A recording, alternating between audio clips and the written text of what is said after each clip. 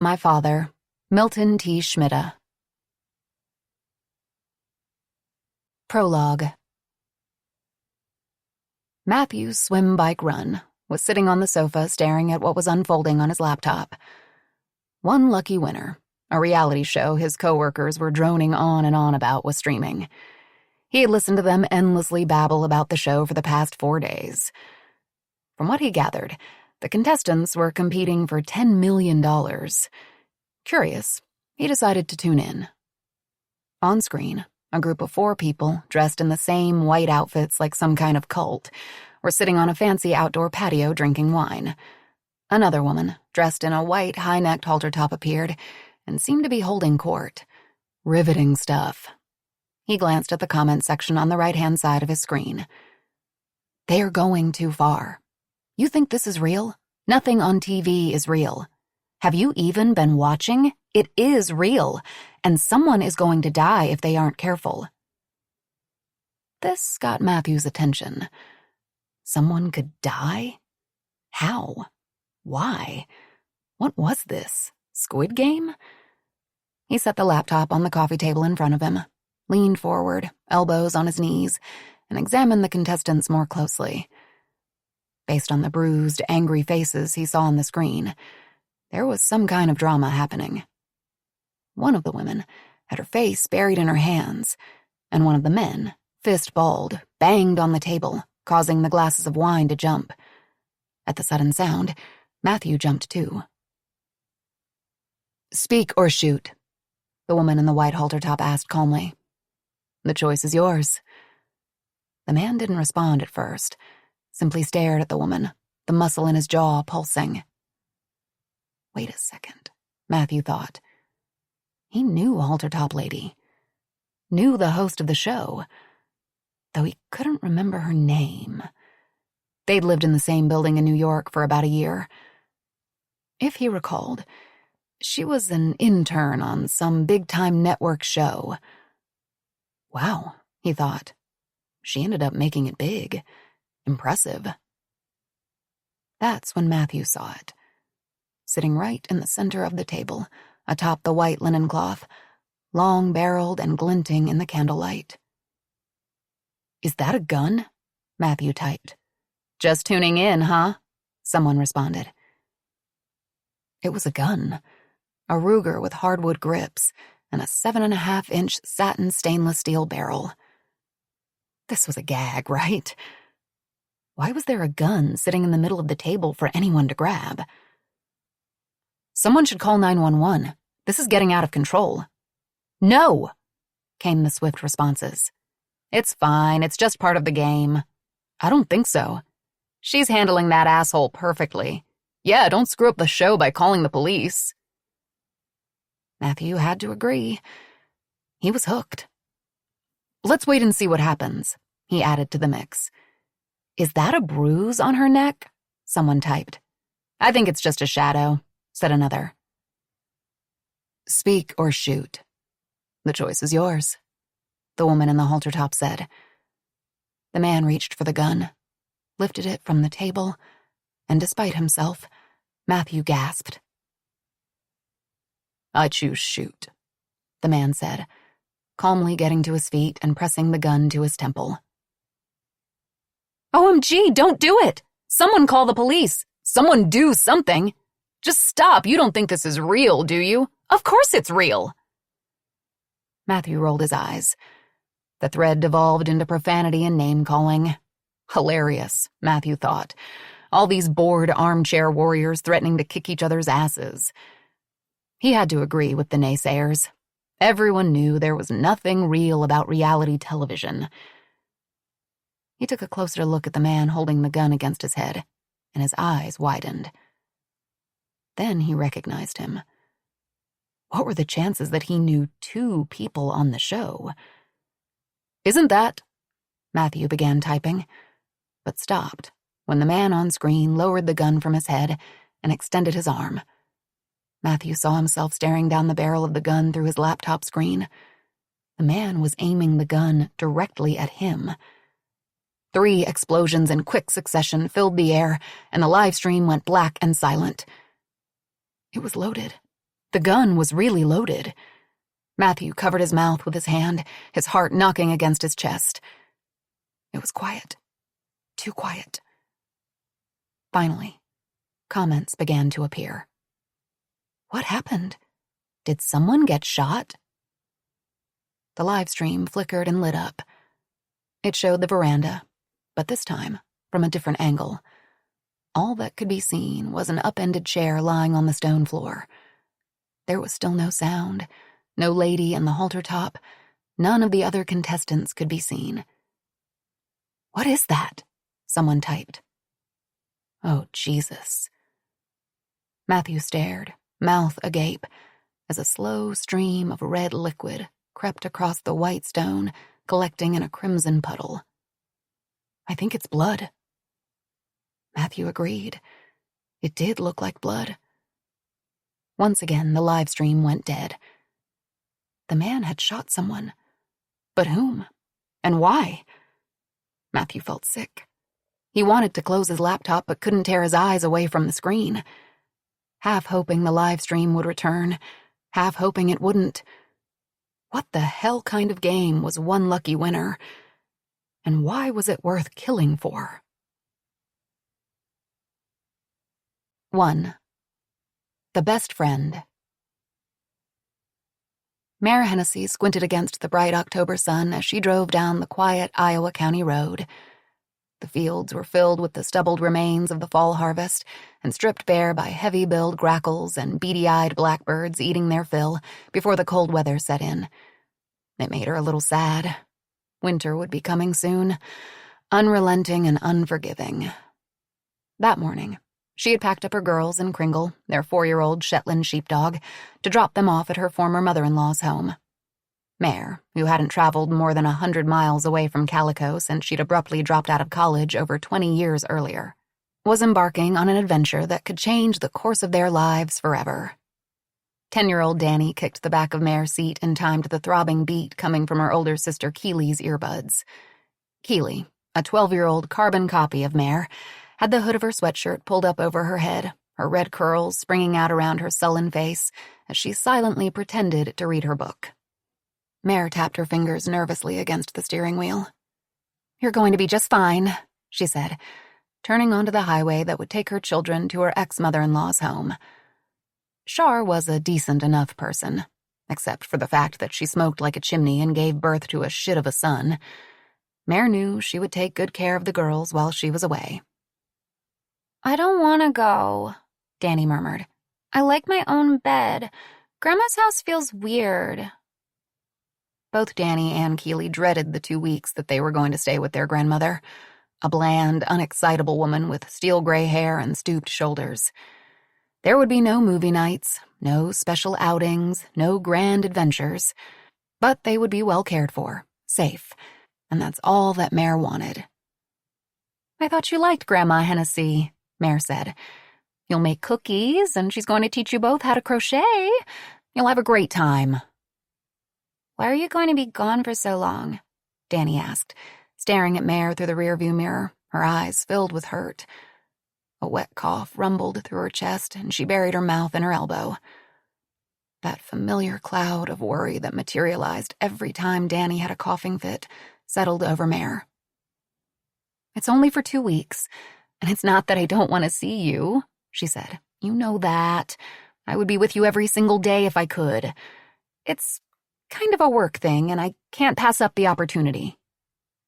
"You work from home," Keely said, briefly pulling out an earbud. Mare didn't mind lying to Shar, but lying to her children was different.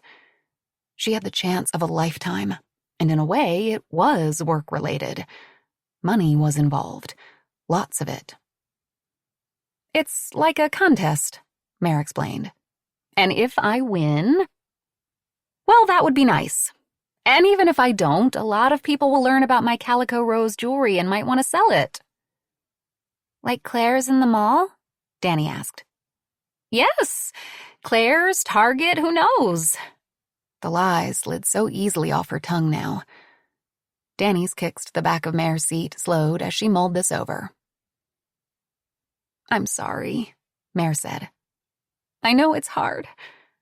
Her voice broke on the last word. Hard wasn't anywhere close to how things had been for the last year. Terrifying, humiliating, devastating, soul-crushing were more like it. Bobby had never been much of a husband or father, but his health insurance had been a lifeline for Danny. When he lost his job at a local grain elevator and then took off with the 19-year-old waitress from the Sunshine Cafe, gone was the health insurance and any hope of child support. When the first $3,000 notice for Danny's nebulizer treatments came in, Mare ran to the bathroom and vomited. It was impossible.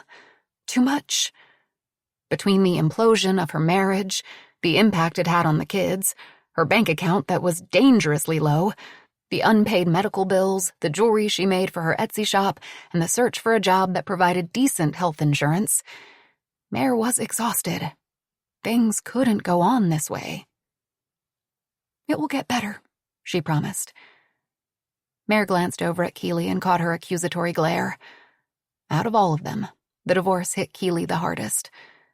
Despite his drawbacks, Keeley was a daddy's girl, and she was suffering in his absence. The worry never ended. At the top of the list was Danny's health. Her cystic fibrosis was stable for the moment, but she was fragile. Her last infection required a 2-week hospital stay, a PICC line with multiple antibiotic infusions, therapies, and nebulizer treatments. It was so much that Mare had to put together a binder for Shar, filled with in-depth directions for Danny's care. And she hoped she wasn't making a huge mistake by leaving. A lung infection that may be mild for most children could be deadly for Danny. And poor Keeley.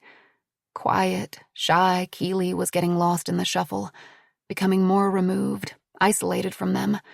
Another thing to worry about. A month ago, when she got the email about the show, she almost deleted it.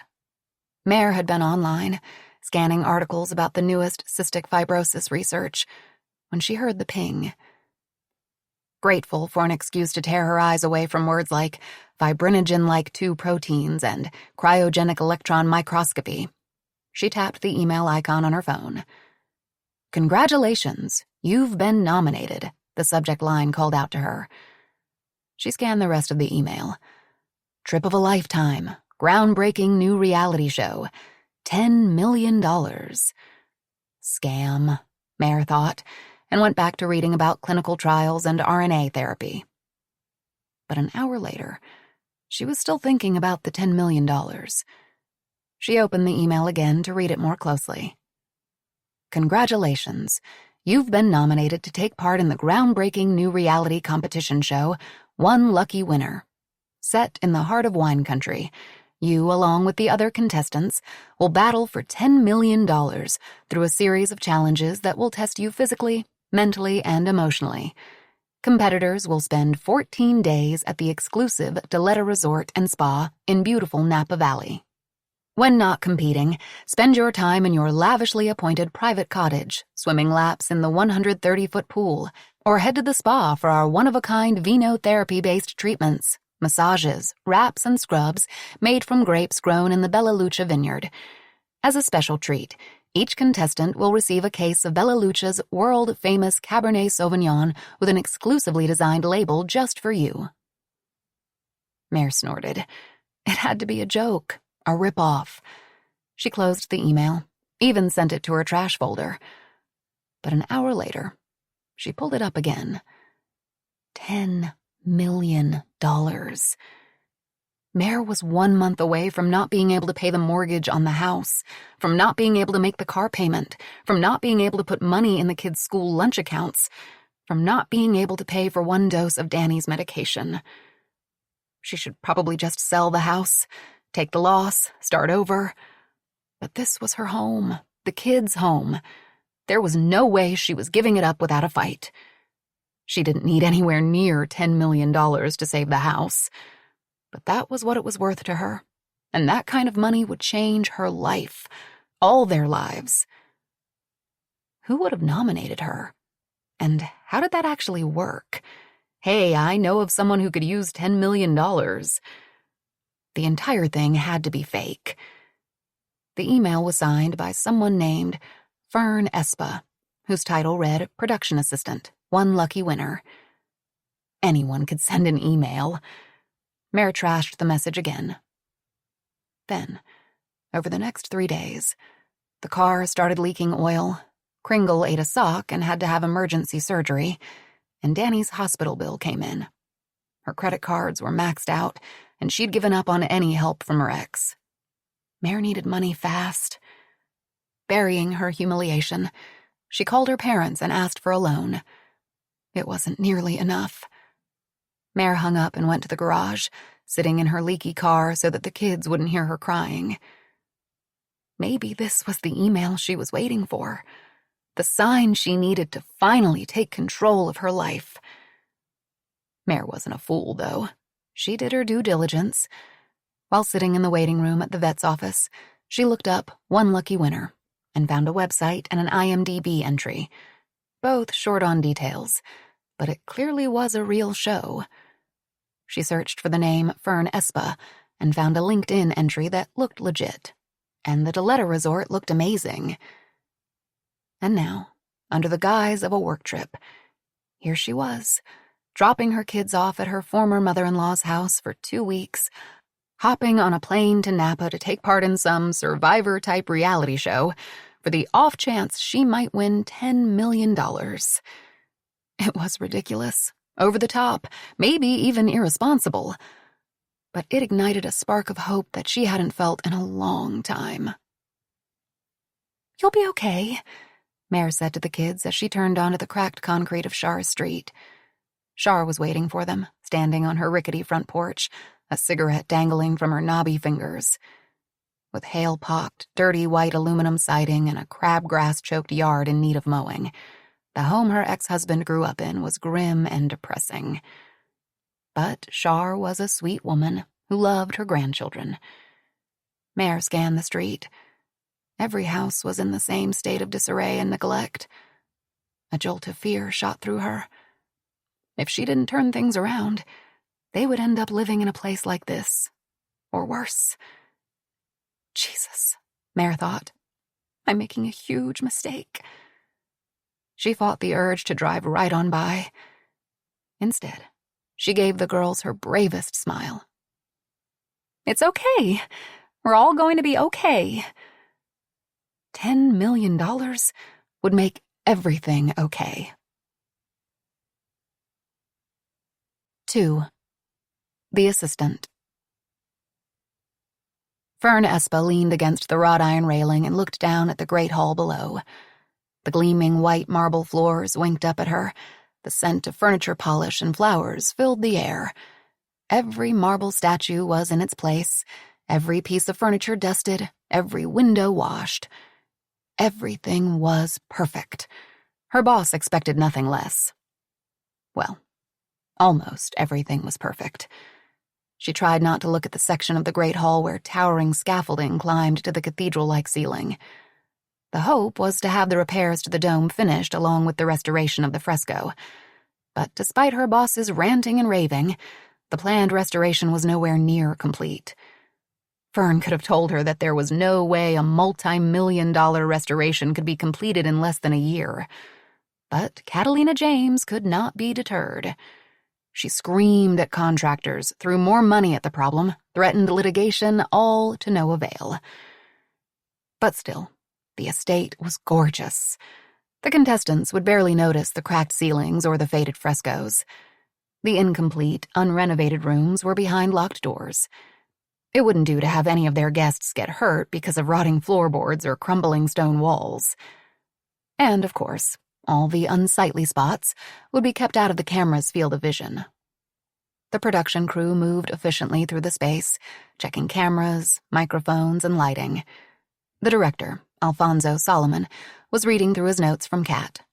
He was a pro in the reality show business, having won an Emmy and a Golden Globe. "Fern," Alfonso called out, peering out at her from behind his reading glasses. "Have you seen Cat?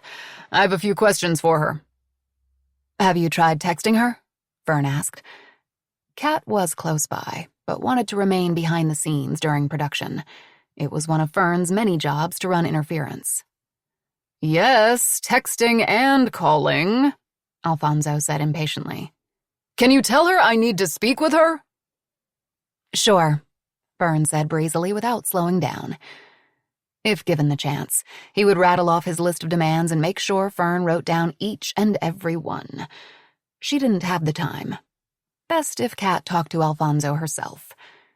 She moved to the kitchen. Good. The caterers were unpacking the food for the cocktail party. Everything was coming together. From a distance, she heard her name being called. Kat had expressly told Fern that she needed her close. This was a big day. The biggest. Fern! Kat shouted. She sounded slightly unhinged. Fern sighed. She still needed to make sure that the drivers were at the airport, ready to pick up the guests when their flights arrived, and find out why the host of the show hadn't yet shown up. Her cell phone buzzed. A text from Kat. Where is the Ruby Knight's red lipstick? I need it! Fern pushed back from the railing and felt a slight wobble of the iron. Fern would have to remind the guests not to lean against the railing and get it fixed as soon as possible. It wouldn't do to have someone fall 30 feet to the marble floor below. Her phone buzzed again. Fern didn't quite understand why Kat was leaving her live stream to the last minute. She could have pre-recorded it, but her followers were expecting her. For the last 4 years, each Monday and Thursday night, Kat went live on Instagram and waxed poetic on everything from the hottest fashions from Milan to the latest book or movie she consumed, all while she expertly applied her makeup. She hadn't missed one night, not even when her husband left her for good. Kat had soldiered on that evening, and Fern had been right along with her. Afterward, Kat had lost it, moving through the house, throwing things and smashing bottles of wine against the marble floors. Fern ended up taking a shard of glass to her upper cheek. She still had a faint scar. Kat felt terrible. Fern had nearly quit that time. Her therapist told her that under no circumstances should she tolerate such behavior. In theory, Fern agreed. But in the end, she forgave Kat. Fern could understand the anger. Kat had lost her husband. 15 years of marriage thrown away. For what? Kat never said, but Fern wondered if it might have been another woman. Whatever it had been, Kat was devastated. But, as always, Fern was right there by her side, picking up the broken glass, pouring Kat a glass of bourbon, telling her that everything was going to be okay. Fern moved to the large room that Kat used as a video recording studio and stood in the doorway. She watched as her boss, dressed in ivory linen pants and a matching sleeveless t-shirt, was getting ready to do a promo for one lucky winner. A white, distressed end table was placed next to a king-size bed, covered in layers of down comforters, cashmere blankets, and piles of pillows, all in a crisp, snowy hue that hurt Fern's eyes if she looked at them too long. Today, in preparation for the live stream, she had set a vase of white hydrangeas, their heavy heads as delicate as cotton candy, on the bedside table. With effort, Fern wheeled the long marble-topped table across the white carpet to the spot marked with a duct-taped X. This is where Kat kept her laptop, microphone, and ring light. If she placed the front left wheels of the table on the X, the camera would catch the perfect angle of the bed, the table, and the flowers. There was no way Catalina was going to let millions of viewers into her actual bedroom. That was just too intrusive. But her lovelies, as Catalina called them, liked thinking they had a peek into her private, luxurious, beautiful world. The bed in this room had never been slept in, probably didn't even have sheets covering the mattresses. The spines of the books on the bedside table had never been cracked. The room also held a walk-in closet filled with her most expensive clothes, shoes, and accessories. Despite her sleek white blonde bob and her perfectly pressed wardrobe, Catalina James was not tidy. Her everyday closet was cluttered. The silk blouses hung askew, sweaters were wadded up on shelves, and her shoes heaped in mismatched jumbles on the floor. A weekly cleaning crew made sure that every other room in her home was camera-ready. Atop the marble table, Fern had neatly laid out all the items Kat would need to get ready for going live. Brushes, concealer, bronzer, blush, eyeliner, and a dizzying number of other beauty products. Confident that everything was good to go, Fern made her way down the steps. There was so much to do before the guests arrived. Catalina liked everything to be perfect. "Fern!" Catalina shrieked. "Where the fuck is my lipstick?" It was 5 minutes until showtime. "Here, let me look," Fern said, easing open one of the craft table drawers. Fern learned over the years that remaining calm rubbed off on Kat. She pulled out a handful of tube-shaped lipsticks from one of the drawers. Hot Red Mama, Red Door, Naughty Red, but no Ruby Nights Red. Fern scanned the floor. "Here," Fern said, bending down to retrieve the wayward tube. Kat snatched the lipstick from Fern's hand. "Is Philippa here yet?" Philippa was the supermodel host of One Lucky Winner. With her 6-foot lithe frame, long raven hair, and authentic Italian accent, Philippa was the beautiful face of the show. Fern shook her head. "Not yet. I've tried to call and text but haven't heard back. She's probably stuck in traffic." "Damn it," Kat said, sliding her phone into its stand and adjusting the lighting and reflectors.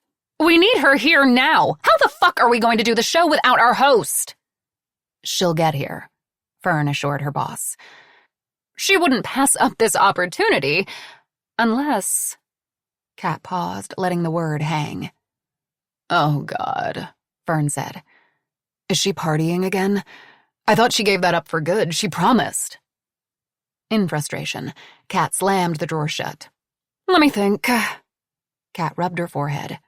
"She'll probably come running in at the last minute," Fern said. "No." Kat shook her head. "Philippa had her chance. If she shows up at the gate, do not let her in." "Then who?" Fern asked. It would be nearly impossible to find someone to take Philippa's place on such short notice. "What about Nevaeh?" Kat asked. "She's in Paris doing that thing with Yamamoto," Fern explained. "Chance Leopold, then," Kat said. "We'll go with a male host." "Unfortunately, he's in rehab," Fern said, scrolling through her phone and searching for another idea. Kat dropped onto a chaise-longue, thought a moment, then shook her head. "There's no one. I won't have time to bring anyone up to speed. We're screwed!" Fern chewed on her lip, waiting. Finally, Kat returned her gaze to Fern. "It has to be you," she said reluctantly. "You know the show, the contestants. It's not ideal, but it is what it is. Don't screw it up," she said before standing up and positioning herself in front of the camera. Fern couldn't speak, couldn't believe she had heard Kat correctly. She wanted her, Fern, to be the host. "Jesus, Fern," Kat said. "If you embarrass me, I swear to God—" "I won't, I promise," Fern said, praying that it was true. "I'll text Alfonso with the change," Kat said. "You'll still be able to handle all your usual duties, right?" Fern nodded, though she wasn't sure how she was supposed to take care of all the behind-the-scenes logistics and fill the shoes of a supermodel in front of the camera. But she had to. This was her chance. "And make sure you clear the set of all non-essential crew before the contestants arrive," Kat said, sliding a headband over her forehead to pull her platinum hair away from her face. "And for fuck's sake, keep everyone away from me." She set a hard gaze on Fern. "If anyone asks, I'm not here." "Got it," Fern said. Few people knew that Kat James was the driving force behind One Lucky Winner, and Kat wanted to keep it that way. Non-disclosure agreements were signed, threats were made if anyone revealed Kat's involvement. Yes, she would do promos to build buzz around the show, but Kat didn't want anyone to know of her involvement until the final, jaw-dropping episode. Because of the secrecy of the project, Kat insisted on a closed set. There was too big of a chance of footage being leaked. So while there would be a crew, it would be scaled down, an elite few. This made sense to Fern. One Lucky Winner was entirely unique, and the first game show of its kind to offer such a huge purse. $10 million. It was staggering. And with the over-the-top challenges, people would be talking about them for years. They would be talking about her. Finally. Kat sighed, examining her face on the screen. This was the part of the tutorial that Fern knew Kat hated the most, when people saw her stripped of makeup. Her pale skin, skimpy lashes, the purple shadows beneath her eyes, the tiny lines that marched along her lip line, the deeper ones that clotheslined her forehead, all on display for the world to see. But this is what her audience wanted, to see the magnificent transformation from plain to pretty, from boring to bombshell. It cost Kat for others to see her at her most vulnerable, but it's what attracted her huge audience. Fern thought her boss was beautiful with or without makeup. Kat waved her hand impatiently, nudging Fern aside, and Fern stutter-stepped backward, out of the frame of the camera. Kat pressed the button to go live. Good evening, lovelies. It's Kat James, and I'm so happy that you're here with me. Kat held up the crystal-encrusted tube. Did you know that women have worn red lipstick for thousands of years? Cleopatra, Queen Victoria I, suffragettes, Marilyn, Audrey, Rihanna, Salma, Jennifer, Gaga. They all have mastered the art of the red lip. Well, tonight we are going to do the same. Are you ready to become your most beautiful, most powerful you? Kat lifted her chin and gave the camera a sly smile. And we must discuss the most talked-about new cultural phenomenon. Have you seen the promos? Are you feeling lucky? Fern left Kat to her live stream and made her way down the grand staircase, nodding numbly to the set director and her assistant, her heart thumping. This was her chance. Fern was now the face of one lucky winner. She could finally prove to Kat that she was much more than a trusty assistant. Fern found herself in the doorway of the villa's library. It was a beautiful space. Not her favorite room on the estate. That was the kitchen. But with its dark wood, floor-to-ceiling bookshelves, and hushed, old-world aura, it was in the top 5. The room smelled like a mixture of lemon cleaner, a heady scent of wine, and red roses. Fern tucked her thick black hair behind her ears and checked the slim silver watch on her wrist. It was nearing 9 o'clock. The contestants would be arriving soon. All their months of hard work, her hard work behind the scenes, was paying off. One lucky winner was finally becoming a reality. But now, this could be the project that could shoot Fern to the stratosphere, professionally speaking. For the last 6 months, Fern had worked meticulously on all the details. She had been the one who liaised with the contestants, answering their questions, making their travel arrangements, making them feel like the stars of the show that they would soon be.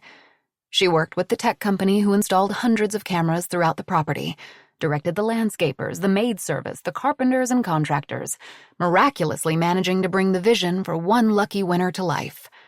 Most of the time, Kat was there, hovering, watching, demanding, critiquing. And try as she might, Fern couldn't help but resent her boss. She owed Kat so much, but when would that debt be paid? From the looks of it, never. 10 years ago, Fern and Kat had worked at the same company. Kat was a director in the company, and Fern was a lowly intern for the powerful CEO. The CEO was particularly handsy, devastating Fern, who at 22 had walked into her first job with stars in her eyes. The CEO was handsome, charming, and had a way of making Fern feel like she was the only one in the room. Special. She shrugged off the way he treated most of her other coworkers with indifference, even scorn. They obviously weren't working hard enough, weren't dedicated enough. But Fern was.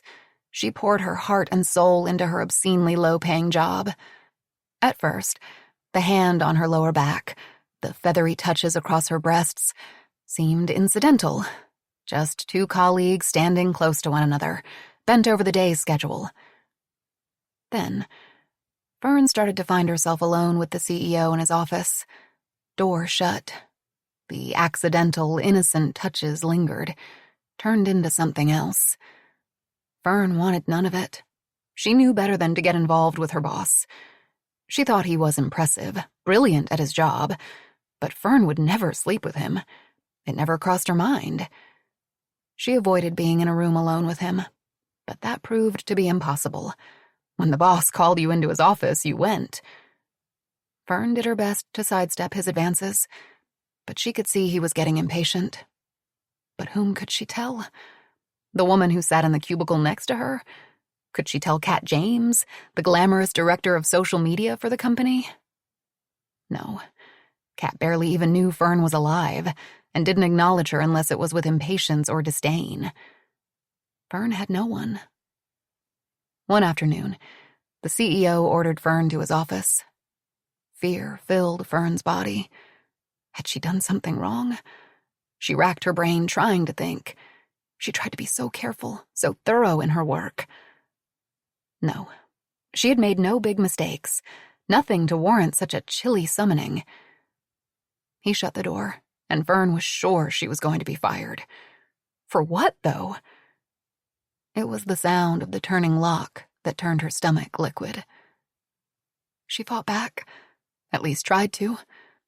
But the CEO was stronger than she was, had the element of surprise. Fern managed to get away from his grasp, running to the door and flipping the lock before being dragged backward and pushed up against a wall. Fern wanted to scream but couldn't. Strange, Fern thought, how life was going on as usual outside the office door. Meetings were being held, phone calls made, while in here, Fern was living a nightmare. Still, she struggled until the CEO grabbed something from his desk, a letter opener, sharp as a dagger, and held it to her neck. "Enough fighting," he breathed in her ear. "Let's play." He slid the letter opener down her chest, over her stomach, and beneath her skirt. Fern felt the blade bite into the skin of her thigh, felt her underwear flutter to the ground. Suddenly, Kat James was there. She gave the CEO a tongue-lashing and threatened a lawsuit. The CEO laughed, telling her that no one would believe either one of them. Kat led a disheveled Fern from the office. Security was waiting for them as soon as they reached Fern's desk. They were both fired and led from the building. Kat told her not to worry. She had been fired when she was just starting out as a young journalist, fired for trying to do the right thing. It was the way of the world, and their plight to carry. Kat told her that the CEO was right. No one would believe them. She said that bosses like the CEO were roaches, nearly impossible to smash. But if Fern wanted to go to the authorities, she would back her up. Or she could try to forget what happened and move on. Fern could come work for Kat because she was going to build something big, something special. And she did. Kat got back on her feet quickly, and using her social media expertise, became one of the most popular lifestyle influencers on YouTube, Instagram, and TikTok. She also bought this gorgeous estate and vineyard. As soon as she was able to, she brought Fern on as her personal assistant. The hours as her boss's assistant were long and extremely demanding, but most days Fern didn't care. If Kat hadn't stood up for her and then stood by her, she didn't know where she would be now. Lately, Fern had been rethinking things. Kat's unrealistic expectations, the rotten pay, the denigrating comments, the brutal hours all bordering on abuse. Fern paced the library floor. How much more could one person humanly take?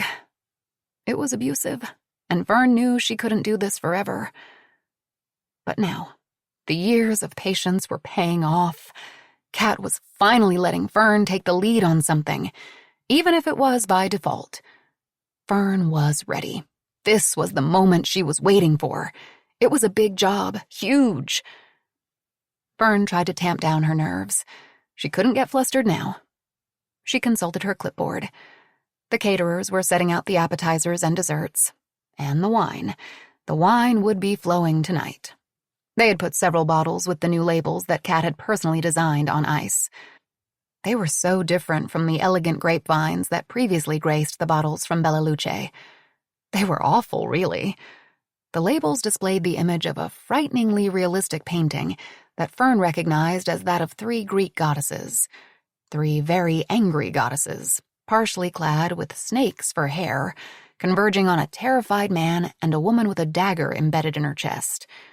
The only way Fern knew it was their wine was because Bella Luce was written in elegant script across the label. Fern hadn't bothered asking why her boss made the change. She always had her reasons. Including the reason why Kat insisted on being a silent producer on the show. "I'll be a distraction," Kat said. "I want all the attention on this brilliant concept I created. It's going to change reality television forever." Fern dared to ask her why this reality show only had 5 contestants. Kat readily explained it away. "Viewers will be more invested. Will be glued to their screens to see what happens to their favorite character." Except they weren't characters. They were real people that Kat had carefully vetted. Fern flipped through the dossiers on her clipboard with the contestants' photos. Audrey Abreu of Boston, Massachusetts. 29 years old, restaurateur, married, 1 child. Funny and larger than life, Aubrey's sharp tongue would keep everyone on their toes. Samuel Rafferty of Atlanta, Georgia. 42 years old, Georgia district attorney, single, no children, movie star handsome and smart. Samuel was both buttoned up and gorgeous. If anything, the viewers would tune in just to see his 6-pack abs. Richard Crowley of Dripping Springs, Texas. 68 years old, former U.S. Senator, married, 4 children. Senator Crowley was of a certain age, but appeared to be in decent shape. He was good-natured and gave off an "aw shucks, ma'am" vibe. Half the audience would love him for his politics, half would hate him. Camille Tamerlane of San Francisco, California. 38 years old, psychiatrist, marriage counselor, and podcast host, divorced, no children. Camille was no more than a wisp of a thing, but could command a room. At once analytical and empathetic, Camille would bring the mind games to one lucky winner. Mayor Hennessy of Calico, Iowa. 40 years old, artist, divorced, 2 children. Mayor brought the mom factor to the show. She was relatable, and with an ill child, would definitely bring emotion to the show. She also looked like the human incarnation of a Disney princess, with a mane of curly red hair, pale skin, and a smattering of freckles across her nose. Yes, quite the mix. Each file contained the most compelling stories, even contained a few bones scattered about. Talk about must-see TV. Her phone buzzed, alerting Fern to the fact that someone was at the gate. She took a deep breath. It was time to meet the contestants. 3. The Best Friend. When Mare landed in San Francisco, she spotted the driver who was going to take her to the hotel and spa. She had gotten a little thrill when she saw him standing at the baggage claim in his black suit and chauffeur's cap, holding a small sign that said Hennessy in block lettering. She enjoyed the feeling of eyes on her as she warmly greeted the driver. She felt like someone important, someone special. But once the driver, a hulking man with hooded, close-set eyes, took her bag and gruffly told her to follow him, Mare's excitement was replaced with unease. Once in the SUV, she tried to shake away her worry and enjoy the scenery. They crossed the Golden Gate Bridge, the sparkling water of the bay below, and Mare was struck at just how beautiful it was. But the moment was fleeting. Something didn't feel right. She dug through her bag in search of her cell phone. Not seeing it, she used her flashlight keychain to shine a light into the depths of her purse, found it, and checked in with Danny and Keeley. They said all was well, but Mare was sure that she heard a wheeze in Danny's voice, and her worry doubled. The landscape flew by. Windswept flatlands, rolling hills, golden vineyards shedding their summer green. But Mare couldn't enjoy it. She fought the urge to call the girls again. If only she could tell them about the show, that she could win millions of dollars. They would understand then, would be excited. But the rules of the game were explicit. Mare could not tell anyone the real reason she was going away, or she would be disqualified. Once the game started, it would be different. They'd see her on screen, see her competing, and would be so proud of her. Or mortified. Soon the sun started easing its way down just as a thick fog rolled in, enveloping the car in a velvety cloud. The road in front of them disappeared, but the driver didn't slow down. He blindly wound around curves in the mist-covered road. Mare clutched the seat in front of her. "This doesn't seem right," she said. "I think you were supposed to turn back there." Alarm fluttered in her stomach. She was in the middle of nowhere with a strange man, in a place she wasn't familiar with. She'd probably end up dead, or kidnapped, or drinking a White Claw at a Motel 6 next to the interstate. This trip was too good to be true. Just going where I'm told, the driver said shortly, making a sharp left turn. The estate is just a few miles down the road. But you're supposed to take me to the hotel, Mare said. Her hand inched over to the door handle, and she checked her cell phone, relieved to see there was still service. Ahead, a gate flanked by a tall stone wall materialized. The fog curled itself around the wrought iron bars, making it impossible to see what came next. She tried to quash the little voice that urged her to tell the driver to turn around. Instead, Mare stayed silent as the driver came to a stop next to the gate intercom system, rolled down his window, and pushed the call button. "Good evening," came a woman's voice. "Welcome to Bella Luce." "Yes," the driver said, tilting the paper in his hand, trying to make the best use of the weak light from the lanterns perched atop the stone wall. "I've got a Mayor Hennessy here," he said gruffly. "Welcome. Please drive forward," the voice said, and the iron gates creaked open. The driver glided slowly through the gates. The long, winding drive was flanked by dozens of towering cork oaks with stout trunks and twisted limbs that loomed gracefully above them. Mare stared hard through the front windshield in hopes of seeing what was to come. She didn't have to wait long. Lights, softened by the dense fog, revealed the outline of what looked like a small village. "What is this?" Mare asked. "It looks like something out of a movie." The driver ignored her, keeping his eyes on the stone driveway in front of him. "Oh, wow," Mare said, surprised to see that what she thought were several separate stone buildings was actually one residence with varying red-tiled roof lines and, remarkably, a bell tower. One section of the estate appeared to be in ruins, with exposed beams surrounded by piles of ragged stone. Wide-mouthed, winged gargoyles peered suspiciously down at them as the driver came to a slow stop in front of the massive home. It was a gorgeous estate, but also foreboding, aloof and cold like an ancient Tuscan fortress built to keep enemies and lowly serfs at a distance. More than 24 stone steps, flanked by a terraced lawn, led up to a set of grand wooden doors set into an arched entry. On either side of the doors were 2 black lanterns, casting a ghostly light that spilled to the stone floor. Mare looked out the window again, and unease puddled in her chest. She looked down at her pilled cardigan and cargo pants. She wasn't dressed for any kind of meet and greet, and had actually been looking forward to one night of rest before the competition began. Room service in her hotel room and watching Love It or List It. She wanted to check on the kids one more time. The driver stepped from the car and opened Mare's door, the interior light popping on. "You aren't really just going to leave me here, are you?" Mare asked.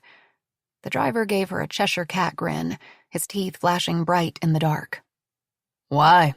You looking for some company?" Before she could react, he grasped her hand. His skin was cold and clammy, his fingers caressing her palm. Mare tried to shake her hand free, and the driver laughed meanly before releasing his grip. Mare stood frozen. "Listen, lady," he said. "Just tell me. What do you want to do? Stay? Go? I don't care, but I need to get back to the airport."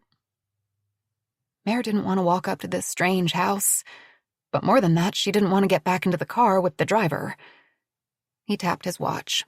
She could either enter this gorgeous estate and win $10 million, or get back into the car with the creepy driver. "I'll stay," Mare said, scrambling from the car. She looked up at the spectacle in front of her. Never in her life had she seen such a home. A curtain in one of the upper windows shifted, and Mare saw someone step back into the shadows. She began the walk up the steep stairway to the house, her luggage bumping against each stone step.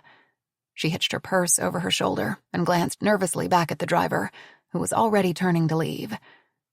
Through the hazy glow that lit her ascent, Mare could see that the front yard was overgrown, with a variety of gray and silver ground cover. She caught a whiff of something honey-like, trying to break through the pungent scent of rosemary. Somewhere nearby, she heard the soft gurgle of a fountain. At the top of the steps, Mare paused, released the grip on her luggage, and stared up at the large house. She imagined it was beautiful in the daylight, but right now it was downright imposing, rising out of the shadows like some medieval villa. On either side of the arched doorway were several open-air windows. No glass, no screens. She peered through one of the openings. What Mare thought was the front door was really the entrance to a courtyard. Mare searched for a doorbell but couldn't find one. Feeling foolish, Mare pulled open the heavy wooden doors and stepped inside the courtyard. She was beneath the bell tower now. Who lived in a home with a bell tower? She followed the row of lanterns where dusty, winged moths threw themselves at the filaments and moved down the colonnade with its arched columns, her footsteps tapping sharply on the stone pavers. At the end of the path was another set of heavy wooden double doors, again reminding Mare of a stronghold. She wondered, with a flash of anxiety, if the doors were meant to keep people out or in. She thought of Keely and Danny and fumbled in her purse for her phone. She would call them just one more time. The phone rang and rang. "Please answer," she begged. Finally, she heard Char's rough voice on the other side of the line. "Hello?" she rasped. "Char, it's me. I know it's late, but can I talk to Danny again?" Mare asked apologetically. "I'm just worried about her." "I understand," Char said, "but she's doing just fine." In the background came the sharp bark of coughing. Mare tensed. She would know that cough anywhere. "Danny's coughing. Why didn't you call?" "I've got it covered, Mare," Char said softly. "She's fine." "You nebulized her? Took her temperature, used the vest?" Mare asked. The vest was the high-frequency chest wall oscillation vest that Danny wore to vibrate loose the mucus in her lungs. Yes, and yes, Char said. "What she really needs right now is rest. I'll call you if anything changes, I promise." More coughing, an endless stream of wheezing, gasping. Was it a go-to-the-hospital cough? Mare couldn't tell. She needed to see Danny, feel her forehead, lay her hand against her chest. In front of Mare, the door began to open. "I have to go," Mare said in a rush. "But call me if she gets any worse, please." "I will," Char said gently. "But we'll be fine. I promise." Then she was gone. Mare had no choice but to trust her. Trust Char with her daughters, with Danny's life. Mare blinked back tears as a young woman appeared in the doorway. She was dressed in a sheer blouse, high-waisted, wide-leg pants, and Converse sneakers, all in black. Her shoulder-length black hair was sleek and made edgy by severely cropped bangs. She wore no makeup, nor did she need to. She was naturally stunning, with full lips and dark eyes behind chunky black-framed glasses. A small, V-shaped scar was etched into one sharp cheekbone. "Hello," the woman said in her low, husky voice. "Welcome to Bella Luce. Ms. Hennessy, correct?" "Yes," Mare said, trying to peer behind the woman and into an atrium. Inside was a fountain with a life-size statue of a beautiful woman holding a mask of a man with wild eyes and a twisted grimace. From the open cavern of the mask's mouth, water gushed. Mare was overcome with a current of dread, and she had to force herself to look away from the statue. "I'm Fern Espa. We spoke on the phone. Welcome." The woman offered a hand, and Mare took it. Fern's grip was strong, but slick with sweat. She was nervous, Mare thought. Glad she wasn't the only one. "I'm the host of the show, and that is Mel Pomini," Fern said, nodding at the fountain just beyond the window. "One of the 9 muses. We call her Mel. Please come in." "I'm sorry," Mare said, shaking her head. "I'm just a little confused. I was expecting to be taken to the resort. I'm not sure where I am or why." "Our cocktail party is an extra treat for the contestants," Fern said, fiddling with an earpiece tucked in her ear. "We thought it would be nice for you to meet your fellow players before the competition begins. Now please, come in." Hesitantly, Mare stepped through the front door onto terracotta set in a fishbone pattern.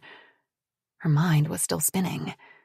Wasn't Fern the production assistant whom she had been corresponding with, and now she was introducing herself as the host of the show? "Imported from Italy," Fern said, mistaking Mare's quizzical expression as interest in the flooring. "Please excuse some of the mess. The owner is doing some restoration. The estate was built in the late 1800s, and much of the home's bones come from the Lombardo region." Mare nodded. The entryway was dimly lit from above by a crystal and iron chandelier hanging from a domed ceiling. On the right hung a full-length mirror in a gilded frame, where Mare caught her reflection.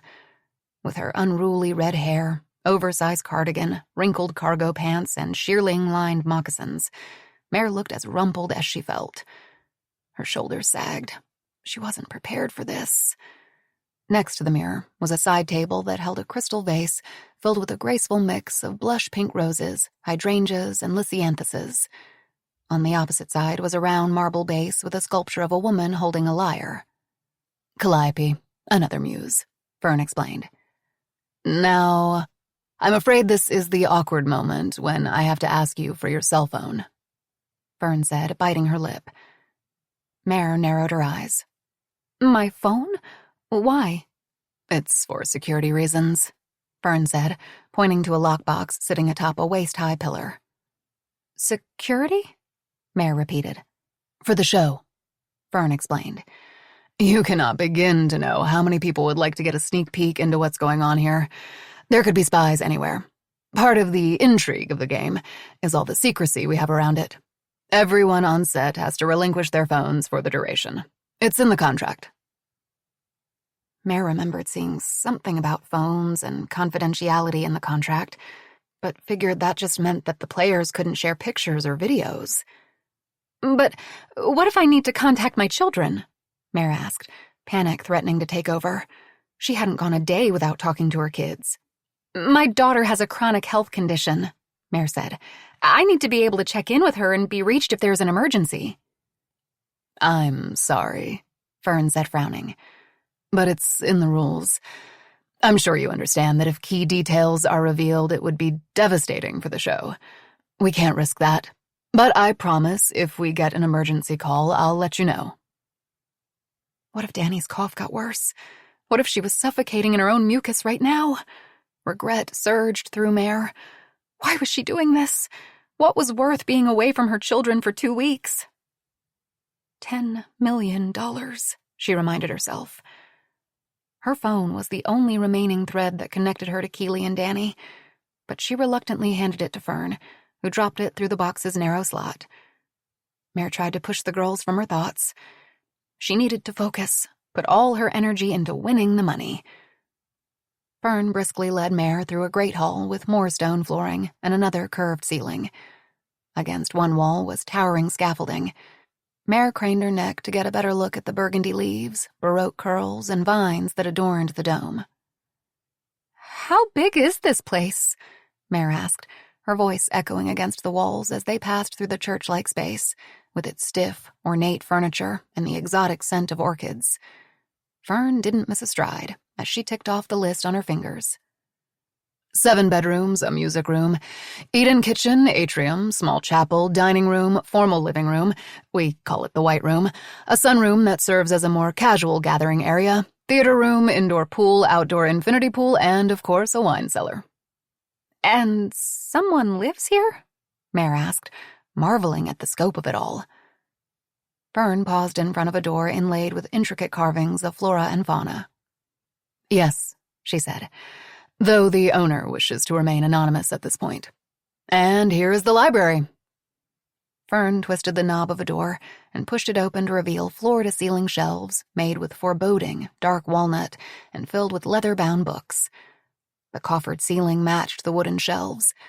Half the books could only be reached by a tall library ladder on wheels. And there were more flowers. In this room, the vases were filled with hundreds of ruffled, wine-colored buttercups, so dark they almost looked black in the dim room. Mare's eyes landed on a stranger who stared back at her. He stood next to the ladder, wineglass in hand. He looked vaguely familiar. Perhaps in his 70s, he wore khaki pants and a red golf shirt, with a full head of sandy hair and a ruddy, lined face, that once must have been handsome or boy next door cute. Maybe a former football player gone to seed. He lifted his glass toward her and smiled broadly. "Would you like something to drink?" Fern asked. Mare pulled her eyes from the man. "Whatever's open is fine with me," Mare said. "How about a Pinot? The grapes are grown right here," Fern explained. Mare nodded. Fern moved to a table lined with wine bottles, selecting one and pouring a glass, while Mare regarded a second table filled with platters of food. Though she was starving, the man hadn't filled his plate. She covertly studied his face. Where did she know him from? "Will the others be arriving soon?" Mare asked. "How many of us will there be?" 5 in all," Fern said, handing Mare a glass of pale liquid. Mare was surprised. She had assumed there would be at least a dozen contestants. That seemed to be the average number of players in all the reality shows she had binged over the past month. She nodded over Mare's shoulder. "We are just waiting on 2 more," she said, looking at her watch. "And they should be here any moment." 2 more? Didn't she mean 3? She scanned the large room, and her eyes fell on a tall man, well over 6 feet, with a close-cropped head of hair and a silver-flecked black goatee. His dark eyes settled on Mare, and she nearly spilled her wine. How was this possible? It wasn't. There was no way. It had been 20 years, but she knew this man, knew him well. Mare's heart stopped and then started again, skittering raggedly. The last time they saw one another, they vowed never to see, write, email, or speak to one another again. It was too chancy, too much of a risk. And until this moment, they had kept that promise. They stared at one another, and the years slipped away. A cold, starry night, a partially frozen lake, the crunch of metal, his strong arms holding her tight. Then they were running for their lives. 4. The Confidant. Pulling her Prada suitcase behind her, Camille Tamerlane followed Fern Espa across the glistening marbled hallways of the villa, still not quite believing she could be a mere 2 weeks away from $10 million. The email she hadn't realized she had been waiting for had come a month earlier. Normally, she would have deleted the message without even reading it. But the subject line snagged her attention. "Are you ready for the adventure of a lifetime?" Why not? She clicked on the email. A reality show, Napa Valley, $10 million. She laughed out loud. Yeah, right, she thought, but didn't stop reading. The name of the show was One Lucky Winner, and apparently she'd been nominated by someone to be a contestant, someone who described her as a woman who has dedicated her life to helping others become their best selves. A jolt of self-satisfaction coursed through her. She was San Francisco's premier psychiatrist and hosted a #1 podcast called Your Best Life with Camille. Her schedule was packed, and her array of clients included a congressperson, a former child star, a world-renowned cello player, and a professional baseball player. Not that she would ever stoop to name-dropping. Camille would never do that. It would be unethical. She wondered who had made the nomination and flipped through all the possibilities. One of her patients, a Your Best Life with Camille listener, Parker, her producer. It was most certainly not her ex-husband. But it was the $10 million Camille was most interested in. She needed that money, and fast. Admittedly, she had gotten greedy. The Victorian home office in one of the most exclusive neighborhoods in the Marina District, the cars, the artwork, the designer clothing, the no-fail investments that failed miserably. Camille's stomach burned at the thought of her maxed-out credit cards, her ex constantly knocking on the door for overdue spousal support, the whole mess with Travis Wingo, or Wingo as he liked to be called, a troubled former client. At the end of the month, once she was declared one lucky winner, she would settle her debts and go back to being the sensible doctor that she was. Probably. She quickly replied to the email and hit submit, thinking she would never hear anything about the show again. But a week later, Camille received another email notifying her that she was officially a contestant. All she needed to do was sign a release form and play the game. Why shouldn't she be the winner? She was in good shape, and she was smart. She could read people. That was her superpower. She was an expert in noticing and reading body language. She could sit across from a client in complete silence, no one uttering a word for an entire session, and learn volumes. This was why she was such an effective psychiatrist. And now here she was, in this gorgeous villa just minutes away from meeting her fellow competitors. She smoothed the front of her navy dress, ran her fingers through her dark hair, and tried to ignore the way her Louboutins pinched her toes. She wished she hadn't drunk all that champagne on the car ride over. First impressions mattered, but it was Dom Perignon after all. "I trust you had a good drive in," Fern said, leading her down a long, dim corridor. "I did," Camille said, dragging her eyes away from what had to be hundreds of thousands of dollars worth of artwork and examining Fern. Fern's slight build, dark hair, lopsided smile, the square of her shoulders, all so familiar. But it was her voice. Had she heard that voice before? She had a brief phone call with Fern about the show, yes, but there was more. They moved down a shadowy corridor. Camille had definitely encountered Fern Espa before.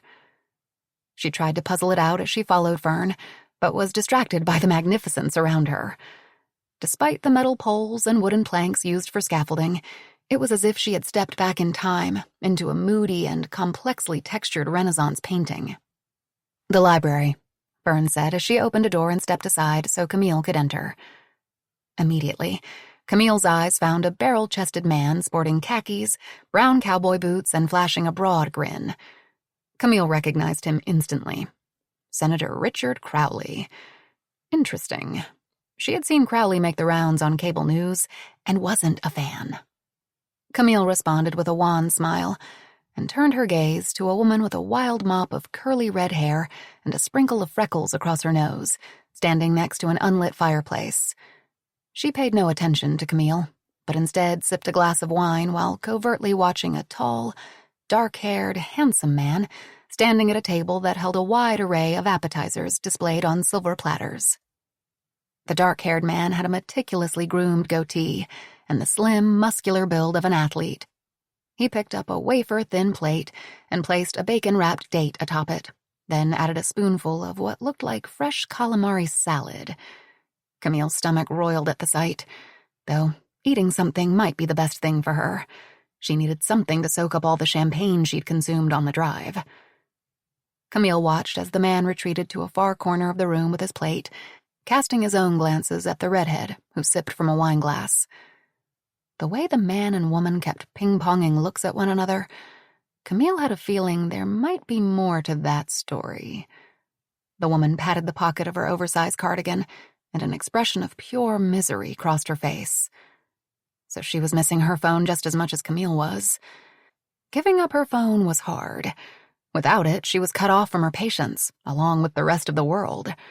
Camille felt naked without its weight.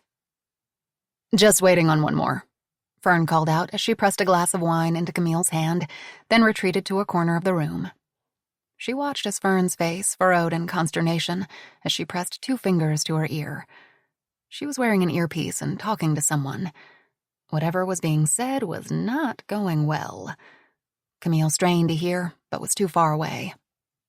After a moment, Fern moved to the center of the room and tapped a wineglass with a spoon. "As you know, I'm Fern Espa, and I'm your host for One Lucky Winner, the first reality competition of its kind to offer the winner the incredible sum of $10 million. All you have to do is outmaneuver your fellow competitors." A shiver of excitement zipped up Camille's back. All that money. It was almost too incredible to be true. "Unfortunately, our final contestant has not yet arrived," Fern said, her voice cracking nervously. "But we'll be here soon. I'm going to step out for a moment and check on her status. In the meantime, please get to know one another." Fern hurriedly moved from the room, the library door closing behind her with a loud click. Everyone remained quiet, eyeing each other until Senator Crowley stepped forward and smiled. Well, I'm Richard Crowley. I'm from Texas. Senator Richard Crowley, Camille couldn't help but say. Champion of traditional family values, small government, big guns, and states' rights. While Camille found Richard Crowley to be one of the more polite, less rabid politicians out there today, he was also big on obfuscation, scant on substance. But for some reason, his constituents kept re-electing him every 6 years. Recently retired, there was buzz that Crowley might make a run at the White House. A former senator, Richard clarified. And I can't believe I'm celebrating my retirement by taking part in a reality show. He gave a self-deprecating laugh. Camille looked down at her wine glass, now empty. How had that happened? She moved to an espresso maker perched next to the wine bottles. She was done drinking alcohol for the night. And who might you be? Richard asked, homing in on Camille in that silky way that she had heard him speak hundreds of times while watching the news. Senator Crowley was not a proponent of mental health services. It made her skin itch. I'm Dr. Camille Tamerlane, Camille said, setting her wine glass on the nearest surface. And what is it that you do, Dr. Tamerlane? Senator Crowley asked, reaching out to shake her free hand. His grip was strong. Despite his weathered skin and advanced age, and the way his paunch pressed against his golf shirt, the senator was in pretty good physical shape. And behind that good old boy facade was a ruthless politician used to getting what he wanted. I'm a psychiatrist and therapist, she said, extracting her fingers from the senator's grip. From just down the road in San Francisco. Wonderful, Crowley said. It's good to know someone will be able to tend to our psychological needs while we're here. The senator laughed and glanced around to see who might be enjoying his joke. Camille smiled patiently, then turned to the tall man with the goatee. And your name? Please don't tell me you're a politician, too. Well, he said with a small laugh. I guess it depends on who you talk to. I'm Samuel Rafferty, and I'm just an attorney from Atlanta. Not just an attorney. The redhead spoke up in a soft voice. Samuel's head snapped toward the woman, his face unreadable. I saw the news in the airport, the woman said. You were the prosecutor in the Ricky Lee Forrest murder case down in Georgia. She shook her head with a slight shudder. He's a monster. He killed all those boys. You convicted him. The jury convicted Ricky Lee, Samuel clarified. I simply presented the case. I saw how his brother tried to come after you, she said, taking a sip from her wine glass. You were so calm, so controlled. Was that an edge to her voice? Camille wondered. It's not hard when you have an armed bailiff standing by, Samuel said, setting his plate aside, his eyes narrowing. Thank goodness for that. That was you? Camille asked. I saw that on the news too, she said. I've always been fascinated by the criminal mind. Well, while I'm no psychiatrist, I can say that the motives for crime usually come down to 3 things. Samuel held a fist and then extended a finger as he made each point. Vengeance, greed, and jealousy. What about fear? Camille asked, taking a drink from a tiny espresso cup. The hot liquid burned her throat, but she was grateful for the sobering sensation. Samuel raised his eyebrows. Sure. Fear can make someone do terrible things. He was right. In Camille's experience, fear was quite the motivator. From her spot in the shadows, the redhead cleared her throat. Well, I'm no one. I mean, compared to you all. My name is Mare. I'm just a mom from Calico, Iowa. She held out her hands as if to say, sorry, but this is all you get. Oh, I do own an Etsy shop where I sell jewelry. It's called Calico Rose. An artist? At first blush, Camille hadn't pegged the woman as an artisan. Maybe a teacher or a nurse. That's what she got for making assumptions. Is that one of your pieces? May I see? Mare fingered the delicate silver chain at her neck and nodded. Camille stepped forward and lifted the small pendant that held one tiny blue flower. How sweet, Camille said, dragging out the word. She looked up into Mare's gray eyes. Camille knew she was being bitchy, but anything to get into her competitors' heads. "A forget-me-not?" she asked. "Yes," Mare said, taking a small step backward so that Camille had to drop the chain. "I use lots of different flora and create custom pieces for customers." "What would you suggest for me?" Camille asked. Mare tilted her head and bit her lip, looking long and hard at Camille. "Lily of the Valley, I think," Mare finally said. "You're a psychiatrist, right? It symbolizes discretion." Camille nodded. "That makes sense. Although Lily of the Valley is toxic, am I right?" Mare shrugged. "Lots of beautiful things are." Ouch, thought Camille. This might be her most formidable opponent in the game. Seemingly unassuming, docile, sweet, but not to be underestimated. There was an awkward silence as Fern slipped back into the room with a man. The final contestant? Camille wondered. If Fern looked flustered, the man accompanying her looked frazzled. "Everyone," Fern said, "I'd like for you to meet the director of One Lucky Winner, Alfonso Solomon. Mr. Solomon is a world-renowned director, and I know we will all be in good hands with his vision and expertise." Alfonso nodded and gave a harried little wave. "Nice to have you all here. My advice, be yourselves and pretend the cameras aren't here. The crew will be as unobtrusive as possible. The show is about you and the competition. It will be intense, brutal, even. I don't even need to tell you how high the stakes are with One Lucky Winner." With that, Alfonso leaned over, whispered something in Fern's ear, then exited the room. "Everything okay?" Camille asked when he was gone. "It's fine," Fern said, but her tight expression said otherwise. "Just the usual beginning of production scramble. We are still waiting on our final contestant to arrive, but expect her shortly. I trust you all had a chance to meet one another?" "We have," Senator Crowley said, draining the last of his wine and setting his glass on a table. "But, Fern, I'm curious. How's this—" he swept his arms wide— "all going to work?" Camille was curious as well. The information sent to her about the format of the competition was big on hype and short on details. "I'm glad you asked, Senator," Fern said robustly. "You've all seen the other reality competition series out there. Like those, our competition will have physical tasks, races, puzzle solving, teamwork, alliances. But One Lucky Winner is unlike anything anyone has seen before." She sounded so rehearsed, so affected, Camille thought. "We're used to getting our fix of reality TV in predictable doses. Same night, same time. But at One Lucky Winner, we do things quite differently. All around the world, potential viewers are receiving cryptic messages and links inviting them to watch at a moment's notice.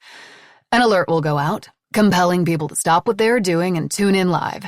When they do, and it can be at any time, day or night, they will not be able to look away." Fern paused to meet everyone's gaze before continuing.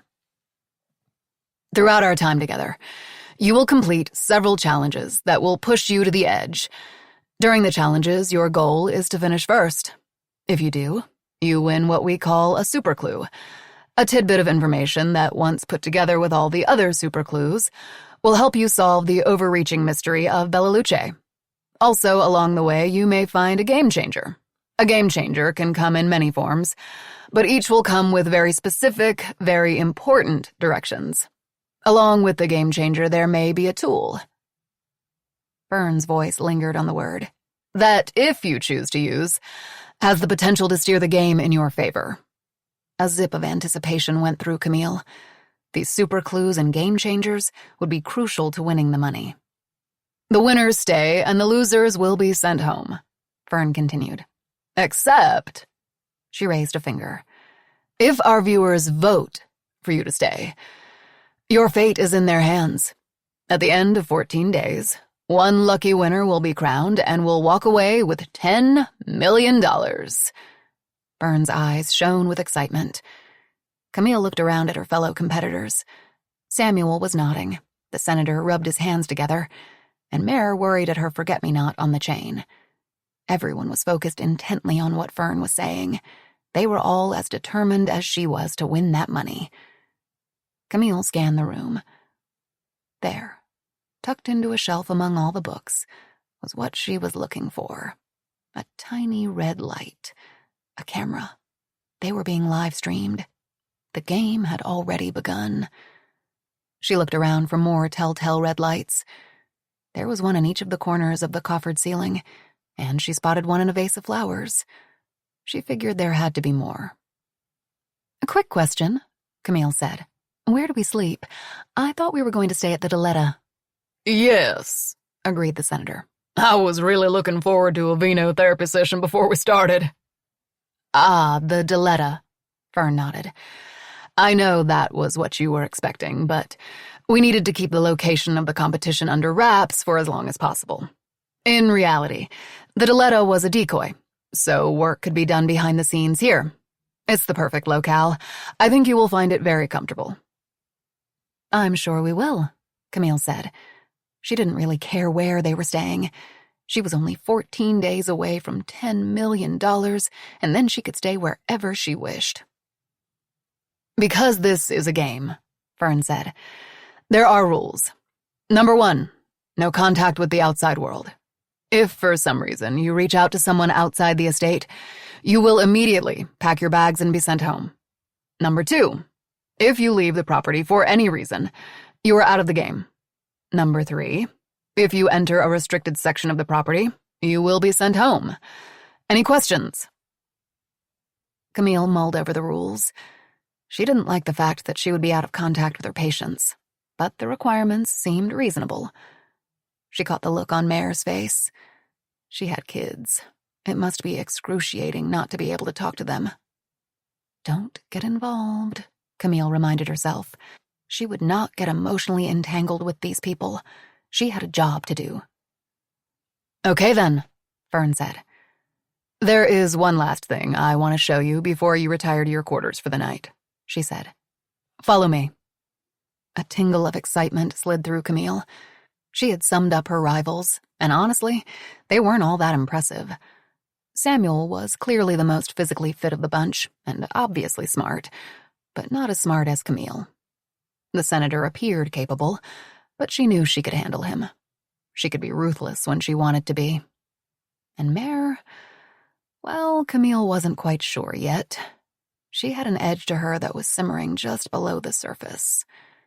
As for the 5th and final contestant, they had yet to arrive, and were an unknown entity. In the end, only one of them would win, and Camille, without a doubt, was going to make sure she was the last one standing. 5. The assistant. Fern looked out at the contestants, their faces lit up with anticipation. "I'm going to take you to what we like to call the vault," Fern said. "The vault?" Samuel asked, raising his eyebrows. "Sounds ominous." "Its main function is as a wine cellar," Fern explained. "It's a spectacular space, if I do say so myself. But for one lucky winner, we are repurposing it for something special." She began ushering the guests through the library door. Camille's heel buckled, and she clutched Samuel's arm to steady herself, then stumbled, almost taking them both down. Camille was a bit drunk, but that was to be expected. Kat wanted to make sure the wine and spirits were flowing, in hopes of loosening tongues and putting everyone at ease. Thankfully, everyone had signed away any chance for liability claims. The contract was boilerplate, a basic agreement that informed contestants that the production company had no liability for accidents related to the game. Fern was sure that Samuel, as an attorney, had read through the document carefully. He was sharp. She observed that he was the first contestant to notice all the cameras in the library. He said nothing about them to the group, though. His ability to keep his mouth shut would serve him well during the game. If first impressions meant anything, Fern thought Samuel had the potential to go far in the competition, and Camille would be a close second. Kat was watching them on the bank of video screens in her locked office, periodically popping into Fern's earpiece to tell her she was slouching, or that she was talking in that weird, affected way she did when nervous. Kat was intent on remaining behind the scenes, out of the camera's eye and anonymous to the contestants and most of the crew, explaining to Fern that she wanted one lucky winner and the contestants to be the sole focus of the show. If the media got wind that she was involved, the chatter would turn to Kat and how she made her money getting likes on social media. She was so much more than that. No. She wanted to pull the strings from the shadows and watch the show become the hit it was destined to become. That was when she would make the big reveal, that Kat James was the mastermind behind one lucky winner. A crackle of static filled Fern's ear. She wanted to pull the earpiece out and shove it in her pocket, but she knew that Kat did not like to be ignored.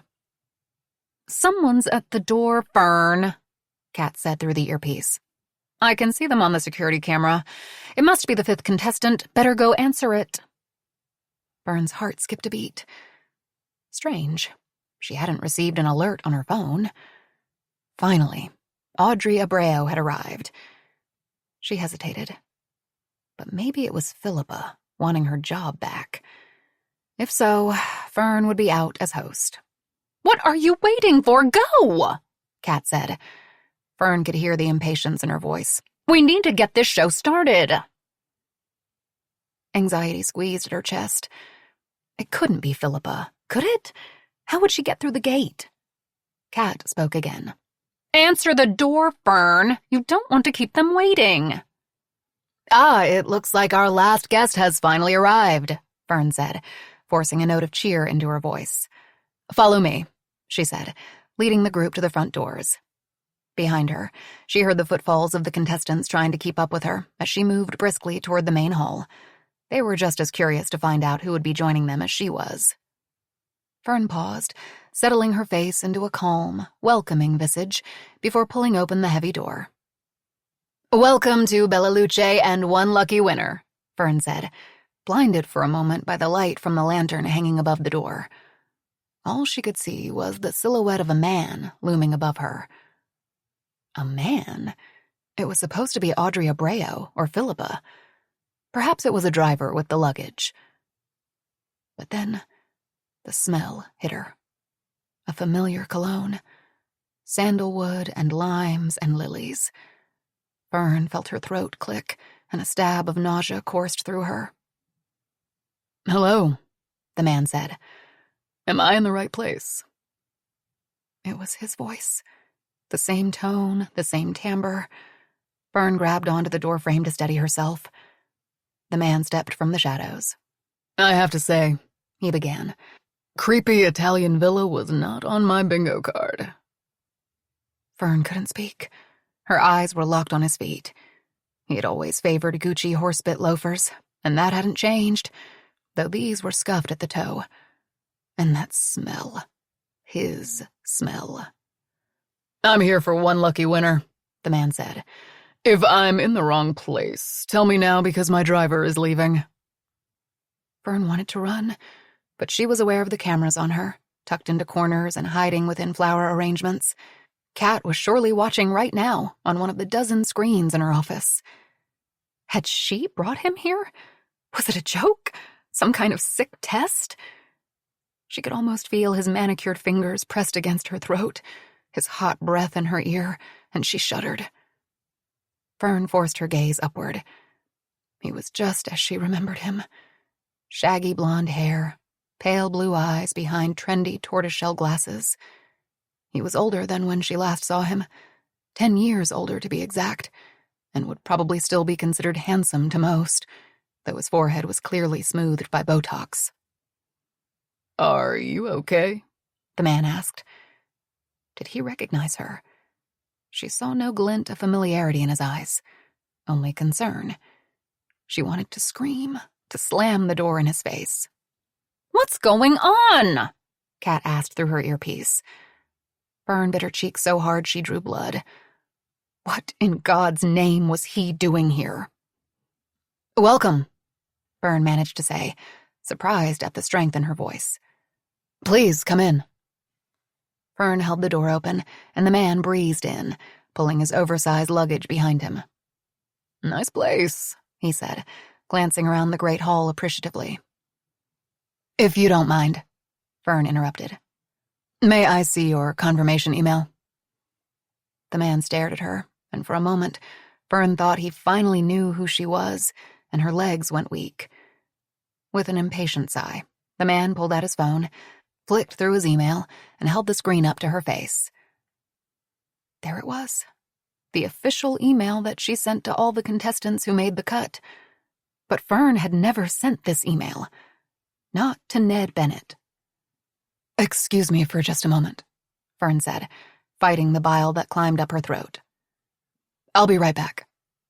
It was all Fern could do not to break into a run, but she forced herself to take even, regular steps down the corridor until she came to a scarred wooden door. She looked back down the long hallway to see the 5 guests staring back at her.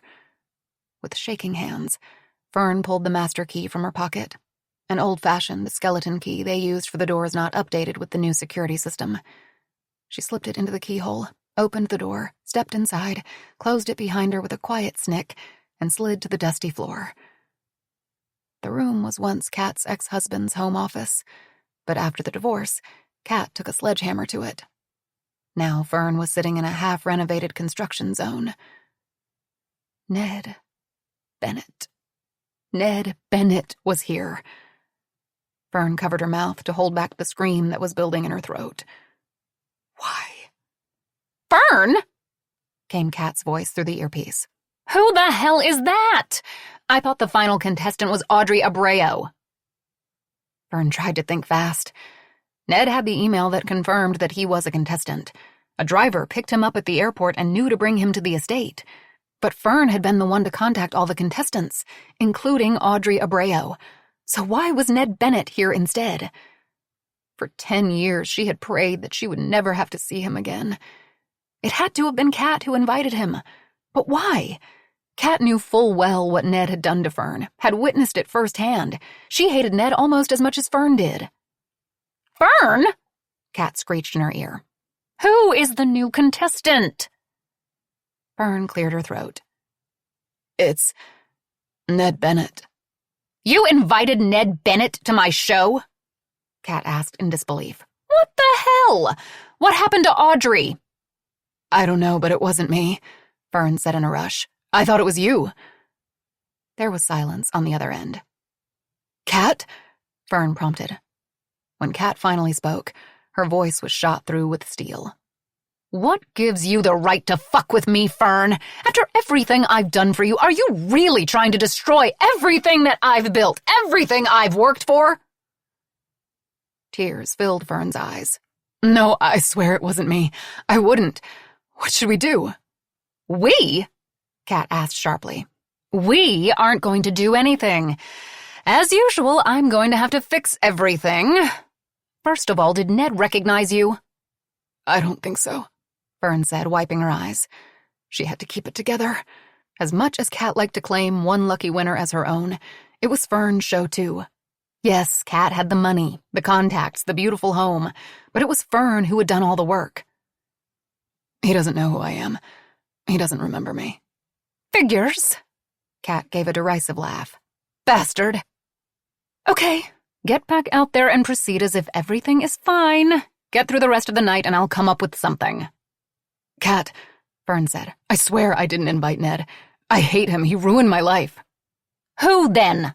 Kat snapped. Because it sure as hell wasn't me.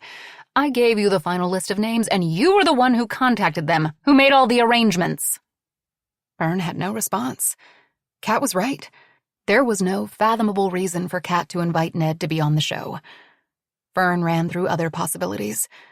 One of the dozens of contractors who worked to set up the show? No, they wouldn't have access to Fern's email account. Fedco and Trevor, who were their behind-the-scenes IT guys, they had set up all the cameras, set up the app that streamed the video to Fern's phone, and the bank of monitors in Kat's office. The director, Alfonso Solomon? But that made no sense either. Someone from Kat's past. Maybe her ex-husband? Now get your ass back out there and act like Ned Bennett is the fucking star of the show, Kat hissed. I'll deal with you later.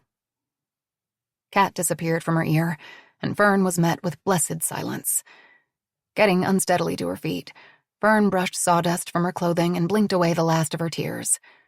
Resisting the urge to grab a claw hammer resting on a nearby table, Fern opened the door and walked down the corridor toward the waiting contestants, toward the monster who had nearly raped her. If it weren't for Kat, he surely would have. Maybe worse. She could do this. She had to.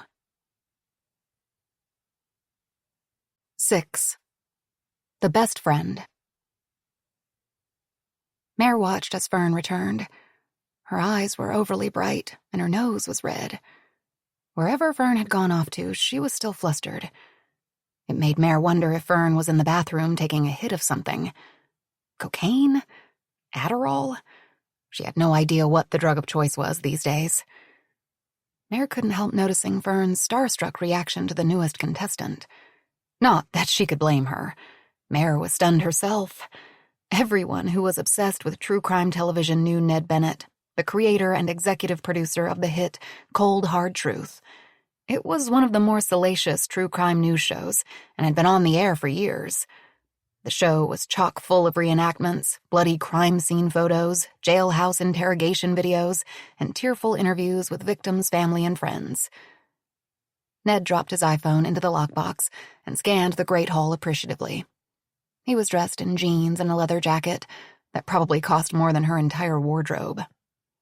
"Loved your show," the senator said, clapping Ned on his back and offering his hand. "Please tell me you have something new for us soon." "I've got a few things in the works," Ned said, shaking the senator's hand. "I hope to share more soon." Mare dared a glance at Samuel, who stood off to the side, eyes narrowed. How could it be a coincidence that Samuel showed up here? It was impossible, wasn't it?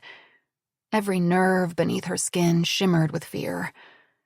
She just needed to play the game, win the money, and go home to her girls. But still, she needed to find the right moment to pull Samuel aside so they could get their story straight. Mare watched as Camille greeted and chatted effortlessly with Ned Bennett. Mare had hoped she would find an ally in another female participant. But no. She had heard the subtle condescension in Camille's voice when she asked Mare about her jewelry line. Camille was sly, but Mare had known women like this her entire life. She could handle her. Mare was getting impatient. She really didn't care about getting to know her competitors. She just wanted to play the game. She wanted to win. Ned turned his attention to Samuel.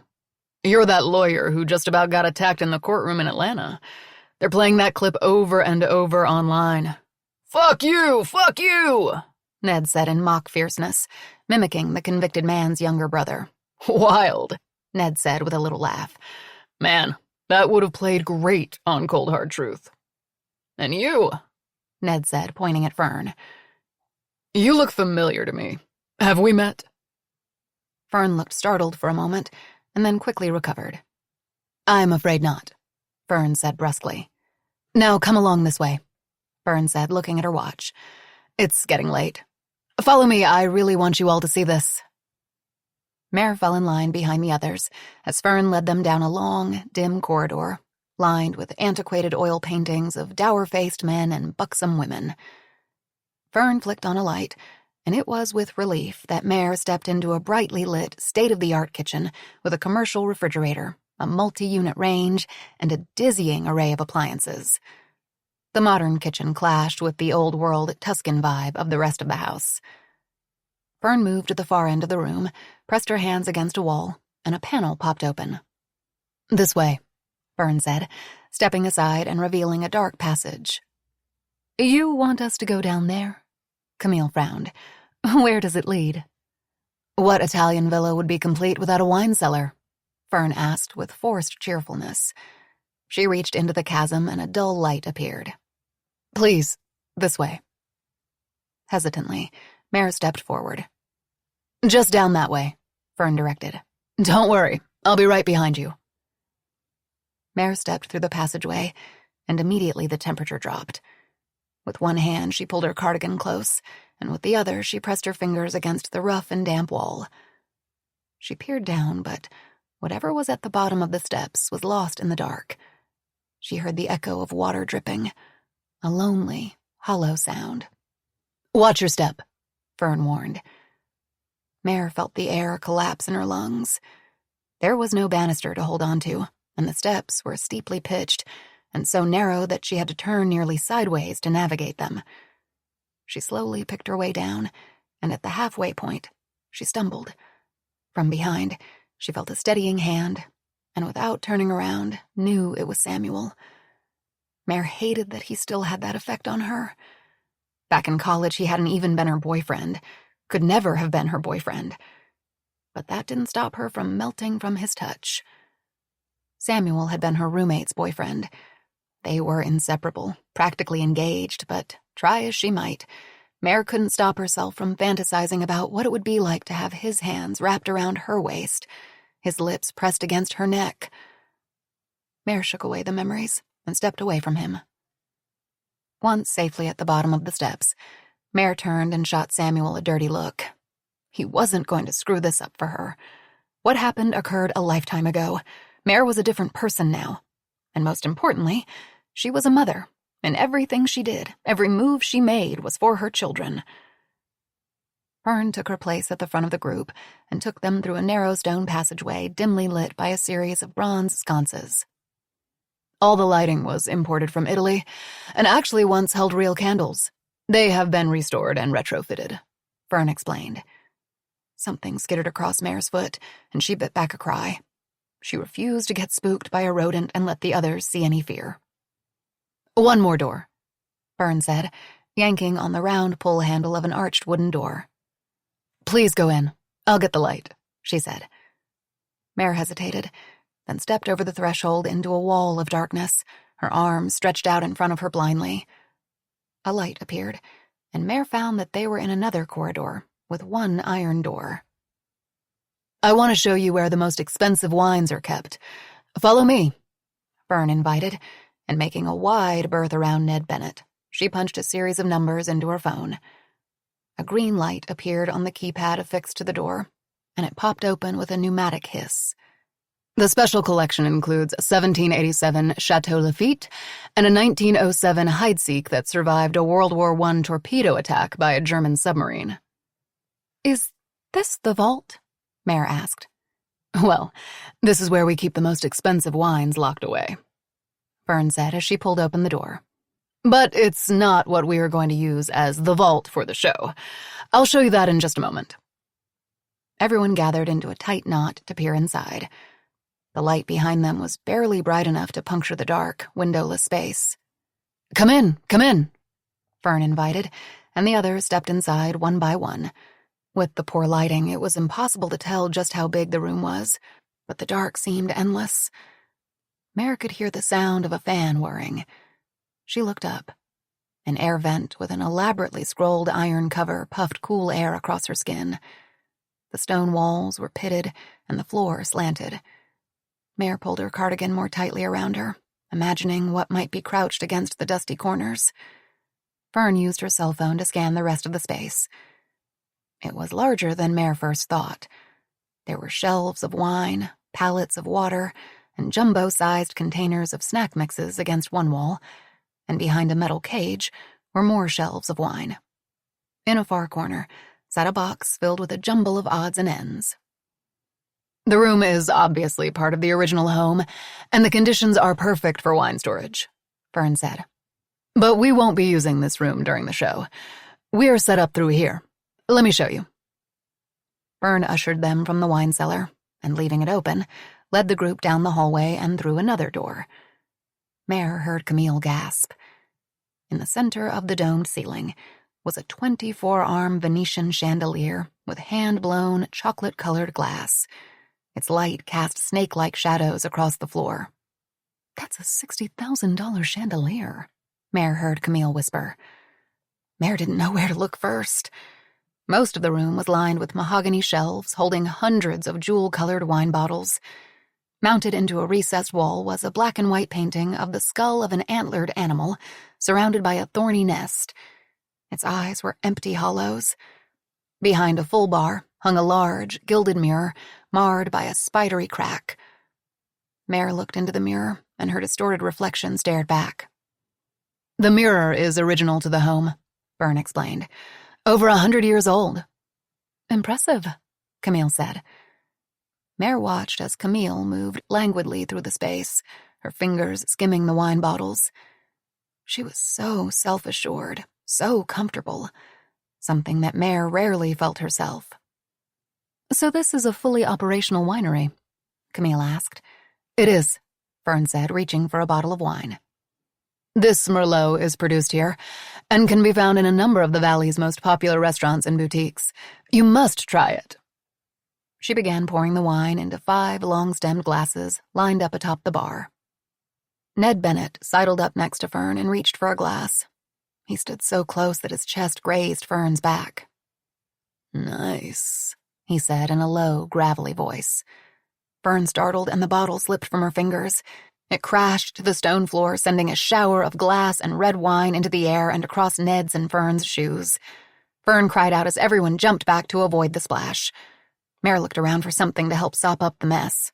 "No, please leave it," Fern said, taking in the small puddle of wine with dismay and looking as if she might cry. "I'll get it later. Let's move down here." The group shifted to the far end of the bar, and with a shaky voice, Fern asked, "Now, who would like to sample the Merlot?" Both Samuel and Camille declined, but Ned accepted. "Mare?" Fern asked hopefully. Mare accepted the delicate glass. She took a sip and murmured her approval, though honestly, all wine tasted the same to her. "Now, let me show you the vault." Fern opened the door just behind the bar to reveal a small room designed to look like a bank vault with shiny metal walls, built-in lockboxes, and stacks of what Mare was sure were fake bars of gold. Inside, the only furniture was a table and chair. Atop the table was a laptop. "Each of you will use this space as a sort of confessional," Fern explained.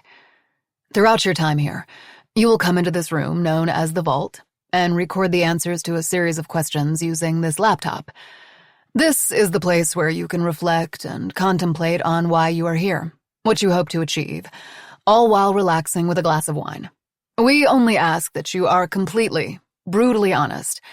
We want viewers to connect with you, feel your emotions, experience the highs and lows right along with you, because the streaming audience could save you." Fern paused dramatically to let the information soak in. "Each day, snippets of your time in the vault will be aired, giving the audience a chance to vote for the contestant who strikes a chord with them. The contestant with the least number of votes will go home. So when it's your turn, make sure to be vulnerable, honest, and most importantly, be yourselves. One of you has been randomly chosen to enter the vault first. When it's your turn, you'll sit at the table and follow the instructions on the laptop. It's easy. Tonight you'll each have 15 minutes in the vault and then head upstairs." "So who's first?" the senator asked. Through the flickering light of the candles, he looked as tired as she felt, Mare thought. It had been a long day for all of them. "It just so happens, Senator Crowley, you are the lucky one," Fern said with a smile. "But before you go inside, I have a little something for each of you." Fern ducked behind the bar and started lining up gift bags spilling over with shimmering gold tissue paper. One by one, Fern began handing them out. Mare saw her rip the tag from the last bag before handing it to Ned. Mare waited an awkward beat until the others began plucking out the tissue paper and peering inside. Then she looked inside her own. It held a bottle of wine and other odds and ends. "This is lovely," Camille said, setting her bag aside. "So very thoughtful of you, Fern." No, take everything out," Fern urged. Mare reached inside and pulled out each item one by one. A bottle of Bellaluce Cabernet, a bag of Merlot-infused coffee, a Laguiole corkscrew, and a set of colorful wine-chilling stones. As expected, there was plenty of oohing and aahing over the contents. "What's with this logo?" the senator asked, holding up his bottle. Mare took a step toward the table and peered over the senator's shoulder to get a better look. The One Lucky Winner logo was on the label. It really was quite grotesque. The angry goddesses with snakes for hair converging on the tortured-looking man and woman. The design was so disturbing, dark and feral. There was one word, printed in bold, blood-red ink. Imbroglione. I know who they are, Camille said. They're the Furies, goddesses from Roman mythology. They fit in with the whole Italian theme that's going on here. She waved her hand around vaguely. What does this mean? Imbroglione, the senator asked. I'm a little rusty with my Italian. Mare looked down at the wine bottle in the senator's hands. So strange. Imbroglione stared back up at her. It did look Italian, but what did it mean? Ned spoke up. I don't know Italian either, but it sure looks like someone is calling me a degenerate. He turned his bottle around so the others could see. Degenerare. What does yours say? Mine says sfascia familie, Camille said, stumbling over the word. Something about family, maybe? What about yours, Samuel? She asked. Traditore? Samuel said, raising his eyebrows. Mine is uccisore? Mare said with a shrug. No idea. Well, it's getting late, Fern said, consulting her watch. Senator Crowley, why don't you step inside the vault and you can record your piece? We'll wait out here until you are finished, and then the others can have their turn. Fern waited until everyone had stepped away from the door, and the senator had taken a seat in front of the computer before gently shutting the vault's door. Wait, Mare said, worry knotting her brow. Is he locked in? Can he get out? Yes, don't worry, Fern assured her. He can get out at any time. Has anyone else noticed that there is, no one here? Ned asked. I mean, when do we meet the rest of the crew? Mare had been wondering the same thing. Most of you already met our director, Alfonso. He's waiting for you upstairs with the camera crew ready to film an introduction to the show. Since it's not one of the challenges, it won't be aired live, but will be used in the opening credits as a way to present each of you to the audience, Fern explained. Mare looked down at her pilled leggings. This was not how she wanted the world to see her for the first time. And remember, you can expect to be filmed all day, every day, but there are 2 places where you are assured privacy. Your sleeping quarters and the bathrooms. There will be no cameras in those spots. But everywhere else, at all times, expect a camera. Expect someone to be watching. Viewers can tune in 24/7, whenever they'd like at oneluckywinner.com. Mare shifted uncomfortably and scanned the ceiling in search of more telltale red lights. So, people can see us right now? She thought of her kids and what they would think if they stumbled on the website. Mare had thought the show would be taped, that she would have time to explain to Keely and Danny about the competition. Not just yet, Fern said. But once the first challenge begins, we'll air the opening sequence, and then the entire world will be watching live from there on out. Except in the bedrooms and bathrooms, right? Camille asked. Mare wanted to be assured of this too. Yes, but try not to think about the cameras, Fern advised. Before you know it, you'll forget all about them. It will be like they aren't even there. Now please, drink your wine, relax, and then I'll take you up to your room. Fern got the senator settled into the vault, while Mare took a seat at one of the high-top tables and busied herself with looking at the contents of her gift bag in hopes that no one would sit next to her. It seemed to work, because everyone gave her a wide berth. She was worried about Danny. Would Shar read the thick binder of instructions that she left with her and know what to do? And now Samuel dropped from out of nowhere like a bomb. She pulled her wine bottle with the curious label from the bag and stared down at the pale-skinned Furies with a reckoning in their eyes. Uccisore. Mare rolled the word over her tongue. What did it mean? If she won the $10 million... No, she thought, when she won the $10 million, she would take the girls to Italy. They could go to Umbria, C.S. Lewis's inspiration for Narnia, or to a mask-making workshop in Venice. Danny would get better. Keely would weather the storm that was middle school, and they would go to Italy. She would tell her story to the viewers of One Lucky Winner, make them understand why they should save her, keep her on the show, how she needed to win for her girls, needed that money so that Danny could live to see her next birthday and beyond. She would be an open book, bare her soul, tell them everything. Well, almost. Everything. There was one thing that no one in the world knew. No one, except for Samuel Rafferty. That was a secret she would take to her grave. She would make sure that he did too.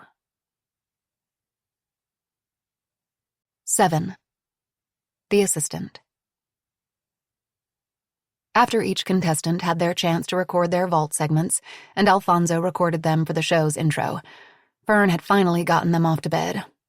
They weren't happy about having to share one large room, but they were so tired that most of them didn't put up too much of a fuss. Except for Ned. He insisted on his own room, that he couldn't possibly sleep in the same space as the others. Fern tried to explain that it was part of the game, but Ned didn't care. Finally, she just had to walk away. Being in the same room as Ned made her stomach roil, and the entire time she was dealing with his constant questions and demands, Kat was barking in her earpiece, berating her. "I've got it covered," Fern kept saying as she rushed down the cellar steps, finally ripping the earpiece from her head in frustration. She hated being down here alone. Despite the renovations that Kat and her ex-husband had done to the space, to Fern it was still cold, dark, and claustrophobic. At the bottom of the stairs, she regarded the carnage of broken glass and splattered red wine. In her defense, Fern had been shocked by Ned Bennett's sudden appearance, and when he brushed up against her, she was thrust back 10 years to that traumatic encounter in a New York high-rise and corner office with a view of Central Park. Fern could tell that the contestants sensed her unease around Ned. How could they not?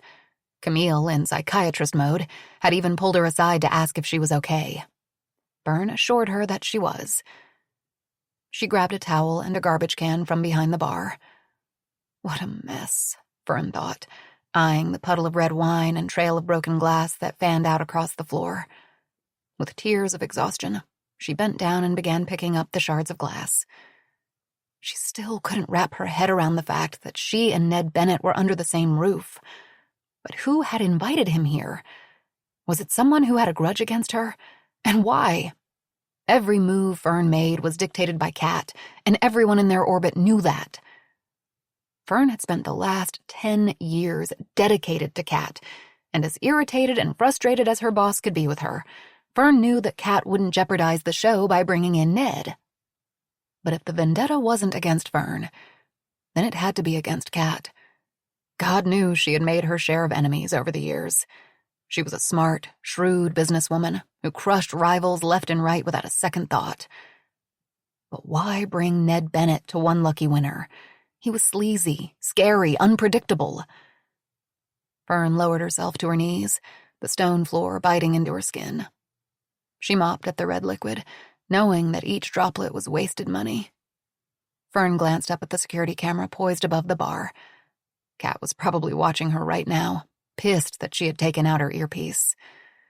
Kat would take this out of her paycheck for sure. Above, she heard the echo of footsteps and closed her eyes. Kat was coming. This was the last thing she needed.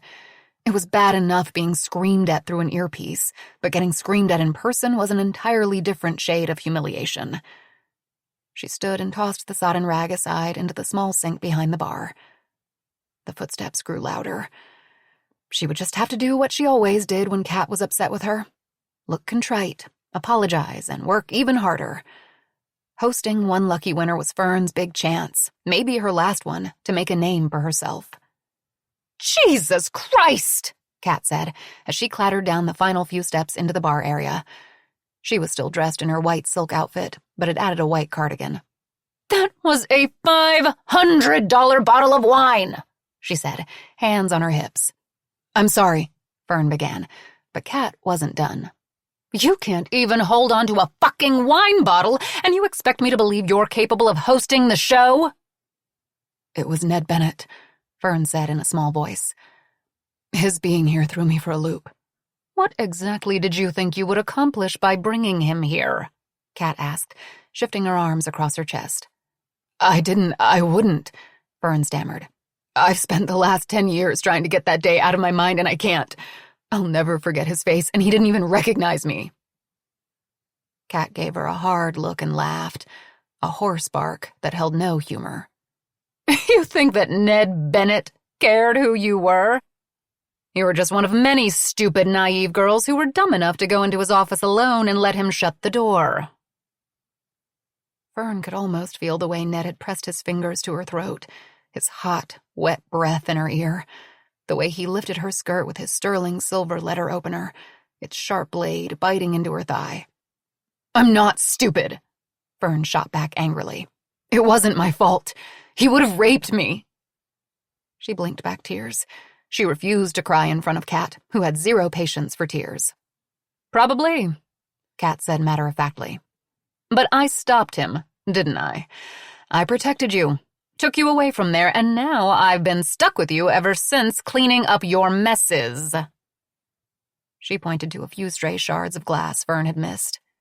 This is exactly why I should have handled all the arrangements. I knew you'd screw it up. If you didn't invite him, there must have been a leak. I'll send him home.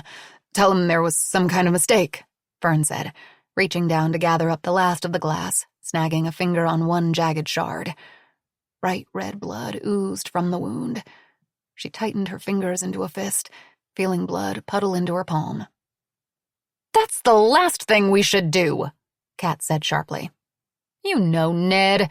He's a baby and a publicity whore. He'd milk this for everything it's worth and drag the show down in the process. No, Kat said with finality. Ned stays. We're just going to have to make the best of it. Besides, he's famous and is a good draw for the show. Hopefully he won't remember you. Fern stood there, mouth agape. Kat didn't care how Ned's sudden appearance affected her. All she cared about was the show and ratings. Maybe Fern should just quit. Leave right now. Leave Kat with no host, no errand girl, no servant to do her bidding. What would Kat do then? One lucky winner would fail, fall apart. Kat's dream of having a hit reality show would collapse. The investors would pull out, and Kat would be humiliated. The vision of her boss being skewered online and in the press sounded pretty good. I quit would be the two most powerful words she could utter right now. I'm sorry, Fern mumbled instead, the cut on her finger throbbing. She'd probably need stitches. But whom was she kidding? If one lucky winner imploded, it wouldn't be Kat who took the fall, the one to be blacklisted, disgraced. It would be Fern. Wasn't it always the underling who suffered? Fern would never work again. I won't let him get to me again. I just don't understand why he's here. That makes two of us, Kat said. But I'll figure it out. And I swear to God, Fern, if I find out you were behind this, I am going to kill you. I didn't, Fern began, but Kat held up a perfectly manicured finger to shush her. Now I'm going to have to make some calls and somehow get a new host on such short notice. We'll probably have to delay production by a day, Kat said furiously. No, Fern said, the word catching roughly. I can do it. I promise. That's the thing, Fern, Kat said, moving to brush past her. I don't think you can. Wait, Fern said, snagging Kat's arm. Give me a chance. I'll prove it to you, just one chance. Kat tried to shake off Fern's grasp, but Fern held tight. Kat's eyes flashed angrily as she stared Fern down. Sheepishly, Fern released Kat's arm, leaving blood behind from the cut on her finger. I'm sorry, she whispered. Kat looked down at her ruined sweater with disdain, then shrugged out of it, tossing it atop the bar. Kat stepped past her, and with Fern close behind, hurried into the corridor. And you left the wine cellar door open, really? Kat asked aloud, stepping into the cellar. Fern followed her inside, desperate to explain. Above them, a skittering sound came from the ceiling vent. Squirrels or mice? Fern shivered. Despite its cache of expensive wine, it was nothing but a dim, damp cave. What I don't think you understand, Fern, Kat said, her voice dripping with faux patience, is that you are an assistant, and that is all you will ever be, all that you will ever be capable of being. Fern's breath lodged in her throat. How could someone be so dismissive, so cruel? Fern had been grateful to Kat for walking into Ned's office that day, for derailing whatever was going to happen next. But hadn't Fern paid her back the best way she could? She worked upward of 12 hours a day, 7 days a week. She didn't date, didn't have friends. Her entire world was Kat. No, things couldn't end this way. Slowly, Fern moved from the cellar, leaving Kat behind and pausing just outside the door to look at her mentor. Fern had always hoped that one day she would prove her worth to Kat, that maybe, just maybe, she would see her as a colleague, maybe even a partner. That obviously was never going to happen. I can't believe I spent so much time, so many years trying to make you into something, Kat said, looking Fern up and down. Better than this. What a fucking waste of space, she finished dismissively. So there it was. Kat couldn't have made how she truly felt about Fern clearer. She was nothing but a hopeless disappointment, something to be cast aside like garbage. A cold anger formed a fist in her chest. It wasn't right, the way that Kat treated her. It needed to stop, now. You're wrong, Fern said, her voice tremulous. I'm the one who spent hours calling contractors and the caterers. I'm the one who made all the travel arrangements for the contestants and the crew. Her voice gathered strength. I made sure that every single detail was perfect, and I did it all for you, all to make you happy.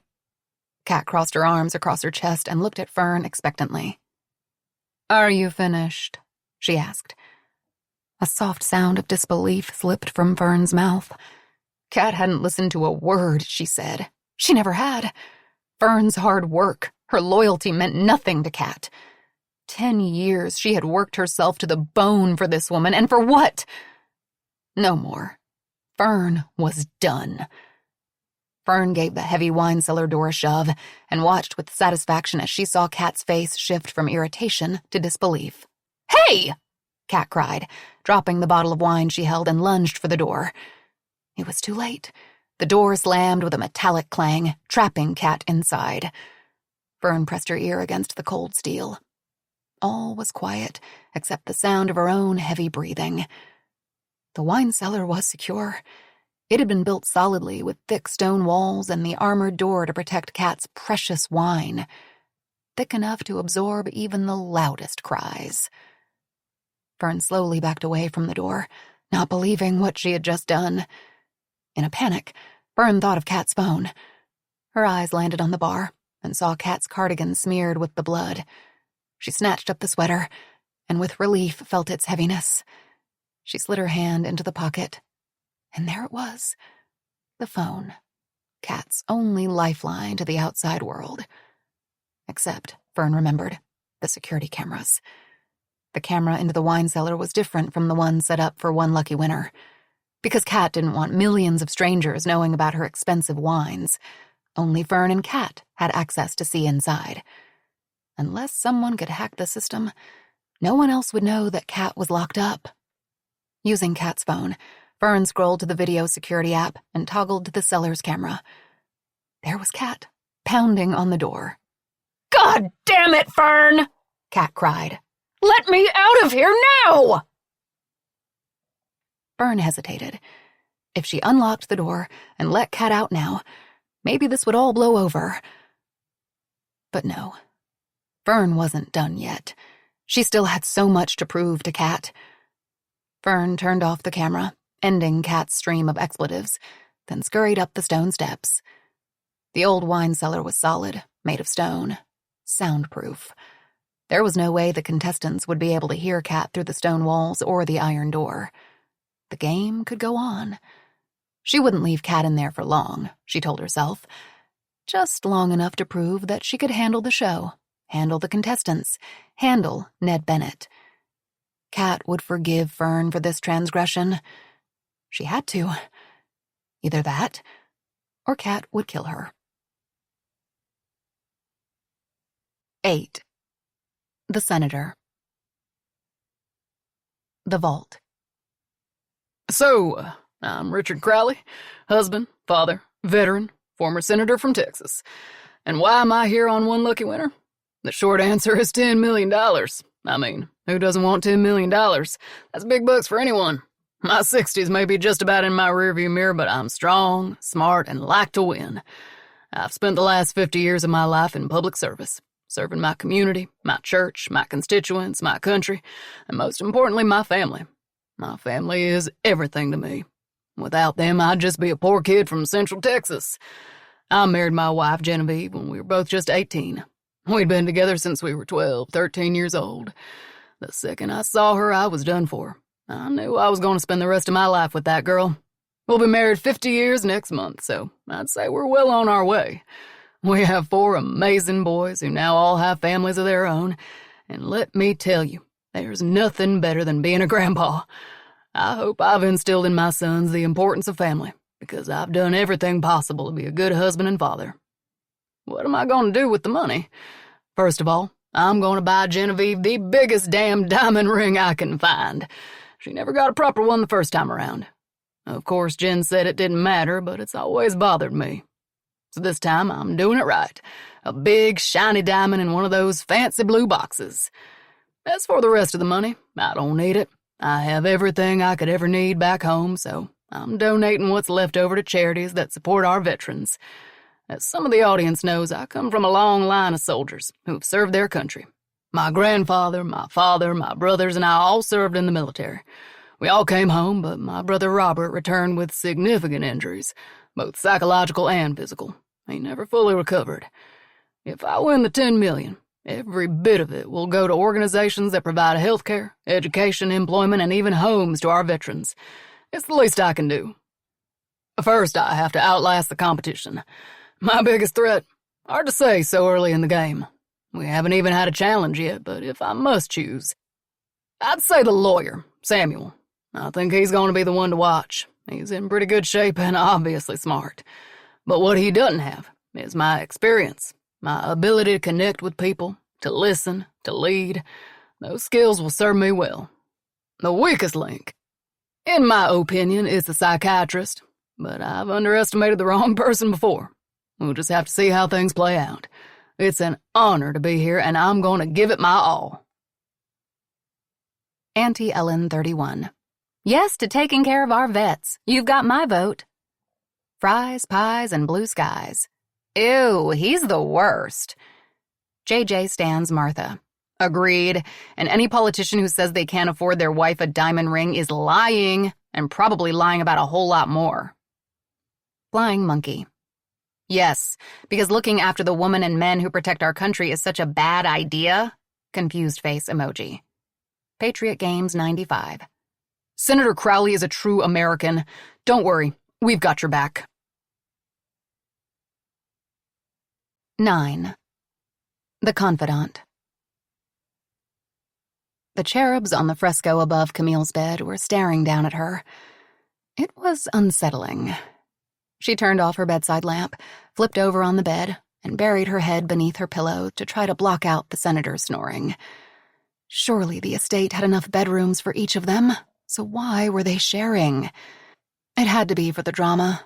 5 strangers vying for $10 million in one overly heated space would be sure to cause tempers to flare.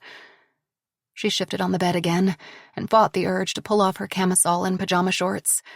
It had to be 80 degrees in the room. Did this place not have air conditioning? Her head was spinning with everything she had come to Napa to try to forget about for a while. Her shrinking bank account and her patients, current and past, kept creeping into her thoughts, making it impossible to relax. Steady your breathing, Camille told herself, just like she told her clients when they were in the middle of a panic attack. In and out, in and out. Her body was slick with sweat. Was hot air coming out of the goddamn vents? She had to bring her A-game tomorrow. She wanted everyone to see the calm, professional doctor that she had worked so hard to become. And she wanted that $10 million. In and out, in and out. Her body relaxed, her breathing slowed, and soon she was at the precipice between wakefulness and blessed sleep. Suddenly, a high-pitched wailing hit her ears, and she was violently yanked back to the present. Scrambling from the bed, Camille tripped, her legs tangled in the sheets. She hit the floor with a thud. An alarm? Was there a fire? The room was pitch black and she was unfamiliar with her surroundings. She didn't know which way to turn. Terror clawed at her throat. Fern had led them up several staircases and through circuitous corridors to get them to their bedroom, and Camille was sure she wouldn't know how to find her way out. She couldn't think with the shrieking of the alarm pounding painfully in her ears. She felt around for the bedside lamp, and when her fingers found it, nothing happened. The power was out. She heard the others calling out, desperate fragments between the alarm's wails, but couldn't understand what they were saying. She blindly moved along the plaster wall. Where was the damn door? Someone bumped into her and then moved past. Camille sniffed the air. Was that smoke she smelled? Her entire body was slick with sweat. Was that why it was so hot in their room? Could there be a fire just on the other side of the door? There was a thunderous pounding and shouts of, "Get out! Get out! Hurry!" It must be a fire. She tried to move toward the sound of the pounding, but the shrill cry of the alarm muddled everything. Ahead of her, there was a crack in the dark. Not much, just a shift in the shadows. "This way!" came a cry. Someone had found the door. Camille continued to feel her way along the wall, expecting to notice a rise in temperature, but it remained cool to the touch. Finally, her fingers felt air. She was at the exit. With relief, she stepped into the black hallway before slamming into what felt like a brick wall. The senator. The siren-like screeching continued, adding to Camille's confusion. Stunned, she stumbled and someone from behind steadied her. "I got you," came a loud voice. It was Samuel. "Are you okay?" Camille nodded, at once grateful and resentful of the strong hands at her hips. "Fine," she said. "This way," came a woman's voice, and Camille turned to see a small prick of light puncturing the dark. Camille followed the light along with the other 3 shadowy figures beside her. "Careful!" the woman shouted, and through the dim point of light, Camille saw Mare. "We're at the steps!" "Do we have everyone?" came another man's voice. "Shout out your names!" One by one they called out. Mare, Camille, Richard, Samuel, Ned. "What about Fern?" Camille asked. "We have to get out," came the senator's voice, recognizable by his Texan accent. "Let's get you all out and I'll come back for anyone left behind. Now let's go," he ordered. Camille used both hands to hold onto the banister and carefully made her way down the stairs, led by Mare's light. They gave up talking. Trying to hear over the caterwaul of the alarm only slowed them down. As they descended the staircase, Camille felt the air cool. They were away from danger now. They just needed to get outside. Camille had no idea where they were within the massive house. She could only trust Mare and the little dot of light she held up like a beacon in front of them. She didn't like the feeling, having to rely on anyone else, though she preached to her patients how important it was to be able to trust in others. "Here!" Mare shouted. "I found it!" After an agonizing moment, a door finally swung open, and the group tripped outside, breathing heavily. A pale, full moon lit the sky. With the door to the estate closed behind them, the relentless squawk of the fire alarm had dulled. It appeared they were at the back of the building, tucked beneath a portico. Camille collapsed onto a stone bench and lowered her head to her knees, trying to catch her breath. "Did anyone smell smoke?" the senator asked. "No smoke, but the room was an inferno," Samuel said, wiping sweat from his forehead.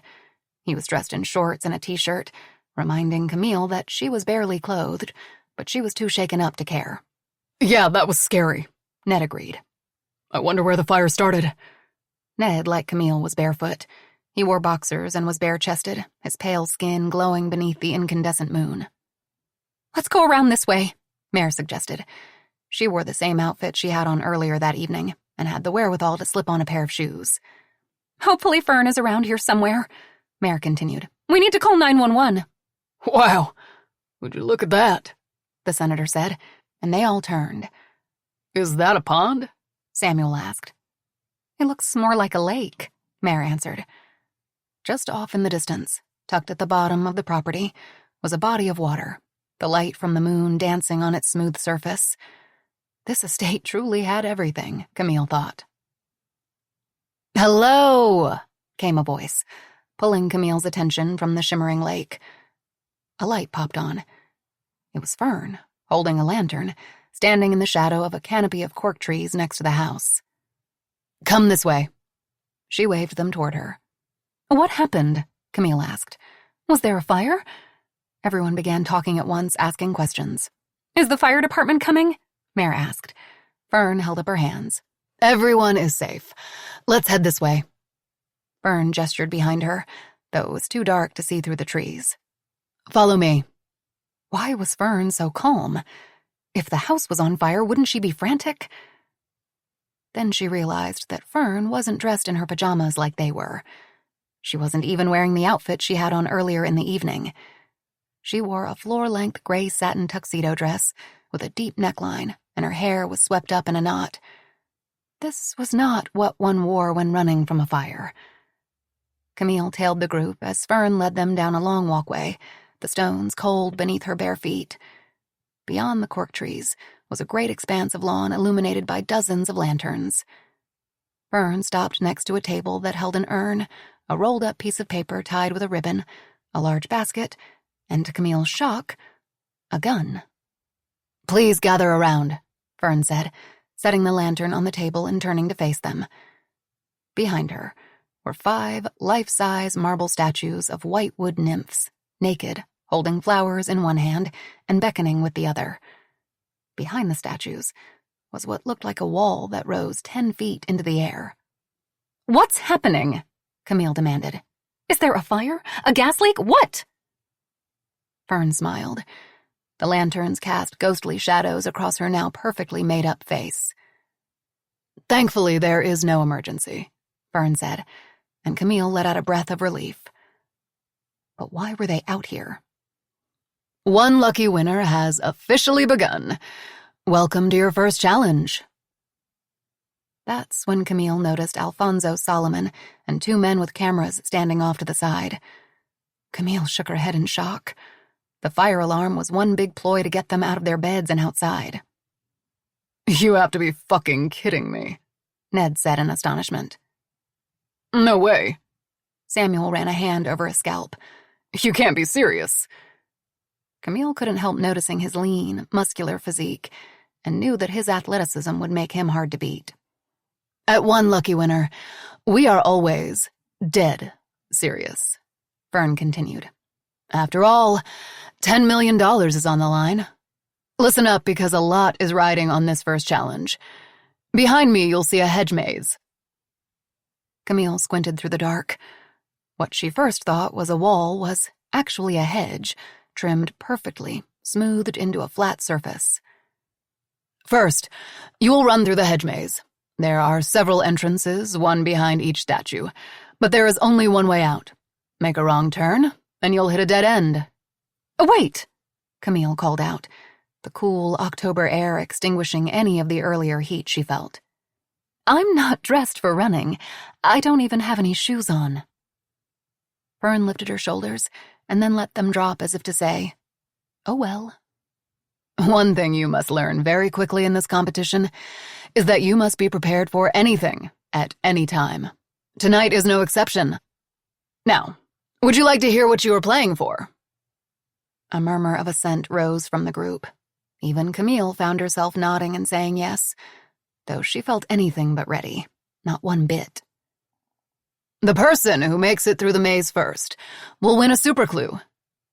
Fern bent over and picked up a blue lapis urn. Inside this urn is a clue that will be crucial in cracking a puzzle that can only be solved by winning challenges, connecting with your competitors, and putting all the pieces together. Camille was good at puzzles.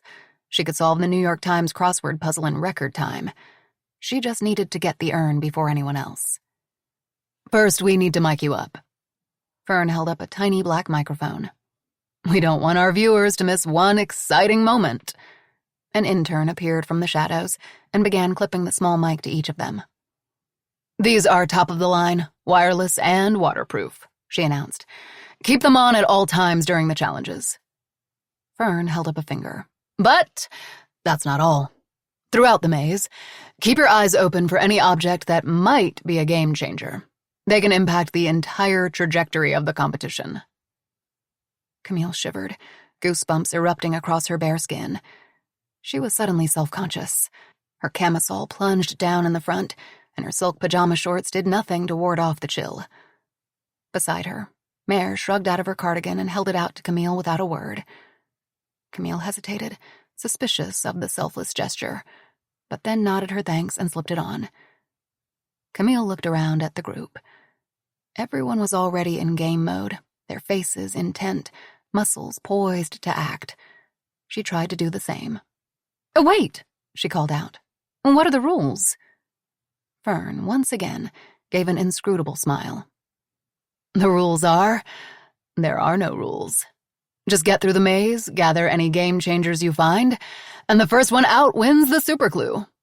Oh, and one more thing. Since $10 million is on the line, you might find that these will come in handy." Fern reached behind the table and pulled out a stack of what at first glance looked like flashlights.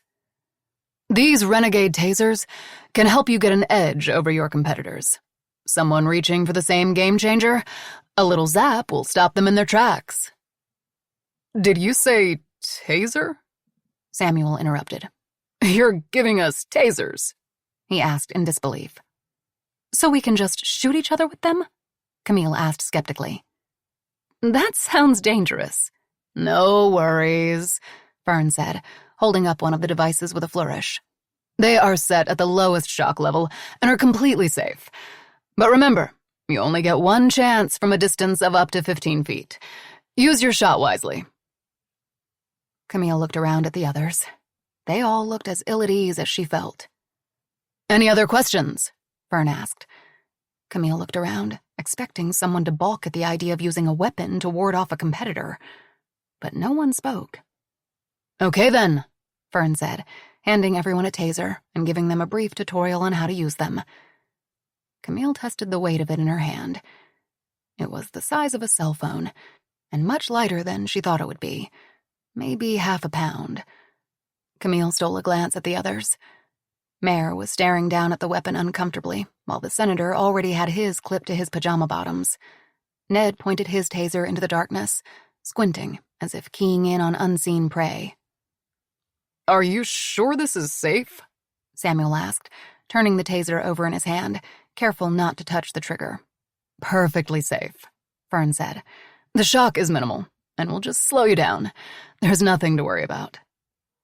She lifted the gun from the table next to her. A starter's pistol, Camille thought, to start the race. Camille looked over at Samuel, and they exchanged glances. He looked as reticent as she felt. "Okay then," Fern said. "Are you ready to get started?" Camille wasn't ready, but the others had already taken a runner's stance, feet staggered, knees bent. "On your marks," Fern called out, raising the starter's pistol.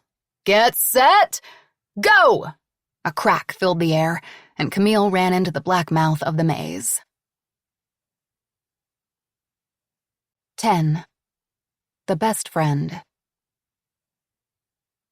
Mare skirted past one of the marble maidens and into the maze. Once inside, complete darkness descended, the 10-foot walls blocking any moonlight.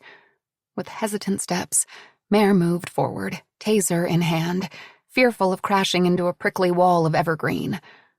All she could hear was the rasp of her own breath and the buzz of mosquitoes overhead.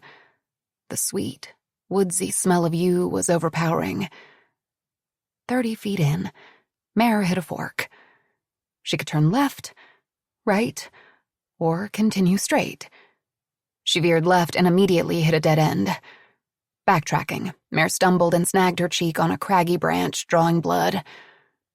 This was all so unbelievable. Yesterday morning, she was kissing her children goodbye and dropping them off at her ex-mother-in-law's house, and now she was running blindly through a hedge maze holding a taser in her hand. She needed to move faster, but it was impossible. It was too dark. Mare knew she had an advantage in what she was wearing. When the fire alarm sounded, Mare leaped from the bed, tried to turn on a light with no luck.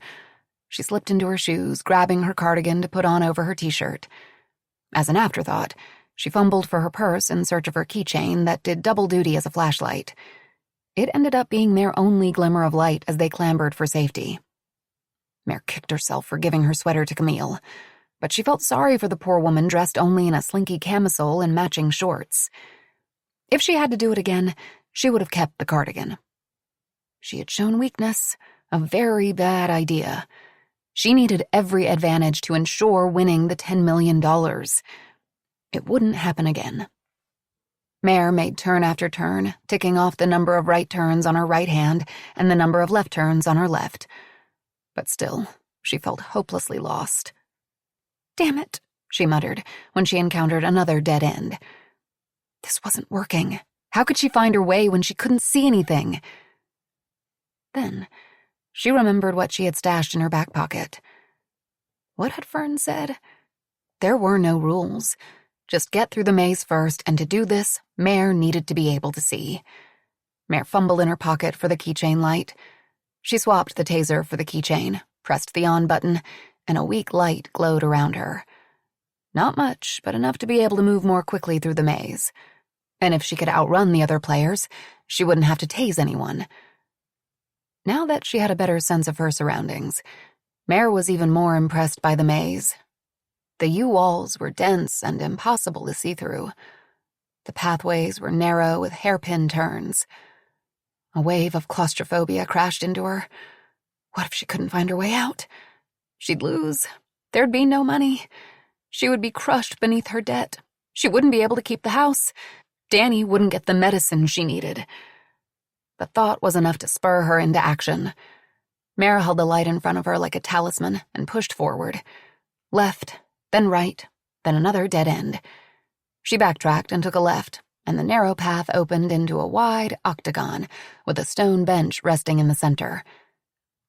The middle of the maze, Mare thought. Now she needed to decide which way to go. She heard the rumble of steps. The others were coming.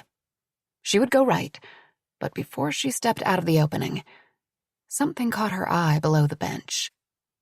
A small, slim, rectangular box topped with a red bow. One of the game changers. Did she dare slow down to grab it? Yes, she told herself. Every little bit helps. "Hey! She's using that fucking light!" Ned Bennett called out, gaining on her. Hurriedly, Mare bent down, sliding her hand beneath the bench. Suddenly, she was knocked off her feet from behind, her chin cracking on the top of the bench. What the hell? Mare thought, tasting blood. It was Ned Bennett, his hand closing around the clue. Her clue. Son of a bitch! She cried out, massaging her chin. She thought about tasing him, but by the time she got to her feet, he was long gone. She could feel the others behind her. They knew she had a light, and if they followed her, she was their best bet out of there. She swept past Ned, who was fumbling to hold on to the taser and the box. It felt like she had been running forever, though it couldn't have been more than 15 minutes. Above her, the buzz of insects grew louder, and something swept by her ear. It felt too big for a mosquito or a moth. She shuddered and picked up her pace. She had already lost the game changer. She wasn't going to let anyone get past her. As Mare was approaching a sharp turn, the foliage in front of her began to shake and rustle. What the hell? She envisioned some nocturnal, toothy creature with claws and red eyes. Beyond the wall, there was a grunt, more shaking of leaves. Mare held the light up to get a better look. 3 rows over, the head and torso of a man appeared above her at the top of the hedge. It was Samuel, struggling to pull himself up. With one great heave, he launched himself atop the hedge and lay there for a moment, breathing heavily. Samuel, the bastard, had climbed the hedge to get a better vantage point, to see where the exit was. No rules, Mare thought. She watched as he slowly pushed himself up onto his knees and surveyed the area around him, grimacing at the bite of branches against his bare knees. "What's he doing?" came Ned's voice from behind her. "Hey, that's not fair!" What was he doing? Was Samuel planning on walking atop the hedges to find the exit? No, there was no way the boxwoods would hold him. But Mare couldn't waste time worrying about Samuel. She just had to keep moving. In front and above her, Mare watched as Samuel lowered himself over the side of the hedge and dropped to the path below. He was now 2 rows ahead. Had he seen the way through the maze from his perch atop the hedge? Damn it, Mare said. Of all people, Samuel figured it out. He found the exit. She might lose this game, but she sure as hell wasn't going to lose to Samuel Rafferty. She had already lost too much because of him. In all fairness, he probably thought the same thing about her. Again, Samuel's head appeared atop the boxwoods. He was climbing over another row. Through the gloom, more shadows dipped and rose. Drones. There were drones overhead capturing their every movement on camera. Mare wanted with all her might to grab the branches of the hedge and shake it so hard that Samuel would lose his balance and crash to the ground. The renewed anger she felt toward him surprised her. She thought she had put it all behind her. Not forgotten. She could never forget. But hidden away. Now, flashes from that night years before were all she could see. The mangled car, the splattered blood, the black sky with a million stars, the frozen lake, a smooth plate of glass in front of them. Was the path just to her left, the one that Samuel was now on, the way out? Mare considered climbing over the hedge and joining Samuel on that route. But no, something made her choose this one. Mare made a left and then a right. "Give it up, Mare," Samuel called from over the hedge. "You've got a dead end coming up. You can't win." "Over my dead body," Mare shot back. She took another right. Mare knew he was lying. There was no dead end up ahead. Instead, there was light. A beautiful, warm light illuminating an opening in the maze where Fern stood next to a table with the lapis-colored urn. From somewhere within the depths of the maze came a loud cry. Someone had been tased. From her left, Samuel suddenly appeared at her side. Mare started sprinting, but Samuel pulled ahead. He had the lead, but Mare knew it wouldn't last long. She wanted this more, needed it more. Behind her, she could hear the footfalls of the other contestants. They wanted it too. Mare willed her legs to move faster, her arms to pump harder. She was almost there, but so was Samuel. She dug into her pocket for the taser. She hadn't wanted to use it, but there was no other way. She had never used a taser before, never shot any kind of weapon. But this could be her only chance. Mare couldn't miss. She stopped running, raised the taser with shaking hands, and aimed for Samuel's legs. She didn't want to hurt him, just slow him down. Holding her breath, Mare squeezed the trigger. Thread-like leads shot from the taser along with a shower of confetti. The leads did not strike Samuel in the legs, but instead, with a crackle of electricity, they hit him squarely between the shoulder blades. Mare watched in disbelief as Samuel briefly froze, his muscles contracting. He let out an anguished cry, dropped to the ground, and began writhing in the dirt. She thought it was just supposed to give him a little zap, give her a chance to get past him. What had she done? This was much more than a little jolt. Mare felt a shove from behind and fell to her knees. Looking up, she saw the senator running toward the exit. How did he get past the others? Startled into action, Mare staggered to her feet and started running. The senator had a few yards on her, but Mare was younger, stronger, faster. She tried not to look down at Samuel as she skirted past him. He was still contorting on the ground, and Mare pushed down a pang of regret. She hadn't wanted to hurt anyone, but this is what they signed up for, right? The senator was just a few feet from the exit. With a guttural cry, Mare launched herself through the maze's exit and reached for the urn, her fingers grazing its smooth surface. She scooped it up, holding it against her midsection, protecting it like a running back protects a football before tumbling to the ground. Next to her, the senator hit the dirt with a thud, his hands also reaching for the urn, but she held tight. There was no way she was going to let it go. It was hers. She won. Mare lay on the ground for several moments, trying to catch her breath, keeping her arms tight around the urn. She was vaguely aware of the senator getting slowly to his feet. Every inch of Mare's body screamed in pain. Her lungs burned, her leg muscles were spasming, and she wondered if she cracked a rib when she landed on the ground atop the urn. Above her came Fern's voice. "Ladies and gentlemen, that is how you become one lucky winner. Congratulations, Mare. How are you feeling?" Wincing, Mare got to her feet, still clutching the urn close, just in case someone tried to wrest it away from her. "Good. I feel good," she managed to say between gasps. What did you think when Samuel climbed on top of the hedgerow? Did you think it was all over for you? Fern asked. Mare glanced to the right to find a camera in her face. She resisted the urge to shove it aside. 2 more camera operators hung back, aiming their lenses on the other contestants. And there were probably dozens of cameras hidden along the maze, catching every single moment of the race. She wondered what Danny and Keeley would say when they saw her tase a man. Would they be proud of her? Or ashamed? Breathing heavily, Mare looked up at Fern. When I saw Samuel on top of the hedge, I thought, this is a man who will do anything to win, no matter the cost. So, I'm going to have to think fast, run fast, and get there first. And you utilized the taser, Fern said. Did you have any reservations about that? Mare did have reservations. Samuel still had not come out of the maze, and she was afraid he could be really hurt. But she couldn't worry about that. Not now. No, I'm a mom with a mission, Mare said, standing upright, still breathing hard. And that is going to be tough to beat every single time. I did what I had to do. Well said, Fern said brightly. You'll want to crack open the urn and read the clue where prying eyes can't see. Unless you want to share your clue with one of the other players. Because one lucky winner isn't only about winning physical challenges. It is also about whether or not you create and maintain alliances. How does that saying go? Keep your enemies closer? Mare looked around at the crestfallen group around her. The senator was breathing as hard as she was, and Ned and Camille had finally emerged from the maze.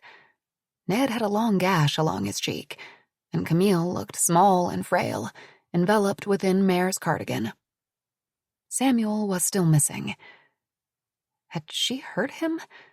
Really hurt him? Mare turned and rushed back into the maze. There he was, lying on his stomach, his head buried beneath his arms. Samuel? She cried, dropping to her knees. Are you okay? Samuel lowered his arms and turned his face toward her. Jesus, Mare, he said weakly. The least you could have done was warn me. That hurt like a son of a bitch. Mare let out a breath of relief and sat back on her heels. She hadn't killed him. If I had known the taser was that powerful, I wouldn't have used it. With a groan, Samuel pushed himself up to a sitting position and sat next to her. He shook his head and gave Mare a half-smile. We both know that's a lie, he said. He was right. She still would have done it all over again. Need help getting up? She asked. Nah, Samuel said. Go on ahead. I'm just gonna get my sea legs back and then I'll come out. You sure? Mare asked, not feeling right about leaving him behind. Yeah, I'm sure, he said testily. Just tell everyone I need a few minutes. Mare got to her feet and started toward the maze's exit. Hey, Mare, Samuel called after her, and she turned. It's good to know you'd come back for me. Mare had no response to this. She understood what Samuel was getting at. His words weren't meant to be a compliment. They were an accusation. She stepped from the maze to find Fern and the others waiting for her. So how about it, Mare? Fern asked. Are you going to share your clue with the others? Mare had always been the nice one, the one to go with the flow, to let others lead her and guide her, and she always listened. And where had it gotten her? No, she was tired of being the nice one. She was here to win $10 million, and to do it, she'd have to do it alone. No, Fern, Mare said, still trying to catch her breath. I think I'm keeping this for myself. 11. Marketing Mama sat on her bed, iPad propped up on her lap, her phone and a margarita in hand as she waited. She just received the alert on her phone that one lucky winner was about to come on. There was so much secrecy and intrigue around the show that TikTok was exploding with theories. The contestants were going to be celebrities or maybe nobodies who were desperate for money. Some said it was all hype, and the show was just another typical reality show where downtrodden losers were vying for their 15 minutes of fame. No one really knew, and if they said they did, they were lying. Marketing Mama was dying to find out if the show lived up to all the buzz.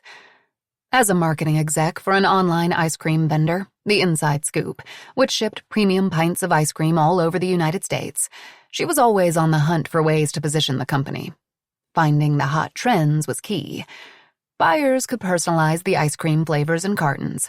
Perfect for birthdays, get well soon, and congratulatory gifts, and so much more. If the show was as big as everyone said it was, and she could get the Inside Scoop ad space on the show, it would be huge for the brand. The hashtag One Lucky Winner was trending, and some of her favorite celebs were sure to be live tweeting the premiere episode. She could just picture Tom Hanks ordering some mango margarita ice cream for Rita Wilson's birthday. Or maybe Taylor Swift would order cases of Midnight's chocolate chunk for her crew. The premise was definitely unique. 5 strangers, $10 million, and an unpredictable live stream. Instead of tuning in at a set date and time, viewers waited for an alert as to when the live stream was starting. Then they watched. No one knew if there was going to be 1 live stream a night, 2, or maybe even 0. The kids were already in bed, and Marketing Mama and her husband waited.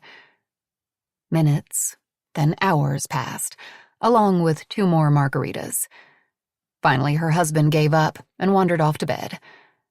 She dozed, then woke with a start. Maybe there wouldn't be an alert tonight. Finally, at 1 a.m., her phone pinged with the alert. Blearily, Marketing Mama poked the link, and dramatic music filled her ears, while an aerial view of a Tuscan-looking estate filled her screen. The opening sequence showed snapshots of each of the contestants. The stunning brunette was referred to as the confidant. The man with a goatee was the boyfriend. The redhead was the best friend, and the oldest competitor was the senator. She nearly fell off the couch when she saw the final image of the man wearing hip glasses and a devastating smile. Ned Bennett, the executive. A cold sweat erupted across her skin, and any of the lingering effects of the tequila vanished.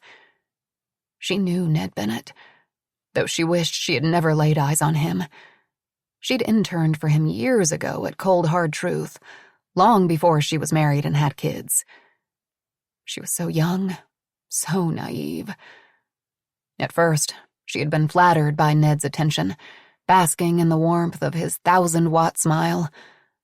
But beneath the charming veneer, he was a nightmare. One day, she had walked into Ned's office, and 30 minutes later she had stumbled out, disheveled and in shock. She spent the rest of the day in the restroom, hidden in a stall, crying.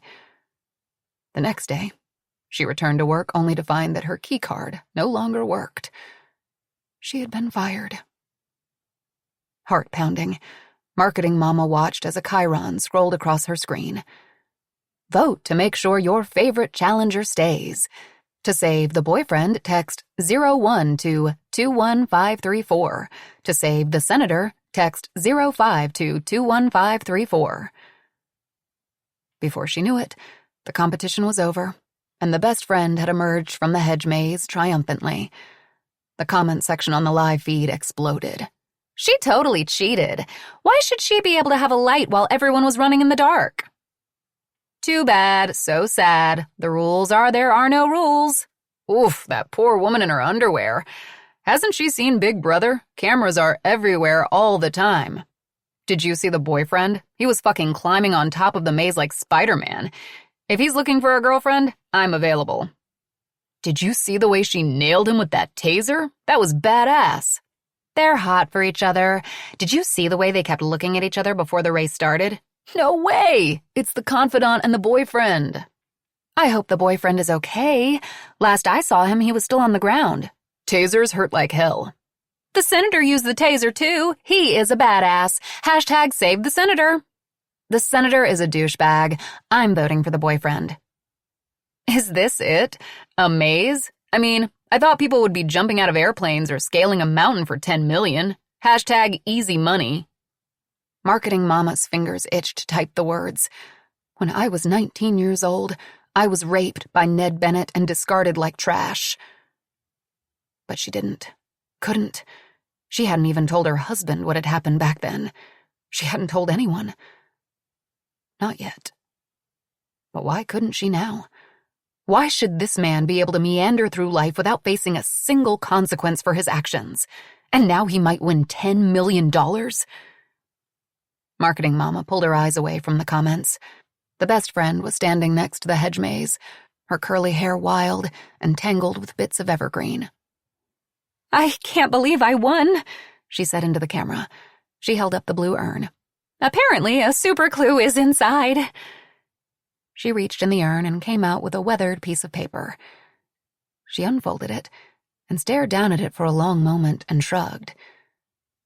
It looks like some kind of family tree. She turned the paper to the camera. It was a family tree, an intricate one, with branches whose limbs were labeled with names or at least parts of names. Marketing Mama caught an Irene and a Roscoe and a Lilibeth. She also noticed that there were gaping holes in the paper, one in the middle and one near the bottom. The armchair detectives in the comment section were already theorizing. The family tree was that of some famous person, and the puzzle was figuring out who it was. Others argued that it was the dates that mattered. One person told everyone to shut up. It was too early to know. The video switched to the executive, who was sitting on a stone bench outside the estate. Marketing Mama held her breath. Totally blindsided, the executive said with a tight grimace, his face suspiciously smooth. Even the sound of his voice sent a ripple of revulsion through her. This game is fucked up, the executive said. I can't believe that old cowboy tased me. It hurt like hell. He turned so that his bare back faced the camera. There was an angry red welt where one of the barbs struck him. I'm really going to have to up my game. There's no way a soccer mom from Iowa is going to beat me. I mean, come on. He ran a hand through his sandy hair. If these people want to fight dirty, I can fight dirty. Bring it on. Marketing Mama tried to steady her shaking hands. She knew this better than anyone. I did find one of these. The executive held up the small metal box. One of the game changers. Hopefully this will help me put the redhead back in her place. The executive plucked the red bow from atop the box and tossed it aside, looking around to make sure none of the other contestants were nearby. He flipped open the lid and pulled out a folded slip of paper before setting the box on the bench next to him. Huh, he said, staring hard at the contents. This was unexpected. He tilted the box to the camera. Inside was a slim, black metallic object. Marketing Mama had no idea what it was until the executive pulled it from the box, pressed a button, and a sleek, silver blade shot out. She reared back at the sight of the sharply curved, glinting steel. A knife. The executive picked up the piece of paper next to him and began reading, his forehead creased in concentration. After a moment, he looked up at the camera and held up the knife. Well, this certainly makes things more interesting, doesn't it? He said with a grin. Marketing Mama's stomach dropped. 12. The Best Friend. Then. Mare stood at the edge of the bluff and peeked down at the frozen mirror that was Tanglefoot Lake. Above, the light from a million stars poked through a black sky. The effect was dizzying, and Mare scurried back to keep from tumbling over the craggy precipice and into the lake below. Mare accepted a flask from Lena and braced herself before taking a swig of cheap whiskey. She fought the urge to gag as the caustic liquid seared her throat and lungs, landing hotly in her stomach. But it did the trick. Within seconds, she was no longer shivering, and her limbs were pleasantly warm, if a bit rubbery. That was fine with Mare. She didn't want to be here anyway. She preferred to be back in her dorm room, working on her newest painting. anywhere but hidden behind a cluster of towering pine trees nearly freezing to death on a secluded bluff that overlooked Tanglefoot Lake. Her roommate, Lena, whom Mare adored, made her come. She wouldn't take no for an answer. "Come on," she urged. "Classes start again in 2 days, please." She gave Mare her best lower lip pout. Mare had a hard time saying no to beautiful Lena with her silky dark hair, quirky sense of humor, and bell-like laugh. Lena was all fun. She never seemed to study and talked constantly. For the first 4 months they were dorm mates, Lena harped at Mare to set her books and art projects aside to come out and have a good time, until Mare finally relented. It wasn't that Mare was against having fun. She loved fun, but just didn't love sitting around doing nothing but drinking in the freezing cold. Mare's goal was to get out of Iowa completely, to eventually get into the School of the Art Institute of Chicago and make a real living from her creations. She wanted to put her hometown of Calico in her rearview mirror forever. Lena, on the other hand, didn't seem to have any particular goals and was determined to party her way through their 4 years at Tanglefoot University. Mare could resist most of the time, but here she was, again. She stared at the group of 6, 5 of whom were her friends, around the bonfire that hissed and crackled in the frigid air. The temperature had dropped dramatically over the past few hours, the rare, short-lived early January warm snap gone. Mare had met the 6 of them her freshman year, and they were a ragtag group, brought together more by convenience than anything else. Figgy, no one knew her real name, was chatting up Damon, a junior on the hockey team who had a tongue as sharp as his slapshot. Figgy was Mare's roommate the year before. A drama major, she seemed like the perfect match for Mare. Both had come from small Midwest towns, were creative and dedicated to their art. They bonded while navigating a new campus and trying to find their niche. For the first 8 months of their freshman year, they were inseparable. Then Mare came across one of Figgy's psychology class papers and was surprised to find it was the exact paper Mare had turned in the semester before. The only difference was that Figgy's name was typed across the top. Mare confronted Figgy and even offered to help her write her own paper. At the very least, she hoped Figgy would apologize. No such luck. Figgy didn't apologize. Ever. Instead, she laughed it off, saying it was no big deal. Mare threatened to go to the professor if Figgy submitted the paper. She didn't want to get caught up in a plagiarism scandal. Or worse, didn't want to get expelled. Figgy ended up turning in another stolen paper, got caught, and ultimately failed the class. Mare thought she was lucky not to get tossed out of school. Figgy accused Mare of turning her in. Not true.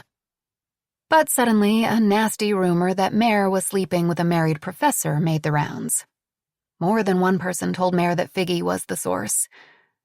Mare packed up and crashed on Lena's couch for the remainder of the semester. "I'm sorry," Lena whispered in her ear. "I didn't know she was going to be here. Damon brought her."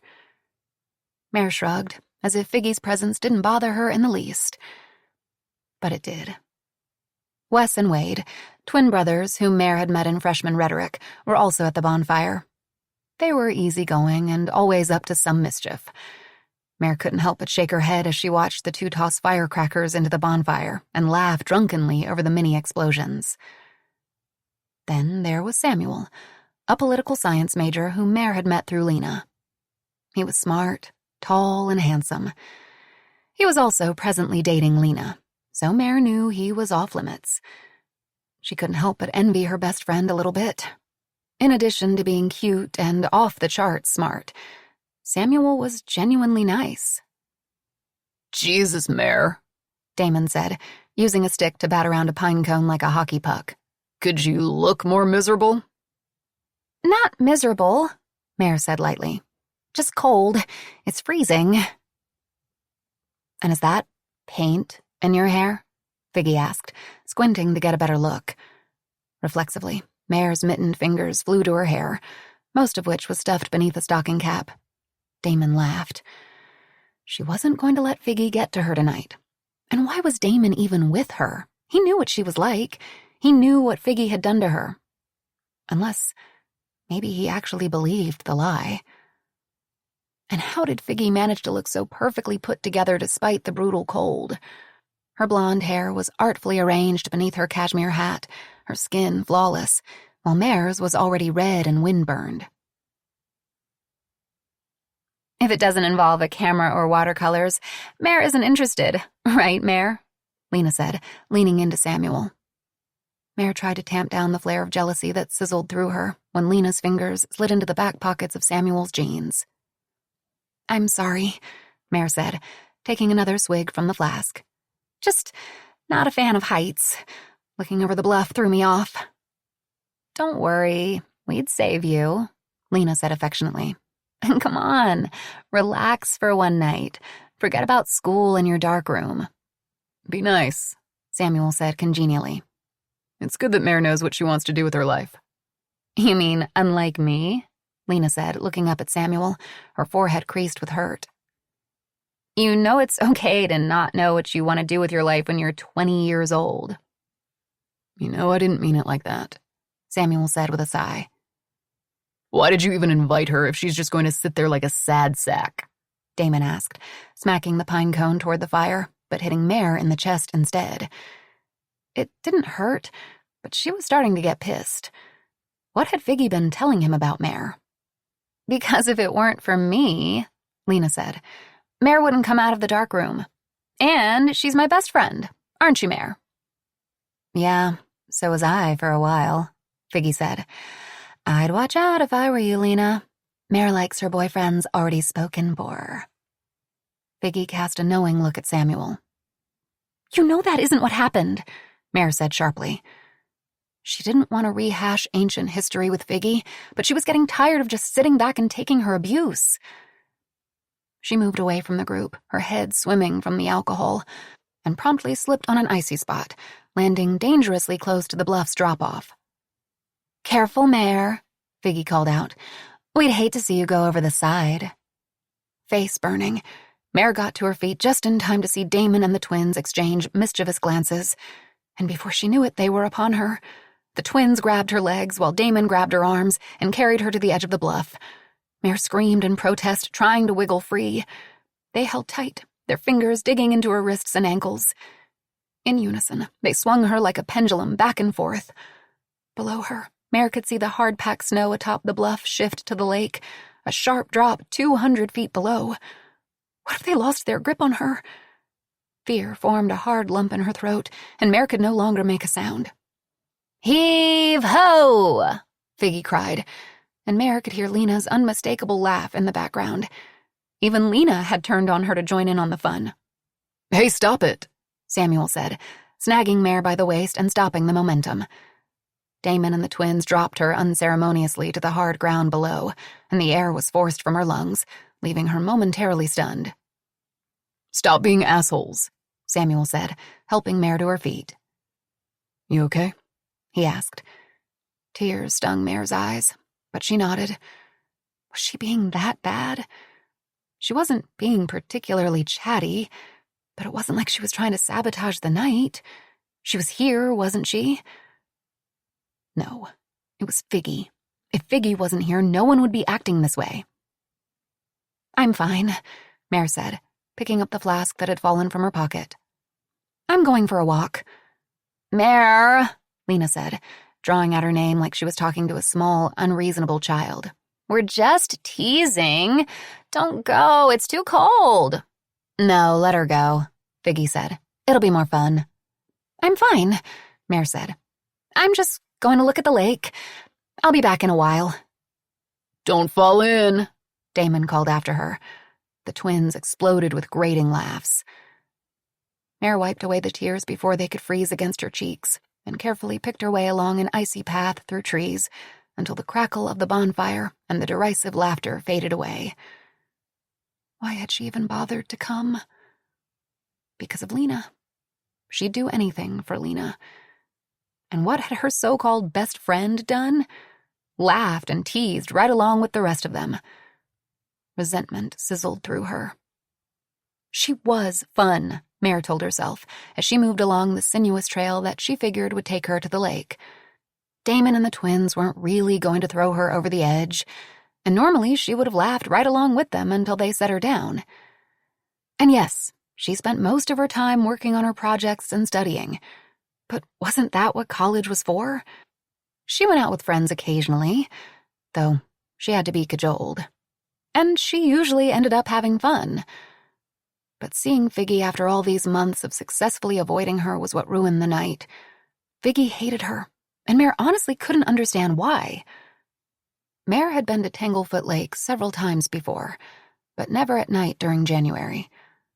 Funny how seasons could change the landscape so completely. A few months earlier, she had tried to capture the cacophony of jewel-colored leaves that hung like a canopy overhead in a painting.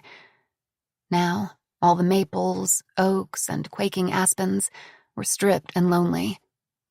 But still, it was peaceful here in the dark, surrounded by towering pine trees that looked velvety soft in the weak light from the stars. Next time, she'd come out here by herself with her camera.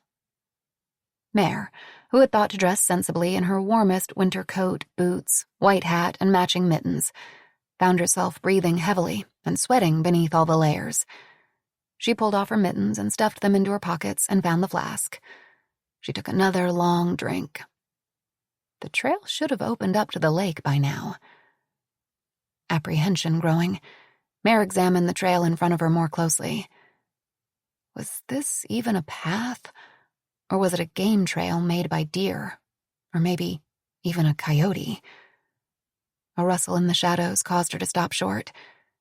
She cocked her ear toward the sound, and a shiver of fear ran through her. She hadn't thought about wild animals. She turned to look in the direction she had come from. Should she go back to the bonfire? To the others? Somehow they seemed less appealing than facing a bobcat. "Hey," came a soft voice, and Mare jumped. She peered into the dark as a figure came toward her. Tall, imposing. "Who is it?" Mare asked, poised to run. "It's Samuel. You okay?" he asked. "You scared me," Mare said testily, not wanting him to know how badly he had startled her.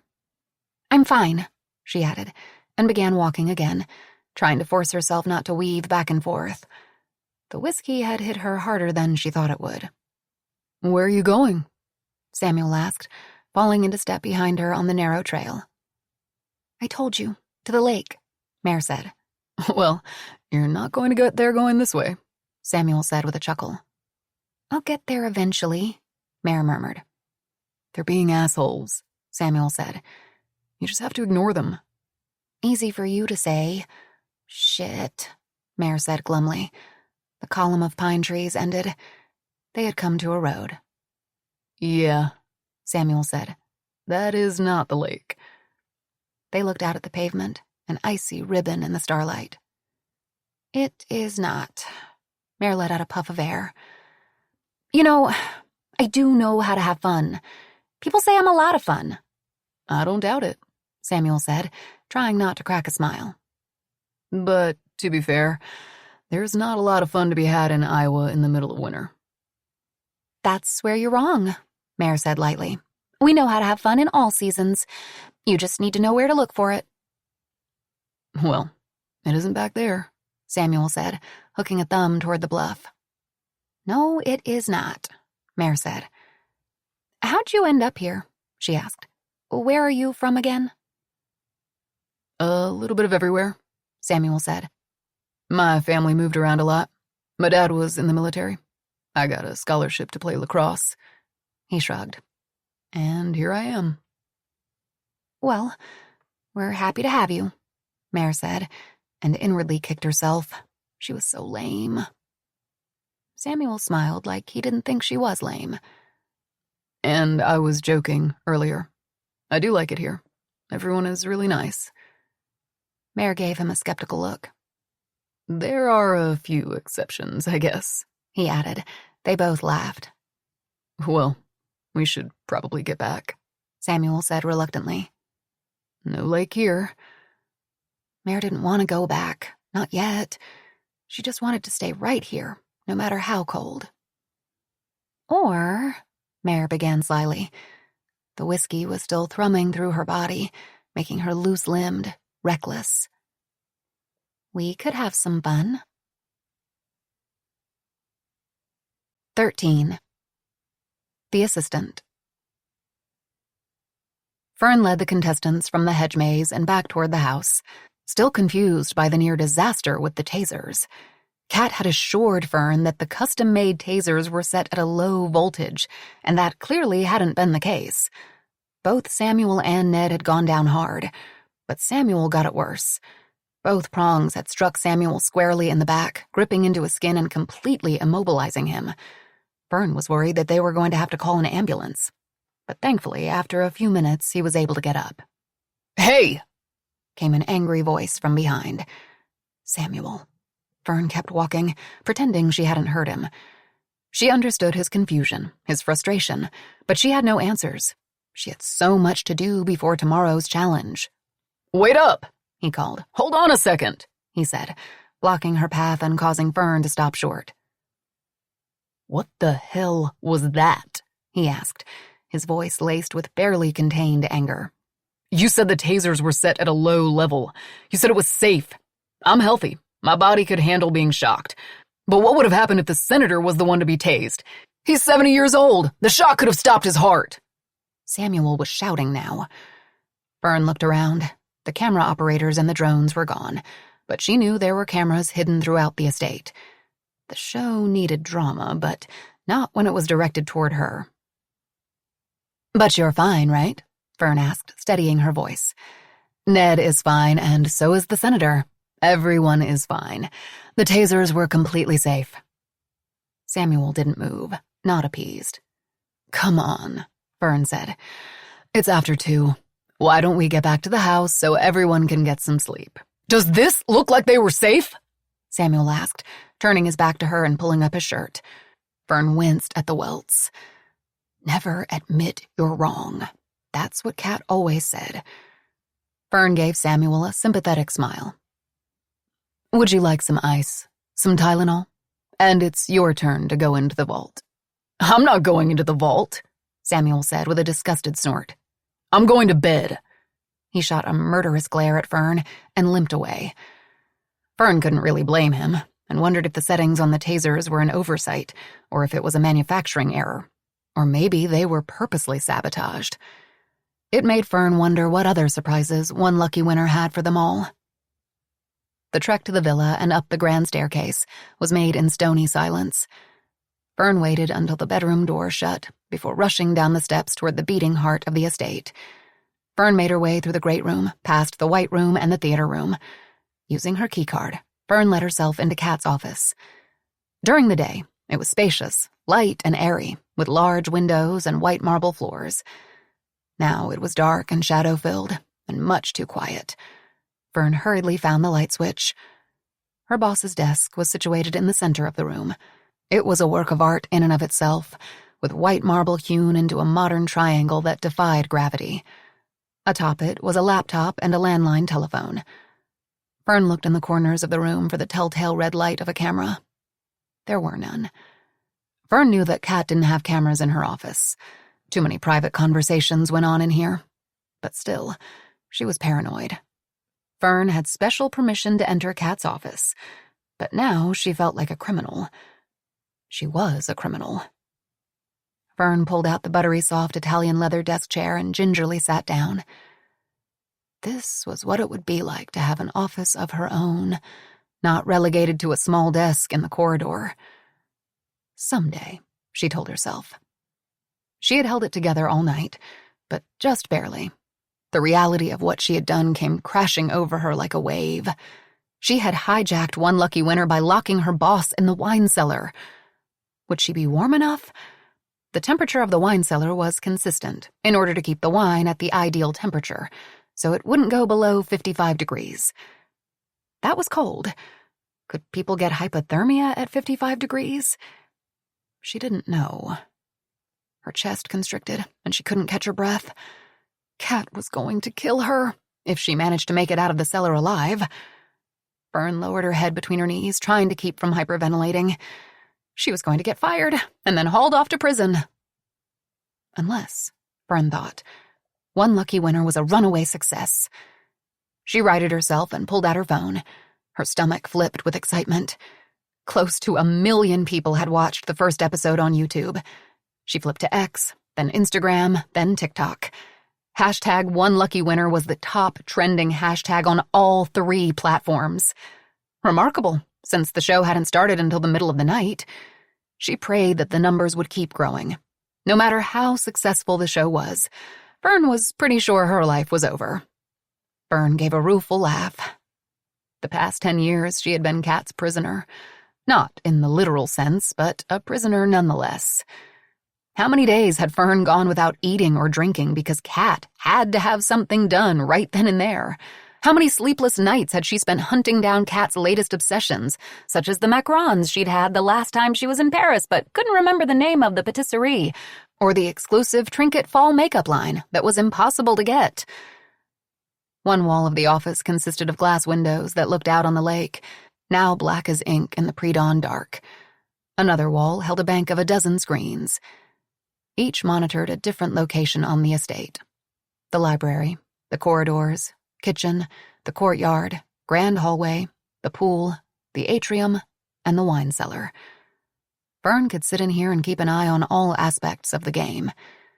She also had the same access to the video cameras from her phone, as well as the power to turn them off if need be. It wasn't lost upon Fern that the challenges were streamed live and that anything could happen, but Kat made it clear to shut the feed down if it was completely unavoidable, which Fern took to mean never. She flipped on the monitor that showed the inside of the wine cellar. Kat was pacing, hands clenched, face twisted in anger. Fern turned on the intercom. "Kat," she began tentatively. Kat froze, her back to the camera. "The show is a hit. We already have 1 million views, and you should see how many commercial spots we've sold. It's going really well." Kat slowly turned, her eyes pinned on the camera's lens. Even though Fern knew that Kat couldn't really see her, she felt as if she were looking directly into her eyes. The blood curdled in her veins. Kat dragged an old wooden box right below the camera. She climbed atop it and stared into the lens. "Fern," Kat began calmly, "get me the fuck out of here." Fern almost faltered, almost made a beeline for the wine cellar. But no. Fern needed to make a decision and not look back. Kat could handle 1 or 2 days in the cellar, just long enough for Fern to convince her that One Lucky Winner was the newest phenomenon, all thanks to her. Fern would show Kat all the celebrities who had tweeted about the show, and maybe, just maybe, she'd forgive her. It wasn't likely. "Soon," Fern said through the intercom. "I will soon. I promise." She then flipped off the camera, knowing that Kat was going to go ballistic. No one ever crossed Kat. Certainly not Fern. She fought the urge to open Kat's laptop. It would be so easy. What Kat didn't know was that Fern knew every single one of her passwords. She could access every email, every file, every voicemail. Kat's entire life was on this laptop. Maybe Fern could use it to her advantage.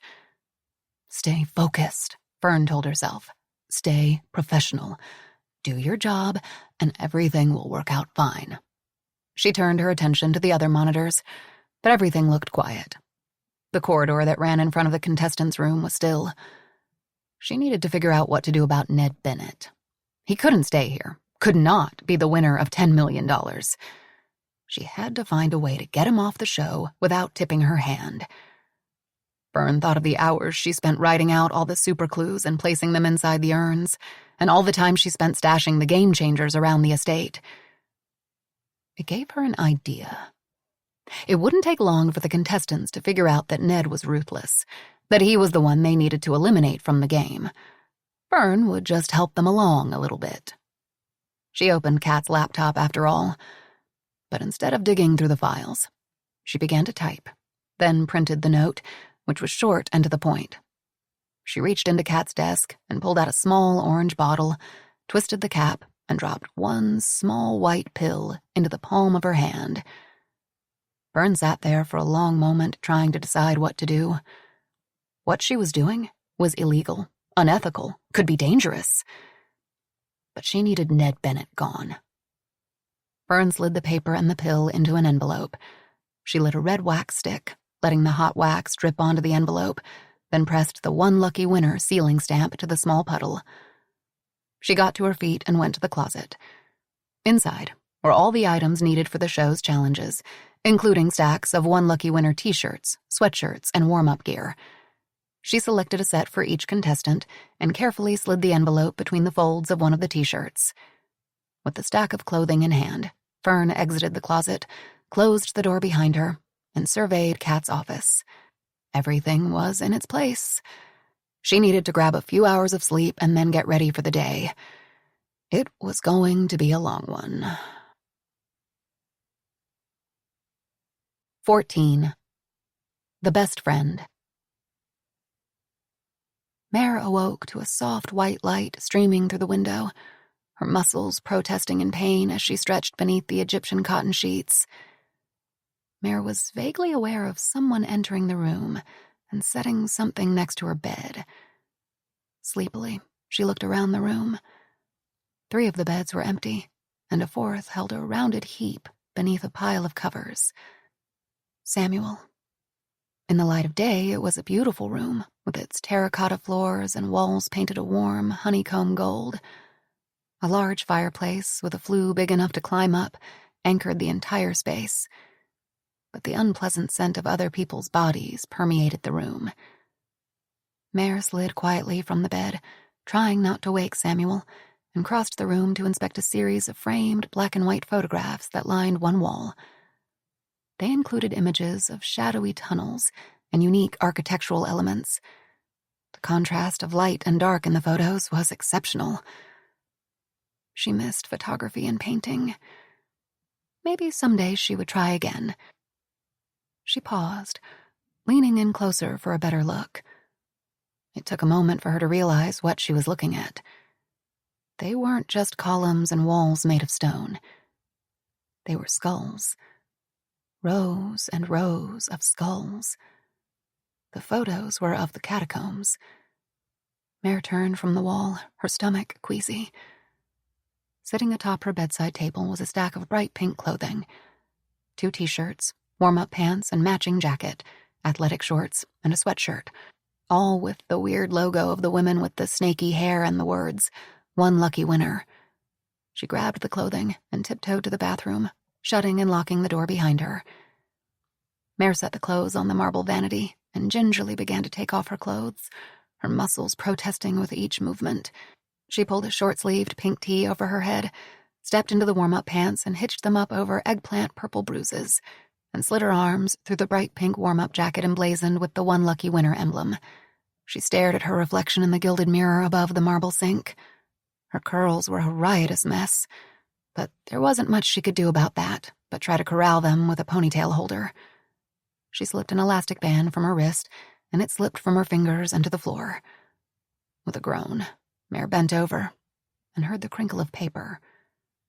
Curious, she stood up and reached into her pocket, pulling out a small envelope. Mare slid a finger beneath the blood-red wax that sealed the envelope and pulled out a fine linen note card and a small, hexagon-shaped white pill. Last night was just a taste of what is to come. By now you must realize that there will be many obstacles in your way. As the winner of the Maze Challenge, you have earned a very special game changer.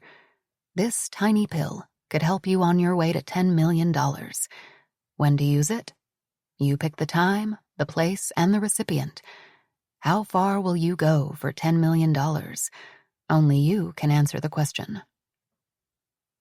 Mare stared down at the pill. What was in it? Her mind raced through the possibilities. A diuretic, a laxative, a sleeping pill. And was she really supposed to slip it into someone's food or drink? That was illegal. The show wasn't seriously encouraging her to drug her opponents, was it? Mare gave a little shake of her head. She couldn't do it. Wouldn't do it. She'd learned her lesson years ago that playing with fate could have disastrous results. She moved to drop the pill in the toilet, to flush away the temptation, but stopped. Maybe she'd keep the pill. Just for now. Just in case. Mare stepped from the bathroom. Samuel was now sitting on his bed. He was shirtless, and his entire torso looked as if he had done 9 rounds with a rabid raccoon. His sculpted chest was lined with angry red scratches from where he had climbed up the 10-foot hedge. Deep scrapes striated his legs and arms. He stood, turned his back to her, and pulled on a Kelly green t-shirt. But not before Mare saw the 2 burn marks where the taser probes had struck him. "That looks like it hurts," she said, despite her vow to not engage with him. "Like a son of a bitch," he said, turning to face Mare. "Thanks to you." He looked her up and down. "Pink," he said. "Huh. I thought you always said you hated wearing pink, that it clashed with your hair." "I do," Mare said, flushing. "But I really don't have a choice, do I? This was the stack of clothes next to my bed." "How are you?" Samuel asked. Mare knew he wasn't asking about the scratches and bruises that covered her own body. She looked around the room in search of cameras. "Don't worry," he said. "I've already looked. The room is clean." Mare peered down into the lampshade next to her bed, and then ran her finger along the gilded edge of a painting that depicted an Italian countryside. She moved back to her bed, trying to think of a place to hide the envelope and the pill. "No, really. I already looked everywhere. There are no cameras," he assured her. Mare crossed her arms in front of her chest, 2 decades of fear and shame billowing up inside her. "How do you think I am?" she asked, finally answering his question. When Samuel didn't answer, Mare went on. "You, on the other hand, look like you've done just fine. A college degree, a big-shot prosecutor. I bet you have a nice home, a decent salary. Am I right?" Samuel looked over his shoulder, checking to see that the bedroom door was shut. "I am not fine," he said in a low voice. "Haven't been fine. Don't think I'll ever be, thanks to you." Mare sat on the edge of her bed, pulling a pillow atop her lap. "You think I'm fine? I think of that night every single day. I dropped out of college, went home, and married a jerk. The only good things that came out of it were my 2 girls. "Well, that's something," Samuel said, stretching his arms tentatively above his head. "I've never been married. Don't have any kids." "And you blame me for that, too?" Mare scoffed. Samuel looked like he wanted to say yes, but instead he turned and went to the window. Mare took the opportunity to slide the envelope and pill into her pillowcase. She would decide what to do with them later. "We have to talk about this," Samuel said, staring out over the estate. Mare suddenly went lightheaded, off balance. Funny how 2 people could share one singularly horrible, life-changing night together and then never speak of it again, slouching off to their respective lives like it never happened. "Yes, we do," Mare agreed. "But it's almost 9. Everyone will wonder where we are." "It'll just take a minute," Samuel countered. "We have to decide what to do, what to say." "I can't do this right now," Mare said, getting to her feet and moving toward the door. She reached for the doorknob, but Samuel blocked her exit. He was standing too close to her. Too many old memories, old feelings hit her all at once. She had to focus on today's challenge. If she lost, there was a chance she would go home. She couldn't let that happen. "We'll find somewhere else later on. If we stay in here too long, they are going to think we know each other," she said. "Maybe they'll just think we are going to work together to solve the clues." "Even worse," Mare said, her voice rising. "We do need to talk, I know, but not here. Someone watching will make the connection between us. We'll be recognized. It will bring up questions. People will start digging." "So what's your solution?" Samuel asked in exasperation. "I don't know," Mare said helplessly. "But I really, really need this money." Samuel looked as if he wanted to ask her why she was so desperate. Instead, he said, I think we have 3 options. 1, we just own up to it right now. Say, wow, what a weird coincidence. We went to college together years ago. Mare was already shaking her head. Samuel went on. Number 2, we pretend we don't recognize each other. It's been 20 years. We didn't know each other that well, just socially. You have a different last name. I've put on a few pounds. I have a goatee. It's not impossible to think we didn't make the connection, at least not right away. What's the third choice? Mare asked, eager to get downstairs.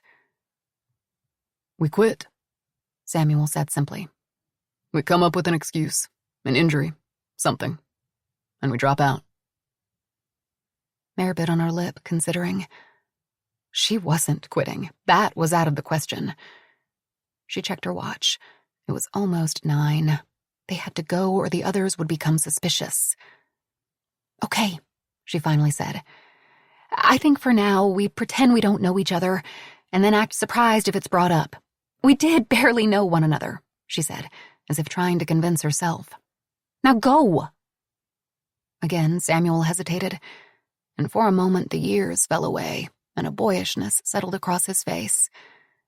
He always had such a gentleness to him, except for that night. They both had become people they didn't recognize. How are you? Really? He asked. Besides wishing he had never come to look for her that night, she wanted to ask. Instead, she whispered, Please, let me go. Please. Samuel shook his head as if disappointed, and then stepped aside. With relief, Mare opened the bedroom door and was grateful to find the hallway deserted. She stepped into the corridor and walked quickly toward the staircase.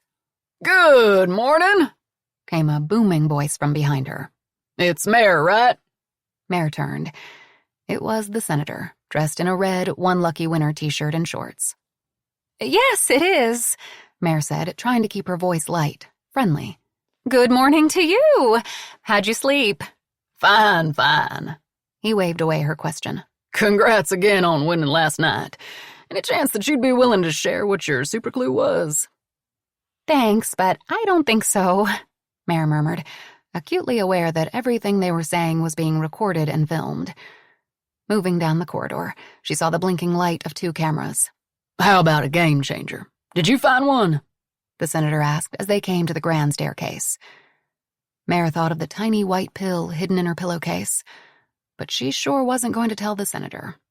Instead, she gave him an enigmatic smile. I get it, the senator said contritely. No pressure.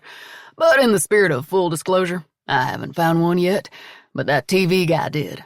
Couldn't figure out what it was, but guess we'll find out.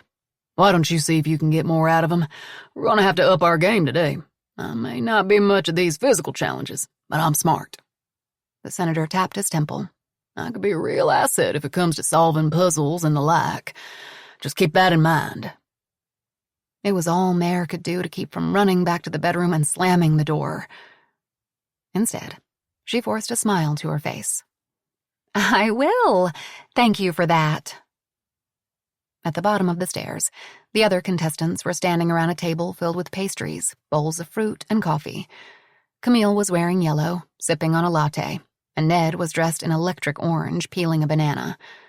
A camera operator was set up a respectful distance away, but impossible not to notice. Mare turned only to find the lens of another camera fixed squarely on her. She murmured her hellos and busied herself with pouring a coffee.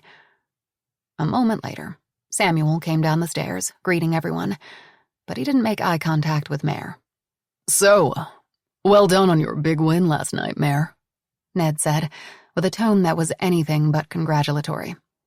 You and the senator really showed us you came to play. You both had no problem sending 5,000 volts of electricity through us to get ahead. Mare couldn't help laughing. It's just part of the game, she said lightly. You do the same. And you kind of did when you knocked me over to get to the game changer first. So, maybe you're up for a little exchange of information? Ned raised his eyebrows. A little tit for tat, he asked, his smile turning wolfish. Mare shook her head with disgust and turned away when a young woman stepped into the room, clipboard in hand. "Good morning, everyone," the woman said. "I'm Caitlin, Alfonso's intern. I see you found your official One Lucky Winner gear. You all look fabulous. Let's get you mic'd up. Fern and Alfonso are waiting for you outside." The intern led them through the courtyard, and the cameras followed them as they moved. The sky was pearly white and hazy. Next to Mare, Camille shivered, though the morning was pleasant. In the daylight, the magnificence and scope of the estate was on full display. In front of them was the long driveway flanked by bowing cork trees with crooked limbs that eventually led to the iron gates where they gained entrance the night before. The estate sat on a hill, and in the valley below were acres and acres of lush green vineyards that disappeared into a morning mist that hadn't yet lifted. To the right was the path that led to the hedge maze. "It's just down this way," the intern said, and the group followed her down the front steps and toward a cobblestone path that curved around the estate and to the south. This path was lined with camellia trees that bloomed in white and then gave way to towering sycamores. "What do you think the next challenge will be?" Camille asked, finally breaking the silence. "Hopefully it won't include tasers or a hedge maze," Ned quipped, and there were chuckles. Mare didn't want to engage. She didn't want to get to know these people, didn't want to think of them as people. She kept her head down, eyes focused on the path in front of her. The cobblestone continued to wind and meander. Mare began to wonder if they took the wrong path. She was getting antsy. What would happen if they were late to the challenge? Would they still be able to participate? Would they be penalized? Disqualified? "Look," Ned said. "I think we're getting close." "This is where I leave you," the intern said with a smile.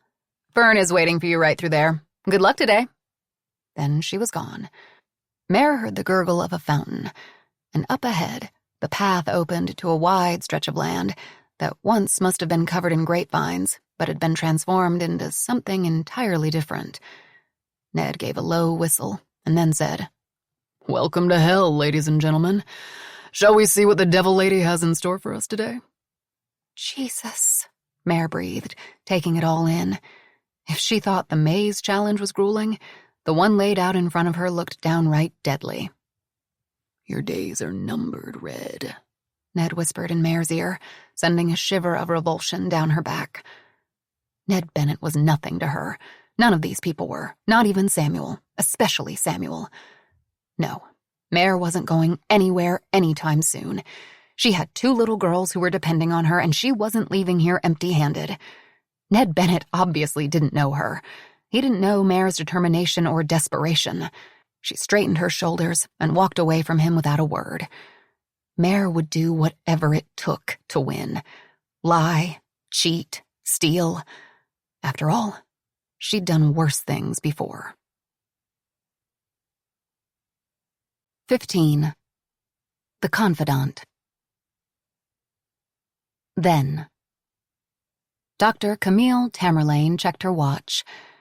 It was 4:10, and her last patient of the day, Chelsea Weatherly, was late. Camille was afraid this was going to happen. The red light on her phone flashed, and she waited for Geraldine, her receptionist, to answer it from her desk in the reception area. Camille moved to the window and peeked around the curtain. Across the street was Chelsea's estranged husband, Doug. He was why Chelsea hadn't shown up for her session. He was dressed in an expensive Italian suit and had his phone pressed against his ear. Camille glanced back at the flashing phone. That was probably him calling with more taunts, more demands to stop interfering in his marriage. Poor Chelsea. She had been trying to get the nerve up to leave Doug for over a year. With a sigh, Camille picked up the receiver. "Dr. Tamerlane's office," she said, bracing herself for another tirade. "Hello?" came a soft, tentative voice. Camille closed her eyes. This caller was just as problematic. "Wingo," Camille said, trying to keep her voice even and professional. "I told you not to contact me. You are not a client of mine. I don't know how to make myself clearer." "I'm sorry," Wingo said miserably. "I was hoping you could see me. One more time for just a few minutes. I have the money now. I can pay." "Wingo," Camille said, her patience fraying. "It's not about the money. It's about your inappropriate behavior. It's about the flowers and the gifts. There was a tap on her office door, and Camille looked up. It was Geraldine, her receptionist. Please, he said. I promise. No, Wingo, I have to go now, Camille said and hung up. Everything okay? Geraldine asked worriedly. That was so like Geraldine to always want to look after Camille. With her tightly permed gray hair and colorful pantsuits, Geraldine was smart, efficient, and grandmotherly. A perfect combination for a receptionist. Yeah, it's fine, Camille said, waving away her concern. Except that Doug Weatherly is standing outside again. We're going to have to figure out how to schedule Chelsea's appointments without Doug finding out. I'm worried about her. He must be hacking into her phone or email or something, Geraldine said, shaking her head. I'll see what I can do. Thank you, Camille said. And since Chelsea is a no-show, I think I'm going to head to the recording studio a little earlier today, so Parker and I can prep for the show. Before you go, a woman is in the waiting room. She sounds desperate, Geraldine said apologetically. Camille almost told Geraldine to send the woman on her way, telling her that she wasn't taking on any new clients, which was entirely true. She was tired, her schedule was full, the podcast had taken on a life of its own. She said she'll pay cash, Geraldine added. This tidbit caused Camille to pause. Cash was good. It was a rarity, but not unheard of. Some of her clients wanted assurance of their privacy no matter the cost. It meant no official paperwork, no submission to health insurance, and no taxes, which meant more money for the things she wanted. All fine with Camille. Okay, Camille said finally. Send her in. A moment later, the woman entered the room reluctantly and hesitantly looked around. She was small in stature, with thick black hair beneath a slouchy black hat. She wore black leggings, Chuck Taylors, a white t-shirt, jean jacket, and she had a large yellow handbag hooked over her shoulder. The woman's face was hidden behind dark sunglasses. This wasn't unusual either. Patients often wore sunglasses to conceal teary, red-rimmed eyes. They were a barrier that Camille tolerated for a few sessions. After the third appointment, she would ask the patient to remove the glasses so they could get down to the real work. I'm Dr. Tamerlane. Welcome, she said, holding out a hand. The woman reciprocated with a grip that was soft, tentative. Please come in and take a seat. The woman looked toward the door as if she wanted to bolt. Instead, she sat, perching precariously on the edge of the seat, placing her bag on the floor next to her and tucking her hands between her knees. Camille wheeled her desk chair over so that she was sitting directly in front of the woman. She left her notebook at her desk, having found it put new clients at ease to know she wasn't writing down what they told her. I'm sorry. I'm afraid I didn't catch your name, Camille said, mirroring the woman's body language.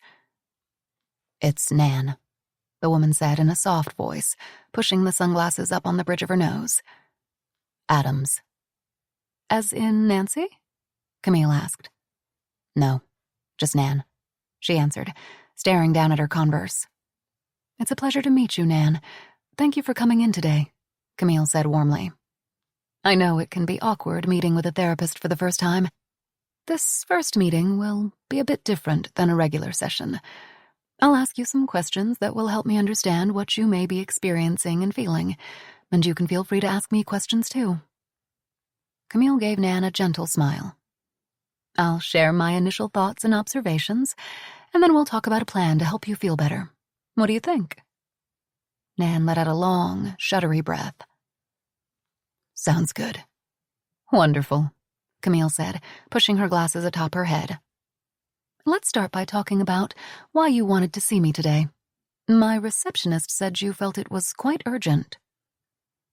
Nan twisted a hammered silver ring on her index finger, but didn't speak. Camille let the silence hang there, not wanting to rush the woman. She didn't like not being able to see her face and look into her eyes, but she didn't want to spook Nan by asking her to take the sunglasses off just yet. How about this? Camille tried. Why don't you tell me what's on your mind right now? Right this instant. Nan chewed on her lower lip. You can't repeat what I say here, can you? It's all private. That's right. I will not repeat what you tell me here, Camille explained. However, if you reveal that you are going to commit a crime or are going to continue to commit a crime involving, say, a child or an elderly person, I'm required to alert authorities. But if you tell me about a past crime, I'm bound by secrecy. Nan shifted uneasily in her seat. I feel like I'm doing something wrong. That I'm being disloyal. You feel like by coming here you are breaking someone's trust? Camille asked. Nan nodded reluctantly. Camille leaned forward and lowered her elbows to her knees. Many of my clients feel that way when they first come to see me, but come to realize that talking things through doesn't mean they are being disloyal, but are simply trying to make sense of what they are feeling. Camille knew she needed to tread carefully. If she pushed Nan too hard, she would bolt. She was already looking toward the door. You are feeling conflicted, Camille said. Maybe if you told me a bit more about who you are worried about disappointing, I can better help you. It's my boss, Nan said, her voice thick with tears. I can't eat. I can't sleep, but if I complain... You are afraid you'll lose your job? Camille asked when Nan didn't finish her thought. That, and so much more, she said, rubbing a tattoo of a dragonfly on the inside of her wrist. Camille wanted to ask Nan what she did for a living, but didn't sense that this was the right time. Instead, she leaned back in her chair and crossed her legs and waited. I work so hard, but nothing is ever enough. I don't think I can take it any longer. You've tried talking to your employer? Camille asked, wanting to know more. Nan gave an angry laugh. That would be impossible. She doesn't listen. She doesn't care. What about quitting? Camille asked. Is that an option? Nan considered this, again spinning the ring on her finger. I don't know, she finally said. I've thought about it, but I can't. Not yet. In this twisted way she needs me. I just wish there was a way I could make her see how important I am, the value I bring. What would be enough? Camille asked. Would make things right. Nan sniffed, sliding her fingers beneath the frames of the black lenses of her glasses and rubbing her eyes. I don't know. It doesn't seem right that she gets to walk through life like I'm a no one. There should be consequences. Consequences? Camille echoed. What do you mean? Nan stood up abruptly and moved to the window that looked out at a stunning view of the bay. She was quiet for a long time. Camille let the silence hang. When Nan turned back to Camille, her lips were curled in anger. I don't know. Public humiliation, financial ruin sound reasonable to me. You're angry, Camille observed. Damn right I am, Nan shot back. The way she treats me, others. How can I just sit back and take it? It's not right. When Camille didn't fill the silence, Nan returned to her seat and sat down with a heavy sigh. Have you ever read The Count of Monte Cristo? She asked.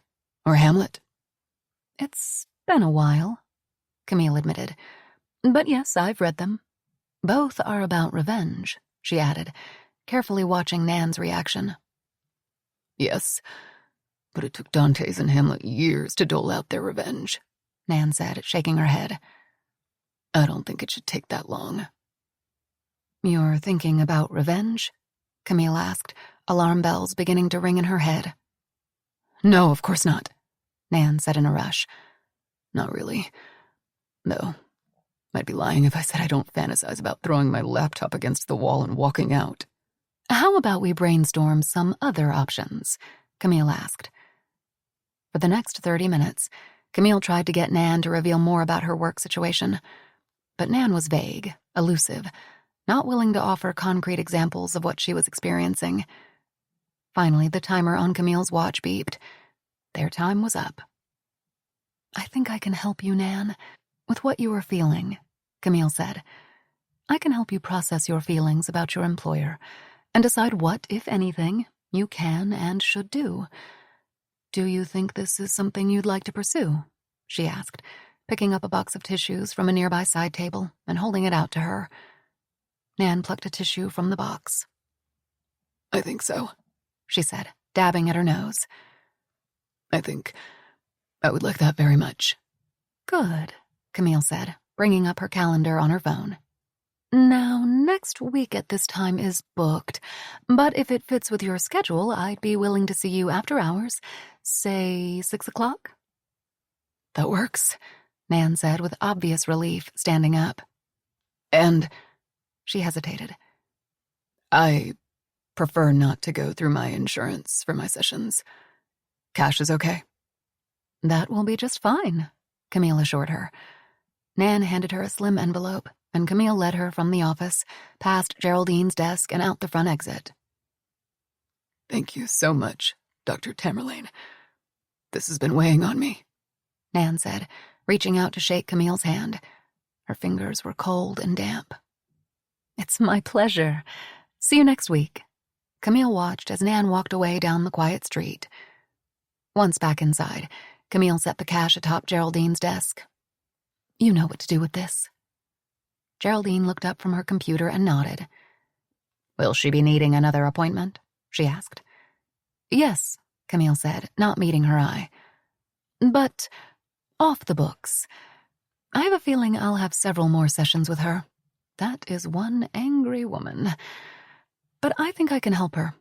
Speaking of angry, Geraldine said, I shooed Doug Weatherly away. Told him I was going to call the police if he didn't stop loitering outside the office. He was not happy. Well, there's a lot of that going around lately, Camille said, noticing with irritation the fresh bouquet of red salvia sitting atop Geraldine's desk. No signature? She asked, knowing they were from Travis Wingo. No signature, Geraldine confirmed, handing Camille the small card that accompanied the bouquet. Camille retreated back to her office and closed the door to think. She looked down at the card and the 2 words written there, forever mine. She needed to do something about Wingo. Things were getting out of hand. 16. The Confidant. Camille took in the sight in front of them, thinking she might be in a fever dream. It appeared as if Armageddon had come to Napa and someone had built some sort of twisted playground atop a raised field. A slight breeze was blowing, stirring up small dervishes of dusty clouds. Camille was so tired from the night before, and the caffeine jolt from her latte hadn't kicked in yet. After losing the race through the hedge maze, she lurched back to her room, stumbled to bed, and fell into the deepest sleep she'd ever encountered. If it hadn't been for the Iowa mom's penlight, or whatever she was holding, she would still be lost in the maze.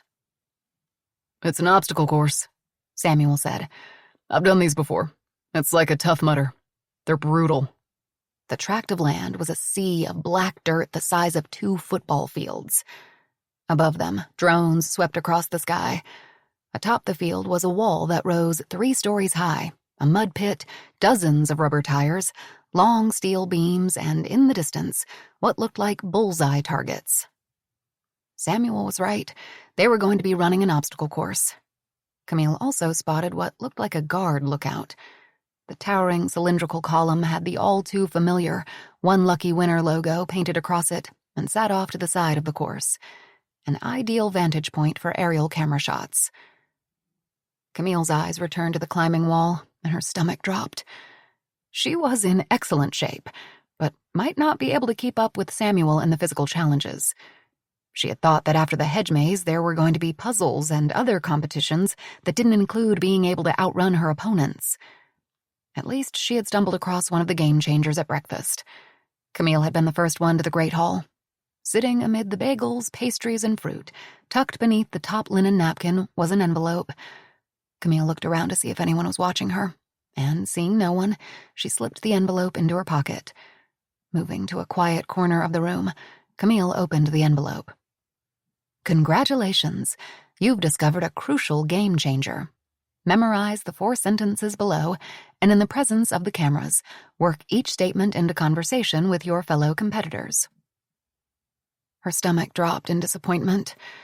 She had been expecting some kind of earth-shattering advantage for the next challenge, but none of the statements made sense. Or rather, they didn't seem to mean anything. They were just simple, ordinary, everyday sentences.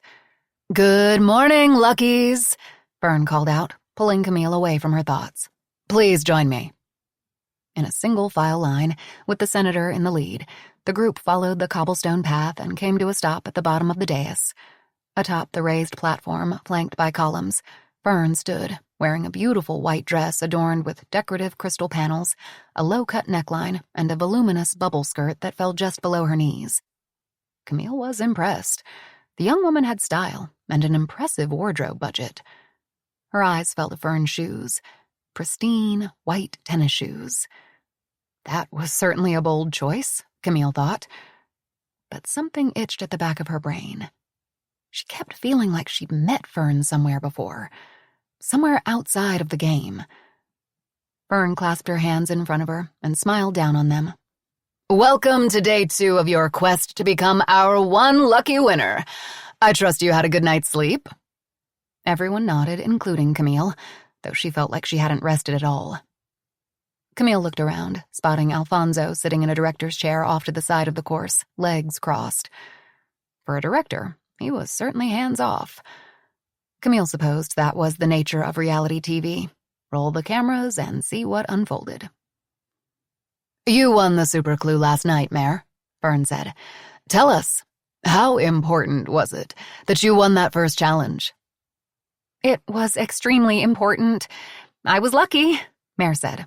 "I happened to get to the clue first, but I know I'm going to have to give it my all to win the other challenges. I know I can do it." Before she could stop it, a bubble of laughter rose from Camille's chest. Mare sounded so innocent, but the way she made it through the maze last night made it clear that Mare was no Girl Scout. "And Camille?" Fern turned her attention to Camille, and the laugh died on her lips. "What is your strategy going into today's competition?" "You know, Fern," Camille began, $10 million is on the line, so there is only one strategy: to win every single challenge moving forward, and that's what I intend to do." Camille was relieved to hear the confidence in her voice. She almost believed herself. "And I'm going to make sure I find the next game changer before anyone else." Fern nodded as if satisfied by the response. "Ah, yes. The elusive game changers. Would anyone like to share what they found?" Camille cut a glance to Ned. Everyone knew he had found one the night before. Uncharacteristically, Ned decided to stay quiet on the subject, simply giving them a closed-lip smile. Camille studied the others. Had someone else found one? Camille looked around and noticed Mare's uncomfortable body language, how she stared resolutely at the ground. Camille would have to keep an eye on her. "Well then," Fern said, "I'm sure those game changers will be revealed soon enough. Let's get down to the business at hand. As you can see, today's challenge is an obstacle course, but this is no ordinary course. There are little surprises scattered throughout." "What? Like tasers? Maybe shotguns this time?" Samuel whispered. Camille chuckled, but was wondering the same thing. She liked Samuel. He was a competitor, but less guarded than Mare, less obnoxious than Ned, and less, well, senator-like than the senator. "First, you will run through the tires, making sure that your feet touch each one. From there, you will cross a balance beam without falling. If you do, you must go back and try again. Then you will army crawl through a pit of wet ash and mud. Stay low because there will be razor wire above you, so watch your heads. Once through the pit, you will come to a sandbox. In the sandbox, you will dig until you find a canvas bag that is the same color you are wearing right now." Camille looked down at her yellow t-shirt. Fern continued with the directions, and Camille struggled to stay focused. This was only the second challenge. How was she going to make it through 13 more days? "Once you get your bag," Fern explained, "you will open it and begin assembling the puzzle pieces you find inside. Once you assemble your puzzle, memorize it, because it's a clue. It will definitely come in handy for you later. After the puzzle, you will climb the 40-foot rock wall." Camille eyed the wall. It didn't look like there were any tethers or harnesses nearby. Did that mean they were going to have to climb with no protection? One misstep and someone could fall.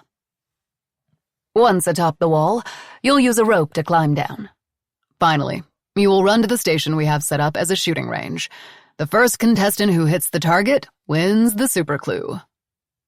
Chances were, Camille thought, she wouldn't be the first one through the obstacle course. She might not win the super clue, but if she could get to the sandbox and find the puzzle pieces, she could solve it. And she'd search for as many game changers as she could find, in hopes that the others would be focused on hitting the bullseye first. Are you ready to face what could be the most grueling and dangerous hour of your life? Fern asked. Well, it's not like any of us have an 8-year-old son, Camille said, deciding that this was the time to utter one of the sentences on the piece of parchment paper in her pocket. Camille watched the others as they took in her seemingly random statement. Ned raised his eyebrows, Samuel gave her a sideways glance, and a muscle in the senator's jaw twitched. But that was all.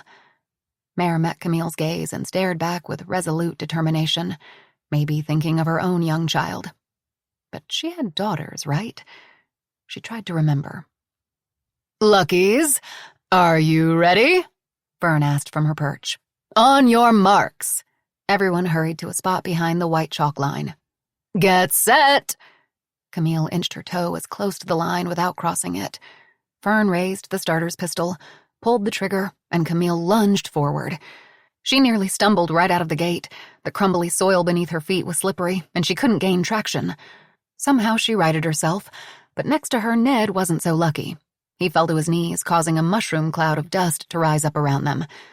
Camille was the first to make it to the tires, but Samuel, Mare, and even the senator were close behind her. Thighs burning, she carefully stepped through the 18 tires. Camille wished she had spent a few minutes stretching that morning. Once through the tires, Camille set her sights on the next obstacle, a steel beam about 40 feet long, 4 inches wide, and set about 3 feet above the ground. She hoisted herself up and threw a leg over either side of the beam, the tender flesh of her inner thigh slamming against the metal. There, she paused, looking down at the long strip of steel, trying to decide the best way to get across without falling. She maneuvered into a crawling position and considered trying to get across this way, but the beam was so narrow that she'd likely tip right off the side. No, she'd have to stand up. On wobbly ankles, she held her hands out to the side and stood. On the beam next to her, Samuel had pulled ahead, but she didn't dare turn her head to see where the others were. 1 foot in front of the other, Camille told herself. She just needed to get to the puzzle. She would figure out how to get another game changer. She eased forward, trying to get the feel of the beam beneath her shoes. Mare moved past her, then Ned. She was halfway across her beam when she heard the senator's heavy breathing on the beam next to her, and then a cry, and a dull thud. The senator had fallen. Camille forced her eyes down and in front of her, stepping carefully until she was just a few feet from the end. From there, she crouched and leaped to the ground, the impact sending a shock of pain through her legs and a puff of powdery earth around her. She paused in front of the next obstacle, the mud pit covered in razor wire. Ahead, she could see Ned, Samuel, and Mare struggling. On their bellies, they were already covered in the thick mud, barely inching forward. It was the warm-up suits, Camille decided, that were holding them back. The minute they crawled into the pit, the fabric became slogged down with mud, making it nearly impossible for them to move forward. Thinking fast, Camille unzipped her jacket, pulled off her t-shirt, and stepped out of her warm-up pants.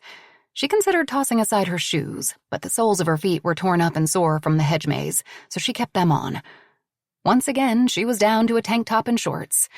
Who knew if it would make a difference, but she'd have to try. She was the smallest of the group, but she was strong. She could do this.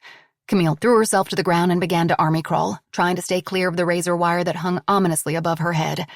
The thick, wet mud immediately enveloped her. It filled her ears, clung to her hair and eyelashes, and her limbs felt like cement. But she continued to inch forward.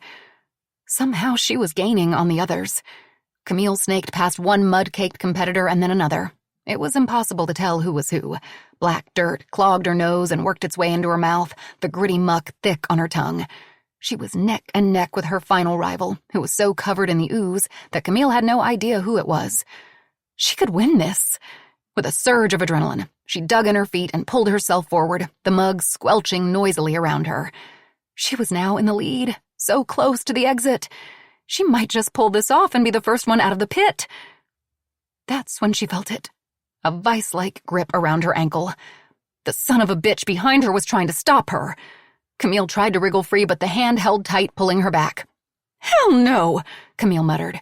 With a mule kick of her free foot, she struck out and was greeted with the satisfactory crunch of bone. Barely noticing the bite of razor wire against her scalp, Camille pulled herself through the final few feet of mud and with a victorious smile climbed out of the sludge. She heard the impact first, a stomach-churning smack. Before she felt it, pain exploded through her ribs, a stabbing pain so sharp that Camille's breath lodged in her throat, and she fell to her knees. Gasping for breath, she looked down. Intermingled with the black mud smeared across her tank top was something else. She pressed her hand to her ribcage, vaguely cognizant of the sound of footfalls behind her, and groaned at the pain. Camille pulled her fingers from her side and stared down at her trembling hands, now covered in a sticky red substance. Blood. The realization clicked into place. Her hands were covered in blood. She had been shot.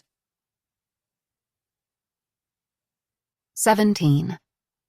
The Confidant. Then. 1 week later, Dr. Tamerlane's doorbell rang.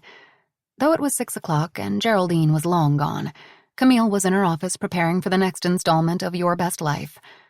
She opened the door to find Nan wearing the same oversized sunglasses and a baggy sweatshirt. Instead of the slouchy hat, she wore a trucker's cap with John Deere embroidered across the front, the brim pulled low. "Hello," Camille said, inviting her in.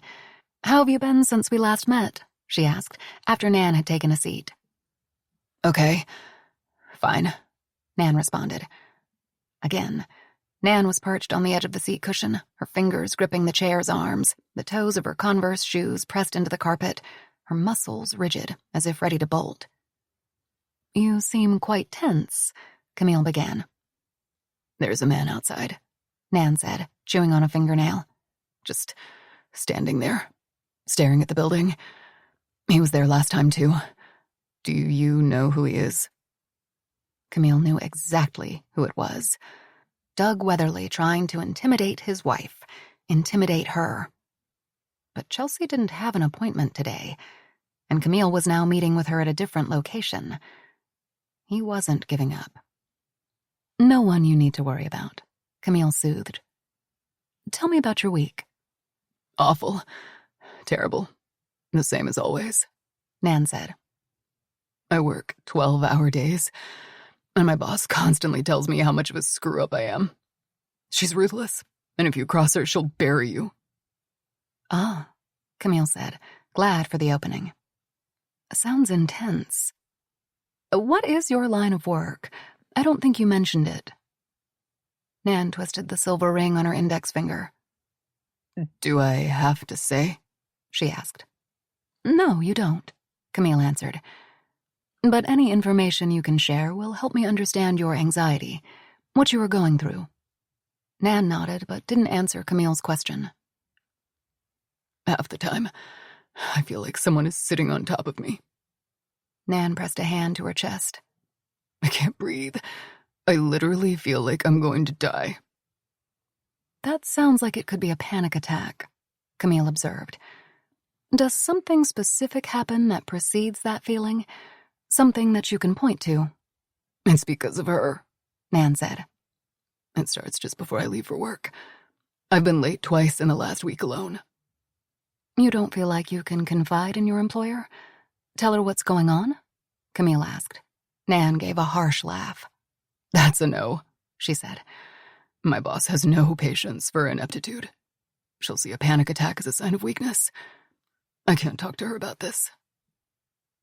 Camille wondered if Nan's boss, and Nan by default, had a high-profile position, and this was why she insisted on wearing the sunglasses, the hats, the clothes that ate her up.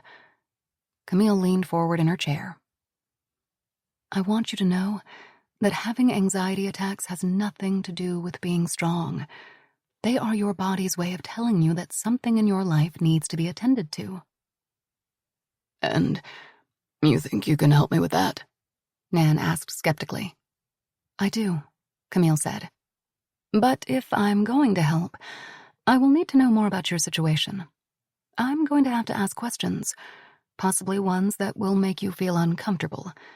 You are going to need to trust me, Nan. What do you think? Are you willing to give me that chance?" Nan nodded, took a deep breath, and grasped Camille's hand. Her grip was much stronger, more assured this time. Camille once again caught sight of a dragonfly tattoo on the inside of Nan's wrist and wondered about its significance. "I think I can do that," Nan said, her voice breaking. "Very good," Camille said. "I know you are hesitant to talk about the work you do, but maybe you can tell me more about your fears. Are you worried if you quit, you won't get another job?" "We're in the middle of a big project, and she'd kill me if I quit," Nan said. "I've worked for her for years, and if I can't use her as a reference, my resume would be one big black hole." She rubbed her arms as if she was cold.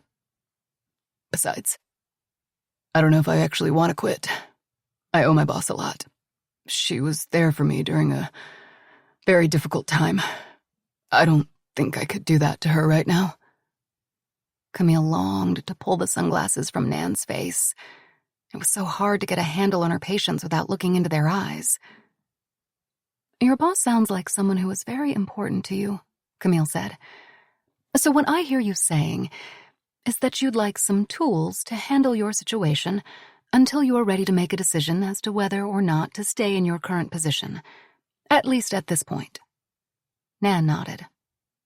"Why don't you tell me a little bit more about your boss?" Camille held up a hand when Nan began to protest. "No specifics. I don't need to know who, when, or where. Just the basics. Just the what." Nan took a deep breath and began talking in her low, husky voice, shaky with emotion. Nan was right. Her boss was a piece of work. Verbally, sometimes physically abusive. Camille studied Nan's face. Though she couldn't see Nan's eyes, she was obviously tortured. Catching Camille looking at her, Nan self-consciously got to her feet and walked over to the Henny Alftan oil painting on the wall. A few years ago, on a trip to France, Camille discovered the artist's work and fell in love with the painting, which depicted an empty fig-colored chair sitting in the middle of a shadowed room. Though it was well beyond her budget, Camille had to have it. "Okay, I know sharing that with me must have been difficult," Camille said soothingly. "So let's focus on your panic attacks. There are many strategies you can use to help ease your anxiety. Exercise, a good sleep schedule, meditation. I can even write you a prescription for medication." No, Nan said in a rush. "I don't want medication. Not yet. I just want to know what to do." Camille's watch beeped, signifying the end of the session. "Next week, we'll talk more about what you do have control over," Camille said, walking Nan to the door. "Determine what is healthiest for you. But I have to say, Nan, I do think we have to discuss whether this job is the best environment for you." Nan smiled wearily. "Thank you, Dr. Tamerlane," she said. "I do feel better. I have no one else I can tell, and it's such a relief to talk about it. But sometimes I think the only option I have is to deal with it on my own."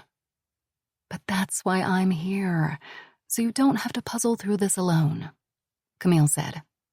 Suddenly, there was a loud crash and the sound of breaking glass.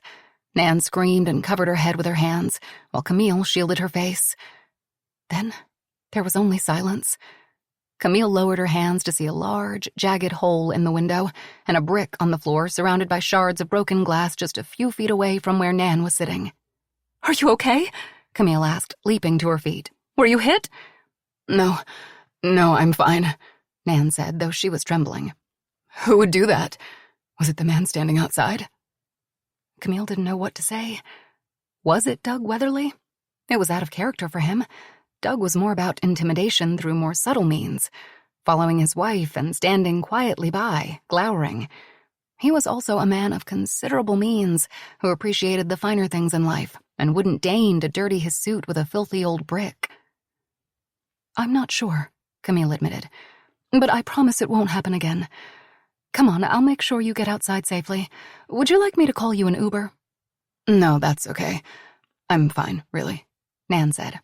"I'm parked down the street." Camille walked Nan to the exit, opened the door, and scanned the street for any sign of Doug. There was no one.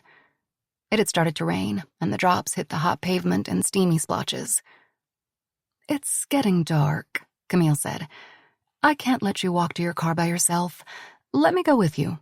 "No," Nan said sharply, then added more softly. "I said I'm fine." She stepped outside, then turned. "Oh, I almost forgot," Nan said, reaching into her pocket. She pressed an envelope into Camille's hands. "Thanks again." Camille stood in the doorway and watched as Nan moved down the street and out of sight. Camille peered into the envelope. Inside were 7 crisp $100 bills. It would be a miracle if Nan decided to come back. "Damn it," Camille muttered. She needed her clients to feel safe, or her practice would be ruined. She moved to go back inside, nearly tripping on something on the top step. A bouquet of flowers. Her stomach dropped. Travis Wingo. Camille bent over and picked up the bundle of delicate white petals surrounding a black center eye. She pulled out the small card tucked within the fern-like foliage. On it was written one word: Forsaken. 18. The Best Friend. On the obstacle course, Mare had fallen into 4th place. How had that happened? She had let the earlier conversation with Samuel distract her, and she needed to put him out of her mind and act like they were nothing but competitors. She felt like she had swallowed more mud than she was wearing. As she crawled through the pit, she thought of Danny, the difficulty she often had with breathing. It humbled her, made her angry. No child should have to suffer in that way. It made her move faster. She wanted another clue. The family tree she won the day before made no sense, no matter how long she studied the parchment. And she wanted another game changer. The more she could find and the more challenges she could win early on, the more power she had. She would have currency to barter. Right now, all she had was a tattered family tree with pieces missing and a sketchy pill. She thought of Camille's odd statement about how none of them had an 8-year-old son. What was that all about? She was falling farther behind Camille and Samuel. Think of the kids, she told herself. They needed to keep their home, to stay together. $10 million was an obscene amount of money. Mare would keep working. Or maybe she wouldn't. Managing Danny's healthcare was a full-time job. She wouldn't use the money for lavish vacations or fancy cars. She would only use what she needed to buy their house outright, to pay Danny's medical bills, to pay for the kids' education. She didn't care about the rest. The image of her children's hopeful faces pushed Mare forward. Mare reached the end of the mud pit just as the competitor in front of her staggered to his feet. It was Ned Bennett, recognizable by his orange warm-up outfit that peeked through the black dirt. He pinched the bridge of his nose with his thumb and forefinger and tilted his head back. His face was covered in blood mixed with slimy mud. "She kicked me in the face!" Ned gasped, spitting a wad of blood to the ground. She had to be the psychiatrist, Camille. Mare didn't stop to see if he needed help. She could catch Camille, and she could definitely beat her in the target shooting competition. She had grown up on a farm, after all. But just ahead of her was Camille on her knees. Her body was shaking so hard it was vibrating. "I think I've been shot!" Camille cried as Mare ran past. It took a second for Camille's words to register with Mare, but when they did, she stopped short and turned. Mare didn't see any blood, but Camille was covered from head to toe with mud, so it was hard to tell. Should she stop and help her, or was it just a trick? Behind Camille, Ned was closing in on them, and the senator wasn't far behind. It had to be a trick. Camille was just trying to slow her down. But still, Mare hesitated. Was she really the kind of person who would leave someone with grave injuries behind? No, the real question was she still that kind of person? It didn't matter. This was just a game. No one was getting shot. Mare shook her head, disgusted with herself, and was just about to turn and run toward the next obstacle when a loud bang filled the air and the senator dropped. Mare screamed. Someone was shooting at them. She threw herself to the ground and covered her head with her arms, but quickly realized her mistake. She was completely exposed and needed to run for cover. Mare staggered to her feet and dared a glance up at the guard tower. There he was, a man holding a shotgun aimed directly at her. There was nowhere for her to go, nowhere to hide. Mare was frozen in place, her legs refusing to move. The ground erupted in front of her, and thick red blood splattered against her legs. Had she been shot? She felt no pain, was still on her feet. Mare bent down and tentatively touched her shin. The liquid was too thick to be blood. She brought her fingers to her nose.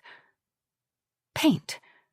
They were being shot with paintballs meant to scare and slow them down. Relief and irritation flooded through her as Camille dashed past. She had figured it out, too. Mare turned and ran toward the next obstacle, still expecting to be pelted in the back with a paint bullet. In front of her was a huge sandbox the size of a tennis court.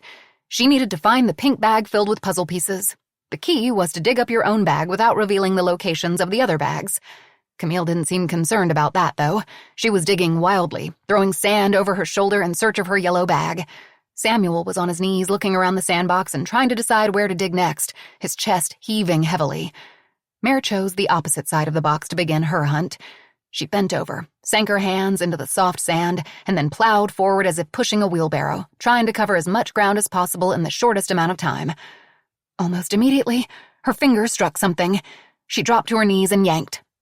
Out came a Kelly green backpack. Samuel's. She covered the bag with sand the best she could, but didn't want to waste time. She continued searching for the pink bag. Across the sandbox came a sharp cry. Mare told herself not to look. She was moving more quickly now and didn't want to stop. There was another shriek, and then a sob. "Keep going," Mare told herself. "Don't look." The heavy mud that encased her body was now being sloughed away by the sand. Again, her hands landed on something. Another bag. Mare shoved her fingers down deeper into the sand and caught a glimpse of bright pink. Her bag! She just needed to pull it free. A figure dashed by Mare, kicking sand into her mouth, her nose, her eyes. Camille had found her bag and was moving on to the next obstacle. Ignoring the gritty bite of sand in her eyes, Mare kept digging, pulling. Her bag was slowly loosening. There was another cry and a shout of, "What the fuck?" It was Samuel. What was happening? Mare hadn't heard any more gunshots. She almost had her bag free. That was all that mattered. Suddenly, a flash of hot white pain struck her hand, so intense that for a moment Mare couldn't breathe. When she snatched her hand back, she expected to see blood, but instead, the pad of her ring finger was red and beginning to swell. The burning pain was excruciating. What was it? A spider bite? A bee sting? It didn't matter. With one final heave, she pulled her pink bag from the sand at the same time that another sharp stabbing pain hit her ankle, then another at her calf. With a cry, Mare scrambled backward, still clutching the backpack. Emerging from the sand were a legion of crab-like creatures with a multitude of legs and snapping pincers, all coming toward her. It wasn't their clicking claws that terrified Mare. It was their curved tails with the needle-sharp barb. Scorpions! She felt the skitter of something climbing her leg and frantically tried slapping it away. Another sting pierced her wrist. The pain was disorientating. "Get up," a voice said in her ear. "They won't follow you. Get up and run." Samuel was standing above her. He had his green backpack looped around his shoulders and held out his hand. Mare wasn't going to accept help from anyone, especially not him. She was going to win the money, scorpions be damned. She gritted her teeth and stood up, rushing to the edge of the sandbox and stepping over its wooden frame. The pain had ingrained itself deep in her skin. All her nerve endings were screaming, but there was nothing she could do. From what she could tell, she'd been stung 3 times. Finger, wrist, ankle. She shook the heavy pink backpack, examining it for any remaining scorpions before sliding it onto her shoulders. She had to keep going. Mare resolutely ignored Samuel, who had fallen into step beside her, and she set her sights on the pink flag next to a table 20 yards away where she would assemble her puzzle. She limped to her spot, removed the backpack from her shoulders, and unzipped the pocket, expecting more scorpions to come crawling out. The pain in her hand and ankle weren't fading. If anything, it was burrowing in, getting hotter. Scorpions were poisonous, deadly even. Mare gritted her teeth. She wasn't dead yet. Ned, Samuel, and Camille were already at their tables assembling their puzzles. She dumped the puzzle pieces onto her table and began to flip them over to reveal the scattered image. The 25 puzzle pieces were thick, made of wood, and cut into irregular shapes. There were no corners, making Mare think that her puzzle was circular. She was decent at puzzle solving. She and the kids always had one on the game table in the basement and would periodically work on it. But there was never this pressure, these high stakes. Unfortunately, Mare's puzzle was nearly monochromatic, chestnut brown with slashes of black, a little white and red thrown in.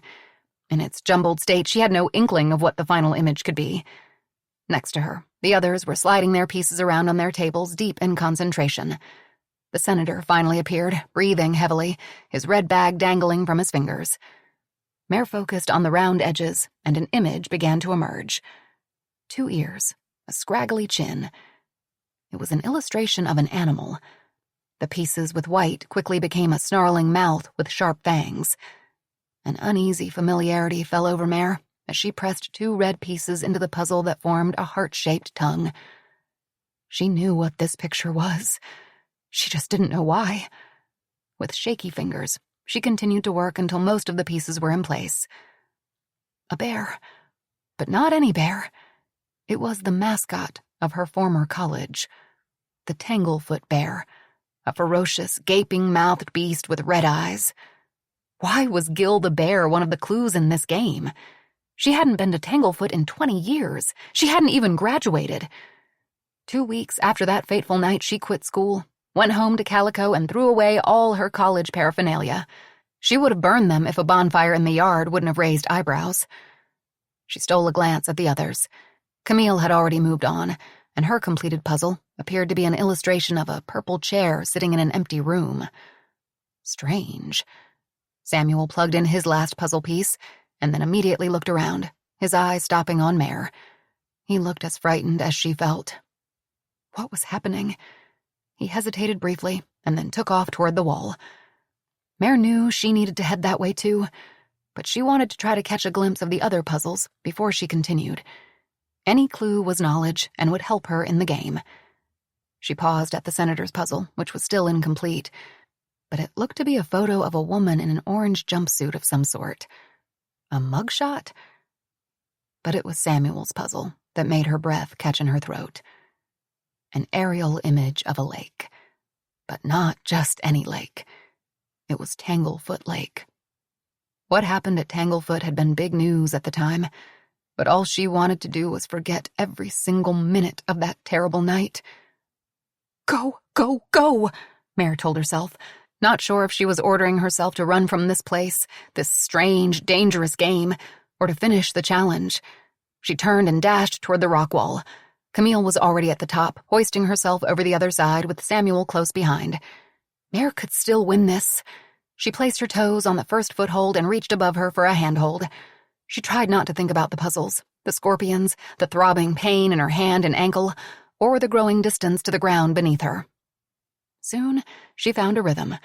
Reach, step, reach, step. If she didn't look down, she would be okay. Her muscles groaned with the exertion, and sweat burned her eyes, sending rivulets of blackened perspiration down her cheeks. She was almost there. Behind her, Mare heard the puff and groans of someone gaining on her. She chanced a glance over her shoulder to find Ned Bennett, and a wave of vertigo swept over her. One hand, slick with sweat, slipped from a groove in the wall, and one foot followed. Half her body swung outward, the scorched earth 30 feet below. Fear pounded in her chest like a drum. If she fell, she would break into 1,000,000 pieces. Her children would be motherless. She swung back toward the wall and frantically reached for the nearest divot. Don't think, Mare told herself. Her breath came in ragged gasps, and she waited until the world righted itself before she stepped up to the next foothold. Just a few more yards to go. She and Ned Bennett made it to the top at the same time, and she cried out as she pulled herself onto the sturdy platform. Below them, Camille was nearly at the bottom, and Samuel was already running toward the shooting range. Her limbs tingled with exhaustion, but she couldn't pause to catch her breath. The next step was to use the thick rope to scale down the other side of the wall. The ground below loomed, hard and unrelenting. Ned grabbed his rope first and began lowering himself. Mare tried to ignore him and reached for her rope, pausing to thread it around her left leg, across her chest and over her shoulder, securing herself in place. It took more time this way, but at least she would be safe. Down she went, careful to keep some slack in the rope. Just below her, Ned was struggling as his sweaty, slick hands kept slipping down the rope. He dropped a few yards and then scrambled for a foothold. After one precarious drop, he pressed his body close to the rock face, his toes resting on a gap in the stone. If Mare could get to the guns, she was confident she could hit the target. She grew up shooting at old beer cans and going pheasant hunting with her dad and brothers. Ned seemed like the kind of guy who would keep a gun in his glove box, but had no idea how to use it. She couldn't see Samuel or Camille being gun owners, but who knew? The senator, a military man, surely had plenty of experience with firearms, but he hadn't even reached the top of the climbing wall. She steadily lowered herself, the hemp scraping the inside of her thigh. Her fingers gripped the rope so tightly that they went numb. She passed Ned and then lowered herself a few more feet. She was halfway down, just 20 feet from the ground. The sound of a gunshot exploded from behind her. At first, she thought it was the sniper, but then realized that Samuel and Camille were shooting at the bullseye. The challenge could be over at any second. Mare continued to let out the slack and used her feet to bounce down the wall. 15 feet to go.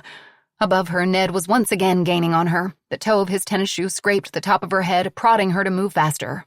The impact was unexpected, and her head exploded in pain. At first, Mare thought Ned had slipped, accidentally striking her in the head with his shoe, but she quickly realized that wasn't the case. "Sorry," he called out. Mare looked up and caught his expression. Cold, calculated. Ned knew exactly what he was doing. Again, he crashed into Mare, sending her slamming into the wall.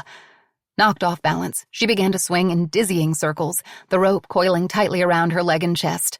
Mare gasped, trying to keep her hold on the rope. Once she stopped spinning, she looked up and she saw Ned gripping his rope with one hand and reaching into his pocket with the other. Out came a slim black object, and then suddenly out popped a blade. Ned had a knife, sharp and curved. For one ludicrous moment, she thought he was coming after her. She thought he might stab her. "What the hell?" Mare cried as she watched Ned begin to saw through her rope. "Hey, what are you doing?" She was stranded, hopelessly tangled so it was impossible to quickly scale the last stretch before Ned sliced through her rope. She squeezed her eyes shut and waited for the free fall. When it didn't come, she opened her eyes and looked up. Her rope was still intact, though barely. Ned hadn't completely sawed through the jute, but one wrong move and it would snap. Ned bounced past her, the knife still clutched in one hand. Where did the knife come from? And then it hit her. The knife must be a game changer. In the distance, there were more gunshots and then a whoop of celebration. Someone hit the target. Mare had lost. There would be no super clue. The earlier adrenaline she felt leached from her body, and the pain returned. Her hand and ankle pulsed hotly, and her muscles were cramping. Should she wait for help? No, Mare told herself. I'm going to finish this. Mare slowly spun herself in the opposite direction, unwinding the rope, realizing that with each movement the rope was fraying more and more. She was almost free. Suddenly, the rope went slack in her hands and she was falling, the earth coming at her with alarming speed. When she hit the ground, her shoulder detonated with white-hot pain, and the air left her lungs like a popped balloon. When Mare was able to open her eyes again, Samuel was standing above her. "I think you might have dislocated it," he said sympathetically. "What? So you're a doctor now, too?" Mare snapped. "Not a doctor. Just a guy who has dislocated his shoulder once or twice," Samuel said, rotating his own shoulder. "Want me to try to pop it back into place?" Tears were streaming down her face, and Mare wiped them away with her good hand. She looked at him dubiously. "You know how?" "Yeah." Samuel nodded. She wanted to trust him. She couldn't ask Fern for medical help or she'd be sent home. And if she didn't get her shoulder back into place, there was no way she could compete in the next challenge. "Lie down," Samuel said, and Mare eyed him suspiciously. "No, really," he urged. "Lie on your back." Gingerly, Mare lowered herself back to the ground. "Now relax," Samuel said, and she glared up at him. She let out a shaky breath as Samuel carefully guided her injured arm away from her body and shifted so one foot was pressed against her ribs. "Don't worry," he said. "I just need a little leverage. You are going to feel so much better in a few seconds." He grabbed her hand and wrist and gave a quick pull. There was a loud pop. Mare cried out in pain and then felt instant relief. "How's that?" Samuel asked, kneeling down next to her. "Better," Mare breathed. "Thank you." "Did you see my puzzle?" Samuel asked quietly, kneeling next to her. "It was the lake." "Hang on," Mare said, removing her microphone from her shirt and tossing it as far as she could with her good arm. Samuel did the same. "Yeah, I saw it." "And I saw yours," Samuel said. "They know. Somehow they know," he said. "Your puzzle was the mascot from college, the bear, and mine was a lake." "Shh," Mare hissed, looking around to see if anyone was paying attention to them. "No, no one knows. It's just a coincidence." "Tanglefoot Lake and our college mascot? Just a coincidence?" Samuel asked, holding out a hand to help her up. "I don't think so." "They can't know it all," she insisted. "Not the whole story." Mare ignored Samuel's hand and got to her feet on her own. "What are we going to do?" Samuel asked, his eyes filled with worry. They looked over to see Fern, Alfonso, the senator, and Camille in a small cluster waiting for them. Mare shook her head. "Nothing. It means nothing. Anyone could have found out where we went to school, and the school was near a lake. Big deal. Just keep playing. That's all we can do," she finally said. "We just have to keep playing the game." Samuel didn't look convinced. Fern beckoned them forward. "Are you coming?" she called. Mare lifted a hand to let Fern know they heard her. "Someone is getting voted out tomorrow, and it can't be me." She looked at Samuel. "It's just a game. You're reading too much into it. I'm sorry, but I have to focus on winning." Mare strode toward the others, her fury toward Ned Bennett building. "You asshole!" she cried. "You could have killed me!" "I found a game changer, so I tried to change the game," Ned said. "You would have done the same." "Are you going to be okay?" Fern asked, her face a mask of concern. "What the hell?" Mare turned her anger on Fern. "A knife? Really? What if I broke my neck? What if I had a bad reaction to the scorpion stings? I could have died. Any one of us could have died." Tears of pain and anger filled her eyes. What good would $10 million do if she was dead? What good would she be to her children then? "But do you need medical attention?" Fern asked with what seemed like genuine worry, but Mare wasn't sure. She couldn't be sure of anything anymore. Fern was the one who kept placing them directly in the way of danger. Fern didn't care about their safety. She cared about the number of people watching the show, and the more blood, the more drama, the more viewers. Mare looked to Alfonso, the so-called director. Why wasn't he saying or doing anything? "You're okay with this? This can't be right." "You signed the waiver," Alfonso said simply, though he kept sending furtive glances toward Fern. "We can call the medical team in, but if they determine that you need more expert care, you will have to exit the game. Is that what you really want?" Did she? Mare wondered. She scanned herself for a serious injury. Every inch of her body hurt, especially her shoulder. But if she went to the hospital, Mare knew she would be out of the game. Disqualified. "No, I'm okay," Mare finally said. "But this is—" She paused, trying to come up with the right word. "Wrong." She wasn't ready to quit. Not yet, even though her shoulder was throbbing. Mare thought of the bear and the lake puzzles. 2 items she had a very personal connection to. There was something more going on here, and Mare needed to talk to Samuel again. Mare thought of the pill hidden in her pillowcase. Her game changer. The first chance she had, she was going to use it. He was done. Finished. If Mare signed a waiver saying it was okay for someone to shoot paint bullets at her, to use a knife to send her falling 15 feet to the ground, then one little pill dropped into a glass of wine wouldn't matter. She was going to win this game, and didn't care whom she had to take down to do it. 19. Danny Kringle, 12, sat all by herself in the computer room. Lots of times, when her cough was acting up, she'd come here instead of going outside for recess. Danny wasn't supposed to be in here alone, but she never caused any problems.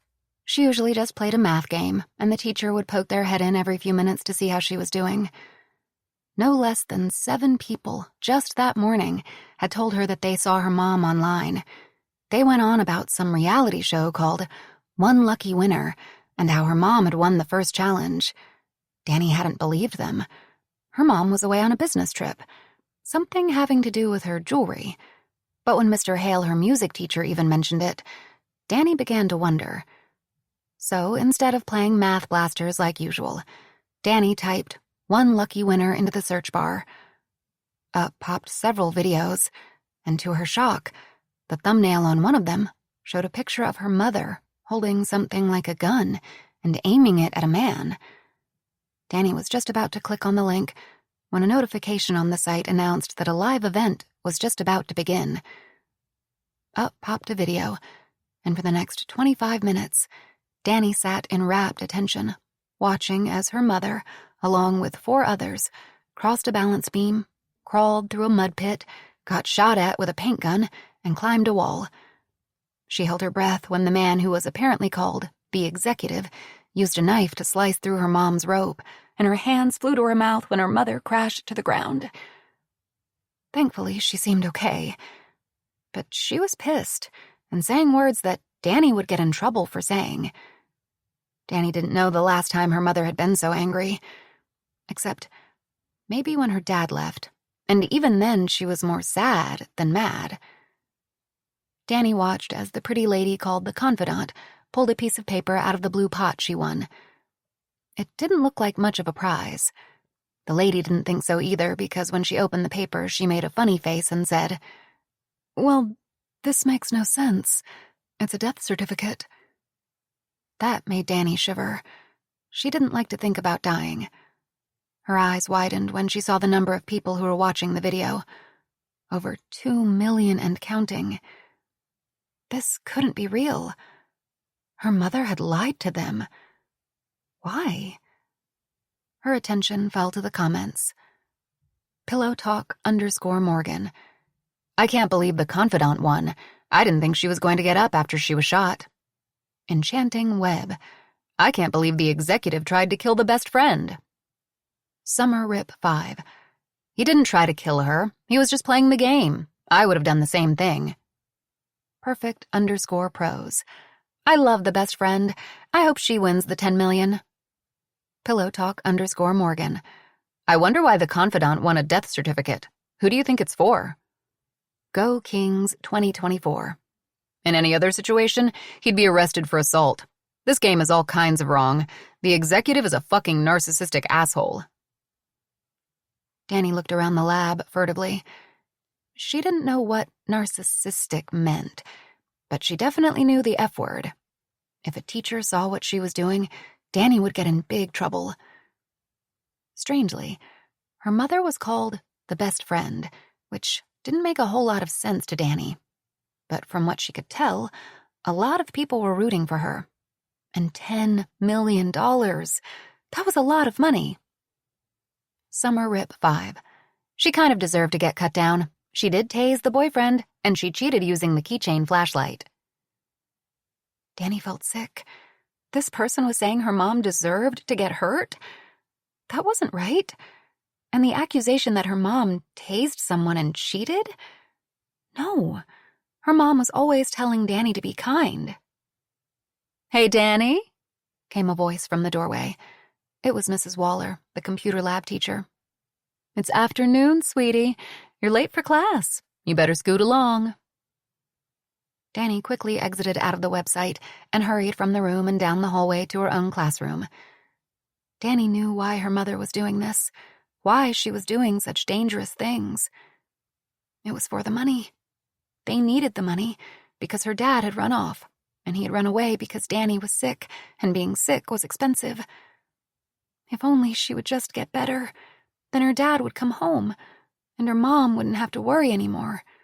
She slipped into her chair and stared down at the top of the desk, willing the tears not to fall. 20. The Executive. The Vault. I do feel bad about cutting Mare's rope. That's why I stopped before I sliced all the way through. This game really messes with your head, and I'm happy she wasn't seriously hurt. This is a tough game, though, right? Look at my nose. Camille kicked me right in the face. It's going to take weeks for the bruising to go away.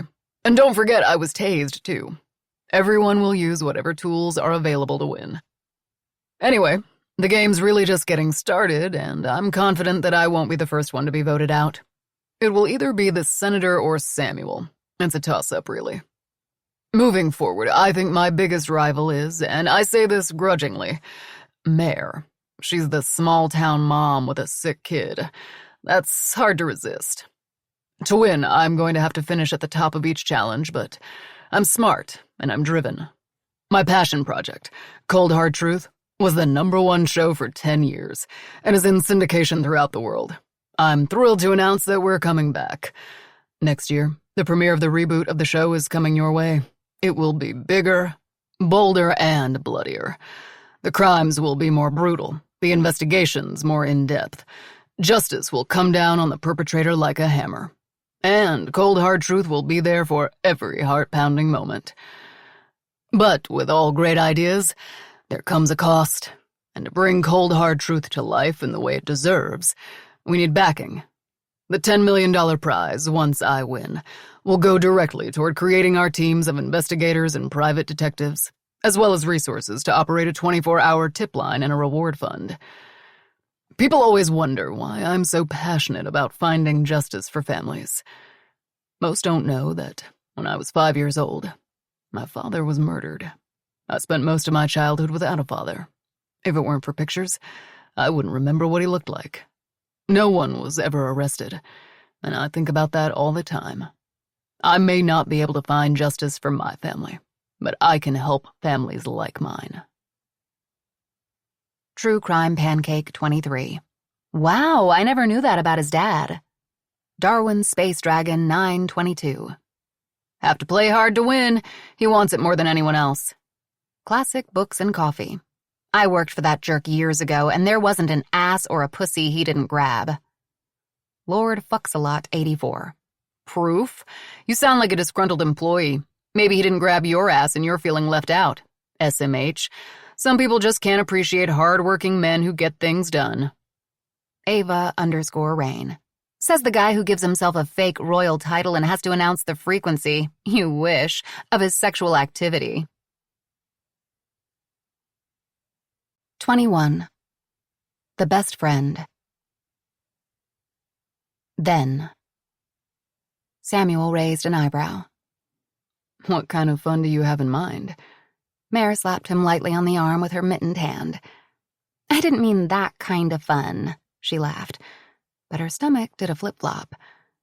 Why was she thinking about Samuel in this way? He was Lena's boyfriend. She needed to find her own guy.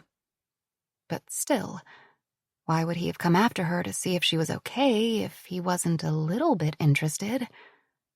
Uh-huh, Samuel said slyly, and she felt her face go hot in spite of the cold air. Come on, Mare said, stepping out into the icy road. Careful, Samuel said, snagging her elbow. Mare moved to the center where the yellow dotted line split the road in half. What are you doing? Samuel asked. You could get hit. Showing you how we had fun in Calico, Mare said, lowering herself to the pavement, the cold seeping through her jeans. Besides, it's dead out here. Like you said, we're in the middle of nowhere. Calico? Samuel asked, standing over her and looking anxiously from left to right. Where I grew up, Mare said, pulling on his pant leg. Now lay down or get out of the way. I want to look at the stars. This is stupid, Samuel said, but still he stretched out on the ground so that they were ear to ear but facing in the opposite direction. When does it start getting fun? Look at the sky, Mare said dreamily. It goes on forever. Yeah, but we can see the sky from over there. Samuel waved his hand toward the side of the road. And it's safer. But that's half the fun, Mare insisted. We'd lay on our backs in the middle of country roads and wait until we saw headlights. Then we'd hop up and run to the side of the road and into the ditch and watch the driver of the car freak out. That's hilarious, Samuel deadpanned. How many little old ladies did you give heart attacks? Ha! I don't know, but we were chased by a few farmers through a cornfield a time or two. Mare laughed. That I would have liked to have seen, Samuel said. But really, when does it get fun? Just then, 2 headlights winked in the distance. Right about now, Mare said. Samuel twisted his neck to see the headlights in the distance. Yeah, hang on, Mare said. Wait until they see us. No way, Samuel protested, scrambling to his knees. They're still far enough away. Don't panic, Mare said, laughing and grabbing his wrist to hold him in place. Don't be stupid, Samuel said, but he was laughing too. Mare had forgotten the euphoria that 2 tons of metal careening toward her in the dark could bring. It was wrong, not normal, but it felt so good. Now? Samuel asked. Not yet, Mare said. The car was not slowing down. The driver hadn't seen them yet. A few more seconds. Samuel scrambled to his feet. Let's go, Mare, he urged, pulling her up by the arm. She planted her feet. The headlights were mesmerizing, 2 yellow eyes bearing down on them. She could hear the car's engine now, which was her cue that it was just about time. She couldn't believe the driver hadn't seen them yet. They must be distracted, on a cell phone or singing along with the radio. Mare waited until she could see the silhouette of the driver through the windshield. Now! Mare cried, clutching Samuel's hand as they dashed to the side of the road, the breeze from the passing car lifting her hair from her neck. That was crazy, Samuel said, bent over, hands on his knees and out of breath. It was amazing, Mare exclaimed in delight. See? I told you. Fun. Suddenly, the sound of screeching brakes and the smell of burnt rubber filled the air. The car fishtailed wildly from one side of the road to the other before careening over a snowdrift and smashing into the trunk of a sugar maple. The sound of grinding metal and breaking glass rang in Mare's ears. Then the air went deathly silent. The car's red taillights glowed accusingly as the engine continued to rumble, and smoke from the exhaust pipe curled lazily into the air. Oh my God, Mare said, covering her face with her hands. Oh my God! She began to move toward the wreckage, but felt a tug on her sleeve. Shh! Just wait, Samuel said, pulling Mare farther into the shadows. Maybe he's okay. The car door opened, the interior light illuminating the driver's face. Mare breathed a sigh of relief. The driver was okay. Her gratitude was quickly replaced with a different kind of fear. They were going to be caught. A man dressed in a khaki Carhartt coat and work boots stepped from the vehicle. Hey! He shouted into the darkness. Lurching around to the front of his car where a headlight cast a long river of light across the pavement, he bellowed. You think this is funny? Samuel pulled Mare close to him, and she buried her face in his chest, trying to muffle the sound of her panicked breathing. You think this is funny? The man shouted again. His voice was slurred. Had he been drinking? The man's top half disappeared into his car, and when he emerged, he was holding a long cylinder that glinted in the glare of the headlights. Oh, Jesus, Samuel murmured. He's got a pipe. Hold still, and when I say run, go. The man stumbled in their direction, pipe in hand.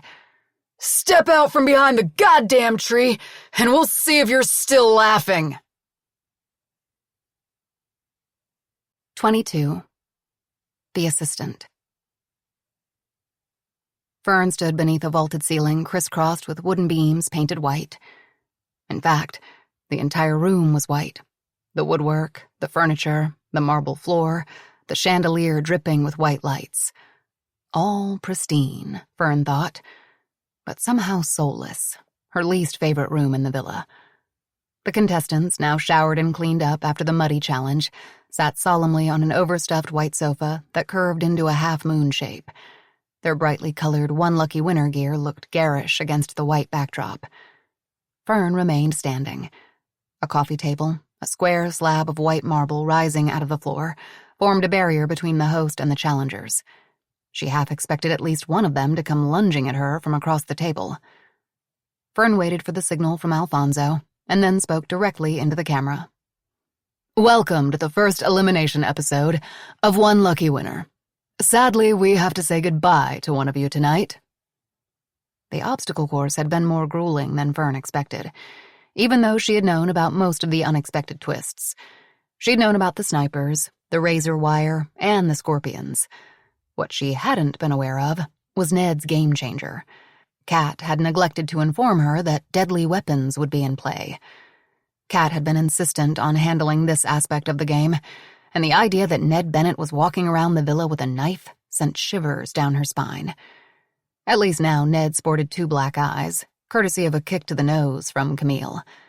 But all the competitors had bumps and bruises.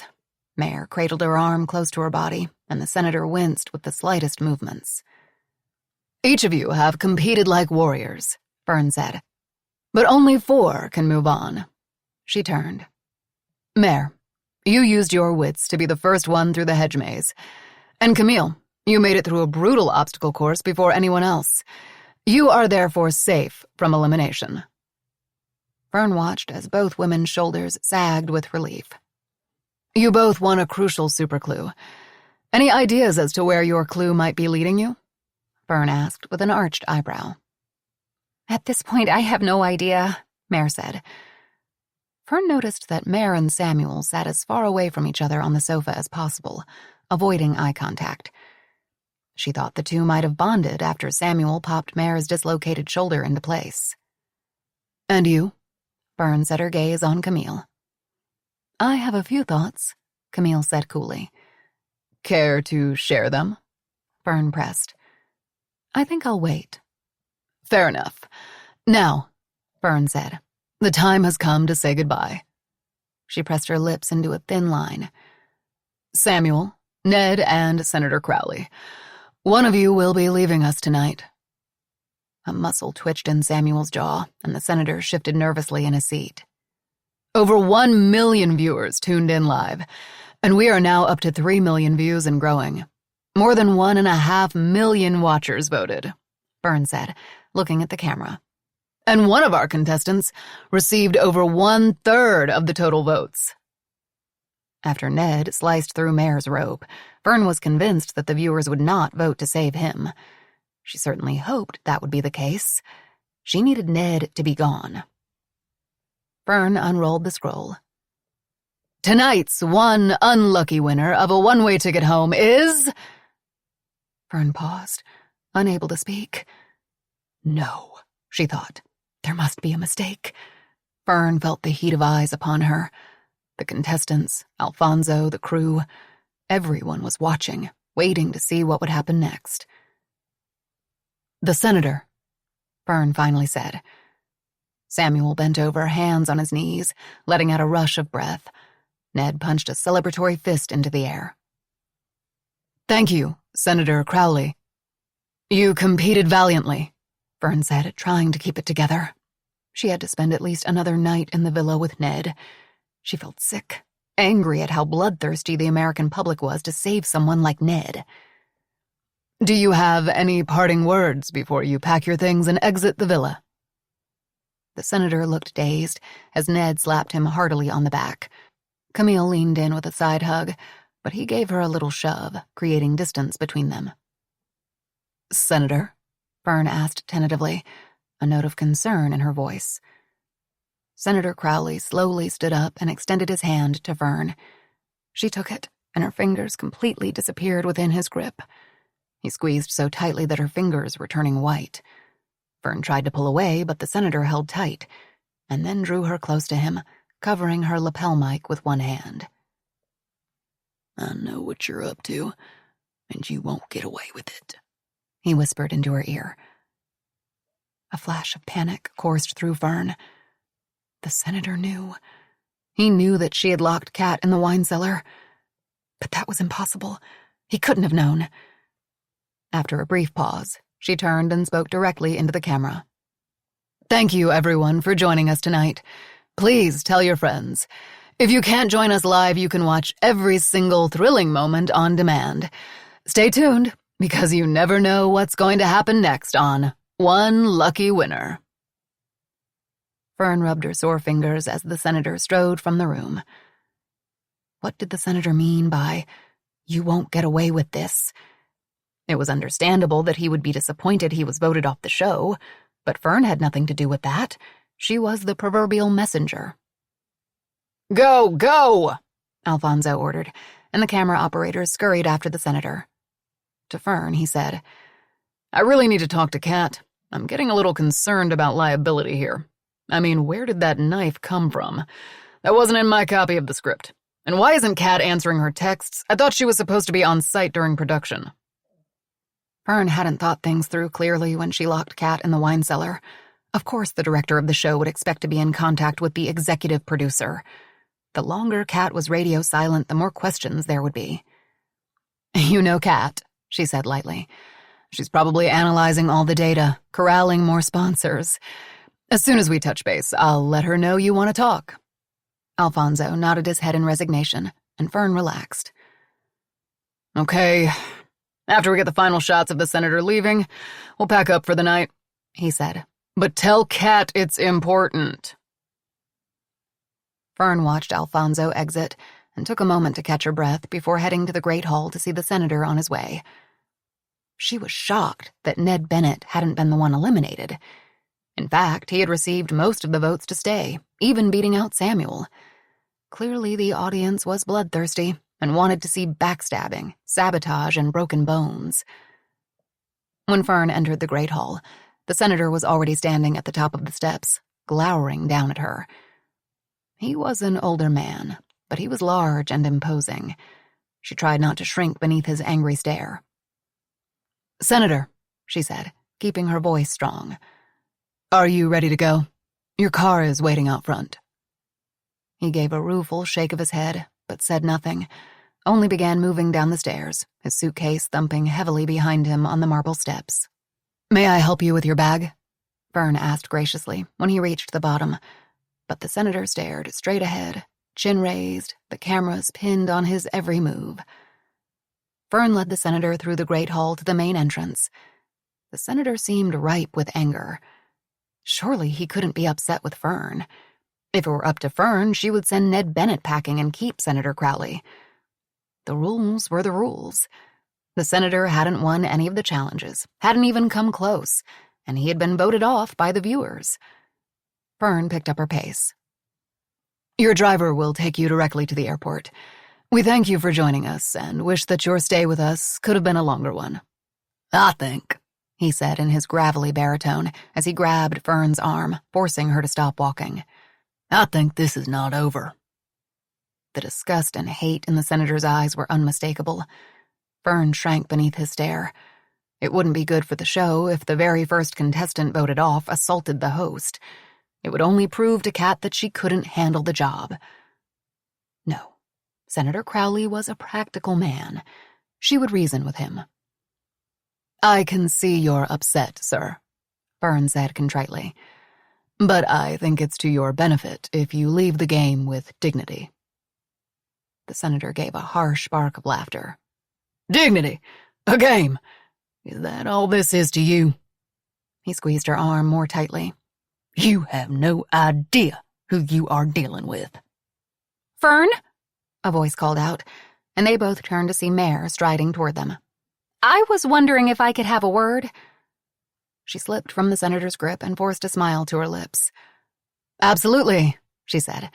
Let me get Senator Crowley on his way, and I'm all yours. Fern pushed through the courtyard doors and was relieved to see that the SUV that would take the senator away was idling in the drive. The senator, not waiting for Fern, began his descent down the stone steps. Shoulders hunched, he looked like a much older man than when he first arrived. Fern wanted to let him go without another word, but knew that she needed to remain composed. She followed him down the steps, wishing that the cameras would follow them. Instead, they stayed behind, getting a long shot of the senator's departure. At the bottom, Fern held out her hand. Again, thank you. Best of luck to you. The senator's lip curled with disdain. He let her hand hang. You don't understand that you most likely have ruined my life, he asked, his face twisted in disbelief. The picture of the woman in my puzzle was no accident. And what the doctor said just before the challenge, that was no accident either. Why wouldn't he just leave? Fern steeled her spine. Again, thank you for being here. Safe travels. This is not over, the senator said, as the driver stepped from the car, took his bag and stowed it in the rear of the SUV, while the senator climbed into the back seat. Fern held her breath until the vehicle pulled away and its brake lights were swallowed up by the fog. Aware that Mare had come down the steps behind her, Fern tried not to let her relief for the senator's departure show on her face. So, what can I help you with, Mare? She asked, trying to push aside the panic she felt. Nothing was going right. Kat was locked in the wine cellar, the senator looked like he wanted to kill her, and there was another long night in front of her. "Are you okay?" Mare asked. "I saw the way Crowley grabbed you." Fern felt a lump form in her throat, but swallowed it back. I'm fine. He was disappointed. Understandably so. It's a lot of money, and he's a man used to getting what he wants, I'm sure. "I feel like that has to do with more than money," she said, noticing the bruises blooming on Fern's arm. "Be careful. People are dangerous when they are backed into a corner." Fern looked up from her phone and studied Mare's face. It appeared to hold real concern, and maybe a hint of a warning. If Mare only knew what Fern was capable of doing, how dangerous she could be, Mare might not be so calm. Mare's face was exceptionally pale against the auburn of her hair. She cradled her right arm protectively against her body. "The real question is, are you okay?" Fern asked. She was genuinely concerned. Mare looked like she was in pain, and Fern didn't know what it would mean for the show if a contestant would have to exit early due to injury. There would be only 3 players remaining. "I'm fine," Mare said. "My shoulder is fine, but I have to talk to my daughters. I have to find out if Danny is okay." "I'm sorry," Fern said.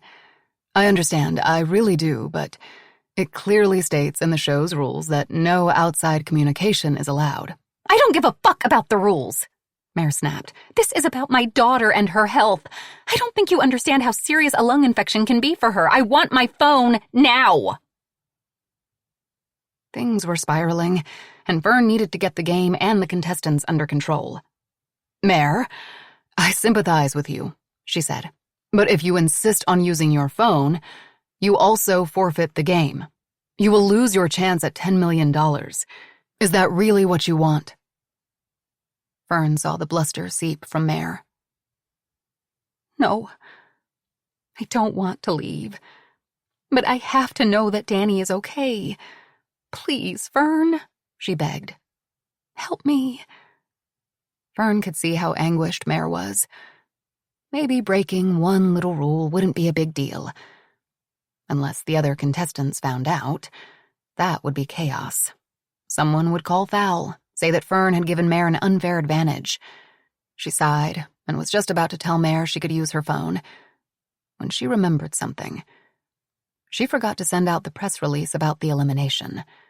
Kat had been very clear. The email was to be sent out to all media outlets immediately after the vote was announced. "Damn it," she whispered. "I'm sorry, Mare," she said shortly.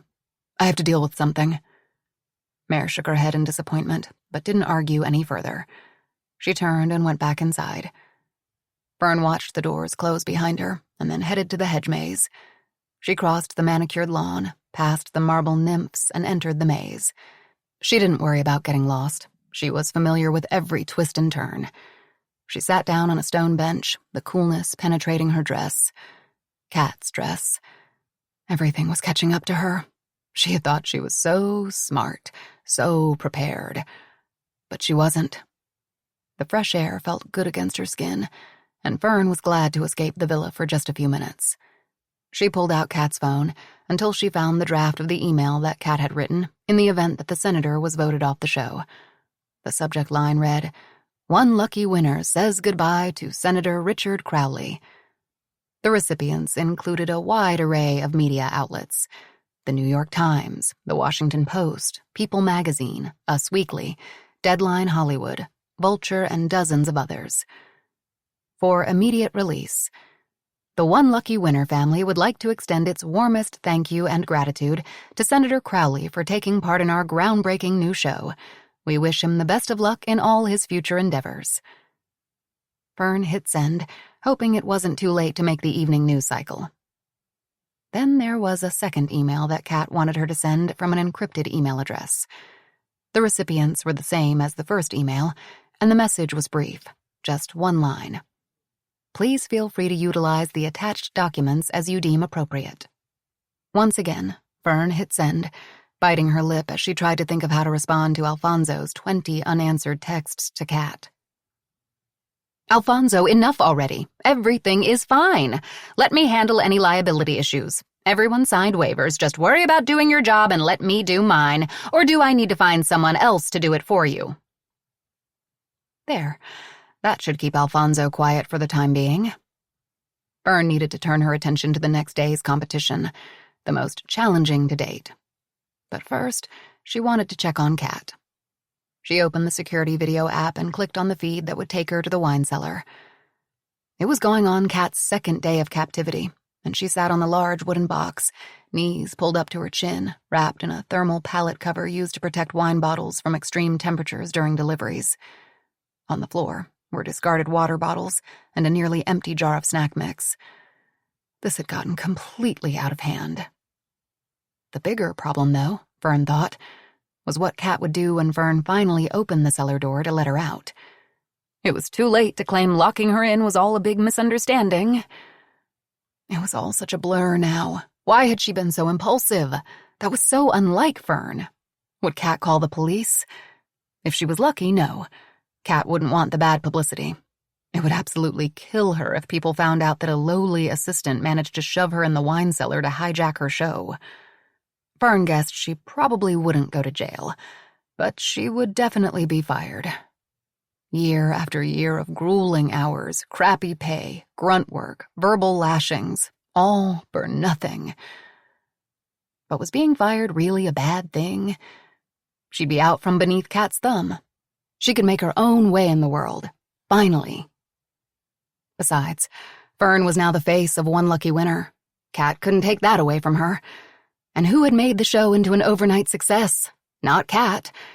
The more Fern thought about it, the more she believed that Kat had to be the one who brought Ned Bennett to the villa. For what? Ratings? No matter the reason, it was twisted. Maybe a little more time in the wine cellar would do Kat some good. It would teach her that she can't play with people's lives for her own advancement or entertainment. But wasn't that what Fern was doing right now? Playing with people's lives? She didn't like the thought and quickly pushed it aside. Just one more night, Fern decided. Tomorrow evening, after the next challenge, she would release Kat, greeting her with a warm robe, a steaming cup of coffee, and her favorite meal from Le Toque, the Dungeness crab-puffed rice bowl and 2 Meyer lemon squares. She'd pretend that nothing happened, that it was all an unfortunate misunderstanding. Fern threw her head back and let out a long breath. What had she gotten herself into? Her phone buzzed, alerting Fern to a new text. It was probably Alfonso wanting to complain about Kat. Fern frowned at the screen. The text wasn't from Alfonso. It was from the driver that was taking the senator to the airport. FYI, the senator bailed before we got to the airport. Jumped out just outside the estate. I've been driving around looking for him. Downed a bunch of whiskey. Was going on about the Daily Beast or something or other. What do you want me to do? Oh, shit, Fern breathed, jumping to her feet. A new shot of adrenaline bulleted through her. Just what she needed, an angry, drunk politician roaming the countryside. She quickly typed 2 words and hit send. Find him. She scurried out of the maze and across the lawn, her eyes darting from shadow to shadow. Above her, the gargoyles stared down from their perches. What could they see that she couldn't? Was the senator out there on the grounds, lying in wait? Would he try to finish what he threatened? Fern dashed up the stone steps, glancing over her shoulder, half expecting the senator to come lurching out of the mist. Once at the top, she stopped to catch her breath. She needed to stay focused and remain in control. What would Kat do? She asked herself. Kat wouldn't have let this happen in the first place. She pushed through the front doors and into the courtyard, immediately feeling better sheltered inside the villa. The anxiety began to seep from her body, her muscles loosening, her breath steadying. She would shower, check in with the driver to make sure the senator was accounted for, and then get some much-needed sleep. She walked beneath the bell tower, taking a moment to appreciate the earthy smell of rosemary and the piercing lemon scent of witch hazel in the herb garden from just outside the open-air windows. Tomorrow will be better, she thought. The shadows in front of her shifted, and she caught the whiff of something different. Fern's pace slowed until she came to a stop. Someone was there in the dark, blocking her entrance into the villa. The sweet, unmistakable smell of bourbon curled around her head, and she knew. After ditching the driver, he must have backtracked to the villa and lay in wait while Fern was down at the hedge maze. Fern inched her way backward, dared to look over her shoulder. If she turned and ran, she might be able to get away. I told you this wasn't over yet, the senator slurred, and Fern knew it was too late. 23. In Washington, D.C., Shayna Live, Laugh, Love was at her kitchen table reviewing her online appointment calendar while Caleb was doing his math homework. She had a meeting with a client tonight. The sitter would be there soon, and she needed to get changed. Her phone pinged with an alert. Shayna ignored it and returned to her calendar. If she left by 7, she could make it to the restaurant by 8. Then her phone pinged again, and again, and again until the alerts were coming in like machine gun fire. Caleb looked up from his worksheet. "Geez, Mom," he said. "Sorry, honey," Shayna said, ruffling his hair and lowering the volume. "It's probably just Aunt Stephanie. She must have some big drama going on." Shayna navigated to her messages and had to read the most recent message from Gabriella, a woman she worked with, 3 times before it registered. "You've gone viral, and not in a good way." She scrolled through the messages, all from different senders. Girls she worked with, her best friend, her sister, her mother. Another text appeared from Gabriella. It was a link to an Instagram video from JoJo Holt, an influencer who got 2nd place in the Queen of Cakes baking competition series a few years back. Now she recapped reality TV episodes on social media, all while offering baking tutorials. Shayna clicked the link, and JoJo's face appeared on her screen, nearly shimmering with excitement. Good evening, Luckies, JoJo said into the camera. I'll get right to the point. You probably already know that former Senator Richard Crowley was voted off the show this evening. Shayna froze. Richard was on a reality show? She hadn't talked to him in over a week, or seen him in over a month. Since he retired from the Senate, he didn't get to D.C. as much. She glanced over at Caleb, who was once again immersed in his homework. A flurry of comments filled the feed. Travesty. I'm from Texas and Crowley was a godsend. Always put Texans first and foremost. Shayna heartily agreed. Amen, she typed. Well, I'm from Texas too, and Crowley always put himself first. Shayna watched as JoJo began measuring out cups of flour. This latest news is bananas. But first, lemon squares. Since one lucky winner takes place in an Italian-inspired villa, I'm going to share my variation of the classic Italian lemon square with you. It's the perfect combination of sweet and sassy, just like me. JoJo gave a self-deprecating laugh. For the crust, we add 3½ cups of all-purpose flour, a ½ cup of powdered sugar, and ½ a teaspoon of coarse salt. So, Luckies, JoJo said as she dumped all the dry ingredients in a large bowl. I know that the senator was a controversial figure, but wait until you hear this. More heart emojis floated across the screen. Shayna added her own heart. In case you haven't heard, Senator Crowley had an illicit affair, cheating on his wife of 50 years, JoJo said. Shayna froze. An image appeared above JoJo's head of a glamorous woman with shoulder-length blonde hair and pumped-up red lips. She was wearing an expensive but tasteful black cocktail dress. Shayna couldn't believe what she was seeing. It was a picture of herself. Caleb, sweetie, Shayna said, her voice unnaturally high. Can you please go clean your room up before Katie gets here? Caleb didn't need to be told twice. He leaped from his chair and rushed from the kitchen. But there's more, Jojo whispered conspiratorially. So much more. Shayna felt lightheaded, sick. Apparently, the good senators, Jojo crooked her fingers as she said the word good, mistress was a high-end escort from Washington, D.C. Please no, Shayna whispered as her phone vibrated with more alerts. Another image of Shayna appeared on the screen. In this one, a false eyelash hung precariously from her right eye.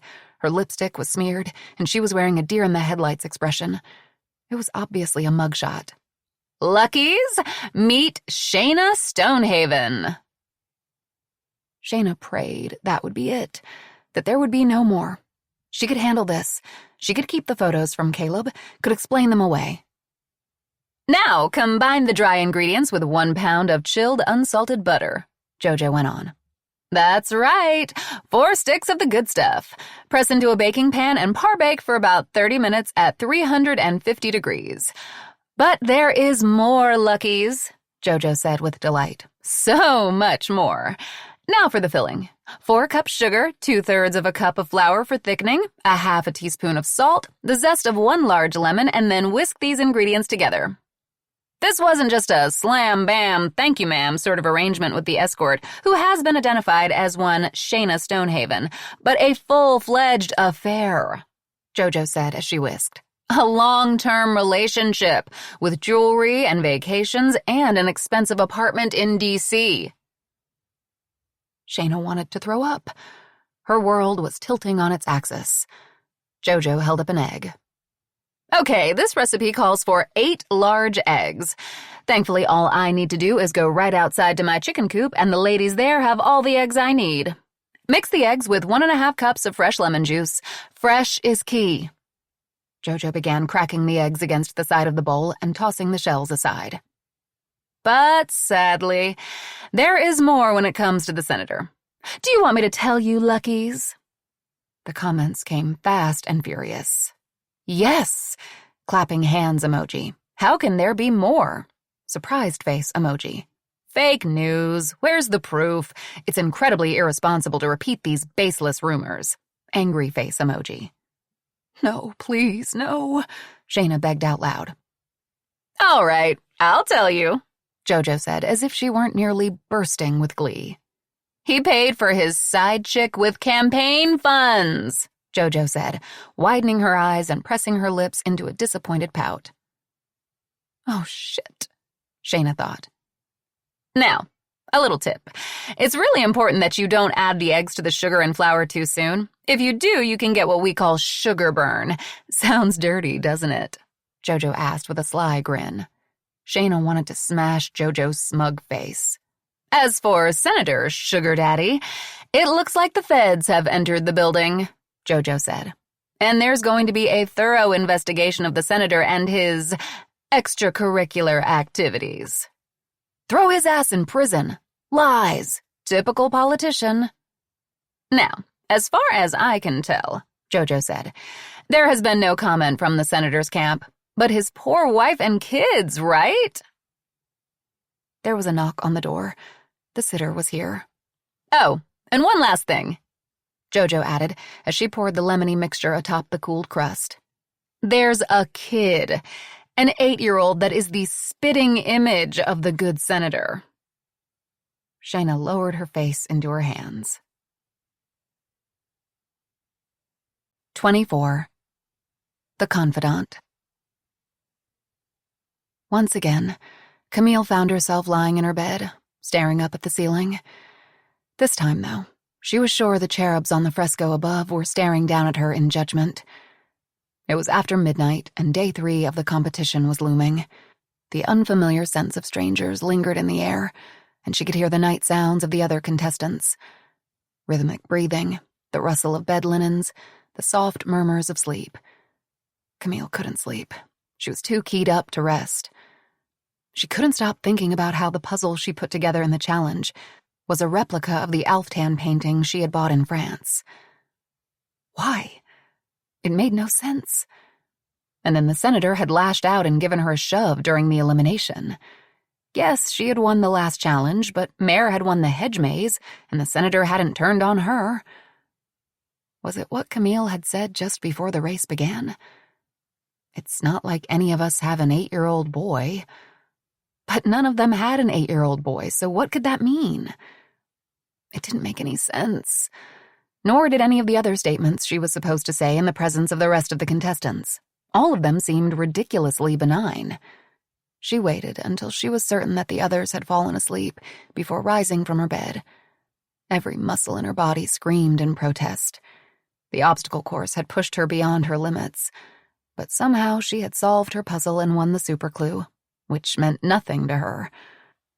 Painfully, she lowered herself to her knees, and her hand disappeared into the black abyss beneath the bed. Camille tried to quiet the thoughts of rodents and gnawing insects. Despite the lavishness of the estate, it was old and most likely attracted creatures that felt most at home in dark crevasses. Her fingers snagged on her suitcase and she pulled it out, quietly trying to unzip the front pocket. She reached inside for the folded sheets of paper. She pushed the bag back beneath the bed and moved to the door, wincing when it opened with a rusty creak. She slipped quickly from the room and came face to face with the long, dark corridor. Goosebumps erupted on her skin.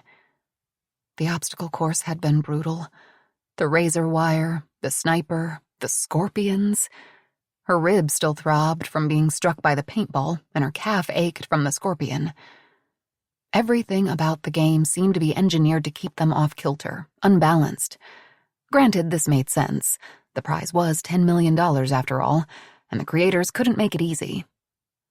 Still, there seemed to be something twisted, malevolent even, about the entire game, and it wasn't exactly bringing out the best in them. Case in point, Ned Bennett. Ned had no qualms about slicing through their rope on a climbing wall. It was a miracle that Mare hadn't broken her arm, or worse. Though Mare was giving as good as she got. She hadn't hesitated to tase Samuel. Even the seemingly mild-mannered senator looked positively venomous when he learned he was the first to go. She thought of the 2 pieces of paper she had hidden in her pocket, the game changer and a super clue. She wanted to pull them out and examine them again, but it was too dark in the corridor to see. The super clue was a death certificate, with all the important parts blackened out. There was no name, no state, no cause of death listed. The only information that she could glean from the document was that the decedent was male and 32 years old. It could be anyone from anywhere, at any time in history. Camille had known a man who had died when he was 32. Or was he 33? She should have remembered this detail, but had destroyed every last bit of the paper trail connecting her to Travis Wingo. Last December 18th was their final unofficial session, the one where Wingo told her he had run out of money, and Camille had told him she couldn't meet with him any longer. Wingo hadn't taken it well. The following evening he was back, then again and again, night after night after night until he died. No one knew about her private therapy sessions with Wingo, nor did anyone know how he had gladly paid cash. No one knew why Wingo was really at her office the day after Christmas. Camille made sure of that. No, this wasn't Wingo's death certificate. It couldn't be. But it made her think of him. Camille followed the sinuous corridor past shut doors and shuttered windows, trying to push thoughts of Wingo aside. She made turn after turn until she was hopelessly lost. The estate was even larger than she thought. What kind of person lived here, she wondered. There were no personal photos or children's artwork, no indication that a family lived here. So who did? The corridor curved once more, and she was back at the grand staircase. She must have walked in a complete circle. Camille put one hand on the iron railing and felt it rock slightly beneath her fingers. Dangerous, she thought. A crash came from below, followed by a shout. Camille froze, waiting for more, but she was met with silence. Her heart skittered. Was it a cry of pain or surprise? She wasn't sure. From the direction of the bedroom, Camille heard tentative footsteps. What's going on? Mare whispered. I don't know, Camille said, trying to peer into the shadows below. I thought I heard someone yell. Mare leaned over the railing to get a better look, the wrought iron tilting with the movement, and Camille pulled her back. Careful there, the railing's loose. Thanks, Mare said. I heard yelling too. Do you think we should go down there? Shh, Camille ordered. Listen. Another far-off cry drifted up to them, again followed by a crash. With a start, Mare grabbed Camille's arm. Her eyes were wide, frightened. Camille chewed her lip as if deciding what to do. Ned? Samuel? Camille asked. Mare shook her head. I think they're still in the bedroom. What should we do? The quiet was what spurred Camille down the steps. She nearly lost her footing on the slick marble, but grabbed the iron railing before she fell. Behind her, Camille heard the clatter of footsteps. Mare was coming too. Whatever she was walking in on, she wouldn't be alone. Once at the bottom, Camille spun around, trying to decide which direction to go. That way, Mare said, pointing toward the courtyard. They rushed forward, and Camille pushed through the front door. The fog had lifted, and the white glow of the moon spilled onto the courtyard floor, where the marble statue of Aphrodite had been knocked from its pillar. Its disembodied head came to a slow stop at Camille's feet. The senator had Fern pinned against the stone wall, his hands around her throat. Her eyes bulged as she searched wildly around the space, landing on Camille. Her fingers clawed desperately to loosen his grip, but he held fast. Camille couldn't move. It was as if her feet were lodged in cement. She must have emitted a sound because the senator looked over his shoulder, his eyes feverish, his face a mask of rage. Fern's face was turning blue, her arms dropping uselessly to her side as she began to lose consciousness. What are you doing? Stop! Mare yelled as the two women spurred into action. This time, the senator didn't even glance their way. If anything, his knuckles whitened as he pressed his fingers against Fern's throat. Let go! Camille cried, pulling at the senator's arm. He reeled back, striking Camille in the face, and she stumbled backward. Fern went limp and slid to the floor. The desperate gurgling sounds she had been making moments before stopped. Momentarily shocked by the senator's backhand, Camille watched as Mare shoved him to the ground and then grabbed one of Fern's arms and began dragging her to safety. What the hell? Came a man's bewildered voice. Camille glanced up.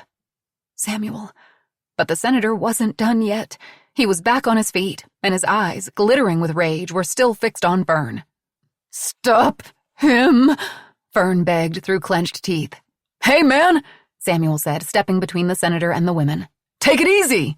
Take it easy? The senator laughed. Take it easy. She ruined my life, he said, pointing a shaky finger at Fern, who was gasping for breath. Fucking bitch, he muttered, and once again lunged toward Fern. Whoa! Samuel cried, snagging the senator around the waist, and in one swift motion, bringing the older man down to the ground, one arm wrenched behind his back. Mare left Camille with Fern and added the full force of her weight against the senator's legs until he stopped struggling. The only sound was their collective heavy breathing. The rancid odor of sweat and liquor rolled off the senator. Camille, her cheek red from where the senator struck her, stood over them, a sharp shard of broken marble in her hand, ready to pounce if Crowley escaped. Why? Fern rasped, massaging her fingers against her neck, already beginning to wreath with bruises. She crawled away from Mare and staggered unsteadily to her feet, trying to smooth the wrinkles from her white dress and leaving red smears of blood behind. I don't understand. We need to call the police, Camille said, taking in Fern's bruises, her ripped dress. She sensed a new presence at her side and looked over to find that at some point Ned had joined them. No, Fern said, shaking her head from side to side. Don't do that, she said softly, leaning heavily against the stone wall, the moon glistening off a wound at her temple. But that doesn't make sense, Camille said in confusion. He tried to kill you. No, Fern said, swallowing painfully. The show. If the police come, it will be over. I will ruin you, the senator slurred. Fern, Camille said, going to the younger woman's side. He's unhinged. Look at yourself. Fern looked down at her fingers, nails ragged and bloodied from fighting the senator. She had lost one shoe in the struggle. No, Fern said, clearing her throat. I'll get the driver to come back. Please, just get him out of here. The senator lifted his chin from the floor and set his drunken gaze on Camille. You're part of this, too. How did you find out? Who put you up to this? I don't know what you're talking about, Camille protested. I'm just playing the game.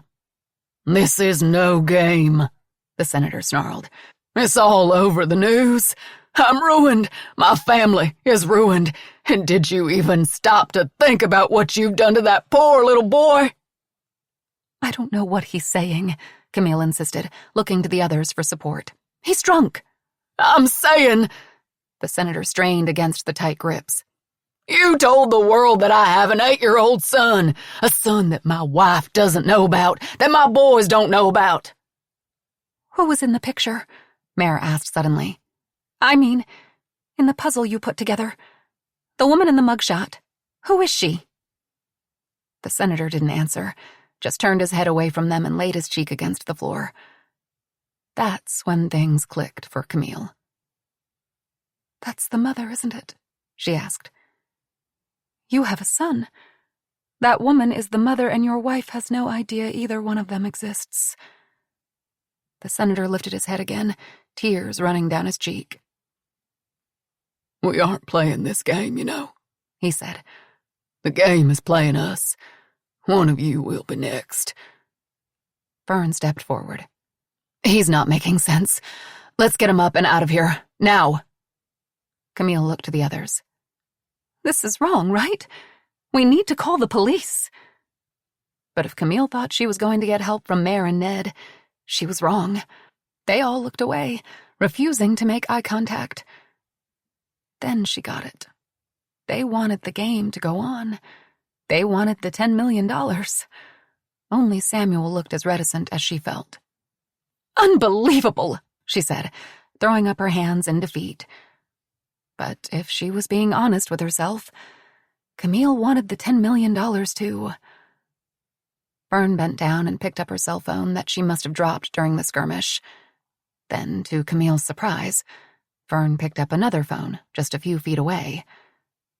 Who needs 2 cell phones? Camille wondered, as Fern punched a few buttons and pressed one of the phones to her ear, wincing at the contact.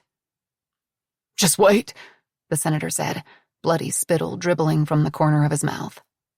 She'll get you next, he called over his shoulder, as Samuel and Ned lifted the senator to his feet and began dragging him out of the courtyard. A plastic rectangular card lay on the ground, and Camille bent down to pick it up. It was a key card. It had a picture of Fern and her full name, Fernanda Espa. Come get him. Now, Fern said coldly into the phone, and make sure he doesn't come back. She knew she had heard that voice before. It was all coming together. The Converse tennis shoes, sunglasses, the hat, the context, all explained why she hadn't made the connection before. She thought of her former client.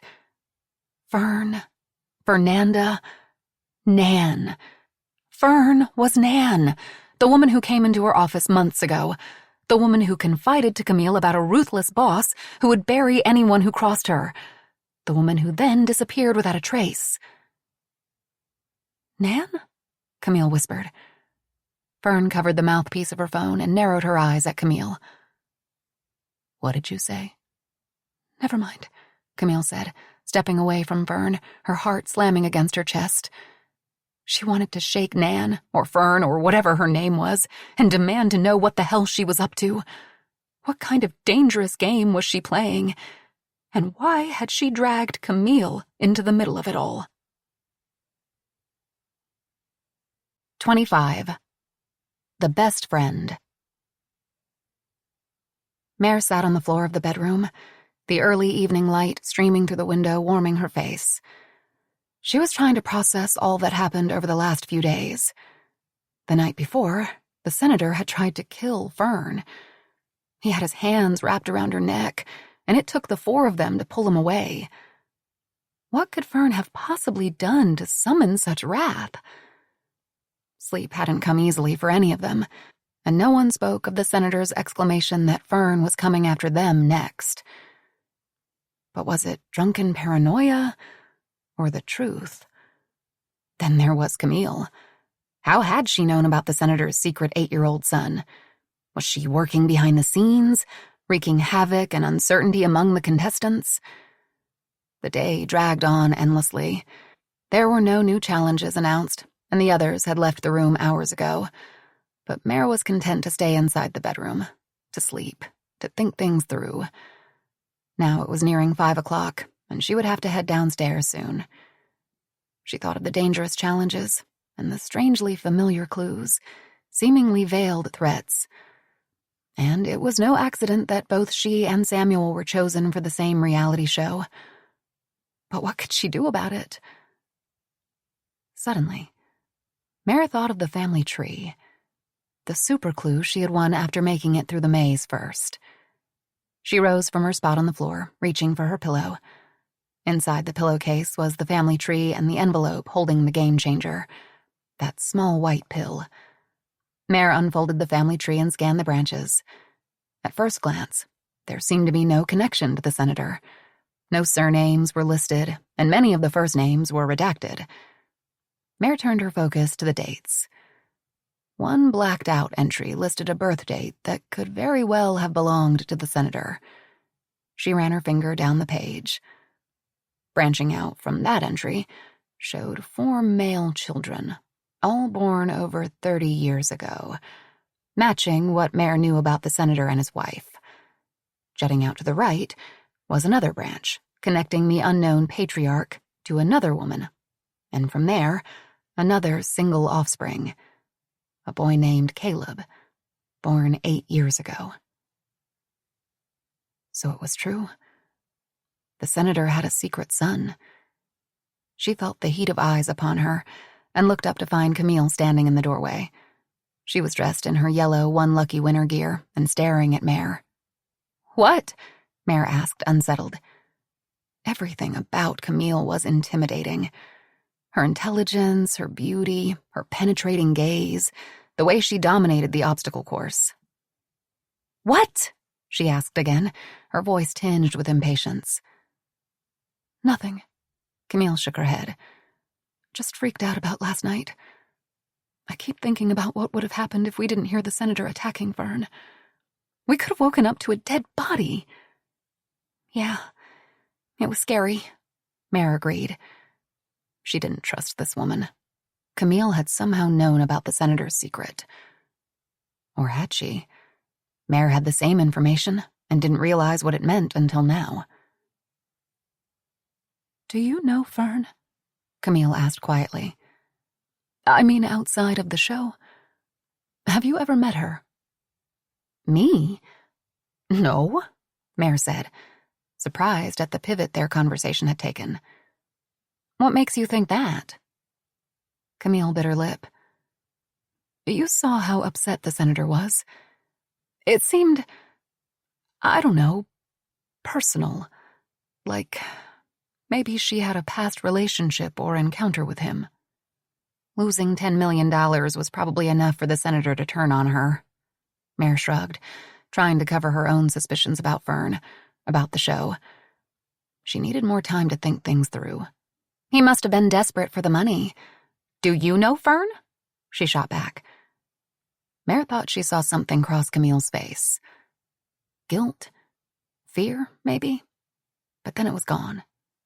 "No, I don't know her either," Camille said, getting to her feet. "Well, we better get downstairs. Ned and Samuel are already down there.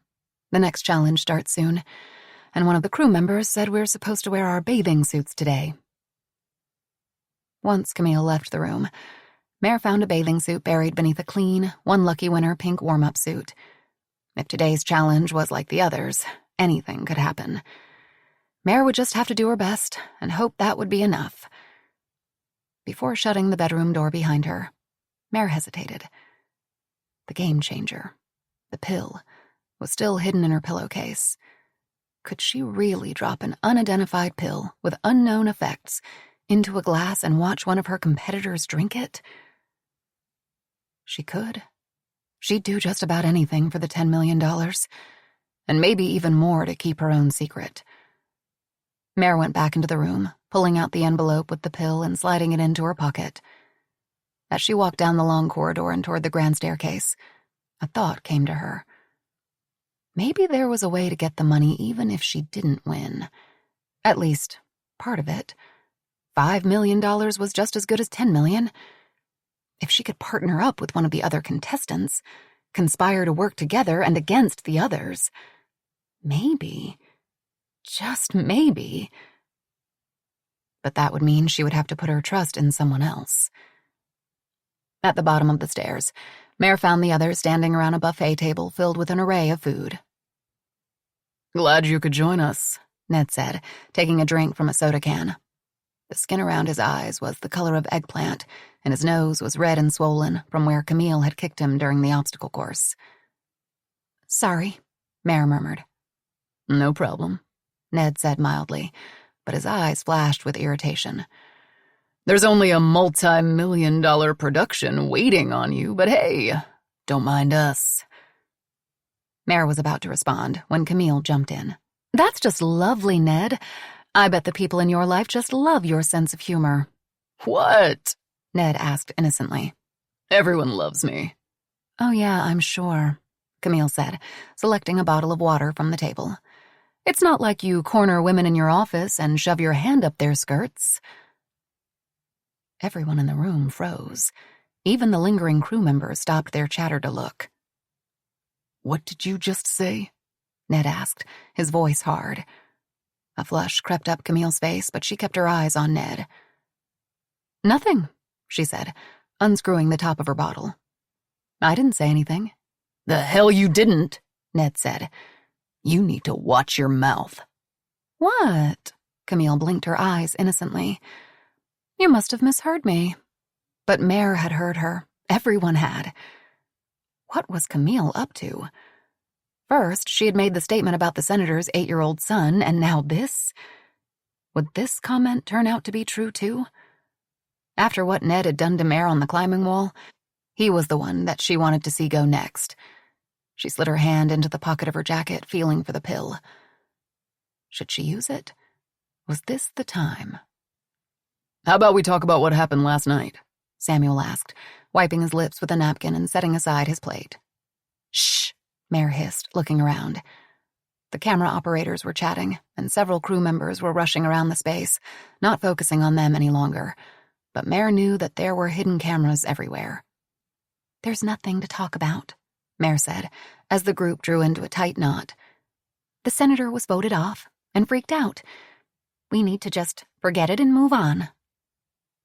There is something seriously fucked up about this game, Samuel said. Mare glared at him. She needed him to be quiet, to just keep on going like nothing happened. If he made a fuss, the game could be shut down. Shut up, man, Ned whispered, setting his soda can down. Let's just play the damn game. Mare shot Samuel a look, silently begging for him to stop. There was no way he was going to mess this up for her. Samuel shook his head in disbelief, but closed his mouth. Mare eyed Ned's drink sitting on the table. Had she lost the chance to put the pill in the can?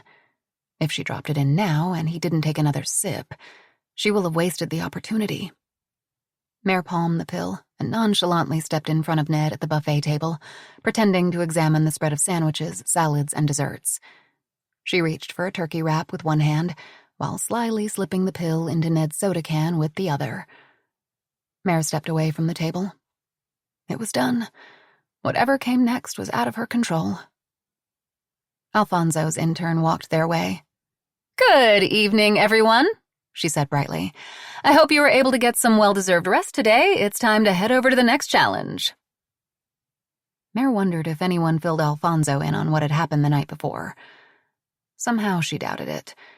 Did the director of the show even know the contents of the super clues and the game changers? Or was he just as much in the dark as they were? Out of the corner of her eye, Mare saw Ned reach for the can and raise it to his lips. She held her breath as he took a sip, then another. We're heading outside again today. the intern said. And I can guarantee this challenge will have viewers talking for years. Shall we go? Ned tipped his head back, drained the rest of his drink, and set it aside. I'm ready, but the question is Mare ready? Mare bit back a response. She needed to keep Ned Bennett out of her head. The intern led them through the grand hallway and through the same doors that they had exited the night of the first competition. They stepped out beneath an early evening tangerine-colored sky. Mare kept a close eye on Ned, looking for any signs that the pill was working. He appeared to be just fine and was walking with his usual swagger. In the near distance, what looked like hundreds of black crosses filled an empty field. A graveyard, Mare thought. Seeing the disconcertion on her face, Camille leaned in and whispered, "They're grape trellises. They're supposed to support the vines." Mare nodded, but the image was so disquieting, she couldn't pull her eyes away. With a growing sense of unease, Mare followed the intern along a cobblestone path. Soon the walkway opened up and Mare blinked several times, trying to understand what she was seeing. Ice. Part of the lake was covered in ice. Impossible. Fear coiled itself around Mare's heart. "Are you okay?" Camille asked, putting a steadying hand on her arm. Mare couldn't answer. She was transported back to Tanglefoot, could almost feel the wind biting at her cheeks, the sting of cold water against her skin. She forced herself not to look at Samuel. If she did, she would fall apart. She now realized that this whole thing was no coincidence. Mare wanted to run, but where could she go? The cameras were running. The world was watching. She was trapped. Mare squinted to get a better look. Of course, the lake wasn't covered in ice. It was a large white floating pond cover, about the size of a football field. She had seen the high-density covers many times, but never one as large as this. Maybe she had overreacted. Maybe this had nothing to do with Tanglefoot and was just another challenge. She had the nagging feeling that she had every reason to be scared. Fern was waiting for them at the edge of the lake, dressed in a red, one-shouldered, high-collared gown that covered the bruises around her neck. She held up one hand. "Good evening, Luckies. I trust you had a good day. Let's go ahead and get started. As you can see, the sun is beginning to set, and it's important we finish this challenge before nightfall." Mare noticed that Fern had expertly camouflaged the bruises that her dress didn't cover. Despite her thick makeup, dark circles lined Fern's eyes, and no amount of bronzer could conceal her exhaustion. "The four of you have survived the first elimination," Fern said. "Welcome to your most intense challenge to date. As you can see, a portion of the lake behind us is covered except for a 3-foot by 3-foot hole." Mare felt sick. 20 years later, and she could still feel the icy claws of the lake trying to drag her in. "We'll walk out to the opening in the lake, but don't worry, it's sturdy," Fern said, and she moved on to the pond cover. Mare took an experimental step, then another. The hard plastic didn't even wobble beneath her. In a single file line, the group walked about 50 yards out onto the lake. Fern led them toward a large white marble gazebo with a domed roof and columns made from sculptures of Roman goddesses. It was an incredible sight. The amount of work and money to create the set had to be staggering. One camera operator was waiting in the gazebo, and behind him was Alfonso studying his clipboard. Fern stepped up into the gazebo and faced the group. "Welcome to Day 3 of One Lucky Winner. We're calling this challenge the Polar Plunge. Right behind you is a large hole. This will be your portal in and out of the lake. You'll also see that a few feet beyond the hole are 4 flags, each corresponding to the color of your One Lucky Winner gear: pink, green, yellow, and orange. Your task is to dive into the hole and swim until you find a pouch." Fern held up a black cloth bag about the size of a fist. "How are we supposed to see those?" Ned asked incredulously. "It's going to be pitch black down there." Mare's head snapped to Ned. Had she heard a slur in his voice? Was the pill starting to work? "Don't worry," Fern assured him. "You can't miss them. When you find a pouch, Untie it from its mooring and swim back to the hole. Climb out, drop the pouch at your designated spot, and then go back in. The person who collects the most pouches wins the challenge and will win a super clue." "Got it," Ned said, and he swayed on his feet. The pill was working.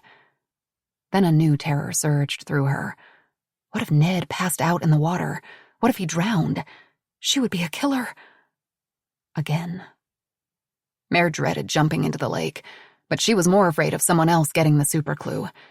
If the clue held incriminating information about her, she wanted to get to it first. Mare's shoulder ached, but she was a strong swimmer. She could do this. "It sounds dangerous," Camille observed. "Is the water warm enough for swimming?" "And there's only one way out," Samuel added gravely. He caught Mare's eye.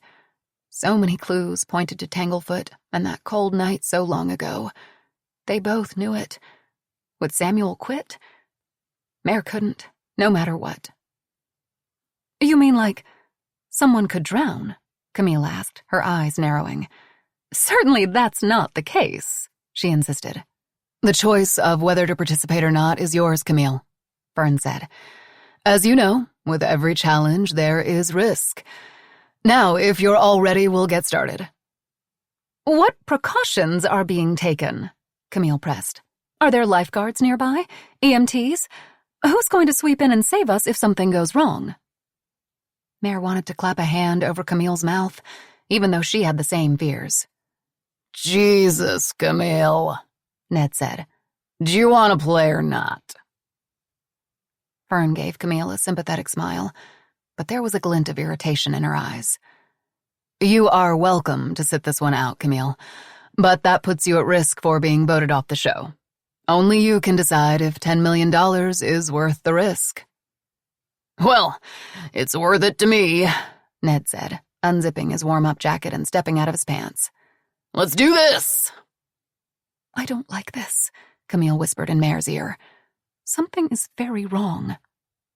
Camille was right. This entire competition was twisted and masochistic. But Mare was in too deep. If there was even one sliver of a chance of winning the money, she had to take it. "So quit," Mare said shortly, kicking off her shoes and peeling off her warm-up suit until she was down to her bathing suit. She walked gingerly to the edge of the lake, the rocky shoreline sharp against the bottoms of her feet, and joined Ned. She was followed by Samuel and Camille. Off to the right was a black hole that stood out starkly against the white expanse. She tried to swallow back her terror. The entire setup was eerily similar to the way Tanglefoot Lake looked that night. Even Fern's crimson dress reminded Mare of the blood that had pooled at the edge of the broken ice. She peered down into the hole. The water was murky and still. How were they going to see where they were going? The thought of being trapped beneath the lake with no light made her pulse quicken. She wouldn't be able to go in there. There was no way. Suddenly, something in the chasm blinked back at her. Mare pulled back in surprise, but just as quickly realized it was a light. She stepped closer to the hole, bending down to get a better look. Soft glints in the water bobbed lazily. "There are 14 pouches. Each is marked by a light and connected to a rope that is tethered to the surface," Fern explained, and Mare felt a wave of relief come over her. They wouldn't have to go into the water completely blind.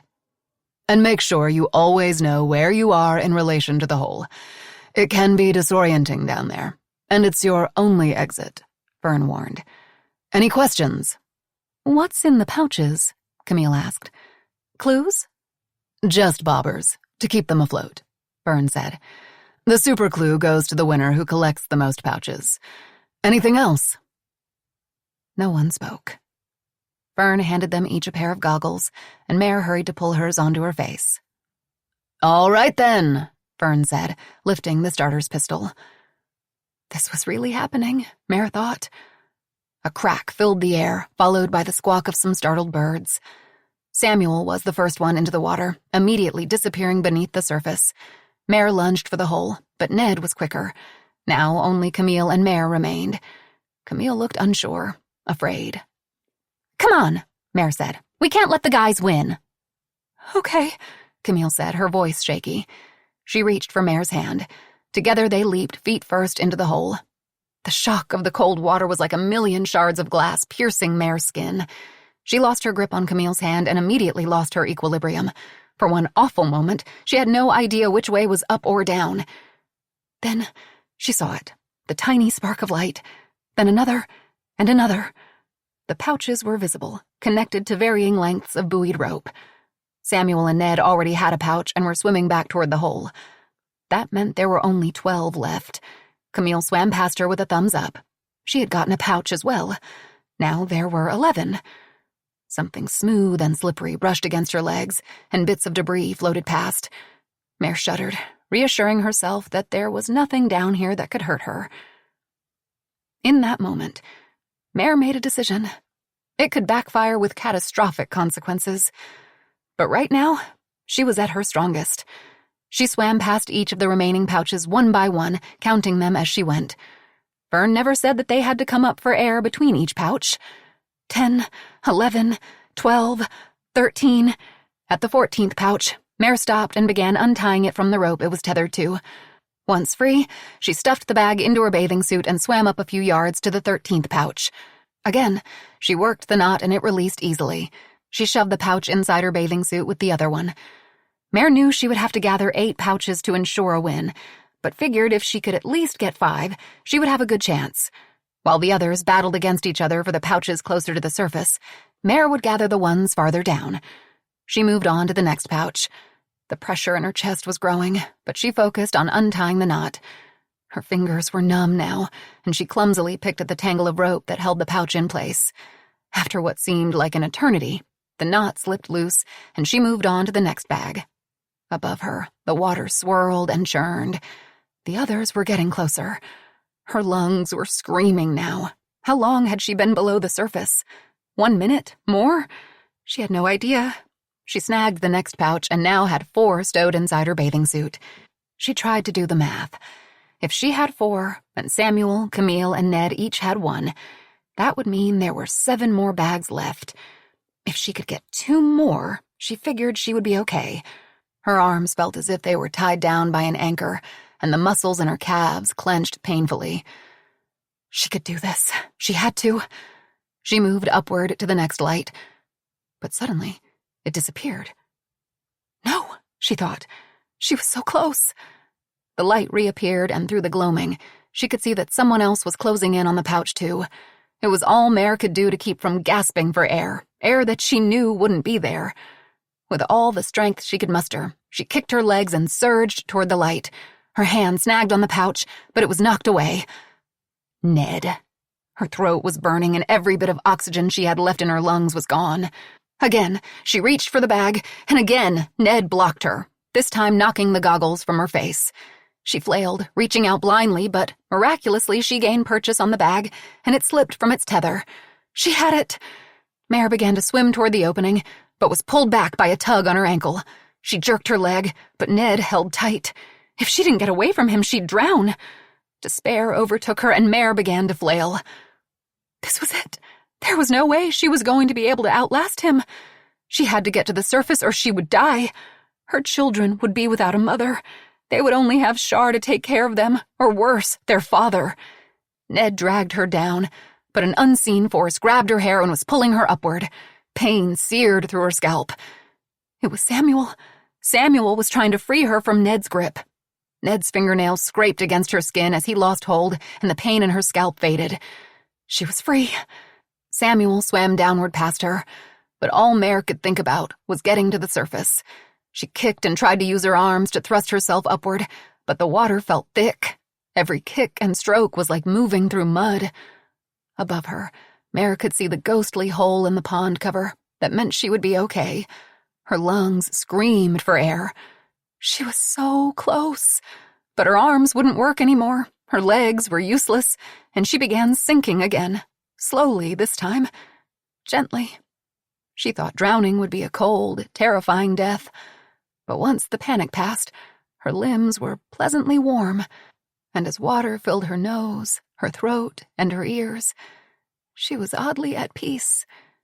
There was nothing more she could do. The hole disappeared. How fitting, Mare thought, to die this way. She deserved nothing less. She had tried to play God that night. She thought of her sweet daughters, and her tears joined the lake water. I'm sorry, she thought over and over. I tried to be better. Tried every day to be a good person, a good mom. Mare prayed her children would never learn about what she had done, how she was a murderer and a coward. Suddenly, Mare felt hands grabbing and pulling at her, and she was yanked from the lake and thrown onto a hard, unyielding surface. After the blackness of the water, the light hurt her eyes, and she still couldn't breathe. Two faces, etched with worry, loomed above her. Camille and Fern. Fern appeared to be just as wet as Camille, her dark hair plastered against her head. Had they both jumped into the water to save her? Strange, she thought.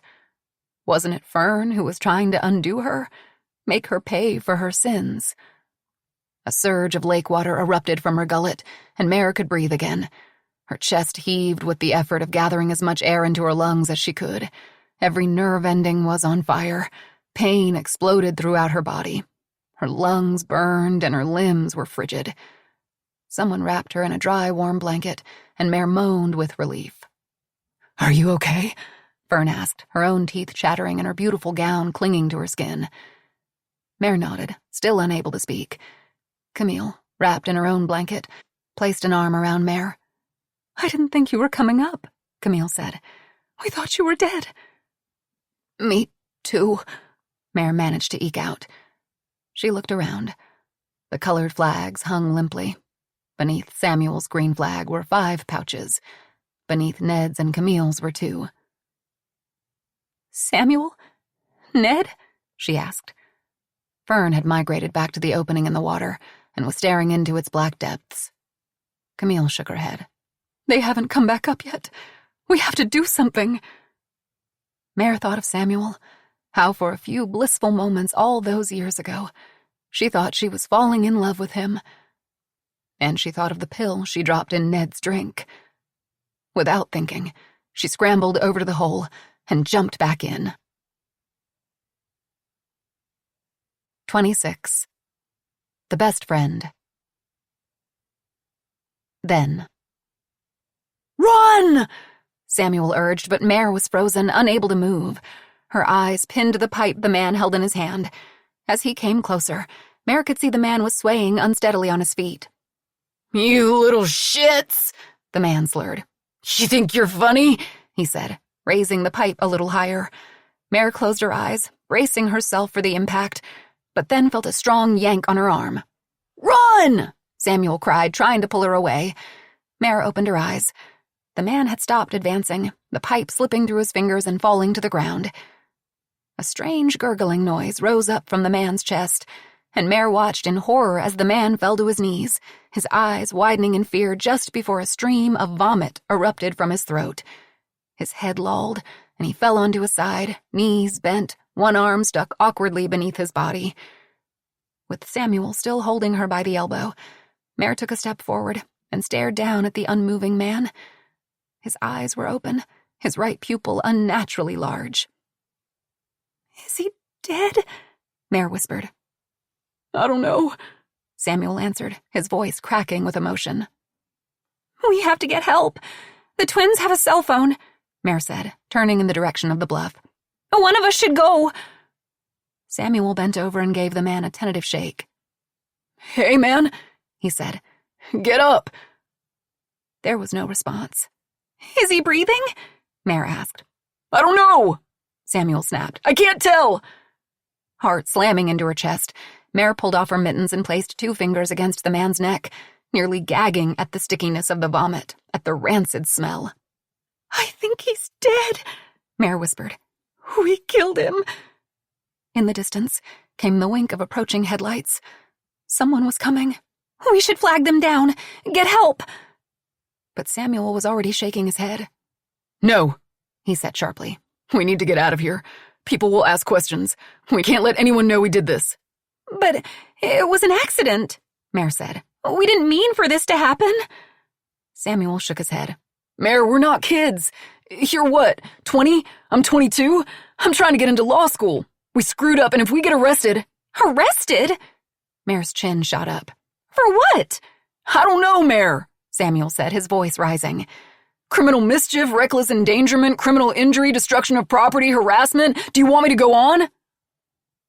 She glanced down at the body at her feet. Samuel was right. They needed to go. Someone would see the wreckage, find the man. She looked back to Samuel, his dark eyes pleading with her. Mare nodded, and he grabbed her hand. They started running.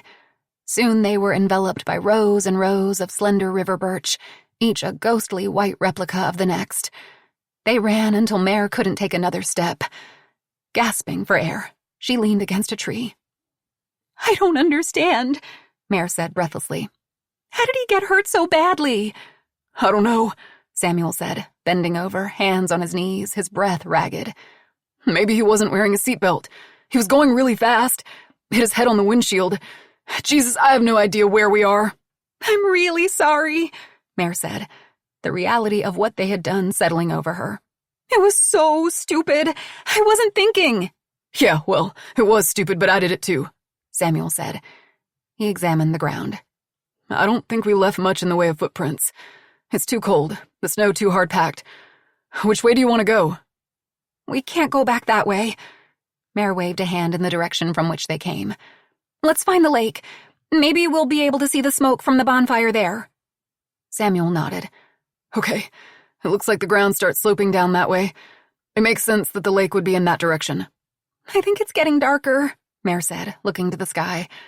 The stars had dimmed, barely illuminating the path ahead.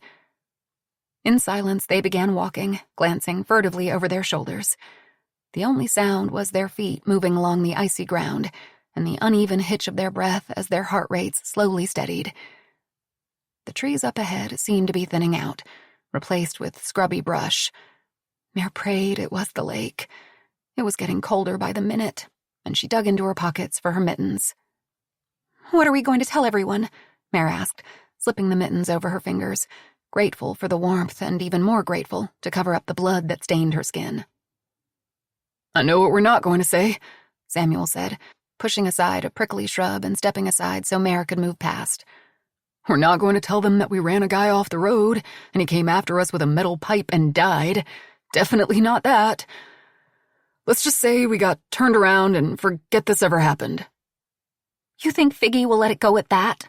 Mare asked, wanting to think about anything but the dead man.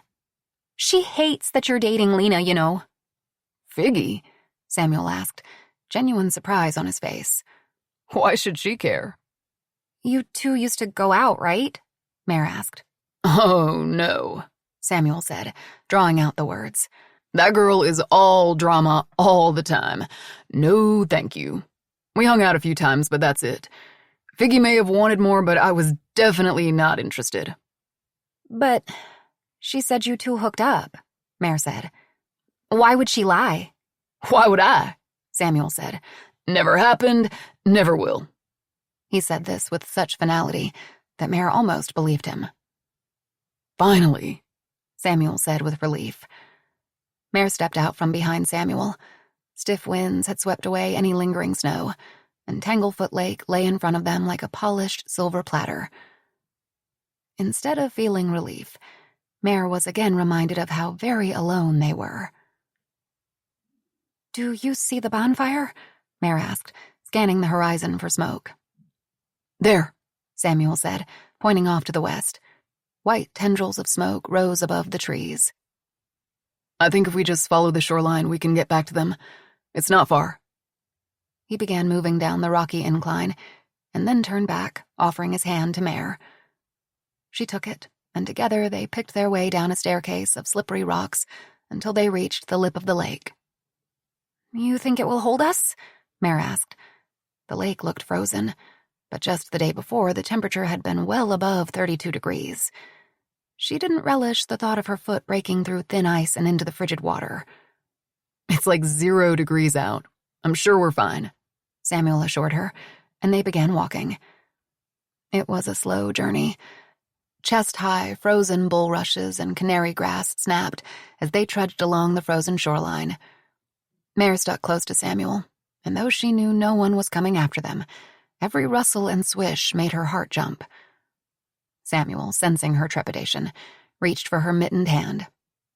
"It's okay," he whispered. "We're close." Mare smiled up at him gratefully. Was it wrong to be holding Samuel's hand? They were just trying to steady one another, keep each other from stumbling. But what would Lena say if she found out? Mare pushed away the image of Lena's hurt expression, pushed away Figgy's self-satisfied smirk. She liked the feel of Samuel's hand in hers, wishing the woolen fabric of her glove wasn't a barrier to the warmth of his skin. Something had passed between the two of them. A connection. But maybe that was because of the dangerous prank of chicken they had played. Their senses were heightened. But maybe Samuel and Lena's relationship had run its course. Maybe Mare had a chance. She stopped walking. "What's the matter?" Samuel asked, stopping along with her. Mare pulled off her mittens, shoved them in her pockets, and then reached for Samuel's hand. His skin was cold, but still, a current of electricity passed between the two of them. "Mare," Samuel said gently. "What are you doing?" She knew this wasn't the time. It was morbid, wrong. But she didn't want to talk, didn't want to think about the dead man, about Lena or Figgy or Damon and the twins. She reached up and touched his face, traced his lips with her finger, then leaned in. Their lips touched, and Samuel's hand slid beneath her coat, searching for skin. That's when she saw him. The silhouette of a man crouched among the reeds. Mare froze as the man slowly rose unsteadily from his hiding spot. "You think you're going to get away with this?" His voice was low and dangerous. He was ageless in the murky light from the stars. She couldn't see his face. He was only shadows and words. It was impossible. He was dead. Mare was sure of it. "We're sorry," Samuel said, raising his hands, palms out. From behind the reeds, the man's breath came out in white swirls and was tinged with the stinging scent of whiskey. Mare eased backward, her hand still clutching Samuel's. Suddenly, she was being pulled from the reeds and out onto the lake. "Run!" Samuel said through clenched teeth. She let him pull her along until they were running, struggling to stay upright on the ice, not daring to look over their shoulders, certain that the man with the pipe was not far behind. 27. The Assistant. Fern watched as Mare and then Camille jumped back into the lake before sliding in after them. The water wasn't quite as piercing cold as the first time she went in to rescue Mare, but it still sent a jolt of adrenaline through her. How long could someone stay beneath the surface before losing consciousness? Ned and Samuel had been down there for quite a while. 3 minutes, maybe more. She felt something brush against her arm. Camille. She was pointing through the murky water, and that's when Fern saw the large shadow moving toward them like a great school of fish. 3 figures, 2 kicking their legs furiously, 1 being pulled limply through the water. Samuel, Ned, and Mare. Ned appeared to be unconscious. Camille patted her chest, as if indicating she was out of air, and pointed upward, then disappeared, churning up the water as she moved to the surface. The others' progress was slowing, and Fern swam toward them, knowing that all of them could end up dead at the bottom of the lake if they didn't get out of there now. Fern reached for something to snag onto, an arm, a leg, anything that would help her pull one of them to safety. Her fingers found the hard muscle of Samuel's bicep. She waved Samuel and Mare off, and they released Ned into her arms, swimming upward to take a breath. Fern reached her arms around Ned's chest and began swimming toward the hole, using the rope that tethered the bags as a tow line. Upward they went, the surface shimmering above her. Suddenly hands were on them, grabbing fabric, skin, anything possible to pull the 2 of them to safety. Ned was yanked first from the water, followed by Fern. She crawled from the hole, trying to gulp in air. Fern saw Camille on her knees and watched as she pinched Ned's nose shut, covering his mouth with her own, and breathed. She started chest compressions, and Fern found that she was counting out loud right along with her. 28, 29, 30... After what felt like an eternity, Ned coughed, turned his head, and vomited lake water. He was going to be all right. Why hadn't she just let him drown? After what he had done to Fern all those years ago, he deserved nothing less. Someone wrapped a blanket around her shoulders, and Fern glanced up to find Samuel looking down at her, disconcerted. Had he caught the look of disappointment on her face when Ned finally took a breath? Fern nodded to thank him. "Those lifeguards would have come in handy right about now, right?" Samuel said darkly. Fern ignored him as the medical team that was on standby moved in. She watched as they tended to Ned, who, like a roach, couldn't be drowned. He was quick to refuse a recommended trip to the hospital to get a more thorough examination. He wanted that money. Mare, Camille, and Samuel were wrapped in blankets, shivering from the cold. Mare was nearly inconsolable. Even after it was clear that Ned was going to be all right, she buried her face in her hands and sobbed. One of them could have died in the lake. Ned Bennett nearly died. Not that she would have mourned his loss. The world would be a better place without him. But the optics would be terrible. God, that sounded awful. She hated Ned Bennett, and rightly so, but she didn't wish anyone dead. Did she? Fern could hear Kat's voice in her head. "I knew you would fuck this up, Fern. Jesus, you took a brilliant concept and ran it into the ground. Worthless." The thing was, Kat would be right. Fern had fucked everything up. She had this unbelievable, golden opportunity that landed right in her lap, and she destroyed it. In the short span of 3 days, Fern had locked her boss in the wine cellar, had hijacked a reality show, had nearly been killed by a former U.S. senator, and had watched 4 near drownings. She wanted to walk back to the lake, slip into its welcoming arms, and disappear. Now that would be must-see TV. The ratings would go through the roof. She wasn't sure how she had gotten here. Ambition? Greed? Probably both. But there was something more. There had to be. Fern hadn't been the one to plan the dangerous challenges, hadn't curated the strange clues, hadn't been the one to invite Ned Bennett. But it didn't matter. In the end, Fern would be the one holding the bag. Her name would be the one people remembered, the one that would be the butt of 1,000 jokes. She could already see the memes. It was time, Fern thought. It was time to quit, to make a new plan. Time to tell the contestants to go home, to free Kat from the cellar, to face the consequences. She would go home, maybe go back to school. Better yet, go to a far-off country and disappear into anonymity. First, she would go pack a few things, grab her passport, maybe help herself to a little of Kat's cash. It wouldn't be stealing. It's not like Fern hadn't earned it. Consider it payment for services rendered. She would leave a note for the contestants, along with their cell phones, letting them know the game was over. But how to get Kat out of the wine cellar without being caught? That was a little trickier. She was tempted to leave her there, but that would be murder. Fern was many things, but she wasn't a murderer. She could let Kat out and then leave the villa. Kat might even be too weak and tired to make much of a fuss. But knowing her boss, the moment she was free, she would raise holy hell and call the police, the FBI, and a SWAT team to come after Fern. Fern would have to get a message to someone to let Kat out after she had made her getaway. "Fern!" came a voice. Fern was pulled from her thoughts to find Samuel standing next to her. "This is unacceptable," he said, his face furrowed with frustration. "This is pure negligence." "It's for $10 million, she said mechanically. "You knew the competition was going to be challenging. You signed a waiver." "Nothing is worth this," Samuel said, throwing up his hands. "I quit." "But you won," Fern said. "You won the challenge. You got the super clue." She lifted a blue urn from its spot on the gazebo. "Here." Samuel shook his head, refusing to take the urn. "You won. You came in first place.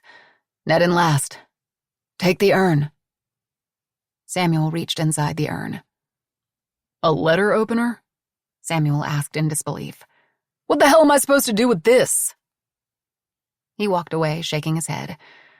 Still dripping wet, Fern led the way across the lake toward the shore. The sun was long gone.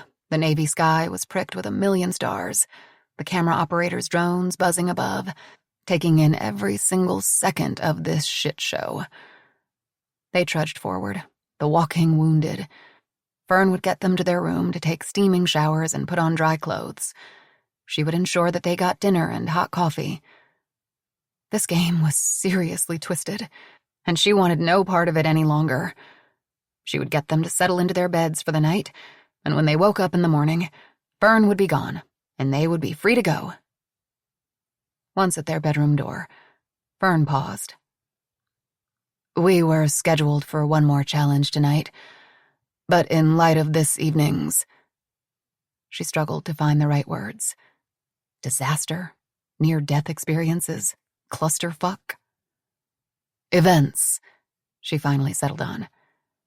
I think we will postpone until tomorrow. Hell no, came a soft voice. It was Mare. Her pale skin was now nearly translucent. We've come this far, and I want to play. I don't know, Camille said doubtfully. I think maybe we all need to get a good night's sleep. Talk about this in the morning. I agree with Camille, Samuel said, his eyes heavy with weariness. Then you forfeit, Mare said, her voice rising. You quit! I want this on camera. I want people to know that I want to keep going, that I'm not giving up. Hold on now, Samuel said, raising his hands. No one's quitting. We are just coming to a mutual agreement to pause things for the night, to regroup. I agree, Camille said. Ned, how about you? I nearly fucking drowned tonight, Ned said. So a break would be welcome. Then you quit, Mare said triumphantly, setting her gaze on Fern. What does your trusty rule book say about not taking part in challenges? She asked. Fern pressed her lips together. If a contestant refused to take part in one of the challenges, they essentially bowed out of the game. Technically, she's right. We have to stay on schedule, Fern conceded. In reality, it didn't matter. She was leaving. Let them think the game was going to go on forever for all she cared. So, what's it going to be? Mare asked. Are you in or out? There was silence. Everyone cast looks at one another, trying to gauge each other's thoughts. I guess I'm in, then, Ned said. But Jesus, this game's going to kill me one way or another. Samuel nodded grimly. This is a big mistake, Camille said ruefully. Fine then, Fern said. We play. She checked her watch, now frozen on 6:31 p.m. It had stopped when she was in the water. She glanced up at a clock on the corridor wall. It was nearing 8 o'clock. We'll meet on the veranda at 9. The good thing, I guess, is that this challenge isn't as physical as the other ones. But just so you know, there will be a vote to send someone home tonight, too. And Mare, the intern is waiting for you in the vault. Head on down and she'll get you set up. Fern left the contestants staring after her. The first thing she needed to do was get herself warm. Well aware of the cameras watching, always watching, she kept her back straight and her chin up as she tried to move casually through the hallway to her quarters. Once safely inside her room, Fern stripped off Kat's red dress, now ruined, and tossed it to the floor. She ignored both cell phones, lighting up with alerts, and stepped into the shower, letting the hot water roll over her skin. As Fern washed the lake water from her hair, she realized that her life as she knew it was over. Skin red and pleasantly aching from the hot water, Fern reluctantly turned off the spray. She needed to keep moving. She wrapped her hair in a towel, riffled through her suitcase, and threw on a pair of wide-legged black jeans, a gray turtleneck, and her favorite Converse shoes. She sat on the edge of her bed and scrolled to the security camera app on her phone. Kat was lying face down on the stone floor, covered in the insulated blanket. A fist of panic struck Fern in the chest. Why wasn't she moving? Fern poked at the intercom button on her phone. Kat? She called out. Kat, wake up! Are you okay? She was crying now, hot tears of regret. How had things gone so completely out of hand? Please wake up, she pleaded. I'm so sorry. Fern was crying so hard she almost missed the twitch of Kat's fingers. Oh, thank God, Fern breathed. Don't worry, Kat, she said. I'll get you out of there.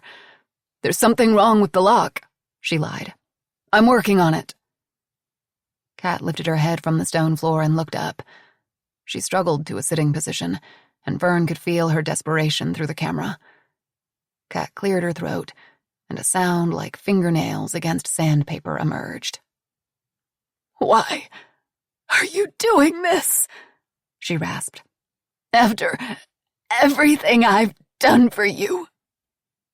I'm so sorry, Fern said, wiping the moisture from her face. You're sorry? Kat repeated, getting to her feet and coming closer to the camera, her eyes blazing with anger.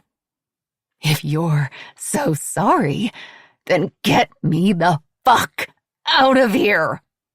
Okay, Fern cried, unable to stop the tears. I'll be right there, I promise.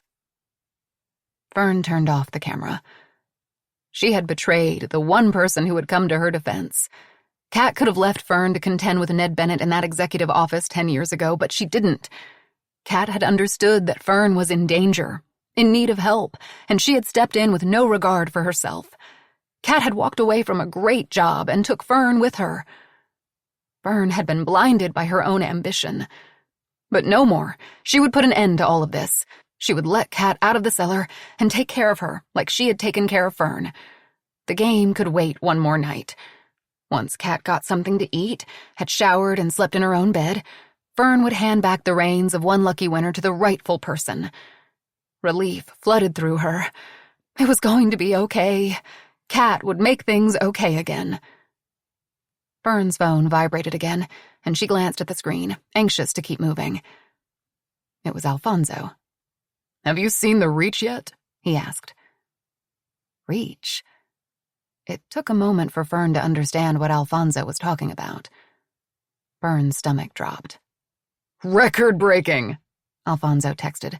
16 million viewers and growing. Fern froze. 16 million? People are watching. Millions of people. It's all anyone is talking about. I've texted Kat, but I haven't heard from her at all. Where is she? Fern paused. This changed everything. 16 million. And she had been the one to do it. Fern had brought the viewers. A few more hours in the cellar wouldn't hurt Kat, would it? She had to tread carefully here. She couldn't claim to know where Kat was at this moment in time, and then feign ignorance about her whereabouts later.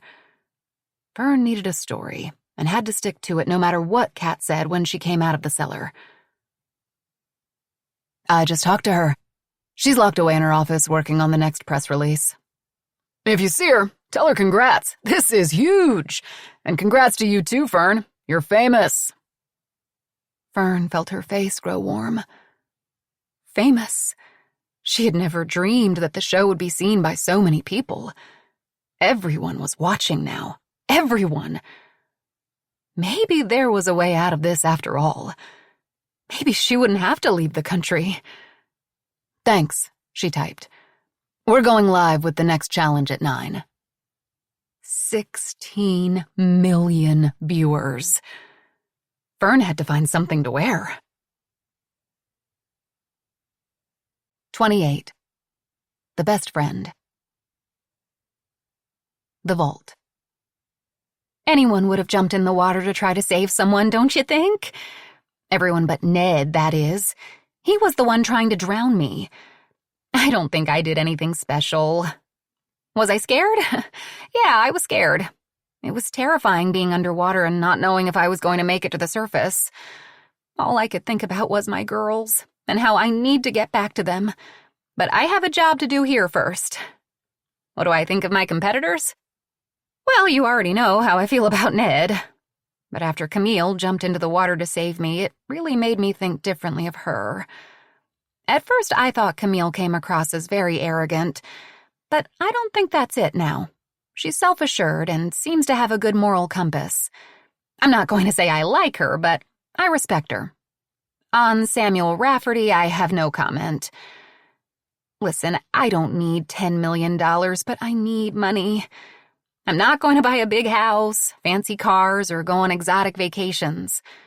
The only thing I need are my daughters, Keely and Danny. My youngest, Danny, has cystic fibrosis. She's 10. Some days she is so sick that she can't get out of bed. I'm sorry, I don't mean to cry. I hate it when people cry on these things. But Danny should be going to school and playing outside with her friends. Instead, she spends weeks in the hospital, taking plates full of medication. And some days she has to fight for every single breath she takes. No, I don't need $10 million, but I need to be able to pay for Danny's medications, the hospital stays, the nebulizers, the pancreatic enzyme replacement therapies, the blood tests, the bone density tests, the ultrasounds, the chest CTs, the x-rays, the lung biopsies, and eventually, most likely, a lung transplant. Keely needs her sister, and I need my daughter. So please, I'm begging you, keep me here as long as possible. For my family, one lucky winner is life and death. Chapter and verse 1990. I'm crying. Someone give her all the money. This _ is _ not _ a _ drill. She should set up a GoFundMe and be home with her kids. Why is she even here? Chapter and verse 1990. I can think of 10 million reasons. Frankie _ G. Color me skeptical. Forget the best friend. The executive is the real deal. Chapter and verse 1990.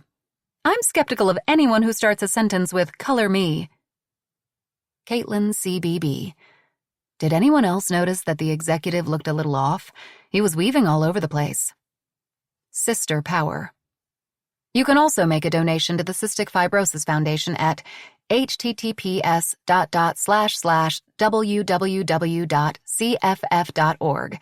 Together we can find a cure. Iowa born and bred. I know the best friend and the boyfriend. I mean, I know who they are, but never met them. We went to the same college a long time ago, LOL. If I remember correctly, something really bad happened on Tanglefoot Lake. Someone died or almost died. I'm not sure of the details. Eventually, the best friend and boyfriend just kind of disappeared from campus. It was weird. Figgy Pudding 13. Oh, I was there that night. I know what happened. 29. The Confidant. Camille sat on her bed, hands wrapped around a steaming mug of coffee. Dressed head to toe in white, one lucky winter gear. She was still shivering from the disaster in the lake. Also dressed in white, Ned, Samuel, and Mare sat with their cups of coffee, waiting for 9 o'clock and the next challenge. If only she could have convinced them to hold off until tomorrow for the next challenge. Maybe she'd be able to puzzle through what was actually happening here. But there was no convincing Mare or Ned. Despite nearly being killed, they were intent on moving forward. The more Camille thought about it, the more she was sure that the 5 of them were brought here for a reason beyond battling it out for $10 million. How could they not understand this? Fern was the key. The senator had played the game, lost, left the estate, and came back prepared to kill her, claiming that Fern had leaked a very damning piece of information about him. Did that mean Fern had dirt on all of them? Camille was pretty sure that all Fern could know about her was the debt that she'd accrued over the years. So what? Big deal. Lots of people maxed out their credit cards or mortgaged their homes to the hilt. Fern couldn't possibly know about the patients she saw off the books and didn't keep records on. And she definitely didn't know about Wingo. Camille was certain that Fern was Nan, her former patient who said she worked with some truly awful people who needed to pay for what they had done. Were she and the other 4 contestants these awful people? It had to be the case. Fern, posing as Nan, would have seen the Alftan painting in her office. She felt lightheaded at the thought of her misdeeds splashed all over the news. I wish you would rethink things, Camille said. We need to talk things through. figure out what's really happening here. Drop it, Mare snapped. We're playing. Maybe it's best we don't talk to each other, Ned said from his spot next to the window. Just shut up and let's get through tonight. Easy to say for the guy who tried to kill me, Mare said, shooting Ned a dirty look. Who tried to kill who? I'm the guy who ended up needing CPR, Ned snarled. You swallowed a little water, Mare sniped back. You were going to be just fine no matter what. Stop, Samuel said, rising from the edge of his bed. Just stop. It's our own fault we're in this situation. It's a brutal game. What did you expect for $10 million? Did you really think it would be a walk in the park? Let's just all agree it's not worth dying over, okay? Whoever wins needs to win fairly. I don't think anyone is going to win, Camille said softly. What was that? Ned asked. Out of the four of them, he looked the most wrecked. Despite his awful behavior, Camille had to wince at the sight of his broken nose and bruised face. I said, I don't think anyone is going to win, Camille repeated. I think it's a setup. I think Fern brought us all here for a very specific reason. A setup? Ned asked. But why? Because the senators said so? Nah. Ned shook his head. He was just looking for someone to blame for his own bad behavior. Why in the world would she want to set me up? Camille didn't know how much to reveal about her theory. Even to her own ears, it sounded unhinged. Never mind, she said. I'm tired and cold. Just ignore me. I'm not making any sense. I think we can all agree on that, Ned said, standing up. It's almost 9. I'm going downstairs. Camille watched as he limped from the room. That man needs to go home tonight, Mare said, walking over to Camille. Every single close call was his fault. Think about it. He plays dirty. He cut my rope and almost drowned all of us. The only way to make that happen is to make sure he doesn't win the next challenge, Samuel said, rubbing his eyes and heading toward the exit. Fern said it wasn't a physical game. Thank God. Yes, but simply beating him won't be enough, Mare insisted. He has to be voted out. Ned is famous and popular. That's a hard combination to beat. The audience rules in this game. You don't think the audience sees Ned for what he is? Camille asked. You don't think they see how he plays dirty? They either don't see it or don't care, Mare said, with a rueful little laugh. I don't understand. But if I lose to that son of a bitch... Mare got to her feet and slammed her coffee cup on a side table. This was not going to end well. Wait, Camille said, getting to her feet. Let's just lay it all on the line. What did you do? Mare looked back at her blankly, but she thought she saw a spark of fear in Samuel's eyes. Listen, I know her. I know Fern, and she's not who she says she is. Mare crossed her arms over her chest. What do you mean? You said earlier you didn't know who she was. You said you never met her. Camille held up a hand. I know, but I wasn't sure then. I am now. She was one of my patients. A patient? Samuel stared at her in disbelief. None of this is making sense. A woman came to my office wearing a baseball cap and big sunglasses. She said her name was Nan, but I think it was Fern.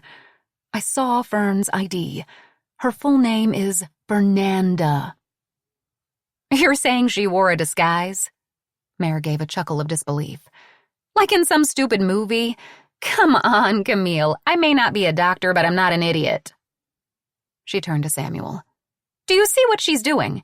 She's trying to fuck with us. She's screwing with our heads so she can win the money. I want to hear what she says, Samuel said. Camille saw the hard look Mare gave him, a warning. I want to hear, he repeated more forcefully and sat back down. Fine, Mare finally said, throwing up her hands in defeat. Tell us about Nan. Camille knew this could be her last chance to make them see, make them understand. About 9 months ago, out of the blue, a woman came to see me at my practice. She said her name was Nan and that she was struggling with her boss. Mare rolled her eyes, but Camille kept going. Think about it. Why haven't we met Fern's boss? Why don't we have any idea who the person behind the show is? You're losing me, Samuel said. Fern, said that her boss was ruthless, would do anything to get back at people who wronged her. Look at what happened to the senator. And you think she created this reality show to get back at us? Samuel rubbed his forehead. I'm sorry, that. He shook his head. Makes no sense, Mare finished. But Camille could tell she had hit a nerve. Who would want revenge against all of us? I know, Camille said, hearing how ridiculous it sounded said out loud. But I'm sure it's her. I think I recognize her tattoo. Camille pointed to the inside of her wrist. A dragonfly. I didn't see a tattoo, Samuel said. Camille, come on. She covers it up with makeup for the show, I think. Camille was losing them. I know it's hard to believe, but think about it. Think about the puzzles. Did yours relate specifically to you, to a certain time or event in your life? Samuel's face turned stony, and Mare shook her head impatiently. My puzzle was of a painting in my office, Camille confessed. How would anyone know that unless they've been there? Fern was there, I know it. When neither of them responded, Camille knew she had one more try. She thought of her game changer. She had 2 more statements to utter in front of the cameras, and she was sure they related in some way to Mare and Samuel. Have you ever experienced the thrill of laying down in the middle of the road and waiting for a car to come speeding toward you? Camille asked softly. Samuel froze like an animal caught in the crosshairs of a rifle. What did you say? Mare asked, her eyes narrowing. Camille knew they had heard her loud and clear. But have you ever been kissed in the woods, next to a frozen lake by a boy that didn't belong to you? Camille said, keeping her eyes on Mare. This is bullshit, Mare said, shaking her head. You're playing head games. I'm going now. $10 million is waiting. Mare stormed from the room, slamming the bedroom door behind her. We better go, Samuel said, looking at the floor. We're late. She had lost him for now. It was time to go. The next challenge was about to begin. Okay, Camille said. Let's just agree to do whatever we can to make sure that Ned Bennett goes home next. Then we can regroup, talk more, and try to figure out exactly what's happening. And Samuel. She grabbed his hand. I don't really want to know what you did. I don't care. I just want to get out of here in one piece. He shook her off. That's easy then, Samuel said, his eyes boring into hers. Because I didn't do anything. Fear dragged a cold finger down her back, and Camille nodded and let him pass by her. She lagged behind Samuel as they moved down the stairs, where an intern was waiting for them. She led them through the atrium with its gurgling fountain. The marble goddess smiled down benignly on her as dark water poured out of the mouth of the mask she was holding. It's this way, the intern said, holding a wrought iron door open for them. Camille stepped over the threshold and nearly gasped at the beauty of the veranda.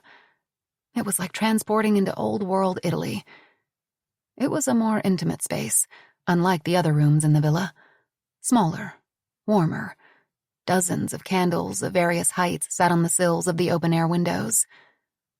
The walls were made of stone, and Camille looked up to see a pergola with massive wooden beams laced with grapevines. The vines, interlaced with twinkling lights and heavy with black grapes, hung so low that Camille could reach up and grab a handful. Alfonso stood in a corner of the room and gave Camille and Samuel a distracted nod as they passed. Fern will be here momentarily, and then we'll get started. No cameras tonight, Camille asked, noting that there were no camera operators in sight. Alfonso gave her a knowing smile. There are always cameras. Camille searched for the telltale evidence of cameras, but saw none. But she knew they were there. She just couldn't see them. A harvest moon splashed through the leaves and puddled on the blue stone floor. A round table with 5 high-backed chairs sat in the center of the room. Atop the table, crystal wine glasses glittered in the candlelight. Rows and rows of wine and liquor bottles sat behind a bar cut from the same stone as the walls. Soft classical music played from a hidden speaker, and the spicy scent of California fuchsia filled the night air. Ned paced across the bluestone, and Mare sat on a cracked windowsill, looking out at the black lake. Camille fought the urge to run. Despite the soothing music and the ambient lighting, tension crackled in the air. There was still time. She could forfeit, and Fern would call a car for her, and she could be home in her own bed within a few hours. But Camille had to admit she was equal parts terrified and curious as to what the night would bring. The only sound was the gentle lapping of the lake's water kissing the shoreline and Ned's footfalls on the stone. After a few minutes, Fern made her entrance dressed in a white silk jumpsuit with a cross-halter neckline that covered the bruises around her neck. "Camille, you sit right here next to me," Fern said, pulling out a chair for her. A pit grew in her stomach. Fern was planning on putting on a show tonight. Camille walked over and stood next to Fern. Fern's eyes shone brightly in the candlelight, giving off an almost feverish glint. It was as if the terrifying events at the lake never happened. She glanced at Fern's arm. Once again, the tattoo was gone. "Samuel and Mare, sit there and there," Fern directed. "And Ned, you're over there." She's taking back some of the control that she lost during the lake challenge, Camille thought.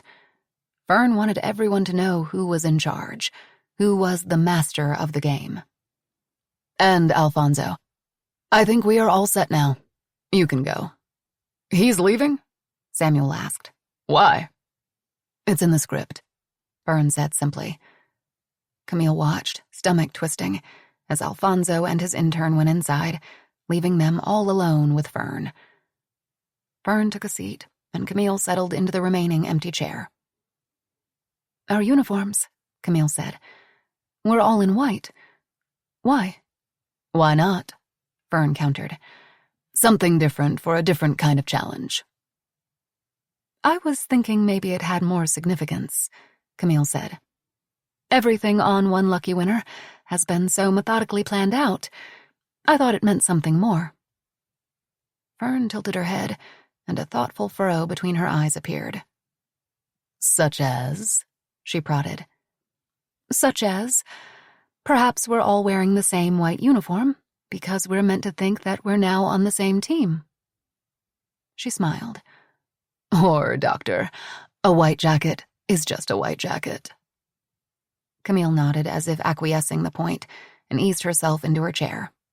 "I took the liberty of pouring you each a glass of Cabernet Sauvignon. It's our best wine, and it only comes out for the most special of occasions." Fern picked up her glass and looked at them expectantly. Mare followed suit and reached for her glass and took a sip of the deep red wine. "Do you taste the vanilla?" Fern asked. "It comes from oak aging." "I taste it," Ned agreed, taking another thoughtful sip. "And hints of black cherry and green pepper." "Yes!" Fern cried in delight. "So fun to have another wine connoisseur in our company." Camille and Samuel exchanged a look. How could Mare and Ned not feel the tension in the room?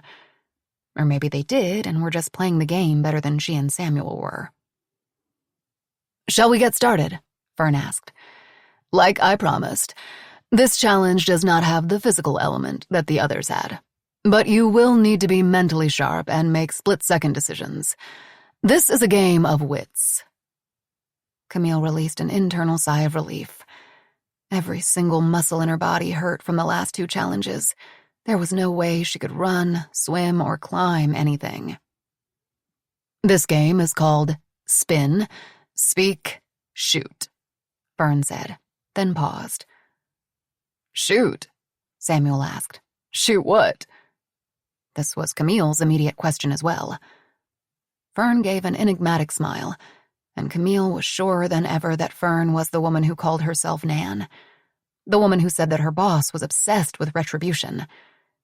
Camille watched as Fern reached beneath the table and pulled out an object and set it in the center of the table. A gun. A long-barreled, sleek revolver. This wasn't a taser, or even a shotgun used to strike a paper target like in the earlier challenges. This was a weapon that was meant to kill. "Don't look so scared," Fern said teasingly. "Obviously it's not loaded." To prove her point, Fern lifted the gun, barrel pointed straight up, and pulled the trigger. Camille flinched, but the only sound was an anemic click, like a tongue clucking the roof of the mouth. "See," Fern said, setting the gun back down. "Empty." "So what's the game?"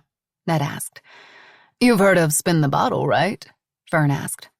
"I'm not kissing anyone," Mare said flatly. "I bet you would for $10 million, Ned said. "You wish," Mare shot back. "Not really," Ned said offhandedly. Camille wished they would just shut up. "No kissing," Fern said. "But it's called spin, speak, shoot for a reason. But instead of spinning a bottle, you spin the gun, and wherever the barrel ends up pointing, that is who must answer a question." Fern once again reached below the table and pulled out 4 decks of cards. Each deck was a different color: pink, green, yellow, and orange. "If the barrel of the gun stops in front of you, I'll draw a card from your pile, and then you will answer the question written on the back." "Sounds easy enough," Samuel said. "What's the catch?" "Excellent question," Fern said. "A question may pop up that you don't want to answer. That's perfectly acceptable. But if you choose not to respond, that's when you must pick up the gun and put it to your head and pull the trigger." The room became thick with stunned silence. "That's sick," Camille said, finally speaking. Fern kept her face passive, businesslike. "Obviously, it's symbolic. But if you refuse to answer 3 questions, you lose. You are out of the competition and at risk for being voted off the show."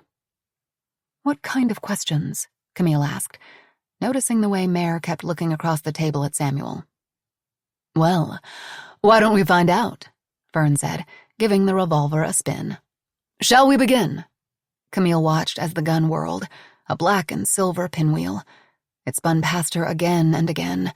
She didn't want to be the first one to answer a question, and willed it to pass her by. There was nowhere to go, nowhere to run. The gun flew past Ned, Fern, and Mare before beginning to slow. At first, she was sure it was going to stop in front of Samuel, but it crept past him and came to rest right in front of Mare, its barrel pointing directly at her. "Mare!" Fern said with delight. "You are the lucky one. I'll draw a card from your deck, read it, and you'll decide whether or not you'd like to speak or shoot." Camille watched as Mare nervously dug her fingers into her thighs, her face tight with anticipation. Fern pulled a card from the top of her deck and read it silently. Fern glanced from the card to Mare and back to the card, building the suspense. "So tell us, Mare, where did you go to college?" Camille breathed a sigh of relief. She hoped all the questions would be this easy. There was really no reason that Mare shouldn't answer it, Camille thought. But if she didn't, she would have 1 strike against her. Mare was hesitating for too long. "What will it be, Mare? Speak or shoot?" Fern prodded. "Speak," Mare said. "I went to Tanglefoot in Iowa. I was an art student there." "See?" Fern said, looking at each of them in turn. "Easy, right?" Mare released a breath. "Okay, Mare, your turn to give it a spin." Using her thumb and index finger, Mare gave the gun a spin. It was an awkward attempt, and the gun only rotated around the table twice before stopping in front of Ned. Camille felt some of the tension leach from her body. "Ned," Fern said, pulling a card from the orange deck of cards. "Your question. Have you ever committed a crime?" she asked tightly. "What will you do? Speak or shoot?" Camille noticed the way Fern seemed to stiffen in every interaction she had with Ned. Camille couldn't blame her. She had the same reaction. Ned was boorish and arrogant. Ned chuckled. "A crime? I mean, I've gotten my fair share of parking tickets, but beyond that, no. I can honestly say I've never committed a crime. Fern stared at Ned for a time, her head cocked to the side, as if inviting him to say more. And that is my final answer, Fern, Ned said deadpan. My turn to spin? Without waiting for Fern's response, he twirled the gun with gusto. It seemed to take forever to slow and come to a stop, and when it did, it returned to its last resting spot in front of Ned. Oh, hey, he said. I get to spin again, right? He asked. I'm afraid not, Fern said. Wherever the barrel points, that's the person in the hot seat. You get another question. Okay, Ned said, looking around with a nervous laugh. Let me have it. Camille eyed her deck of cards. What kinds of questions were in store for her? Questions about her past, her debt, her patients? Wingo? If Fern read a card asking about one of her patients, she would have to choose the shoot option. Maybe, Camille thought, she should just bow out now, purposely tank in hopes of being the next one voted off the show. Then at least she would be free of this strange, torturous game. Camille noticed the slight tremble in Fern's fingers as she slid the top card from the orange deck. Why was she so nervous? Camille felt sick at the possibility of what might come next. Fern paused before speaking, her dark eyes darting from Ned to the card and back again. Have you ever had an employee sign an NDA before? Fern asked. Ned's eyes narrowed. An NDA, he repeated. Yes, Fern said with mock patience. A non-disclosure agreement. I know what it is, Ned retorted lightly. I'm just not sure why it's relevant. Is that a pass? Fern asked with an arched eyebrow. Ned stared long and hard at Fern, his eyes flashing with anger. Alarm bells began clanging in Camille's head. We need to get out of here, she wanted to scream. She wanted to sweep her arm across the table, knocking the candles, the wine, and the decks of cards to the floor. She looked at the twinkling lights above her, and there it was, a small red light. The cameras, the damn cameras were everywhere. Finally, Ned spoke. Of course, my employees signed NDAs. It's standard practice in the entertainment field. We couldn't have employees giving away crucial information about Cold Hard Truth and its episodes before they aired. Ned shrugged. I imagine my NDAs were very similar to the one all of us had to sign to be on One Lucky Winner. Fair enough, Fern said, breaking eye contact with Ned. He smirked and gave the gun a spin. Instead of watching the gun twirl, Camille observed the others. Samuel, Mare, and Fern were watching the gun rotate, while Ned was studying Fern. Camille saw the moment his face transformed from irritation to sick realization. It was clear to Camille that Ned suddenly recognized Fern. Did he know her as Nan, like she did, or as someone else? Camille had a sinking feeling that she knew what Ned's crime was. Degenerare.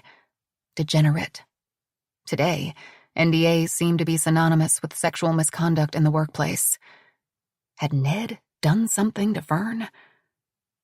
Suddenly, all eyes shifted toward Camille. She glanced down to find the gun pointing at her. Cold sweat gathered at her temples, and her empty stomach roiled. Which of her secrets would be teased out by the cards? Because for as much as Camille tried to believe that she was here as a spectator, a witness of some sort, she did have her share of secrets that she'd rather keep undiscovered. Fern flipped a yellow card and looked up at Camille, a sly smile on her face. So, Dr. Tamerlane, have you ever lost a patient? Camille's heart seized. Fern had done her homework. She had to give her that. No one knew about Wingo, or at least Camille thought no one knew. He wasn't really her patient, not on paper anyway. How could she answer the question? That was key. Play dumb? Pretend that Wingo never existed? Or was it better to answer in a vague, offhand way? No, don't acknowledge, don't evade. Just don't answer. I'm afraid that confidentiality prevents me from answering any questions pertaining to the work I do, Camille said, feeling her lips tremble. Would Fern notice? Would the people who were watching notice? So you refuse to speak? Fern asked. That's right, Camille said, pushing professional confidence into her voice. I will not answer any questions regarding my practice. Then shoot it is, Fern said, picking up the gun and offering it to Camille. Camille stared down at the weapon and found that she couldn't lift her hands. How could something so relatively small look so ominous, so heavy? There are no bullets, she reminded herself. The chamber is empty. Take the gun, Camille, Fern urged softly. Camille reached for the revolver. It was even heavier than she thought it would be. A cold, dull weight in her hands. She looked to Fern for help. What was she supposed to do next? Just put the barrel to your head and pull the trigger, Fern said. Despite the confident set of Fern's jaw, Camille could see in Fern's troubled eyes that this didn't sit well with her either. But still, she pressed. Don't worry, it's not loaded. Remember, this is just a game. This is sick, Samuel said, pushing his chair away from the table. You don't have to do this, Camille. We can all just refuse. What is she going to do then? Do we all lose? The truth was, Camille had lost patience. All doctors did. Just maybe not in the way she lost Travis Wingo. A bullet for a bullet. No, Camille said resolutely. It's okay. I'll do it. Best to get it over with. She lifted the gun and found that she needed both hands to support its heft. With quaking hands, she guided the barrel to her temple, the steel burning cold against her skin. Jesus, she heard Mare breathe. It's not loaded, Camille told herself. Her finger found the trigger. It's not loaded. Closing her eyes, Camille pulled the trigger. 30. The Confidant. Then. Icy rain pecked at Dr. Tamerlane's bedroom window. She looked up from the patient file she was reading to glance outside. The night sky held the threat of snow. Unusual, but not unheard of in San Francisco. The faint scent of smoke tickled her nose. It was hard to believe that the wildfires could still be burning in this weather, but Camille knew the smell could travel for miles and miles. She set the file on the pillow next to her, knowing that bringing work home, even if her office was just down the stairs, was a bad idea. Camille had promised herself that she would take a few days off. But the holidays were difficult for many, especially for some of her clients. So here she was, thinking about Chelsea Weatherly. She had finally decided to leave her husband, and remarkably, Doug appeared to have accepted her decision and was leaving Chelsea alone. However, he was still showing up wherever Camille happened to be, popping up outside her office and home, the grocery store, the gym. He never said a word, just made sure Camille saw him. Doug Weatherly was letting her know that he blamed Camille for the death of his marriage. And since the night the rock went through her office window, there had been several more acts of vandalism and more bouquets of flowers. Camille knew the flowers were coming from Wingo, but the property destruction was another matter. It wasn't like Wingo to be destructive. That fit more with Doug's more mercurial personality. Camille didn't know. Camille reached for the cup of tea on her bedside table. It had grown cold while she was reading. Reluctantly, she slipped from her warm bed and moved through the dark hallway, mug in hand, to the top of the steps that led downstairs to her kitchen. The smell of smoke was stronger out here. Had she inadvertently left a window open? Earlier in the day, it had been warmer, mild even, until the rain and sleet muscled its way in. Camille's 3-level Marina District home was too big for one person, and much more than she could realistically afford. But she loved every nook and cranny. And once she had seen the office with its private entrance, it had to be hers. Gripping her mug in one hand and the banister in the other, she carefully made her way down the creaky hardwood steps that led to the pitch-black front living room. At the bottom, she shivered. The temperature was markedly lower down here, cementing the thought that she left a window open. Maybe two. She felt around for the lamp on the antique rosewood table where she set her mail each day and fumbled beneath the shade and finally found the switch. When she turned the small knob, no light appeared. She tried again. Still nothing. Had the power gone out? No. She could still see the faint glow from her bedroom light on the upstairs landing. She set her mug down on the table and moved blindly through the room toward another lamp. Again, she floundered for the switch, and no light appeared. Weird. Camille felt around for the bulb, thinking a quick twist would tighten the connection, and instead found an empty hole. The light bulb was gone. Confusion gave way to fear, and Camille froze in place. She hadn't been the one to remove the bulb, so then who did? She had used that lamp just the night before. Geraldine hadn't been in the office since just before Christmas, so it couldn't have been her. What if the person was still in the house? Her phone. She needed her phone. It was upstairs on her bedside table charging. She could run upstairs and grab it, call 911. Or there was her office phone. It was a landline. It was closer, and she could call for help. Or should she just get out of the house? Camille was frozen with indecision. Camille heard a soft click. Then another, and another. She couldn't place the sound. Not until a small yellow flame appeared in the dark and was then extinguished. It appeared once again, then disappeared. A lighter. Someone was sitting on her sofa, flicking a lighter. I know you don't allow smoking in your office. A voice came from out of the dark. It was Wingo, the man who was her client but wasn't her client. One of the several who paid cash so as to leave no paper trail. Mutually beneficial, she had always told herself. Cash meant no paper trail, but it also meant she didn't have to claim the income and didn't pay taxes. It worked great until Camille understood that Wingo didn't want help. Never wanted help. He had become obsessed with her while listening to her show, and now wanted only Camille. "Wingo," Camille said once she caught her breath. "We talked about this. I asked you not to come here anymore." He was a confused, lonely man who had come to rely too heavily on Camille. "I told you you need to find another therapist. I gave you some names."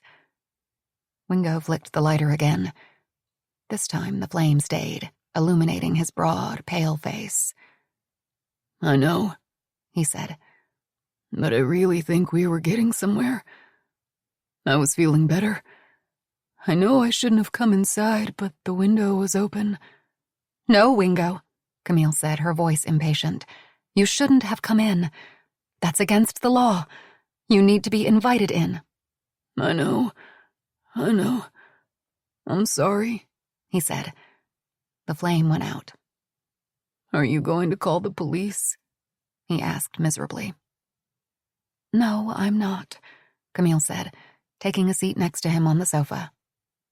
"But this has got to stop. You need to go home." What if I promise to call first and make an appointment? Will you start seeing me again? "No, Wingo, I can't. We talked about this." She could almost feel the despair coming off him in the dark. "Are you thinking about hurting yourself, Wingo?" No, he said. I just want to talk. Good. I'm glad to hear that. But there are better ways to ask for help. Go home. Call one of the other therapists. They'll be able to help you. Wingo didn't answer. "Why did you remove the light bulbs?" she asked. She felt him shrug next to her. I didn't want you looking at me. I knew you'd be mad. She sighed. "I'm not mad, Wingo. Just concerned. You're not my client. I thought I made that clear." In the distance came the wail of a siren. "Needing help is nothing to be ashamed about," Camille told him for what must have been the 100th time. "We all need to talk to someone at one time or another." The sirens were growing closer. She could see the flash of red lights just outside her living room windows. Her neighbors must have seen Wingo crawling through the window and called the police. Damn it, she thought. This only complicated things. I don't want to talk to anyone else. Only you. But I can pay you. I promise I can get the money. My dad said he would give it to me. Wingo said, his voice taking on a note of hope. Alarm bells sounded in her head. She heard the sound of a car door being slammed. No, Wingo, she said tightly. We talked about this, remember? You can't tell anyone about our arrangement. I was doing it to help you. I could get in trouble for seeing you after hours, for not keeping an official file on our visits. You wanted it that way, remember?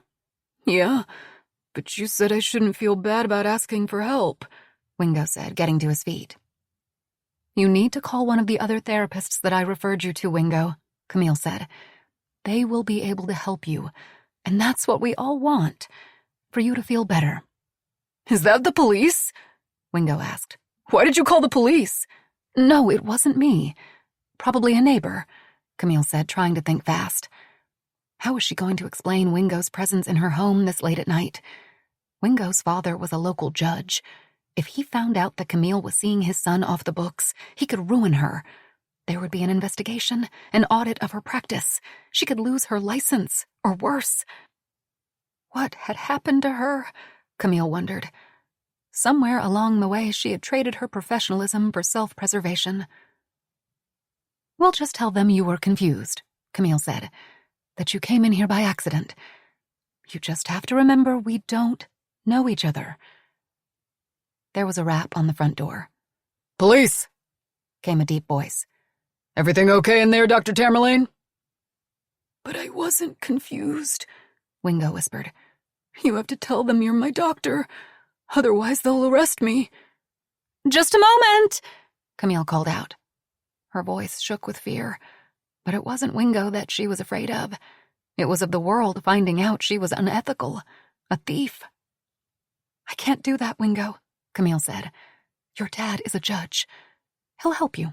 Just say you're sorry, that you came in the house by mistake, that we don't know each other. I promise I won't press charges. There was more pounding on the door. Dr. Tamerlane, the officer repeated. Please open the door. We got a call that someone broke into your house. We need to know that you're safe. Are you safe? Wingo flicked on the lighter so she could see his face. Tell them you're safe, he whispered, his eyes begging. Tell them you know me. She couldn't do it. This was her career, her life. Panic filled his face. He dropped the lighter and it clattered to the floor, and the room went black. I'm not safe, Camille called out shrilly. Please help! He's somewhere in the house and I think he has a gun! 31. The best friend. Mare flinched as Camille pulled the trigger, expecting to hear a loud bang, expecting to see an explosion of blood and brain matter. But there was nothing but a whispered click. With shaking hands, Camille returned the gun to the center of the table. She looked so small, so defeated. This game was cruel, sadistic, and it was becoming clearer that perhaps there wasn't really $10 million at the end of this twisted rainbow. But if there was one iota, one sliver of a chance that the money was real, Mare wanted to be the one to grab it. Okay then, Fern said, her voice shaking. We have 1 strike against Camille. And remember, 3 strikes and you're out. Go ahead and give it a spin, Camille. Camille didn't move, just sat there, face and shoulders slack. Camille, Fern repeated, but still Camille didn't reach for the gun. Instead, she gave a slight shake of her head. No, I'm done. I'm not playing, Camille said, her eyes shining with tears. This is psychological torture, and I want no part of it. This development was good for Mare. It meant there was one less barrier to the money. But she thought of the way that Camille came to her rescue at the lake and felt a twinge of guilt. No, it was Ned who was the one who was supposed to go home next. Spin the gun, Camille, Mare found herself saying. They want us to panic, to break us down. It makes for better television. Don't quit. What the hell? Ned scoffed. Don't encourage her. If she wants to quit, let her quit. Shut up, Ned, Mare said, keeping her eyes on Camille. It's okay, she said softly, wanting to reach across the table for Camille's hand. Remember, it's just a game. Camille held Mare's gaze. Tears brimmed in her eyes, and Mare could see that Camille had secrets of her own, secrets that she couldn't reveal. They had that in common, at least. Mare looked at Samuel. He had aged in the 3 days they had been at the villa. His eyes had taken on a haunted, hunted look, and his skin was sallow and tight in the candlelight. After 2 decades of keeping their secret, if the right question was asked, he might be the one to break. She willed him to look at her, but he was transfixed on the gun. Finally, Camille reached for the pistol and gave it a half-hearted spin. 1 rotation, 2, 3, and on the 4th, it came to a wobbly stop in front of Ned again. No fucking way, Ned said in disbelief. Is there a magnet under there? He bent down to look beneath the table, and when he popped back up, he rolled his eyes. He still hasn't gotten it yet, Mare thought. He still didn't realize that someone was coming for them. For him. Hit me, Ned said, slapping the tabletop as if he were at a blackjack table in Vegas. Fern reached for the top card on Ned's deck, but he reached out and laid his hand atop hers. A spasm of revulsion spread across Fern's face, and Mare could feel the anger radiate off her as she jerked her hand away. Camille was right. This game was personal, at least to Fern. But not to Mare. She was positive that she had never met Fern before walking onto the estate the other day. Revenge by reality show? It was too ludicrous to believe. Can I pick from the deck? Ned asked. Just to mix things up? Fine, Fern said rigidly. But no peeking. Ned made a show of fanning the remaining cards in his deck across the table, then turning his head away, eyes closed as he chose a card. He held it up in triumph and handed it to Fern with a flourish. Fern took the card gingerly from Ned's hands. She wobbled in her seat, and for a moment, Mare thought she might slip from her chair. Using one hand, Fern steadied herself and began reading. Have you ever been... Fern began. Have you ever been... She tried again, but faltered. Spit it out, Ned said. In some twisted way, he was enjoying this. Ned was a powerful man who was probably used to not having to be accountable for the way he treated people. Hadn't he shown that over and over during the competition? He had no problem trying to knock Mare from the climbing wall, cutting her rope, or letting her drown in the lake. Have you ever been accused of sexual misconduct in the workplace? Fern asked, her voice cracking. No, Ned said, staring back at Fern defiantly. My spin. He moved to give the gun a turn, but this time, Fern held her hand up to stop him. Wait. That was only part of the question. There's more to it, Fern said. She paused to take a sip of her wine. When she spoke again, her voice was stronger, steadier. Have you ever held a subordinate against a wall? No, Ned said. And have you ever taken a letter opener? Ned's eyes squinted in suspicion. No, I haven't. But Mare could see that the word struck a chord with him. This is getting ridiculous, he said, looking at the others for support. No one met his gaze. Samuel rubbed his hand across his scalp. Camille couldn't take her eyes away from Fern's face. Mare watched, a shroud of dread settling over her. Fern forged on as if in a trance. And ran that letter opener along her thigh, drawing blood, and using that letter opener to cut a subordinate's underwear from her body. No! Ned shouted, his face reddening. You better shut your mouth right now. This is defamation. I'll fucking sue you. He slammed his fist against the table, sending ripples through the wine in their glasses. But Fern raised her voice to match Ned's. And using that letter opener, cut the subordinate's underwear from her body even though she was crying, begging you to stop. Mare wasn't sure she had heard Fern correctly. A letter opener? She felt sick. "No, I did not," Ned said, folding his arms across his chest. "That never happened." "This needs to stop," Mare heard Camille whisper. Fern leaned forward in her seat, her eyes pinned to Ned. "Are you sure? Is that your final answer?" The room went quiet. The only sound was the desperate quickening of breath. "What are you doing?" Samuel asked, finally breaking the silence and getting to his feet. "This isn't funny."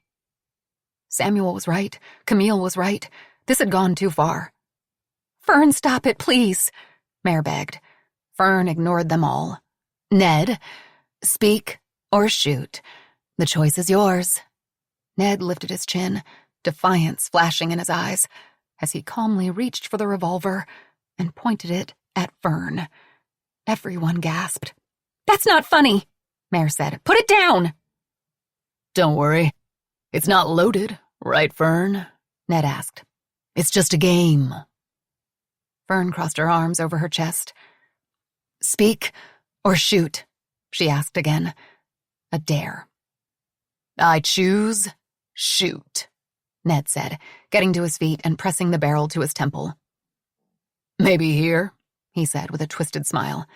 "Or how about here?" He slid the gun down the side of his face and beneath his chin. "Stop!" Mare cried. "Just stop!" "But if I had my way," he said, pointing it once again toward Fern, "I'd choose here." He pulled the trigger, and Mare expected the soft click of an empty chamber. Instead, the gun exploded, and a bullet ripped past her ear and a hailstorm of glass rained down. The gun cracked again and again. Eyes squeezed tightly shut, Mare dropped to the floor, arms covering her head, ears ringing. She felt the vibration of bodies landing next to her and warm liquid seeping into the fabric of her clothes. Had she been shot? She couldn't tell. Every nerve ending was on fire, and her heart was beating so hard it threatened to burst from her chest. Mare dared to open her eyes and found herself lying in a puddle of red. She felt the scream slide raggedly from her throat, but couldn't hear it, couldn't hear anything over the ringing in her ears.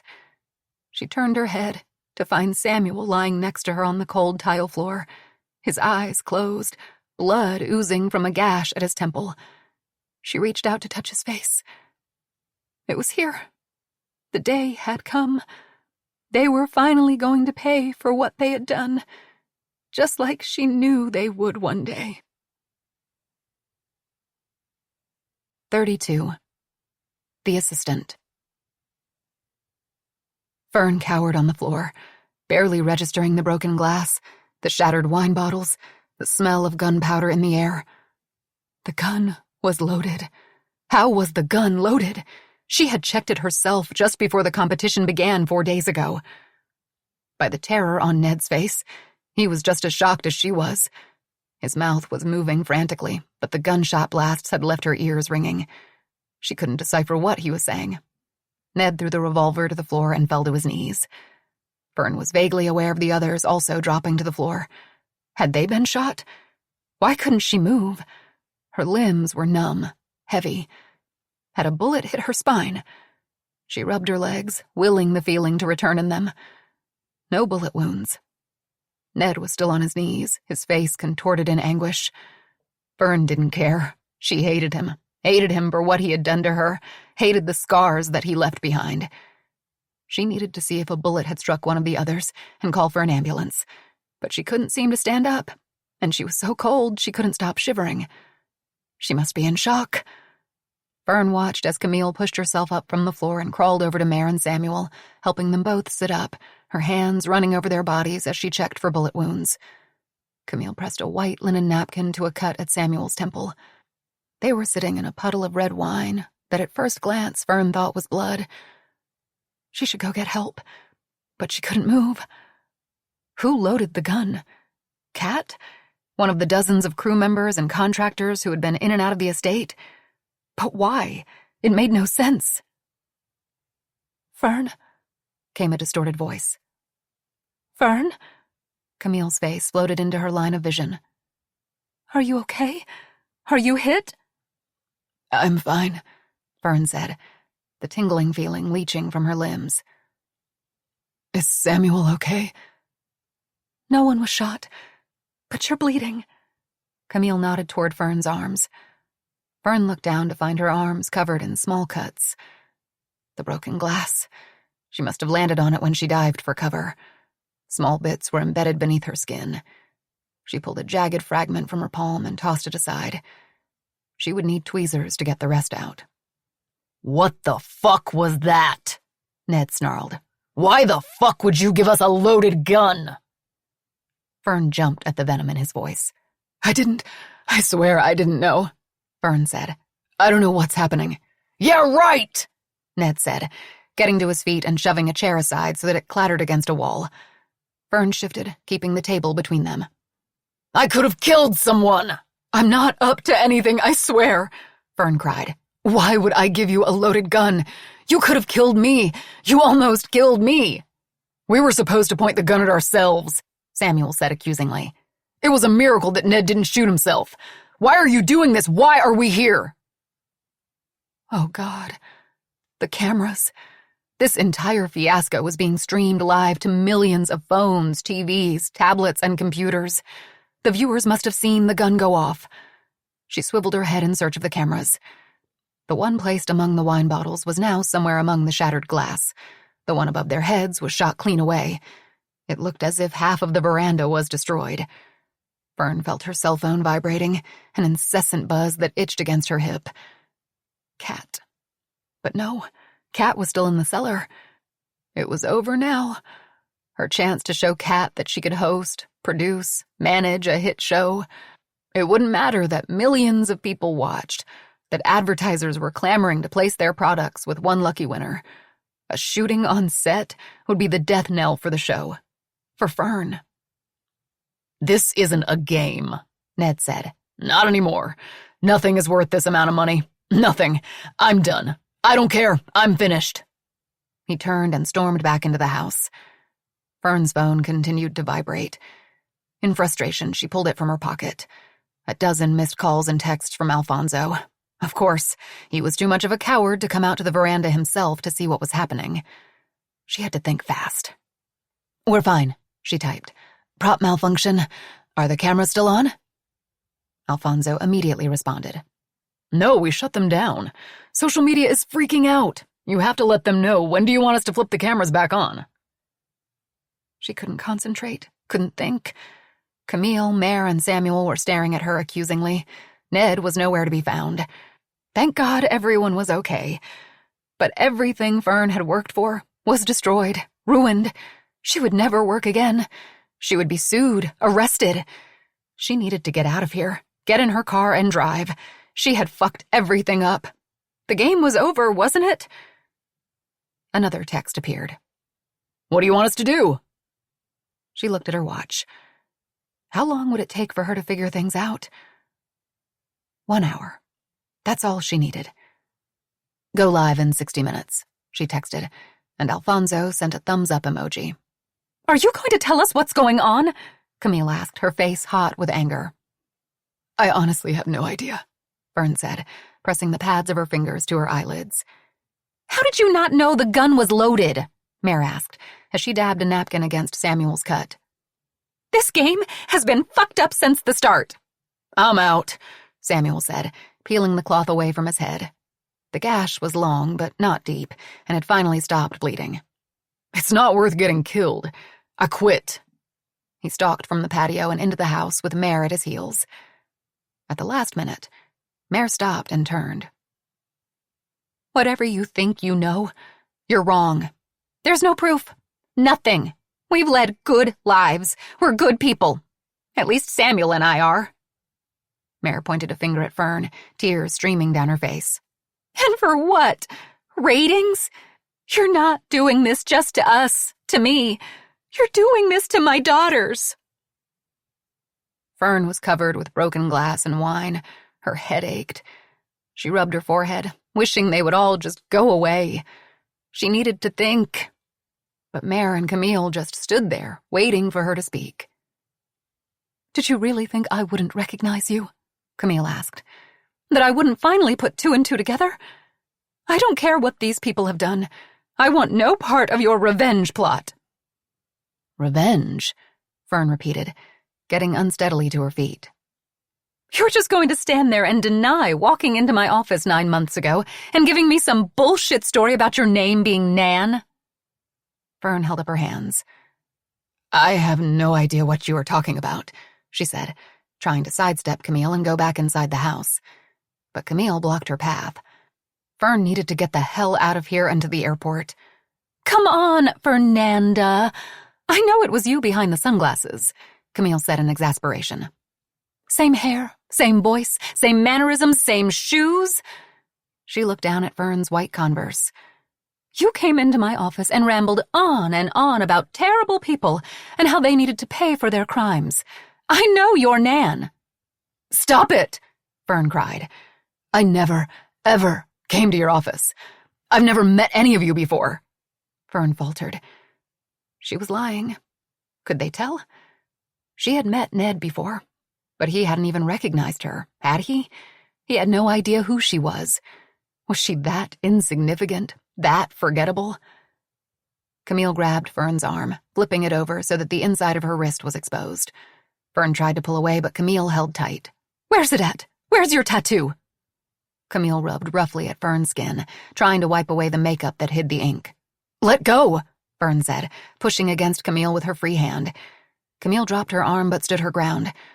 Fern needed to calm everyone down and somehow get through the next hour. I have no idea what you are talking about. I haven't met any of you before the other day. I don't know why the gun was loaded. She bent down and retrieved the revolver from where Ned had dropped it. Fern remembered hearing 3 shots. Were there more bullets in the chamber? Mare held out her hand. Let me check, she said. Fern hesitated, not wanting to relinquish the gun to someone who was so angry. Give me the gun, Fern, Mare said. I'll make sure it's not loaded. We don't want it to go off again. Fern allowed Mare to take the gun and watched as she opened the chamber, looked inside. It's empty, Mare said, setting the revolver on the table. Good, Fern said. Now, if you'll excuse me, I have to send out a press release letting everyone know that a prop malfunctioned and that everyone is okay. Mare and Camille exchanged looks. Is there even $10 million? Camille asked. Is any of this real? And while you're at it, why don't you tell us who your boss is? Fern gave a sharp laugh. Of course it is. Look around you. Look at this estate. Look at the obstacle course, the hedge maze. Does it look fake to you? It's real. Every bit of it. Look at what people are saying about the show. Fern began reading from her phone. This is the real deal. Best show I've ever seen. I can't get enough. Amazing. Can't wait to see who wins. Fern looked up, trying to force an air of confidence into her voice. We are up to more than 20 million viewers now, and it's growing. It's up to you, but the last person standing wins the $10 million. We'll meet in the library in 1 hour. Stay, go, I don't care. The cameras go back on in 1 hour, with or without you. With that, Fern pushed past Camille and Mare and entered the house. Heart pounding, she rushed past Ned, who was sitting on the floor in the corridor with his back against the wall and his face in his hands. She couldn't worry about him now.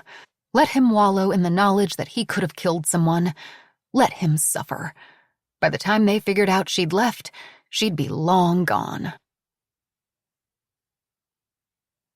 33. The Confidant. The Vault. I don't even know what to say.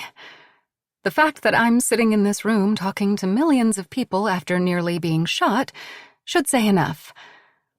Yes, everyone is okay. No one was seriously hurt. But having an unsecured, loaded weapon on the set should have never happened. Never. Was it an accident? I hope so. Nevertheless, this is a cruel game. It's twisted and sick and dangerous. I don't know if we'll ever find out who is really behind the show, but whoever it is, brava, you did it. You managed to bring your own Roman Colosseum to life. And we're just your unwitting gladiators, turning on each other for personal, private enjoyment. And everyone out there watching right now, those of you sitting at home reveling in every second of the drama unfolding in front of you, Don't forget this is real. We are real people. And someone could have died tonight. Someone could still die. So what happens next? I don't know. And honestly, I don't really care. If I win the money, great. I'll use it to support mental health and wellness for the disadvantaged. If I don't win, fine. I just want it all to be over. That's it. I have nothing else to say. I'm done. Blah, blah, blah, 1000. Wow, dramatic much? Black licorice baby. Dramatic? She was nearly shot. I can't believe the show hasn't been shut down yet. Bourbon, baubles, and birthday cake. I have no sympathy. They all signed up for this. It's $10 million. What did they expect? If she wants to go home, I say we send her ass home. Pickleball Queen 65. I love Dr. Camille. Her podcast is amazing. She's smart, funny, and she really cares about people.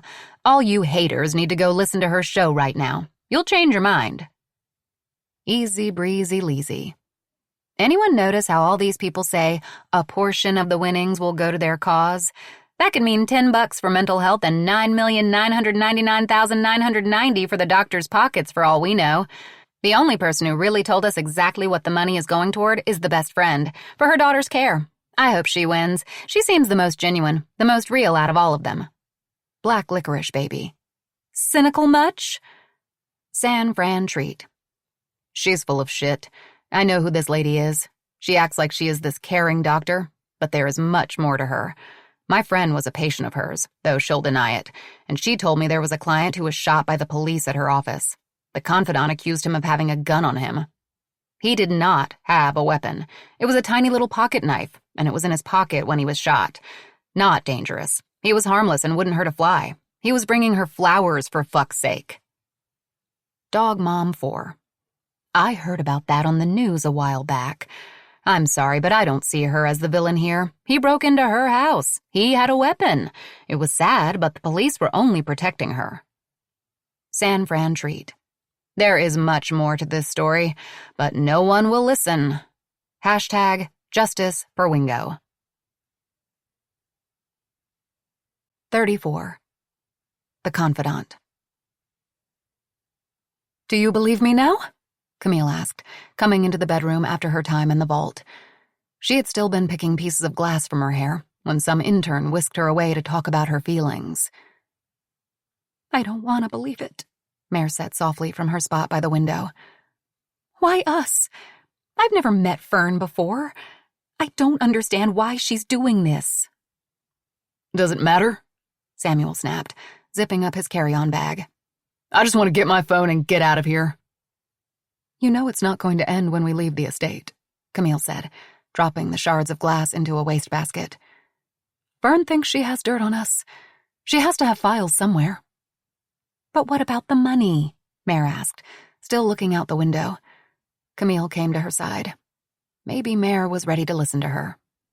I really needed that money, Mare said, and Camille could see the sadness in her eyes, the desperation.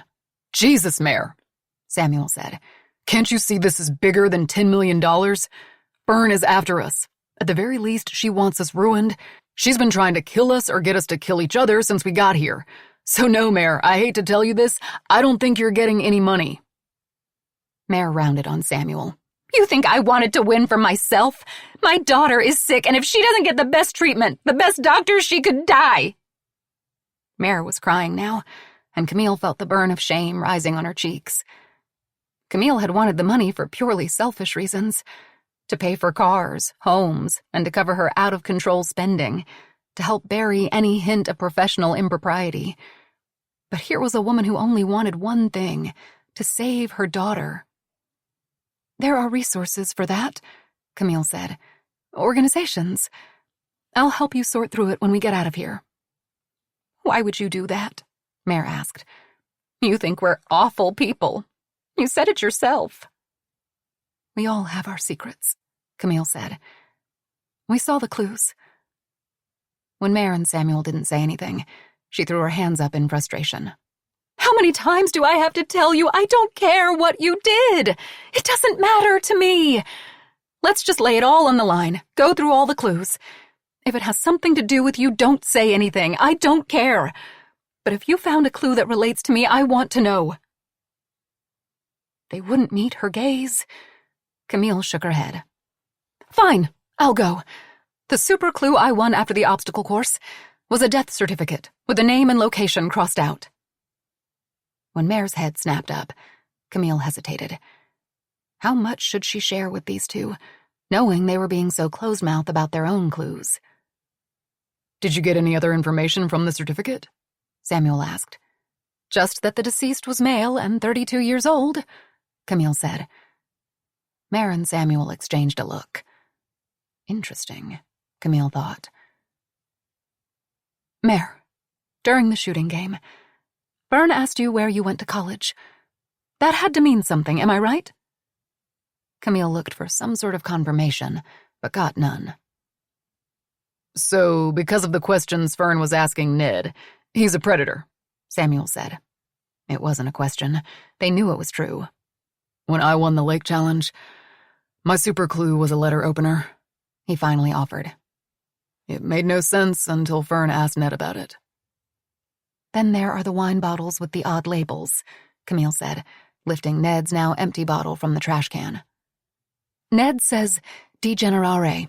When we first saw it, we all thought degenerate, right? That fits. Mine says sfascia familiae, Camille said, shaking her head.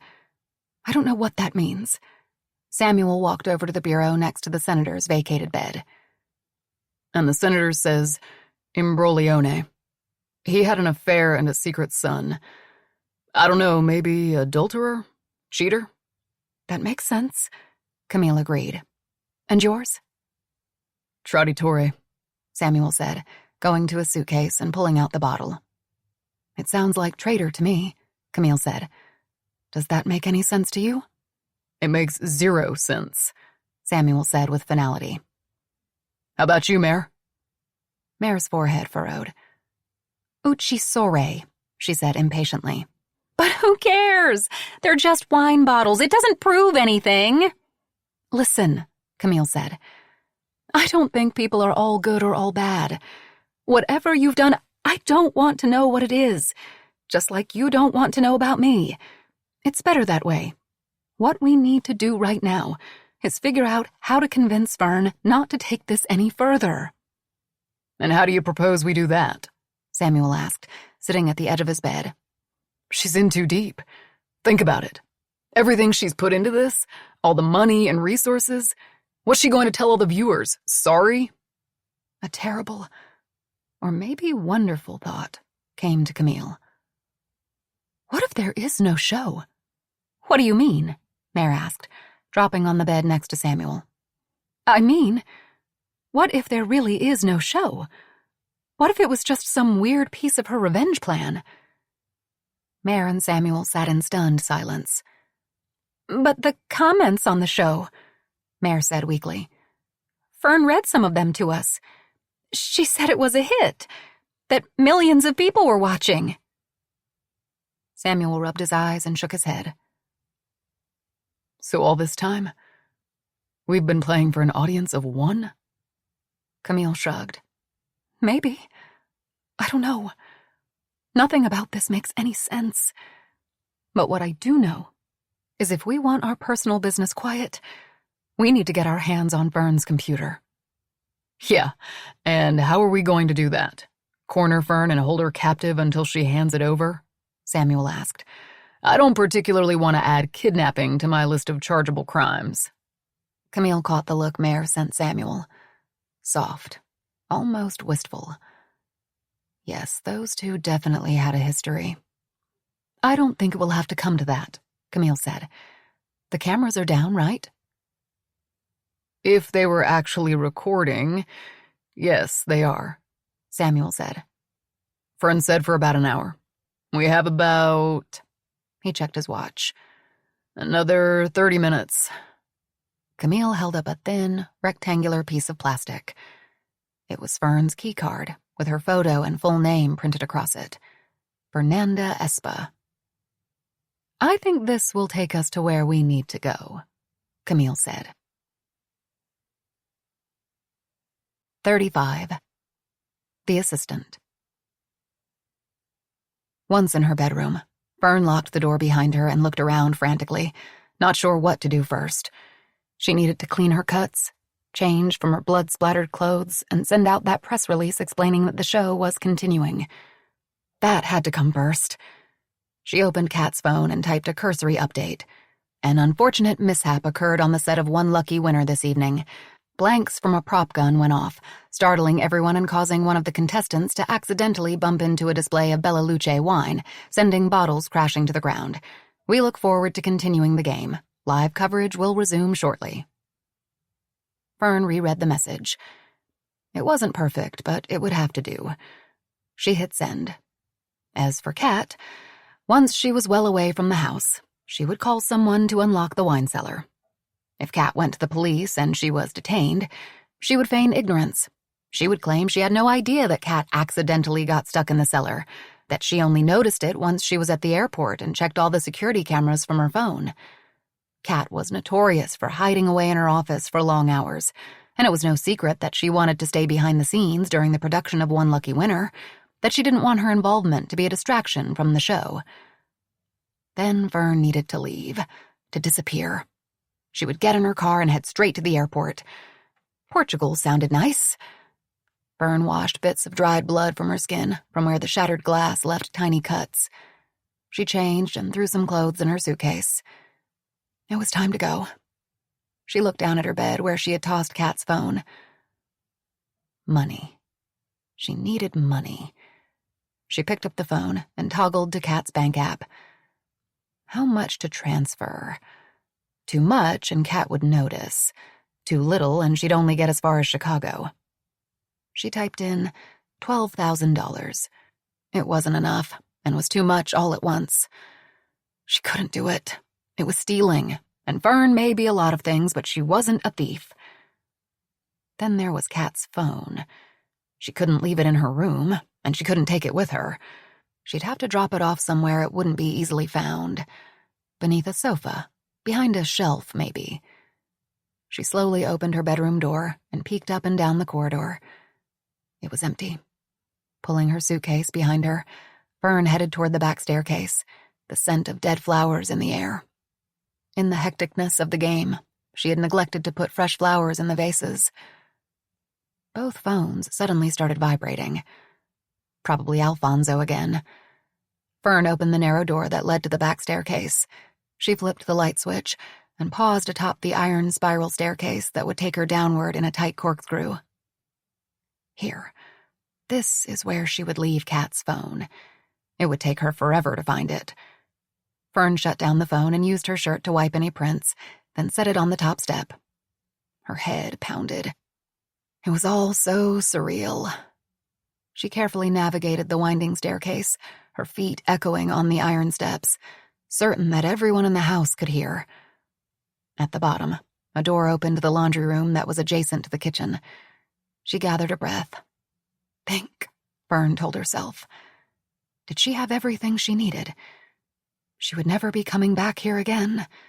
Ever. Her passport was back at her apartment. She would have to make a stop there and grab a few other items as well. The necklace that once belonged to her mother, a few photos. She didn't have much. Then she thought of Kat's laptop sitting on her desk in the office. That laptop held Kat's entire life. Her emails, her files, her secrets. And maybe it would hold the answers to One Lucky Winner, and how it had gone entirely off the rails. Fern wanted that laptop. Fern left her suitcase by the back door and quietly made her way through the kitchen to the corridor. She searched for any evidence that Alfonso had already turned the cameras back on, but found none. The house was hushed and dark. The remaining crew gathered on the veranda, cleaning up the mess.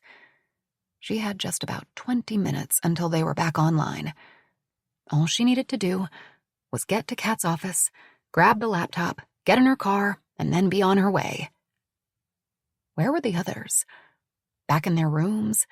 Lurking around a corner? Maybe they had left already, scaling the wall and flagging down rides. She couldn't blame them. Moonlight shone through the windows, casting distorted shadows across the floor as she crept slowly down the hallway. She could hear the drip, drip, drip of water coming from somewhere. Just turn around, she told herself. Go back to the kitchen. Go out the back door and don't look back. But she wanted that laptop. If anything, it would be insurance. If Kat threatened to have her arrested, Fern could pull up a few documents and reveal that she had found a few of Kat's own dirty little secrets that were worth staying buried. Just a little farther to go. Up ahead was a corridor of closed doors, except for one. It was Kat's husband's old office. The door was ajar. Hadn't she locked it? She must have forgotten. Another task she had neglected. At least there was nothing of real value in there. She patted her pocket. She didn't have the old skeleton key with her. With a gentle push, she shut the heavy door.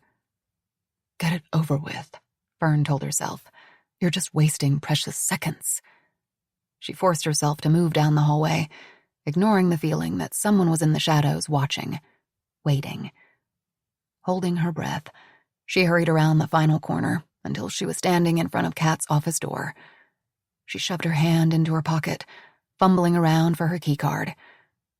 It wasn't there. Fern slid her bag from her shoulder and began digging through the contents. Her phone was still inside. Her wallet that held some cash and some credit cards, chapstick, some loose change. But no keycard. Panic filled Fern's body. She must have dropped it. She needed that key. The laptop and its contents were her only leverage against Kat. Fern stopped worrying about making noise and rushed down the corridor, her footsteps a desperate beat against the floor. She stopped short when she once again came to the old office. The door was open again. She had closed it. She was sure she had. Her hand went to the knob to close the door, but she couldn't help peeking inside. The room was pitch black. Unable to stand the dark any longer, Fern pulled out her phone and enabled the flashlight. She swept the light across the room. Everything looked the same as it did the last time she was in here. A mess of sawdust, old paint cans, and abandoned tools. Only one thing was out of place. A large black iron grate that covered a floor vent had been removed and was leaning against a wall. Strange, Fern thought, wondering where the vent led to. Suddenly, the plastic sheeting that hung from the ceiling rustled, and a figure stepped into view. Fear, thick and oily, slid through her. She turned to run, but a hand closed around her wrist and pulled her more deeply into the room. Her phone tumbled across the floor, landing face up and extinguishing the beam of light.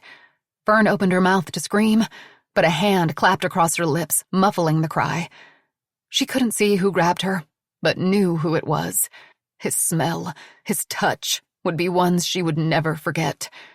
Ned Bennett. He'd always wanted to get her alone, and this time, Kat was nowhere around to save her. 36. The Best Friend. You stole Fern's ID? Mare asked, eyeing the hard plastic card printed with Fern's full name and photo that Camille held tightly. Fernanda Espa. Camille was right about Fern's name. Could Fern really be this Nan she told them about? Which door does it open? Mare asked, reaching for the card. Camille pulled her hand away before Mare could grab the key. I saw Fern going in and out of a few locked rooms. I figure one of them is her bedroom, and the other might be an office. Her files or laptop have to be in one of them. If we get them, maybe we can reason with her. Mare bit her lip, considering. It was risky, dangerous. What if they were caught? What if they were wrong and blew any chance at getting the money?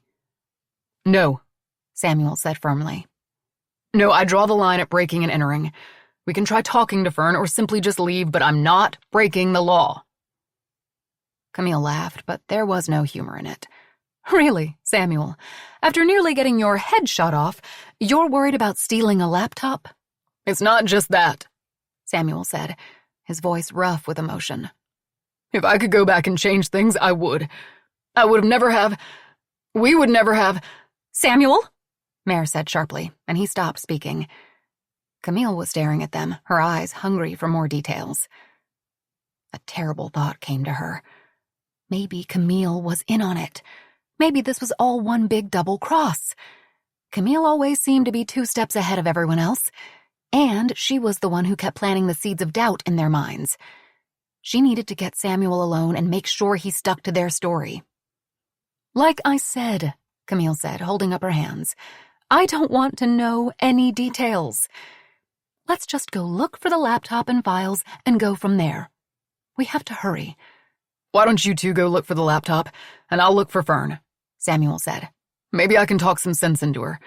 She could go to prison for extortion." "No, we all stay together," Mare interjected. She needed to keep Samuel close, if only to make sure he kept his mouth shut. They needed to be a united front. "And we should find Ned," Mare added. "God knows what he's up to." "No," Camille said. "I say we forget about him. He's poison. You saw the questions Fern was asking him about sexual assault and NDAs. We already know he's dangerous. Let's focus on the laptop for now." Mare had to admit that Camille was right. It was probably better to have Ned off on his own somewhere right now. He was too unpredictable, too volatile. She glanced at Samuel. He simply nodded, and the 3 of them moved into the hallway. They all looked around in search of the red lights of the cameras. They weren't being filmed. For now. Camille led the way down the dark corridor and stopped in front of a door with a keycard entry. "I've seen Fern go in and out of here. I think it's her room," she whispered. She tapped the card against the entry panel, but the indicator light glowed red. The key didn't work. "Where now?" Mare asked, her heart thudding. She was only supposed to come here, play this stupid game, win as many challenges as she could, and go home with enough money to pay Danny's medical bills. Seeing Samuel, she hadn't expected that. Hadn't expected the stir of old emotions. He wasn't a bad man, just like she wasn't a bad woman. They had just made some really bad decisions that haunted them through the years. Old ghosts looking for retribution. "Downstairs," Camille said softly. "There's another room I saw Fern going in and out of. Let's try that." The group moved swiftly but quietly down the marble steps, pausing when they heard the murmur of voices. Mare was sure they would be caught. Then what? Would the whole world learn what she and Samuel had done? She thought of Keeley and Danny. They would never look at her the same way again. So what if they lost the house? They could find somewhere else to live. Shar would gladly open her home to them. She should have stayed home and found another way to get the money. Mare vowed to herself that if she got out of this mess, she would go back to Calico and find a different job, one with health benefits and a good retirement plan. She belonged home with her girls. Camille slowed her steps. "It's that one," she said. "Keep an eye out for anyone coming, and I'll go in and get the laptop." Samuel rubbed a hand over his goatee and nodded. He had finally given up the pretense. He wanted that laptop as much as the rest of them. Camille waved the card in front of the entry panel, and a green light popped on. "It worked," Camille said with relief. "If the laptop is in there, I'll grab it." "Wait," Mare said, snagging Camille's sleeve. "Give me the card." "Why?" Camille asked in confusion. "I'll be just a second." "We don't know what you're going to do once you're in there. Give me the key," Mare said more firmly. "Fine," Camille said, handing it over. "But I'll be right out." She opened the door and slipped inside the dark room. "What do you think?" Samuel asked. "What do I think?" Mare repeated angrily. "I think we've been screwed." "But by who? There's no way Fern was behind all of this, not by herself. She's barely holding it together as it is." "Then who?" Samuel asked. "Why?" Mare didn't know if she could trust Samuel, but what choice did she have? "It has to be someone the 5 of us all have in common. Someone who wants us to pay for what we've done." "So someone who was at the lake that night," Samuel said. "But no one saw us. We were nowhere near there when he was found. We were so careful." "No," Mare said. We weren't. We weren't careful at all. And I think it might be too late. We're already dead." "You think you know who it is?" Samuel said. "Who?" He grabbed Mare roughly by the arm. Come on, tell me. Think about it, Samuel. It can only be one person, Mare said sadly. No, Samuel said, shaking his head. No way. Mare opened her mouth to argue, but a cry pierced the air. Fern, Mare said instead. That has to be Fern. 37. The Best Friend. Then. Mare's feet slipped on the slick ice and she went down hard, ripping the knee of her jean, but Samuel was right there and yanked her back to her feet. Keep going, he huffed. The man they had run off the road was coming after them. But how? He had died right in front of them. But somehow he had gotten to his feet and was coming after them with a pipe. She had been so stupid, so reckless, dragging Samuel into the middle of the road and waiting for an unsuspecting car. She was trying to show off, trying to prove to Samuel that she knew how to have fun. If they kept going, maybe they could outrun him and he'd give up. Mare clutched more tightly to Samuel's hand. She had lost her mittens along the way, and the weight from Damon's flask was gone, but she didn't care. They needed to keep running. The stars above were quickly being overtaken by snow clouds, snuffing out the little light they had. She felt the ice below her feet creak and moan. Would it hold them? They were nearing the middle of the lake, and the water beneath the ice had to be at least 30 feet deep and bitterly cold. They had to keep running and get to the other side and up to the bonfire where the others were. The cold air burned her lungs and her legs felt like concrete. Was the man still behind them? I can't, Mare gasped. I can't. She slowed, half expecting the man to strike her in the back of the head with the pipe. She needed to try to reason with him, beg for forgiveness. You go ahead, she told Samuel. Keep going. Samuel slowed right along with her. I'm not leaving you, he said. Mare dared a glance over her shoulder and nearly stumbled. The man was gaining on them. Samuel grasped her hand, urging her forward, but it was no use. He was going to catch them. I'm sorry, Mare said, coming to an abrupt stop and turning to face their pursuer. We didn't mean it. Cold air whistled through Mare's chest as she bent forward, hands on her knees, trying to catch her breath, struggling to speak. It was an accident. In front of her, the shadowy figure slowed to a jog, and as he came closer, Mare registered that something wasn't quite right. The man from the wrecked car was broad-chested. The one in front of her was taller, leaner, and wore a stocking cap. It was Damon, breathing hard, eyes wide. What the hell? He gasped. Mare could smell the alcohol on his breath. You thought no one would find out? No, Samuel said weakly. It wasn't like that. I saw you, Damon said with disgust. His gaze flicked between Samuel and Mare. You are so dead. It was an accident, Damon. We didn't mean for it to happen, Mare began. We tried. Accident? Damon repeated in disbelief. You called that an accident? Lena won't believe this. I'm going to tell. Damon would go to the police. They would be arrested. Samuel would never get into law school. Mare would never get into art school. Their lives were ruined. But they had killed a man. They were going to get what they deserved. No, Samuel said in a rush, hands up in supplication. Just wait. We can explain. We were just playing around. Things got out of hand and he crashed. We were going to get help, but it was too late. He was already dead. Damon looked back and forth between Mare and Samuel, his forehead wrinkled in confusion. Dead? He repeated. Who's dead? Mare's head was spinning. Damon hadn't seen the crash and what caused it. Hadn't seen the man stumble from the wreckage and collapse. Then what was he going on about, and what had he seen? You're telling me there's a dead body back there? Damon asked, turning to look back across the lake. You fucking killed a man? I thought you were just screwing around on Lena. But she could see the fear on Samuel's face, the realization that Damon hadn't seen anything, and they had just told on themselves. They'd been caught. Shh, Samuel said sharply. Listen. Mare cocked her ear, but all she could hear was the wind. A soft snow started to fall, drifting down in lazy circles. Then Samuel's face shifted from fear to panic. Hold still, Samuel said, grabbing her hand. Don't move. Damon was still prattling on. How the mighty have fallen. Wait until everyone finds out you two killed a guy. Shut up! Mare cried, and gave Damon a shove.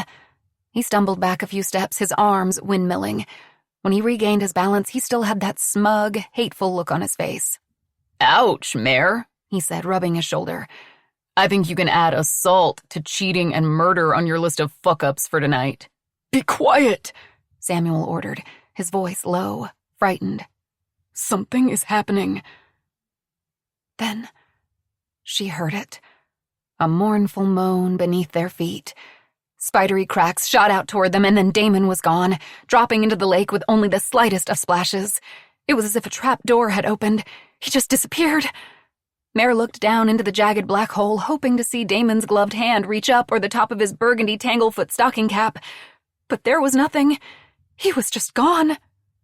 Oh my God, Mare whispered. Do you see him? What do we do? I don't know, Samuel said, still clutching her hand. A claw-like hand burst out of the water and clambered to grab onto the lip of the ice. Help me! Damon cried, his voice thick with cold as he went down again. Mare looked at Samuel, and her question hung heavily between them. No one would ever know about the crash, or what they had done behind Lena's back. If Damon died, their secret would die with him. Mare stared into the abyss until she couldn't stand it any longer. She couldn't do it. She plunged her arm into the black, watery hole, but Samuel pulled it back. She looked at him in surprise and disappointment. Samuel was willing to let another person die tonight. He wasn't the person she had hoped him to be. Wait, Samuel said. He'll just pull you in. When I lie down, just grab my feet. When she opened her mouth to question him, Samuel stopped her. Just trust me. We need to distribute our weight, he said, lying on his stomach and grasping one of Damon's flailing arms. I've got you, he told him. Hold still. Mare, grab my feet, but if I go under, get to shore. Mare moved behind Samuel, carefully lowering herself to the ice and wrapping her hands around his ankles, hooking her fingers into his bootlaces. Now pull, he shouted. Mare yanked with all her might. She had visions of Damon dragging them into the water, pulling them down to the rocky bottom. But to her surprise, the ice didn't break, and Damon was somehow with them atop the ice, panting and shivering. We need to get to shore, Samuel said. Mare knew he was right. The lake could collapse beneath them at any second. We need to crawl, spread out our body weight. He's going to need help. They army crawled slowly and methodically across the ice with Damon between the two of them, urging him forward. The snow began to fall harder, the wind growing in intensity. The cold penetrated Mare's jeans and her coat until her entire body was numb. They didn't speak. Each second felt like an eternity. But finally, they reached the bulrushes and collapsed. Thank you, Damon said through chattering teeth. You saved me. I could have died. Of course, Samuel said. We would never have left you behind. Mare was too relieved, too cold to answer. Instead, she wrapped her arms around Damon's shoulders. They sat there for a moment, catching their breath. I won't tell, Damon said through chattering teeth. I won't say anything about what you did, I promise. Mare and Samuel looked at one another. During the trek across the lake, Mare had resigned herself to the idea that she would lose everything. Her future was gone. About what? Mare asked to be sure. About the man who died. That you're cheating on Lena, Damon said. His lips had taken on a bluish tinge. That I saw you two together. I thought I was going to die. You could have let me die. I won't say anything about any of it, I promise. Thank you, Samuel said softly. Mare couldn't find words big enough to tell Damon how grateful, how relieved she was. I can't feel my feet, Damon said tearfully. In the distance, they heard voices. It was Figgy, Lena, and the twins running toward them. Mare struggled to her feet. Hurry! She cried out. He fell through the ice! We need to get him to the car and to the hospital! Wes and Wade peeled off their coats and wrapped them around Damon's shoulders. With Figgy's help, they began carrying him toward the car. Are you okay? Lena asked with concern. What happened? Damon fell through the ice, but we're fine, Samuel assured her. Mare nodded in agreement, but was unable to meet her eyes. Go on ahead. Help him. We're coming. Lena bit her lip uncertainly. You sure? You're not hurt? When Samuel and Mare both shook their heads, Lena gave them both a tight squeeze. I don't know what I would have done if something happened to one of you. With that, Lena ran off toward the others. What do we do? Mare asked when Lena was out of earshot, her teeth chattering. Nothing, Samuel said. We never lay in the road, never saw the man crash into the tree. We never kissed, Mare added. Right, Samuel said after an excruciatingly long moment. Do you believe Damon? That he won't say anything? Mare asked. I don't know, Samuel admitted. but we saved his life. That's something. Yeah, Mare said. That's something. But what if the police start asking questions? If they ask why we were gone so long, what will we say we were doing? Walking, talking. We got lost and we didn't see anything. We got lost, Mare agreed. Samuel looked into her eyes, brushing the snowflakes from her eyelashes. She slipped her hand into his for just one brief moment. They fit perfectly. After this night, they would never speak, never see each other again.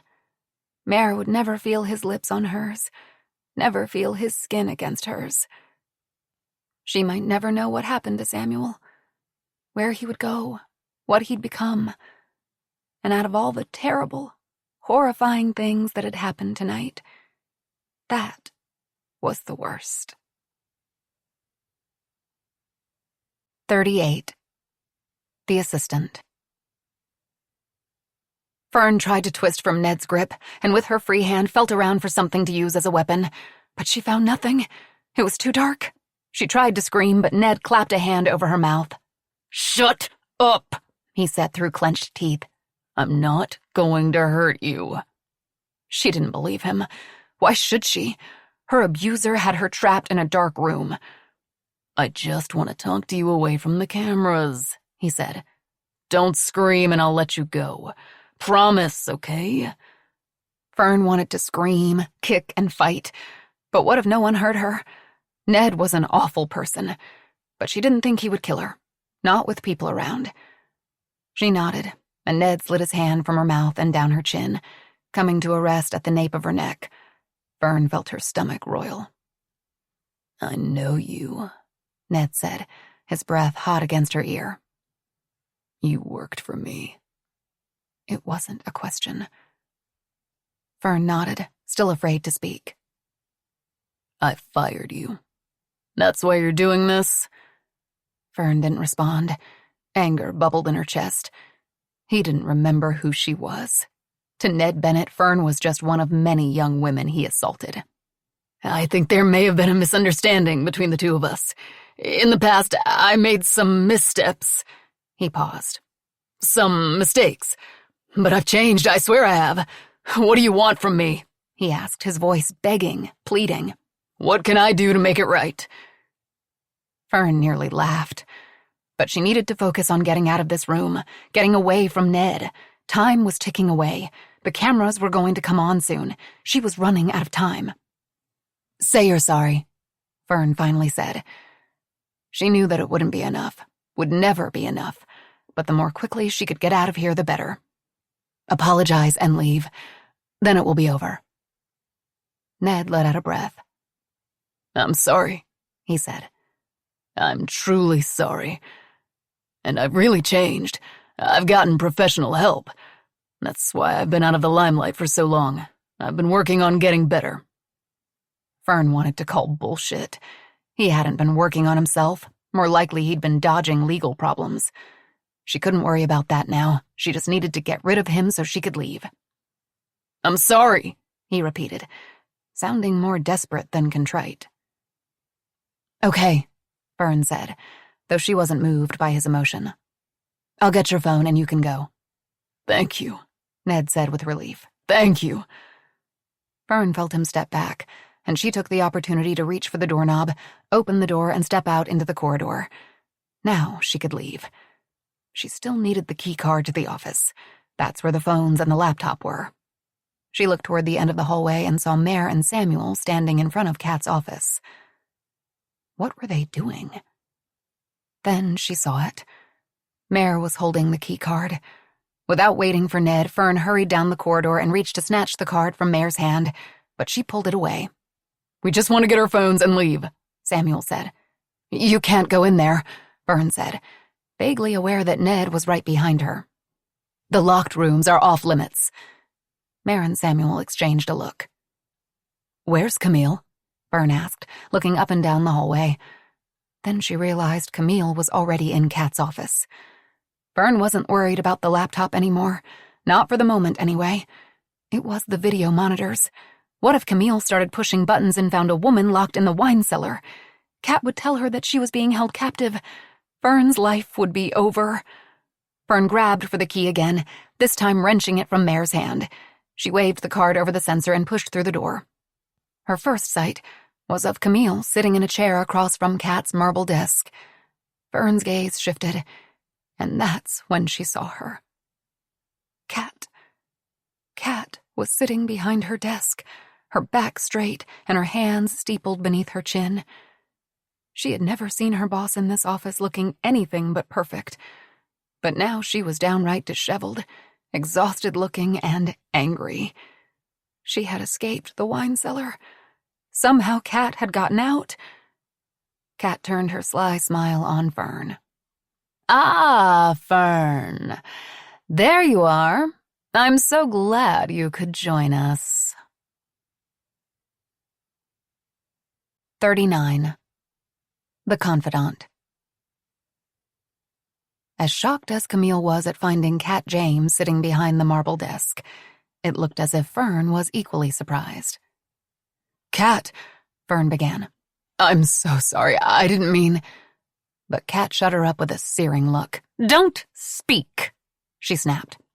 "You didn't think I would figure out a way to get out of the cellar, please?" Kat sniffed. "You aren't smart enough to outwit me. You forgot about the ceiling vent. It took me a while to loosen the screws, but once I did, I was able to climb out."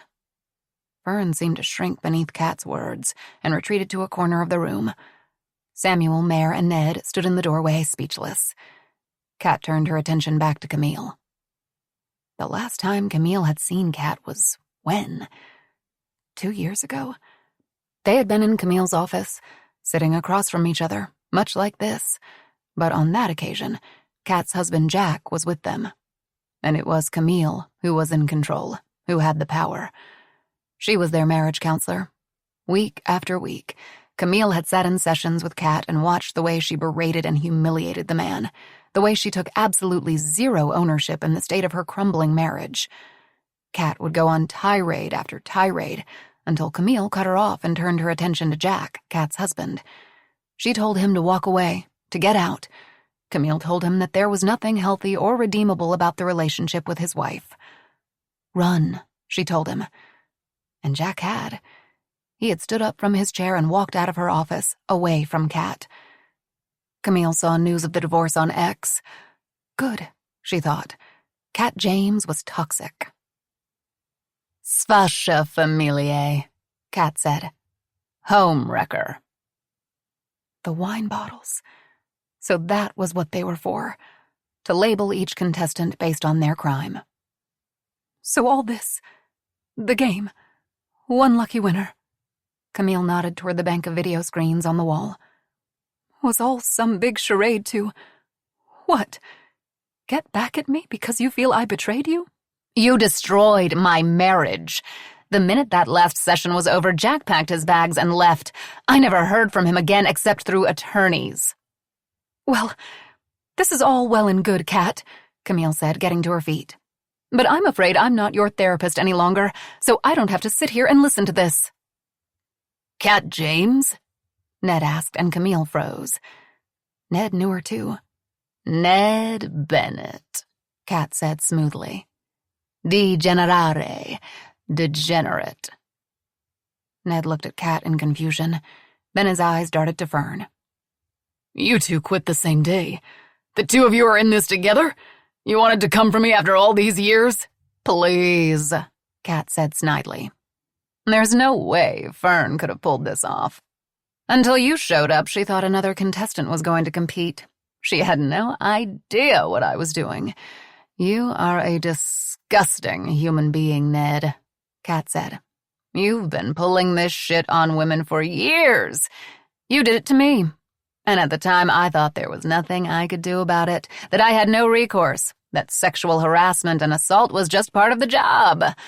But when I walked in on what you were doing to Fern, revulsion spread across Kat's face. I'd had enough. I knew you weren't going to pay right then, but I thought someday someone would come forward. They never did, so I realized that it was me. I was the one who was supposed to come forward. And Ned, today's that day. So you were behind Spin, Speak, Shoot. You loaded the gun, Ned asked.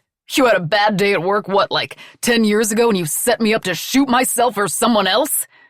Ned shook his head. Sounds reasonable, he said sarcastically. Kat laughed. Men always think they can do whatever they want and there are no consequences. The senator is a perfect example. What did he ever do to you? Camille asked.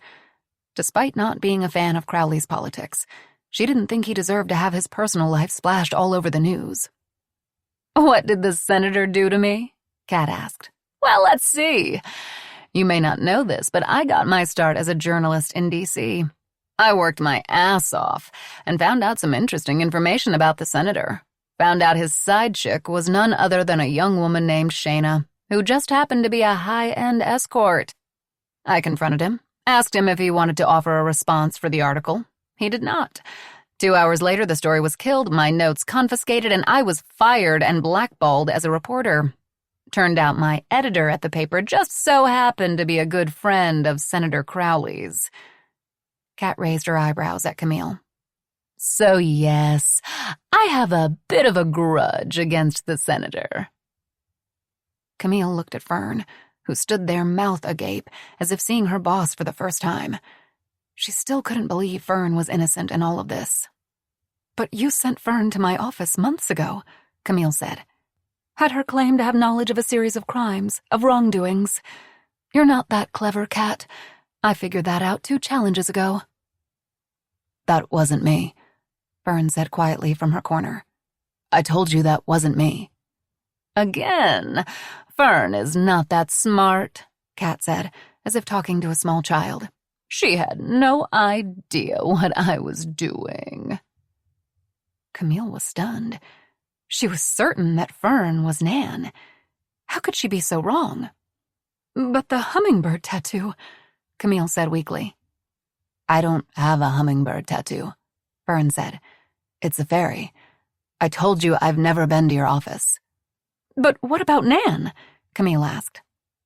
Just another unfortunate client of yours, Kat said. I'd like to leave now, Camille said, getting to her feet and inching toward the exit. I want no more part of this. But Kat wasn't done yet. You didn't just betray me, though, did you, Doctor? Kat leaned forward, elbows on her desk. These people came to you for help, and you made them feel like you could help them, like you were the only one who could. But when you grew bored or when they ran out of money, you left them high and dry. You don't know what you're talking about, Camille said. How could Kat possibly know about the cash, about the tax evasion? Kat read the question in Camille's expression. Your receptionist has been very helpful. Kat leaned back in her chair and smirked. You really should pay her more.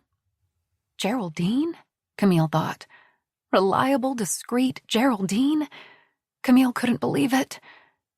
Geraldine would know about the Alftan painting, would know about the clients who paid under the table, the tax evasion, would have known about Travis Wingo. Don't try to deny it, Camille, Kat said, opening a drawer, pulling out a file folder, and dropping it on the desk in front of her. At the top of the folder was a tab that read, Wingo, Travis. Camille's heart thumped. Somehow Kat knew about Wingo. But how much? Did she know how he had formed an unhealthy attachment to her? Did she know that he had broken into her house and that her lies about him had gotten him killed? Did she know that he paid her off the books so Camille could pocket the cash? Camille lowered herself back into her chair, her legs unable to hold her any longer. Geraldine, her receptionist. Kat must have paid her handsomely to dig up dirt on Camille, and there was plenty of it. It was over. Her career. She would never practice again. Kat had gotten the final word, just like she always did. 40. The best friend. Mare couldn't stand by silently any longer. Kat? That's what you call yourself now? It was Lena. Catalina, her best friend and Samuel's girlfriend. Kat turned her eyes to Mare, then to Samuel. Traditore, uccisore, betrayer, killer. She knew.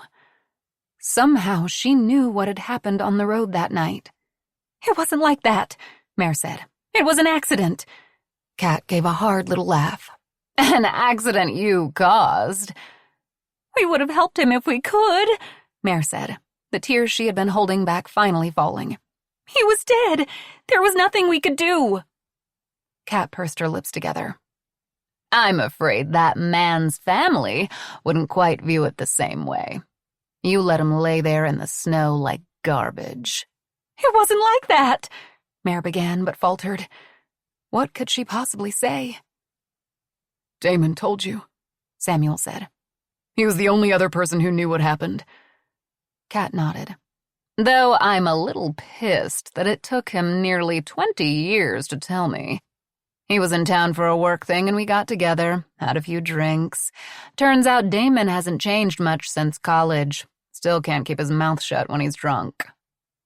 Mare shouldn't have been surprised that Damon didn't keep his promise. Yes, she and Samuel saved Damon from drowning, but it was a big secret to keep. I thought Damon couldn't tell me anything worse than that. But he had more, Kat said wistfully. For the first time during this odd reunion, Mare thought Kat looked sad. I needed you, Mare, Kat said. After the night at the lake, Samuel dumped me with no explanation, and you were just gone. I was devastated. It took me years to get over you, both of you. Mare, you were my best friend, and Samuel, you were my first love. After Damon told me that he saw the two of you together, it made more sense. You killed a man, and then sealed it with a sweet kiss. No, Mare protested. It wasn't like that. Please, Lena, I have daughters. They need me. She doesn't care, Samuel said, still holding on to Mare's arm. She's not going to listen. He set his dark eyes on Kat. So what are you going to do? Well, I had planned to release the truth as each one of you were voted off the show. Kat shook her head sadly at Mare. But the game is obviously over, so we can't go out with the big bang I had originally planned. But this might be even better. I can still hit send on the emails. Kat lifted the lid on her laptop. A few clicks and the world will know exactly the truly awful people that you are. Finally, you are all going to get what you deserve. Mare looked at Samuel. Do something, she wanted to scream. Don't let this happen. She had Danny and Keeley to think about. She didn't care about the money anymore. She just wanted to get home to her girls. Samuel seemed to read her thoughts and lunged for the laptop, but Kat was faster. She slammed the lid shut, held it to her chest, and got to her feet.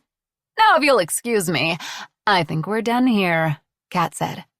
You can't just blow our lives up like this and walk away, Mare cried, trying to block the exit. Please, Lena, we can talk this through.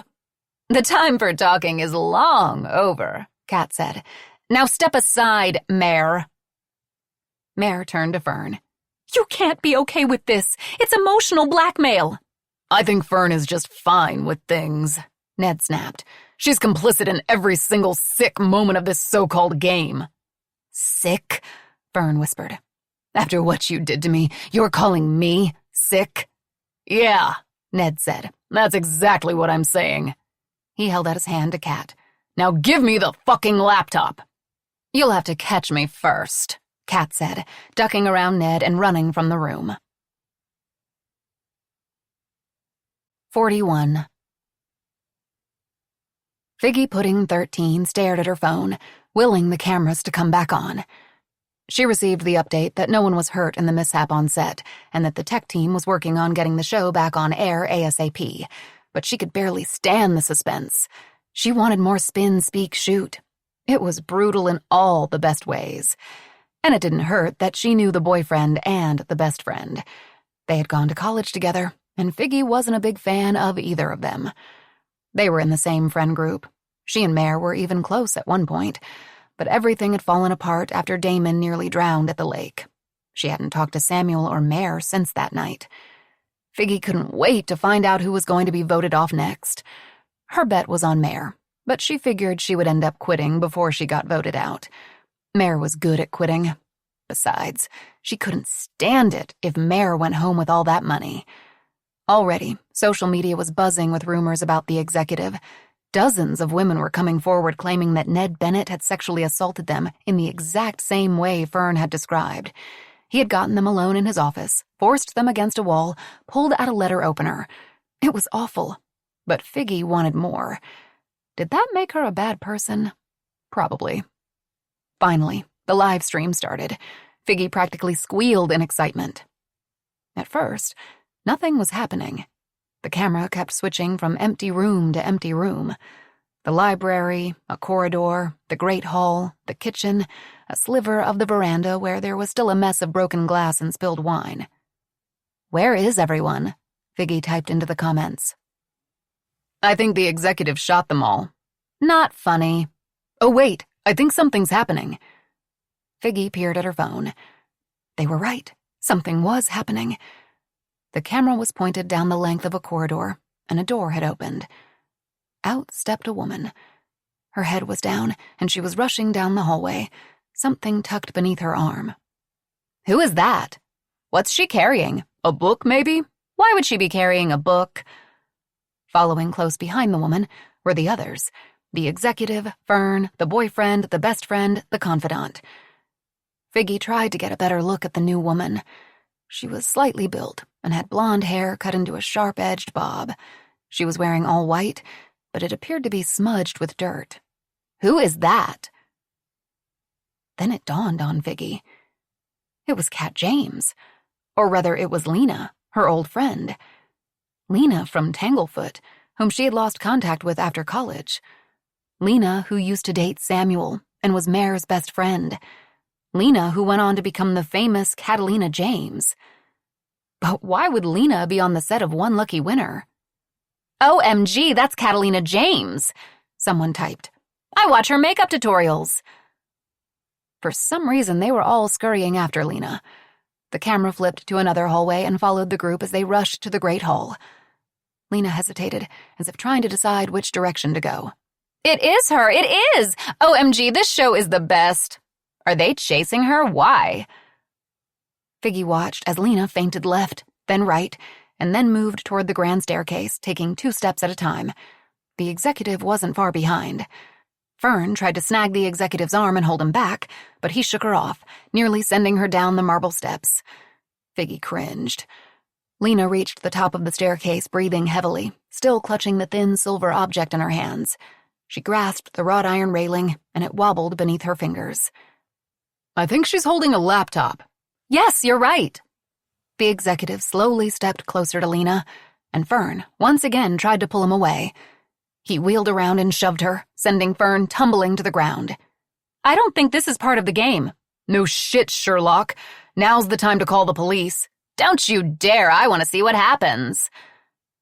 Seeing Ned push Fern to the floor seemed to incense Lena, and with her free hand, she struck out at the executive, punching him in the jaw. His head reeled back, but it didn't slow him down. He reached for the laptop, and Lena slapped his hand away. Samuel stepped in and roughly pulled the executive away from Lena. "Back off, man," he said. His voice was muffled, making it difficult to understand him. Figgy strained to hear. "Samuel, look!" Mare said, nodding over the railing. Samuel abruptly dropped the executive's arm. At the bottom of the steps, 2 cameramen appeared, along with a handful of others. They lifted the cameras to their shoulders, and suddenly, the live stream zoomed in on the action, and the audio became clearer. "Let's go back in the office and talk about this," Mare urged. "Please." "Talking's over," the executive said, creeping forward. Mare tried to step in front of him, but he elbowed her aside. "Get out of my way," he snarled. "Is this what you want?" Lena taunted. "Come and get it." She leaned against the balustrade and dangled the laptop over the edge. Figgy held her breath. What was on that laptop? "Cat, watch out!" Fern cried. Figgy held her breath as a section of railing dipped backward, then snapped from its base, opening up like a garden gate. Lena was going to fall, but she grabbed onto the executive, and after one precarious moment, it looked like they were both going to go over the edge. Somehow they regained their balance and remained atop the landing, holding on to one another, the laptop wedged between them. Figgy released a breath, her heart thundering in her chest. Lena was okay. Everyone was okay. The camera zeroed in on Lena's face. Curiously, there was no relief, no fear in her expression. She was smiling, a soft, self-satisfied uptick of her mouth. Then, without warning, Lena stepped backward off the balcony, pulling the executive along with her. Together, the two fell to the marble floor below. 42. The assistant. Fern ran down the steps and stood over Kat's unmoving body, crumpled beneath Ned's. They were both dead. The laptop was in pieces, scattered across the great hall. This couldn't be real. Around her, she heard screams. Someone yelled, "Cut the cameras," while someone else shouted, "Keep rolling." Above Fern, Mare, Samuel, and Camille looked down from the balcony, standing close to one another, frozen in disbelief. Kat had fallen from the balcony and had taken Ned down with her. Live on air. Had one lucky winner been an act of revenge from the very beginning? Kat knew each and every one of the contestants. Intimately. She knew their darkest secrets and was determined to reveal them to the world in the most public and damning ways. Why? In the distance, there were sirens. Someone had called for help. Fern moved past Alfonso and the others to the front entrance. She typed in the code that would open the gates. Soon, the villa was filled with paramedics, police officers, and detectives. Fern saw the contestants whisked away. She was taken to the library and sat in one of the leather chairs for what felt like hours. Finally, a man who identified himself as a homicide detective sat down next to Fern. "A homicide?" Fern asked in alarm. "But they weren't murdered, they fell." "Whenever there's an unnatural death, we're called in to check things out. But I don't imagine our investigation will take all that long. It's not often we get the entire event on video. We've already talked to the other witnesses, and I would like to hear what happened from you." Dazed, Fern explained how Ned Bennett and Kat fell from the balcony in a struggle over a laptop that held damning information about Ned.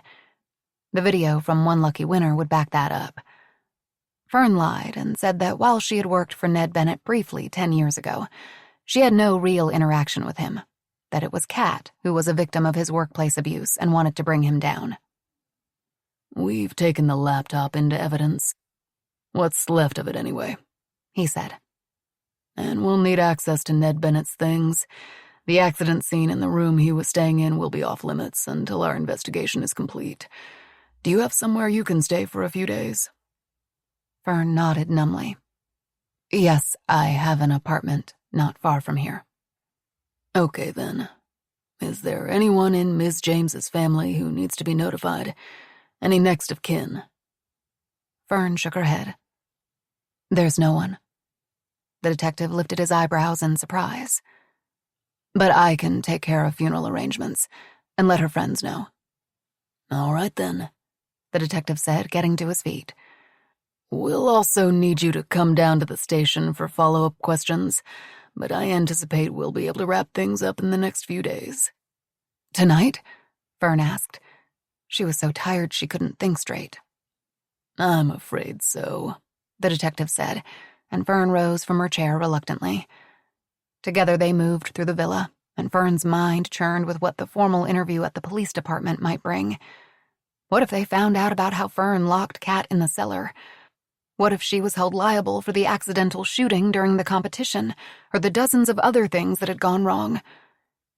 Fern joined Camille, Mare, and Samuel at the top of the stone steps. Together, they watched as the coroner vehicles carrying Kat and Ned drove away. No emergency lights or sirens were needed. An officer led each of them to a different car that would take them to the police station for further questioning. No one said goodbye to Fern. She understood. In the car on the way, Fern thought of all the things she needed to do if she managed to walk out of the police station a free woman. She needed to call the funeral home and Kat's attorney. And then there was the show. Fern knew she needed to make a statement of some sort. By now, the entire world knew that Kat James had died, that she died in a fall at the estate, and that she was the mastermind behind one lucky winner. Fern didn't want to find out what people were saying about her, but imagined it wouldn't be too kind. They never finished the game. There was no winner.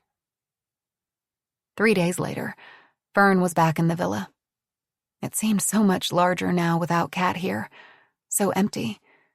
Despite the millions of times Fern fantasized that her boss would go down in a plane crash or choke on a chicken bone, she never actually wished her dead. Not really. But now Kat was gone, and Fern didn't know what to do. She decided to start by purging the villa of any trace of the remaining contestants' wrongdoings. Fern knew that Kat didn't keep her most sensitive files in her office. Instead, she kept them squirreled away in the most secure spot in the estate, the wine cellar. She made her way down the stone steps, dreading having to spend time in the place where she'd kept Kat prisoner. Fern was so ashamed. Using her keycard, she opened the door and propped it open using the wooden box that Kat had sat upon during her confinement. The files were hidden away in a secret storage space, camouflaged to blend into the stone walls. Destroying evidence wasn't as difficult as she thought it would be. Fern gathered all of the hard copy files on Camille, Mare, and Samuel. She had also retrieved Kat's phone and deleted any email drafts pertaining to the remaining contestants. And there was damning evidence against them. Mare and Samuel had caused a man to die while playing a stupid, childish game, and Camille had bilked the IRS out of hundreds of thousands of dollars. It wasn't that Fern didn't think they should pay for their crimes and transgressions. She did. But hadn't they paid enough already? Maybe they deserved a second chance. Didn't everyone? If the police came back and decided to comb through the rest of the house, they would find more evidence on Ned, as well as an interesting file on Crowley. Fern felt a little bit bad about that, but the cat was already out of the bag regarding the senator's extracurricular activities, his affair, his secret son, the illegal use of campaign funds. If the authorities chose to do a forensic search on Kat's phone, they might find more. But Fern didn't think they would. The fall had been ruled an accident caused by a damaged railing. Perhaps if Ned had survived, he would have been charged with assault or manslaughter. But he hadn't, so the case was closed. Exhausted, Fern looked through the remaining files. Per usual, Kat was organized. Each file was clearly labeled and in alphabetical order. Automobiles, Bella Luce, credit cards, insurance, medical. Fern paused at the file labeled medical. It was unusually thick. She had always thought Kat was exceptionally healthy. She exercised and ate well. Fern had never heard her mention needing to go to the doctor. But from what she saw here, Kat was being seen often by a doctor at a clinic in San Francisco. Fern flipped through the pages. There were lots of tests. MRIs, CTs, PET scans, and others. Fern's fingers stopped at another sheet of paper. This one was a printout from mayoclinic.org with the heading, Huntington's disease. She scanned the paper. Inherited, mental decline, loss of speech, loss of motor capabilities, and there was so much more, ultimately ending in death. Did Kat have Huntington's? "Why didn't you tell me?" Fern whispered, and a new wave of sympathy for Kat washed over her. No one deserved that kind of pain and anguish, nor should have had to carry it all alone. "No," Fern said firmly to the empty room. She brushed away her tears. She would not feel sorry for Kat. The more Fern thought about it, the more it was clear that Kat had used her as just another pawn in her game of revenge and retribution. Now that would have been a great name for the show. Revenge and Retribution. When she thought of the last 10 years, all Fern could summon were the brutal hours, the constant berating, the awful pay. Her family barely spoke to her, and she had no friends, no social life, no hobbies.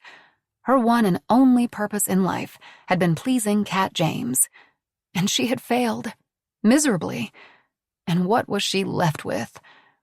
There were no winners here. Certainly no one lucky winner. Ned and Kat were dead. Camille, Mare, and Samuel had to go back to their own lives with the knowledge that someone knew their deepest secrets. And to make it worse, there was no money, no big windfall. The one she felt the worst for was Mare. Obviously, Mare was no innocent. None of them were. But her daughter was still very sick, and Mare had to return to Calico with empty pockets.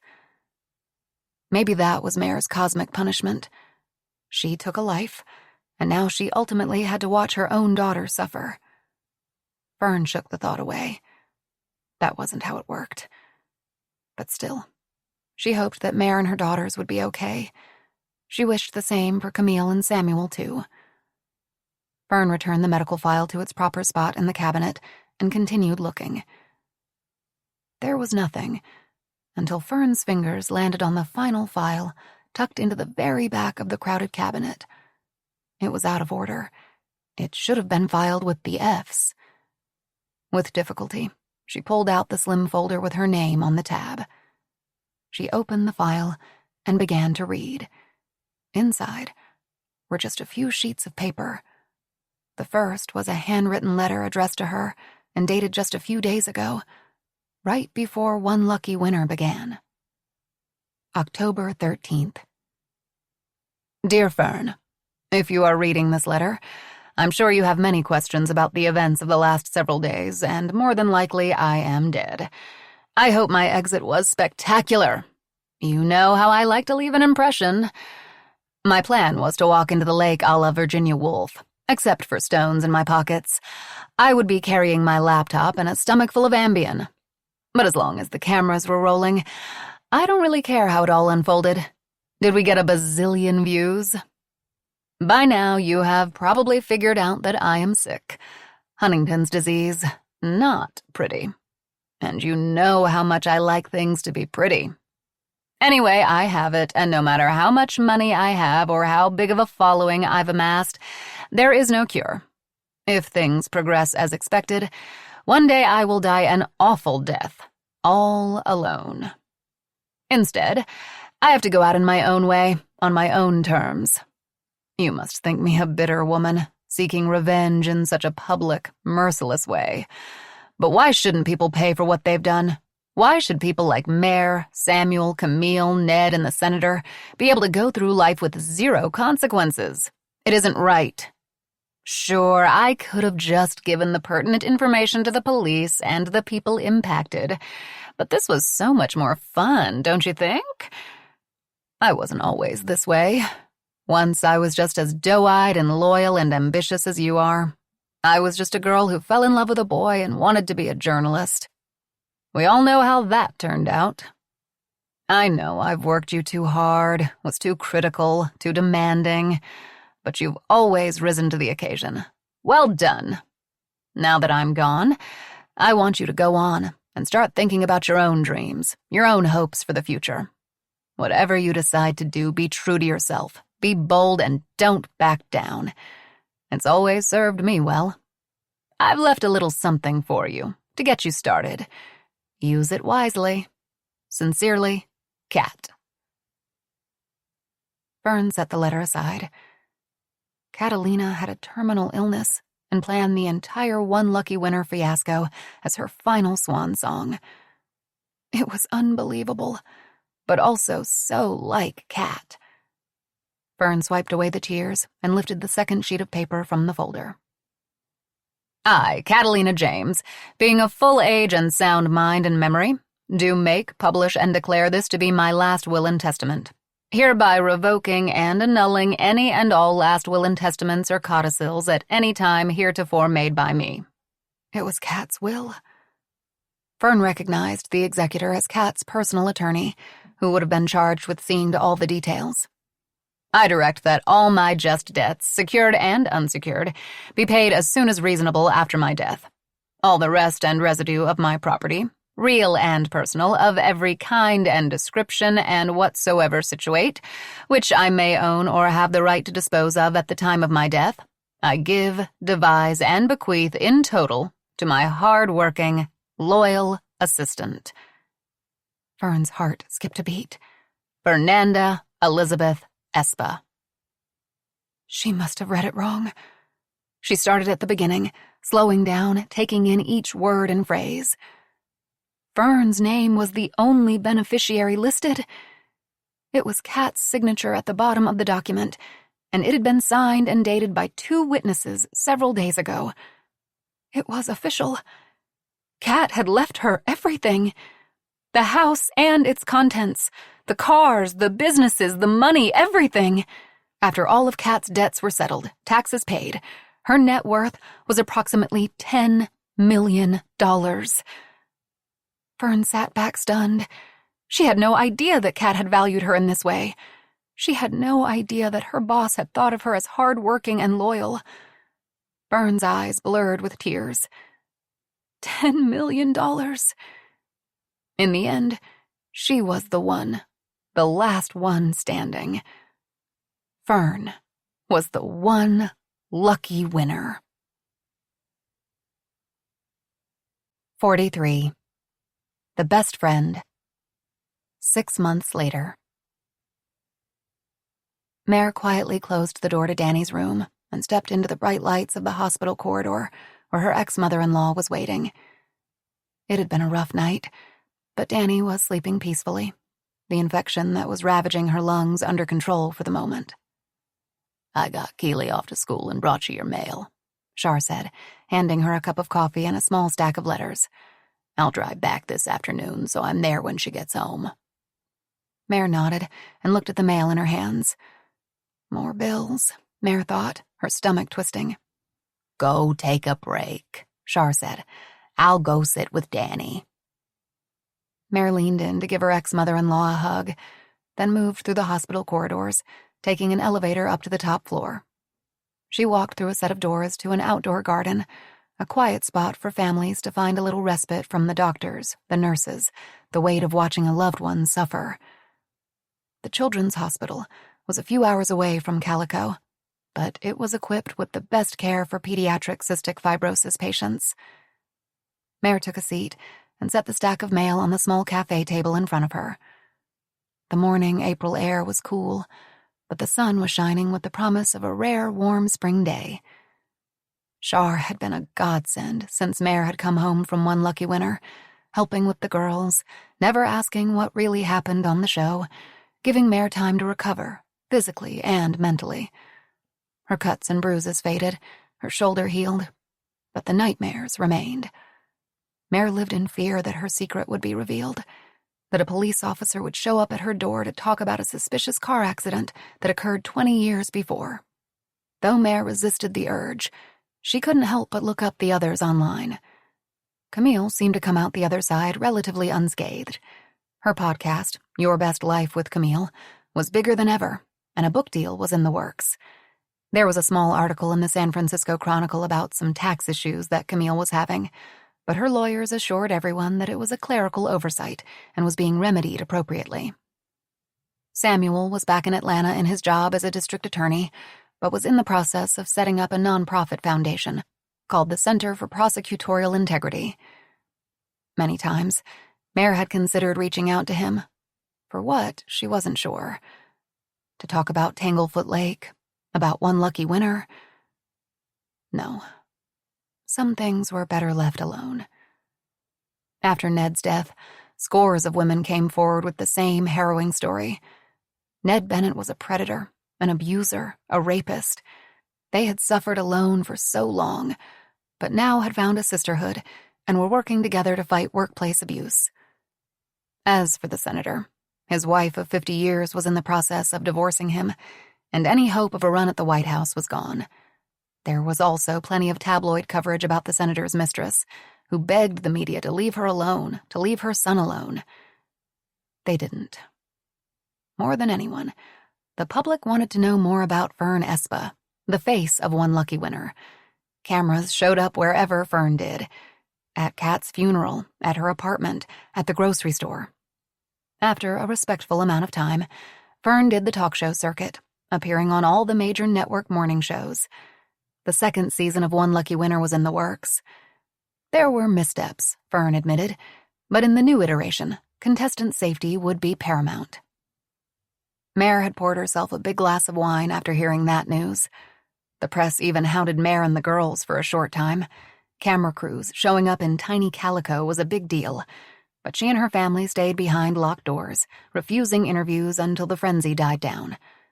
All she wanted to do was return to her normal, everyday life with her girls.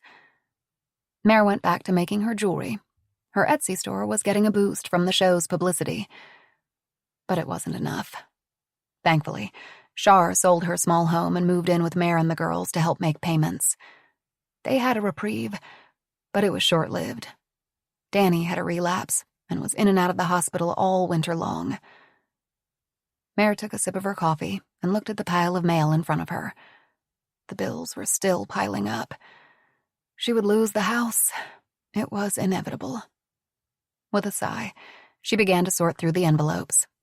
An electric bill, a water bill, a vet bill, and, of course, medical bills. The final letter was different. The envelope was expensive, made from fine, cream-colored linen paper. But it was the name on the return address that caused Mare to sit up. Fern Espa. A letter from Fern? Why?